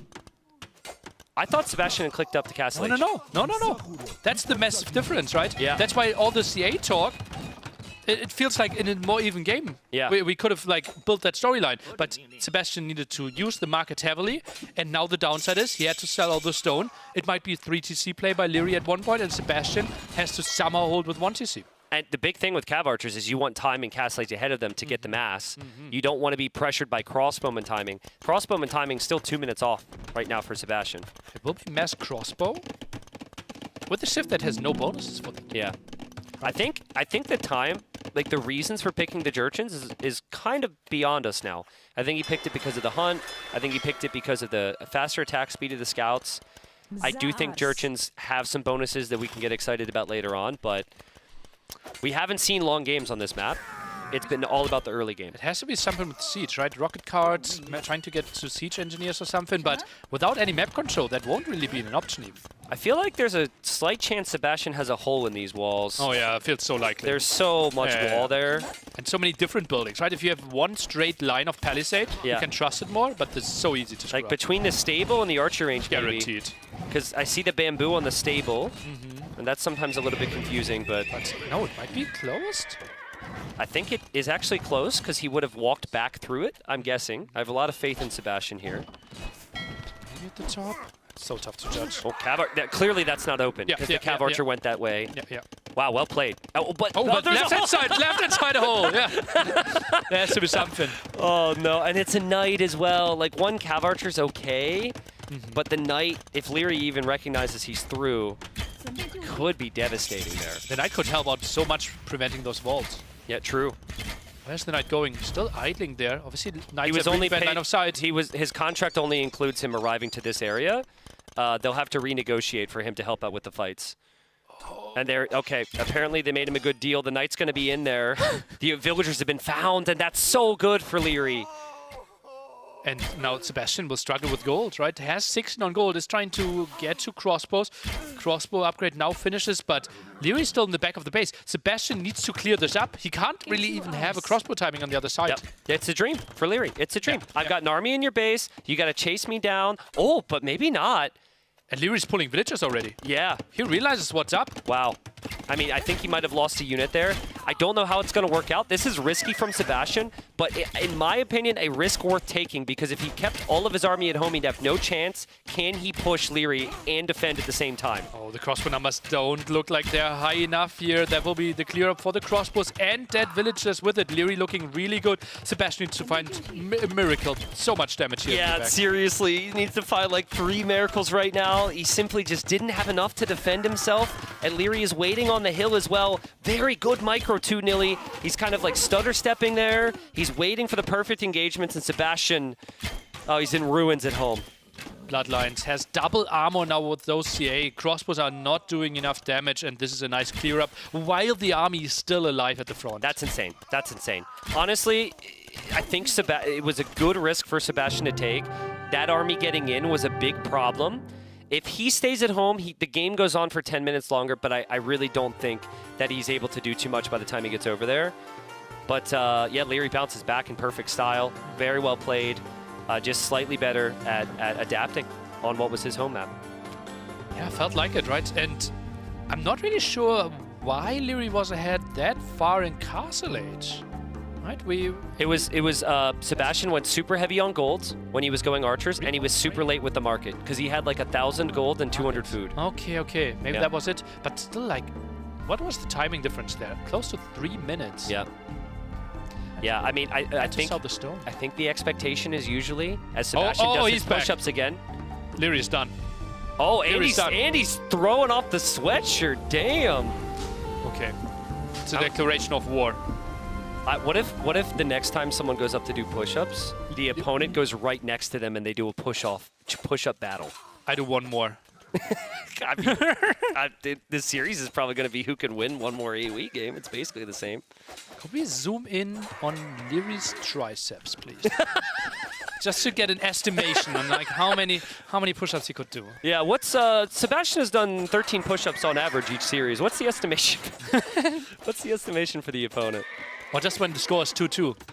I think Sebastian did push-ups after losses. After 2-0. And it was 2-2 then against Viper.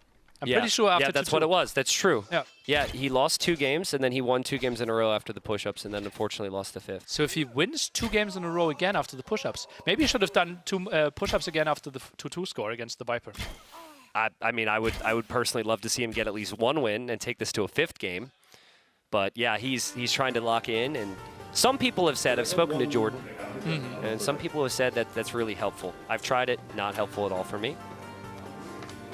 But tell me, Nilly, in terms of the level, I know it's weird, we're talking top 8, everyone here is so good. But doesn't it feel like Sebastian's there, like he's so close to Leary? Or is he still like, am I getting too hyped?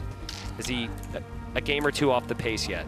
I think I'm a game or 2 off to really judge it. Yeah. Right? It's 3 games, and it felt like he can really push him to the limit. He's got it. Well, it's tricky. It felt like Sebastian clearly is on the level of the Viper, right? He won in the last chance qualifier. He performed incredibly well in on the ladder as well. I think Sebastian's closer to the Viper than to Leary. Yeah, makes sense. And I mean, Leary, like number 5-ish, 6-ish in the world. Well, that's what we're talking about here, right? We're talking at the top 8. People have pretty strong feelings on who's 1, 2, maybe 3 through 5 is a little bit more muddy at the moment. That's a big question to me, yeah. And then like maybe 6 through 8. Obviously settings are different every tournament, but I really like the way these civs can play out on my expectations. If I had to guess right now on Leary's remaining home map, which is probably for Game 5, I think we see Koreans, and Koreans against Byzantines would be my guess. You said maybe Koreans, Mayans, so maybe there's some viability there. If we see Thames next, I would guess Ethiopians or Mayans, play towards crossbow and eco, and actually with that in mind, maybe we could see a wild Koreans on Thames. I think actually play it might skirmishers. be Magyars on Valpine and Koreans on Thames. Okay. And I think Mayans is also nice because you start with 4 exposed villages on gold, right? So that is an easy attack point on the foxes there. And therefore having basically double production from the start with the eagles as an additional option could be nice. It could be a nice argument for Mayans as well. We actually saw a lot of Incas attempted, but that was prior to the change. Remember, we were seeing Incas with the cheaper skirms and spears and eagles. Now it's champies, and so Incas clearly not really prioritized here. But thank you again, viewers, for watching. It's been an excellent 2 days so far. It's been so fun. I guess, honestly, we should probably thank as well everyone who's put in so much work and effort, our production, our map guy, into this show so far. And we will have the home map for Leary as game number 4. And the finger point person is putting in the work there. Really putting in the work here today. And do we have those maps? Are they doing something with those maps at some point? I'd love that. Finger pointing. Okay. And it is Mayans. Yeah. On Valpine here. Archer Civilization also can do eagles. I think you called it then. It's all about using the foxes. So foxes, you have 4 villagers that spawn very far away from your eco on this map, right next to foxes. You could take the foxes. You do not need to drop off gold from the foxes like other resources, so just killing them basically and eating them gives you the res. And so I think with all that gold production, the idea is a combination of archers and eagles, and Leary, he wants to hunt down those fox villagers. He wants to be out there looking for them, so let's keep a close eye on them. If we look to the left side, we'll see Sebastian's villagers. That's what we mean. And then on the right side, obviously, Leary's the same. Nilly, if you just leave, you're losing a lot of resources. Absolutely. We have seen it, the approach by TheViper, right, against ACCM and lost the game because that is really fast gold income and the walking distance is so long, so you're down 100 or 150 resources if you try to save them early on. Yeah, and scouts for Magyars are cheaper. They don't really utilize the gold, but we see a very quick archer range there from Leary, so I think Leary clearly thinking of spending the gold maybe with an archer follow-up. Yeah. Scout Archer is the ideal army composition you want to play towards, and Mayans on the other side. Eagles, Archers, I thought, but it is the double barracks opening. Surprising. We've seen a lot of double range from Mayans here into full archers. It's double barracks. Eagles don't produce that quickly compared to other units, but if you can get enough of them, they scale really well towards Castle Age. Waiting for the second, or for the first armor upgrade, and then he can take an engagement. Leary can't take this. Scouts have to come over. Yeah, I think Leary knows now. I think he knows it's Eagles. Obviously, he knows there's going to be a couple of them, but he didn't see an archer range with that spearman. Oh, scouts are not defending the vills. True. Yeah, villagers are going to run away, but the scouts are going to run in this way as we see the triple barracks for Sebastian. Wow. He has to react. He reacts immediately, but this is against Magyars. Is he trying to wall them in? What? I'm not sure who is trapped with whom here. The confidence, Nilly. Okay. Like, I'm sorry, but who looks at that and says, yeah, that's not actually a problem for me. That's a problem for you. Crazy. I think this was like, he out-muscled him, kind of, right? Yeah, This was like, okay, I'll take the fight, and Leary was like, oh no, you did so many push-ups, maybe no. I was going to say, I don't think he has the confidence without the push-ups. The 7 military versus 6. Still don't see too many archers on the field from Leary. And Sebastian will have triple barracks production, but he doesn't have the foxes. Well, sorry, he doesn't have gold mining on top of the foxes. He's going to need that for triple barracks here. I think 1 or 2 spearmen could have been an option here, no? For the defense? Yeah, I think so. But I think he saw the range. I'd be curious to know if he saw the range. Maybe he feels like it's simply not worth it to make Spearman if he knows Leary's on archers. He, of course, didn't see the range, which makes me look stupid, but it looks pretty damn good. Or maybe anticipated, right? Preparation obviously can go really deep in those scenarios. Now heavily onto gold. 7 on gold right now. And the big question is about timings, right? We have seen this matchup or something similar, I think, Viper against Lewis in the replacement qualifier, right? Where it felt like our Meso player did not arrive with enough Eagle Warriors in the castle timing. That is their main timing. That's so many, though. Like, I think what people try and do, they try and make 6 to 8, and then they're on the way to castle. Sebastian's at 11, and still producing, and resources are rising as well. Leary's hoping to get into Knights, clearly, because he's slowing down his resources, but my goodness, that's a lot of Eagles. Market from both players. Leary already used it, therefore the better prices for him. Soon the follow-up by Sebastian expected, which is a bit out of position. I love the hovering there. I love the hoovering there from Leary. The patience. He could have gone in earlier, but he waited until he had the shore villager kill. A shout out to the foxes that continue to pierce my ears with their stupid little noises there, but it's a new animal. They needed to make sure people knew about it. Yeah. That's why we always do the new civilizations way too good as well. So everyone knows about them. Confirmed, guys, confirmed. It's all right. I think there's a couple civs from the recent DLC that would maybe make that clearly that's a joke.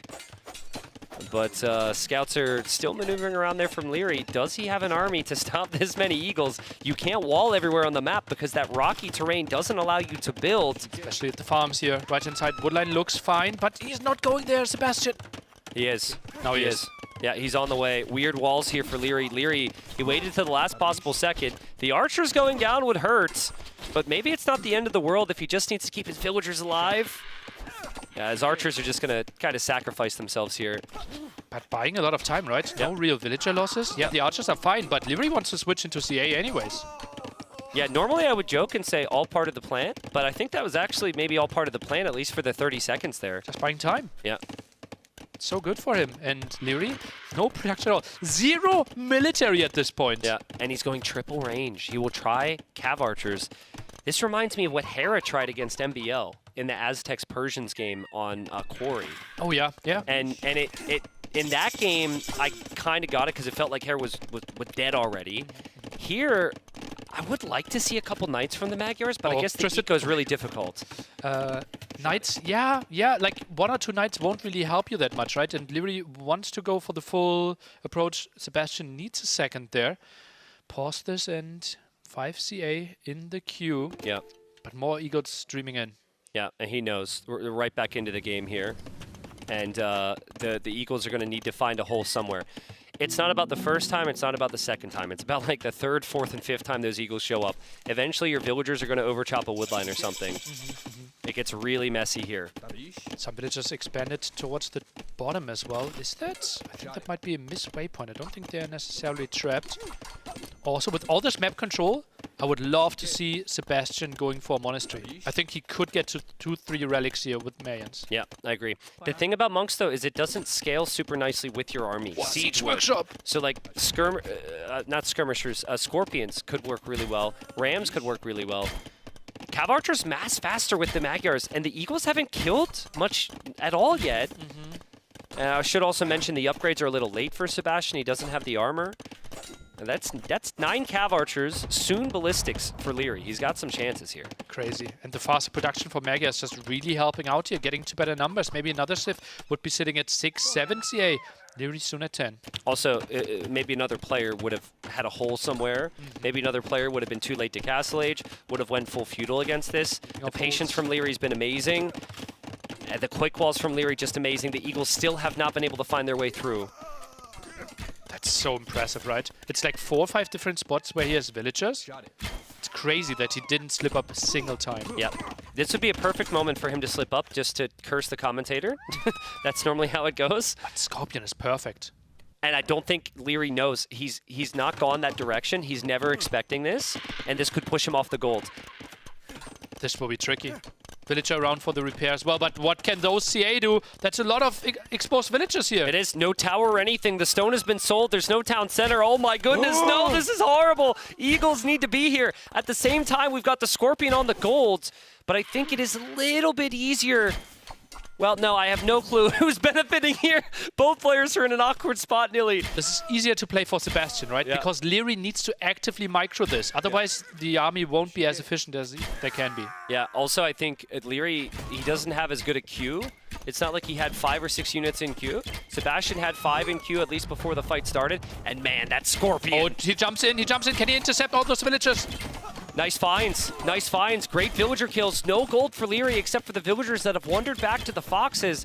And Sebastian, he has reclaimed his gold. He is still on his gold. We'll just see if he can deal with those cav archers.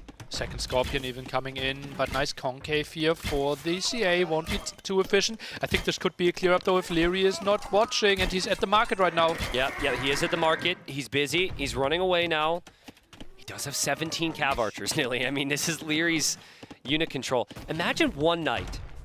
Like, idle your TC, make one knight to snipe the Scorpions right now. Could be so nice. If the Eagles aren't around, that could be a really nice option. Maybe he snipes even this villager. Only one single villager on gold right now for Leary. Yeah, wood could become an issue as well. I think Sebastian's already assuming that Leary has moved to another gold. Leary's not in another gold. And Sebastian's Scorpions, just the perfect addition here at the perfect time.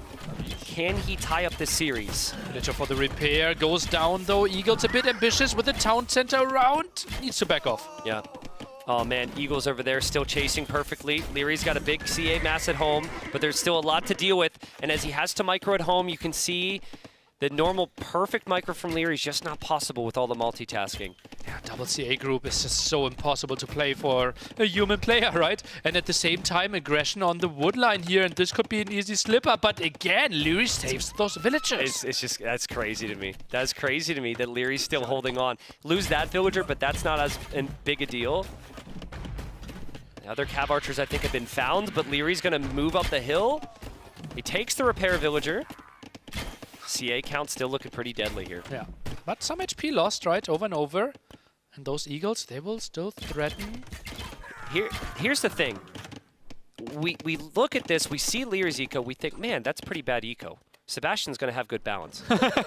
Look at Sebastian's economy here. I guarantee you it's an absolute mess because the food count's been going down. The Knight! You wanted to see it. Perfect. Oh, man. Absolutely perfect. 3 Scorpions down is horrible for Sebastian. This is the worst possible thing that could happen. He can always replace the Eagles. The Scorpions is going to take so much time. Oh, man, what a find from Leary. Tries to go for the body block. Won't really happen. And Leary gets away with that one. Gets more Eagle kills. Can Leary maybe do this? I think with that right there, I think he absolutely can. He somehow kept everything walled up. Don't ask me how. And if he moves forward, Sebastian's got his whole life on gold. Again, he's got 3 gold mines fully saturated at home. I think he's got like 2 farms. And the first time Sebastian gets to the woodline, it actually runs out and the villagers are escaping. Yeah, there's 3 mining camps back there. It's ridiculous. He's got such his eco is fully dependent on gold and the market if he's going to need to buy and sell, but... And now Leary has no pressure at home. Yeah. He can micro this for days. But Leary's not expecting him to be that all in. He's not going to check that gold. Or will he? He will. He will. And there's no answer. I don't think that's enough Eagles. I don't think so either. I don't think they have enough attack upgrades. I don't think there's enough of them. I think now is Sebastian's time to attack Leary. If Leary is repairing at home, keeping his villagers protected behind walls, this is so good for him. There's 24 Eagles for Sebastian. They just don't know where to go. They're still racing, but Leary's doing such a good job of re-walling another aggression here at the gold, and that's a new group of Scorpion. Yep, and Sebastian still might find those villagers there. He didn't lose many villagers yet. He'll have more Eagles. He's got 8 more in queue. And the Scorpions are back on the gold with the Eagles. Hello! Oh man, this is a crazy game. More dead villagers and trying to intercept again. What a crazy move by Sebastian. Look at the idle CC time. Look at the villagers falling. Such an intense game. I think in a different scenario, both players would have been dead to the other. Like, they both played well enough to win this game. That is not how this works, though. They're both bringing a ridiculous level. The Knight will not be enough there.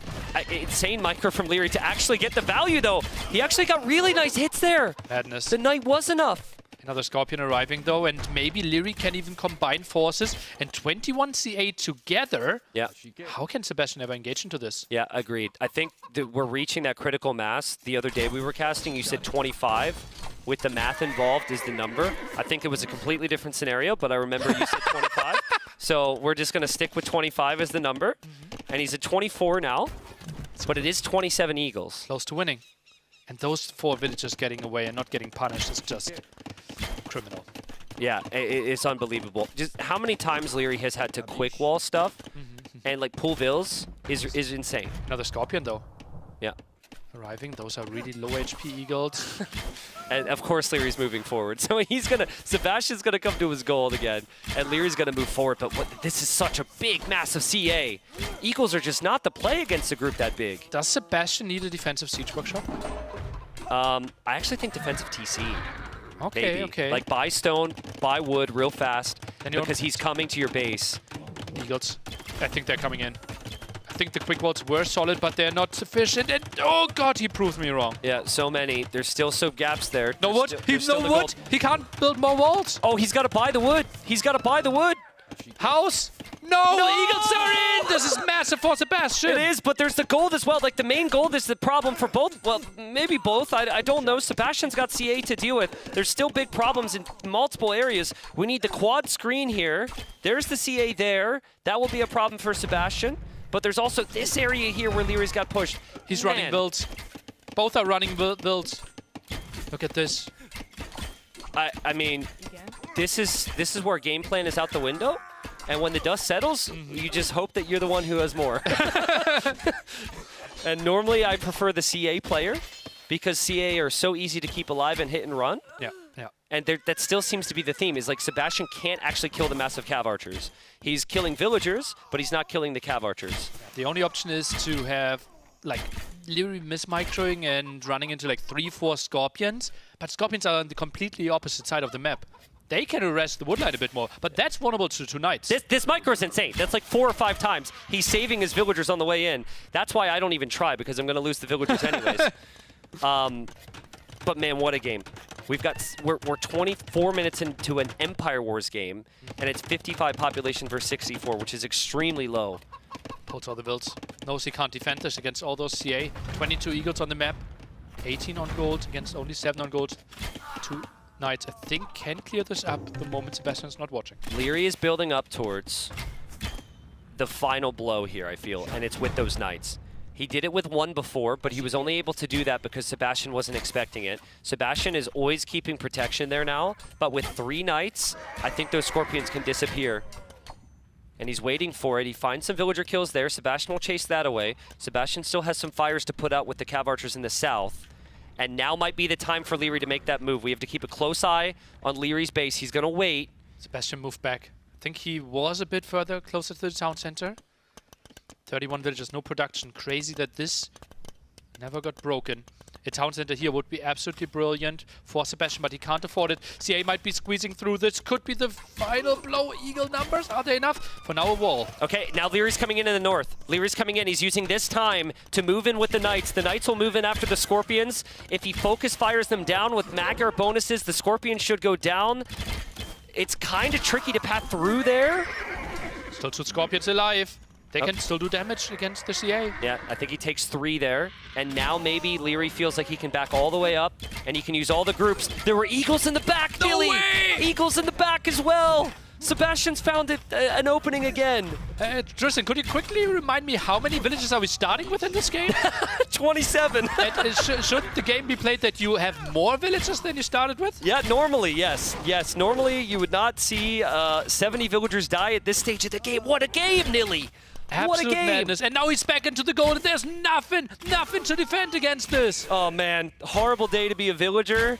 Still a pretty damn good day to be Leary, because Leary's cav archer count is 31. Who needs villagers?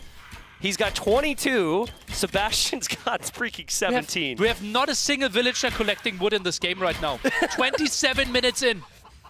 Oh man, and again, the dust will settle, and they're both just gonna hit a really hard resource wall. And they're not going to be able to produce much more. Unbelievable. 18 villagers. And Sebastian is still in this game. Yeah. Continues playing. I think he actually taps here. I mean, his pop is low. He doesn't have Eagles doing any damage. This is going to be brutal for Sebastian. He's going to be 0-2 in sets. Losing 3-2 to Viper, now 3-1 to Leary, but he's playing so good. Yeah. all-deciding game against ACCM potentially tomorrow. If he loses this game, is coming in with some more raids. He sees, God, I killed so many villagers, but he keeps on losing his own as well. Unbelievable series. Unbelievable series. Leary's unbelievable. And Leary wins another series, wins this one 3-1. He did drop a game, but man, Sebastian made him work so hard. So much harder than Leary had to work yesterday. And yeah, Leary's just ridiculous, man. He's one of the best players to ever play this game. One of the best players to ever play this game mode. And what a great storyline for tomorrow. Yep. Right? We will have TheViper against Leary for spot number 1 in the group, direct spot for the semifinal, potentially avoiding Hera. Yep. And then we have the elimination match, ACCM against Sebastian. And ACCM's got a lot to prove. ACCM, I still think, hasn't hit his final gear. ACCM teammates with Sebastian. They know each other well. They prepare well. They're good friends. Yeah, storylines are really setting up for this tournament. You know, sometimes the third day in the group stage like this might not necessarily have as much meaning, but I think like literally everything that we wanted maybe to happen today for the storylines for tomorrow has happened. Not scripted. Kiss. Yeah, by the way, Chef's kiss is a bit weird, right? What the chef? Who is he? Who did the chef kiss? What is he? Like, but okay, maybe something for later. I'm impressed by Leary, and I'm also curious what he's going to say in the interview, right? Because yesterday he won 3-0 and said he wasn't happy with his performance. Now he wins 3-1. Let's see how hard he's going to be on himself. Agreed. Let's hear it from him. Let's find out right here, right now. The casters want to know, Leary, after that pretty emphatic victory by the end there, 3-1. How hard are you going to be on yourself today? Yesterday, you weren't necessarily particularly kind after a 3-0 clean sweep. So what's the verdict here as you assess that performance of yourself? Pretty happy. Played overall pretty fine. Obviously, there's always some mess-ups, but that's just meant to be in Emperor Wars, especially if you play against the top players. So overall, pretty happy. Well, I'm not surprised you're pretty happy after obviously 2 wins on the trot. You're obviously looking very, very good as for the tournament continues. Are you already thinking about what that playoff stage looks like, maybe getting straight through to the semi-finals, or more focused on the match tomorrow? More focused on the match tomorrow. I still have 1 win to go to the semis. Winner of us goes straight to semis. Loser has to play another round, right? So that's pretty huge. So all focus on tomorrow. All right, okay. Well, we're going to bring up some highlights here for us to have a look at, and Dave's going to talk us through some of the stuff that we've seen, some of the key moments, and we're interested to get your perspective. But Dave, I'll throw over to you here. Yeah, another incredible set here, Leary. I mean, Sebastian is such a tough competitor, and he's raised his level so much over the last few years. Tell us a little bit about why you're picking Kitans on this map. I figured Hulks against Hulks, they don't do that much damage. So let me just bump that damage up a little bit and get forging and iron casting and take it from there. Yeah, it worked out pretty well. I can't complain. Obviously, the first couple of trades went in my favor, so it looks pretty well from the get-go. But it could have gone other ways as well if the man-at-arms and the first archers from him could find some damage. It feels like he's so good that you're in the situation where you just need to win that one fight, and whoever wins that one fight, it decides the game, right? Yeah. But ideally, that's where you want to be as a player, because you have belief in yourself to win that really, really important fight, that really, really important moment. Yeah, that's basically the top players. Once you have an advantage, your goal is to never let it go, and usually top players know pretty well how that goes. And yeah, that's where it goes. So you've been really, really good with the Cumans. I think you absolutely owned ACCM with them yesterday, right? And then you head on here, you get a really good start against the Franks, who haven't found success yet on this map. And what happened? What was the moment here that decided this? I thought the game was over, honestly. When I killed like, what, 4 vills in the scout? Or 5 vills even? Then I just went forward, smashed my head against the wall, and, then he smashed me. He had a bigger head. Yeah, basically. He had a better wall than me. More wall, yeah, exactly. So, yeah, and then he just never let it go. It's that one fight you're talking about, right? In the middle of the map, and then he just never let it go and played it perfectly from there. Yeah, and you couldn't even recover. You tried to go for the market, and there's just too many scouts all over the place. I think you played this one really well, especially after the good start that you have. You see the evidence there with the bodies all over the place. Sebastian clawing back. It's 1-1. I'm assuming you're still fairly confident going into Quarry, especially with the Civilization pick, Jurchins. Is that meta on this map, or is that a little bit outside the box for him? It is pretty good, but I think I got some good trades early on with the scouts, especially here, and Then I just found, I think my eco behind was better since I probably messed up his eco a little bit with all the scouts and all the idling, running back and forth. And he had to make so many spears. It's pretty annoying for him. And I could just wall behind. I think that was the main thing. Question about this map. Do you prefer when your bases are further away or closer? I have no idea. I just take it as it comes. Probably in this case, further away, since I'm going scouts and Seems like it benefits the Georgians, right? Yeah. Like in that case, I can use my mobility better. But in general, usually I'm the archer player, so usually I prefer closer. Yeah, that was a really good clear up, and you made your way into the Cav Archers. His castle age was too far behind, and then finally we go into this, and like, what? Give me one word for what this game was. Fiesta, dude. Don't even know where to start. Like, I couldn't find my chickens. Then I thought for a second, maybe my map is bugged. Yeah. I was almost about to call Cressini. But then I found them in the last possible place. But yeah, I noticed pretty early what he was going to do after I had the second barrack and the third barrack. So I just had to match it and then just, you know. And then you feel like you have enough CA every single time. And he's got more eagles every single time. You find villagers, and then he finds villagers. Exactly. And eventually, until one of us calls, you know? Yeah. But yeah, if I mess up once, if I lose my CA numbers once, the game just ends in the spot.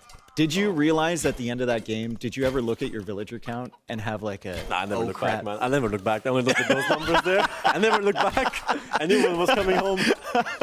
Did you think he had less than you at that point? About this. Yeah, about the same. Yeah. All on gold, but yeah, that's all he needs. It was crazy, the timeline there. You know, the game goes like 25, 30 minutes, and you have less villagers than what you started with. Basically, at the felt like beginning. an RM game at the start. Yeah, it's the perfect way to end the set, and I think full credit to Sebastian because, like we said, even though it was a 3-1, we had some really competitive moments, some really, really good fights, and he feels so close, doesn't he? Yeah, it's always at one fight, you know, at one engagement early on. And whoever wins that can take it from there. And usually, we saw it in the Humans game. When he won it, he just took it convincingly. Yeah.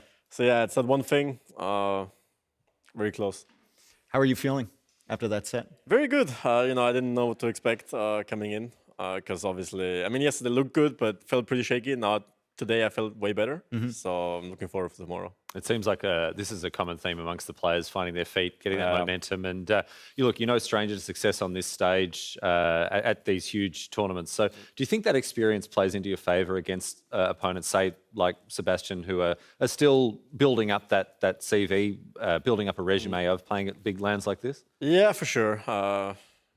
I think the experience comes into play at the moment. Like when you draft and before when you practice, it doesn't really come into play that much. But when you're in the game, you have to adapt, make decisions on the spot. That's when it comes in clutch. The bright lights of the stage here and everything like that, it can affect you. Well, Leary, congratulations, mate. Thanks very much for joining us, and the best of luck to you tomorrow. Thank you.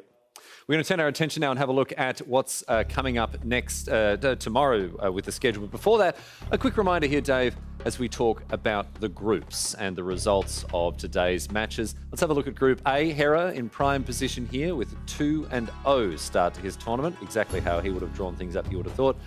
Yo and Hart both on 1-1, and then poor old MBL 0-2. I don't think that 0-2 scoreline reflects his performance. I mean, he took 2 games against Hera, and he was up 2-1 against Hera. And from talking to the other players in that Group A, like, they were all saying it really comes down to who gets the most wins against Hera, because we don't believe that we can beat him. For a moment there was a glimmer of hope for MBL, though. He really had that belief. We're going to have Hart and MBL, I believe, matching up against each other tomorrow, too. So things could get super interesting for Group A. Yes, indeed. We'll turn our attention now to Group B. We've lost the graphic there, unfortunately, but obviously Leary at the top of that one. Obviously the favourite at this point to make a deep run towards our playoff stage there, particularly with a 3-0 then a 3-1 victory. But Group B, we've sort of characterised this, Dave, as being one that's a bit more open in terms of how those positions might shake out. Any predictions or thoughts you might want to share?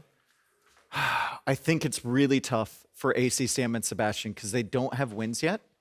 And I believe they face each other tomorrow. Yes. Right? So whoever wins that is basically going to go through at this point, unless My math is wrong. I believe that's the case. Yeah, we've got got Lyri and Viper both at 2-0. Lyri and Viper at both 2. So we've got whoever wins that match, it doesn't matter how many matches they've won or how many games they've won coming in here. It's whoever wins that set. What a scrap. Is through. That is a heck of a scrap, especially since Sebastian has put together some really, really quality starts here. Well, this is something we'll be watching with keen interest tomorrow, of course. And let's remind ourselves of the schedule for tomorrow. We're going to kick things off match 1, ACCM versus Sebastian. That's going to open the day's account here. Moving on to Hart versus MBL. This is another match we talked about, Dave. It's going to be critical, of course. We'll see what happens there. Lyri versus TheViper. Who will take out the top spot in that group? And then finally, we'll close things out with Hera versus Yo. A lot on the line for that match, particularly for Mr. Yo. So be sure to tune in. And make sure to be with us here as we get stuck into the third day of competition, the final day of the group stage here at Red Bull Wololo. I'd like to thank, of course, once again, our sponsors, Aegon by AOC, World's Edge and Scan. Without their support, this event would not be what it is. And we'd like to thank you, wherever you are choosing to join us around the world. Thanks so much for your company. On behalf of Dave and indeed the rest of the coverage team, thanks for being part of today's event. We're looking forward to having your company again tomorrow. Until then, take care of yourselves. And from the HMS Londinium, good night.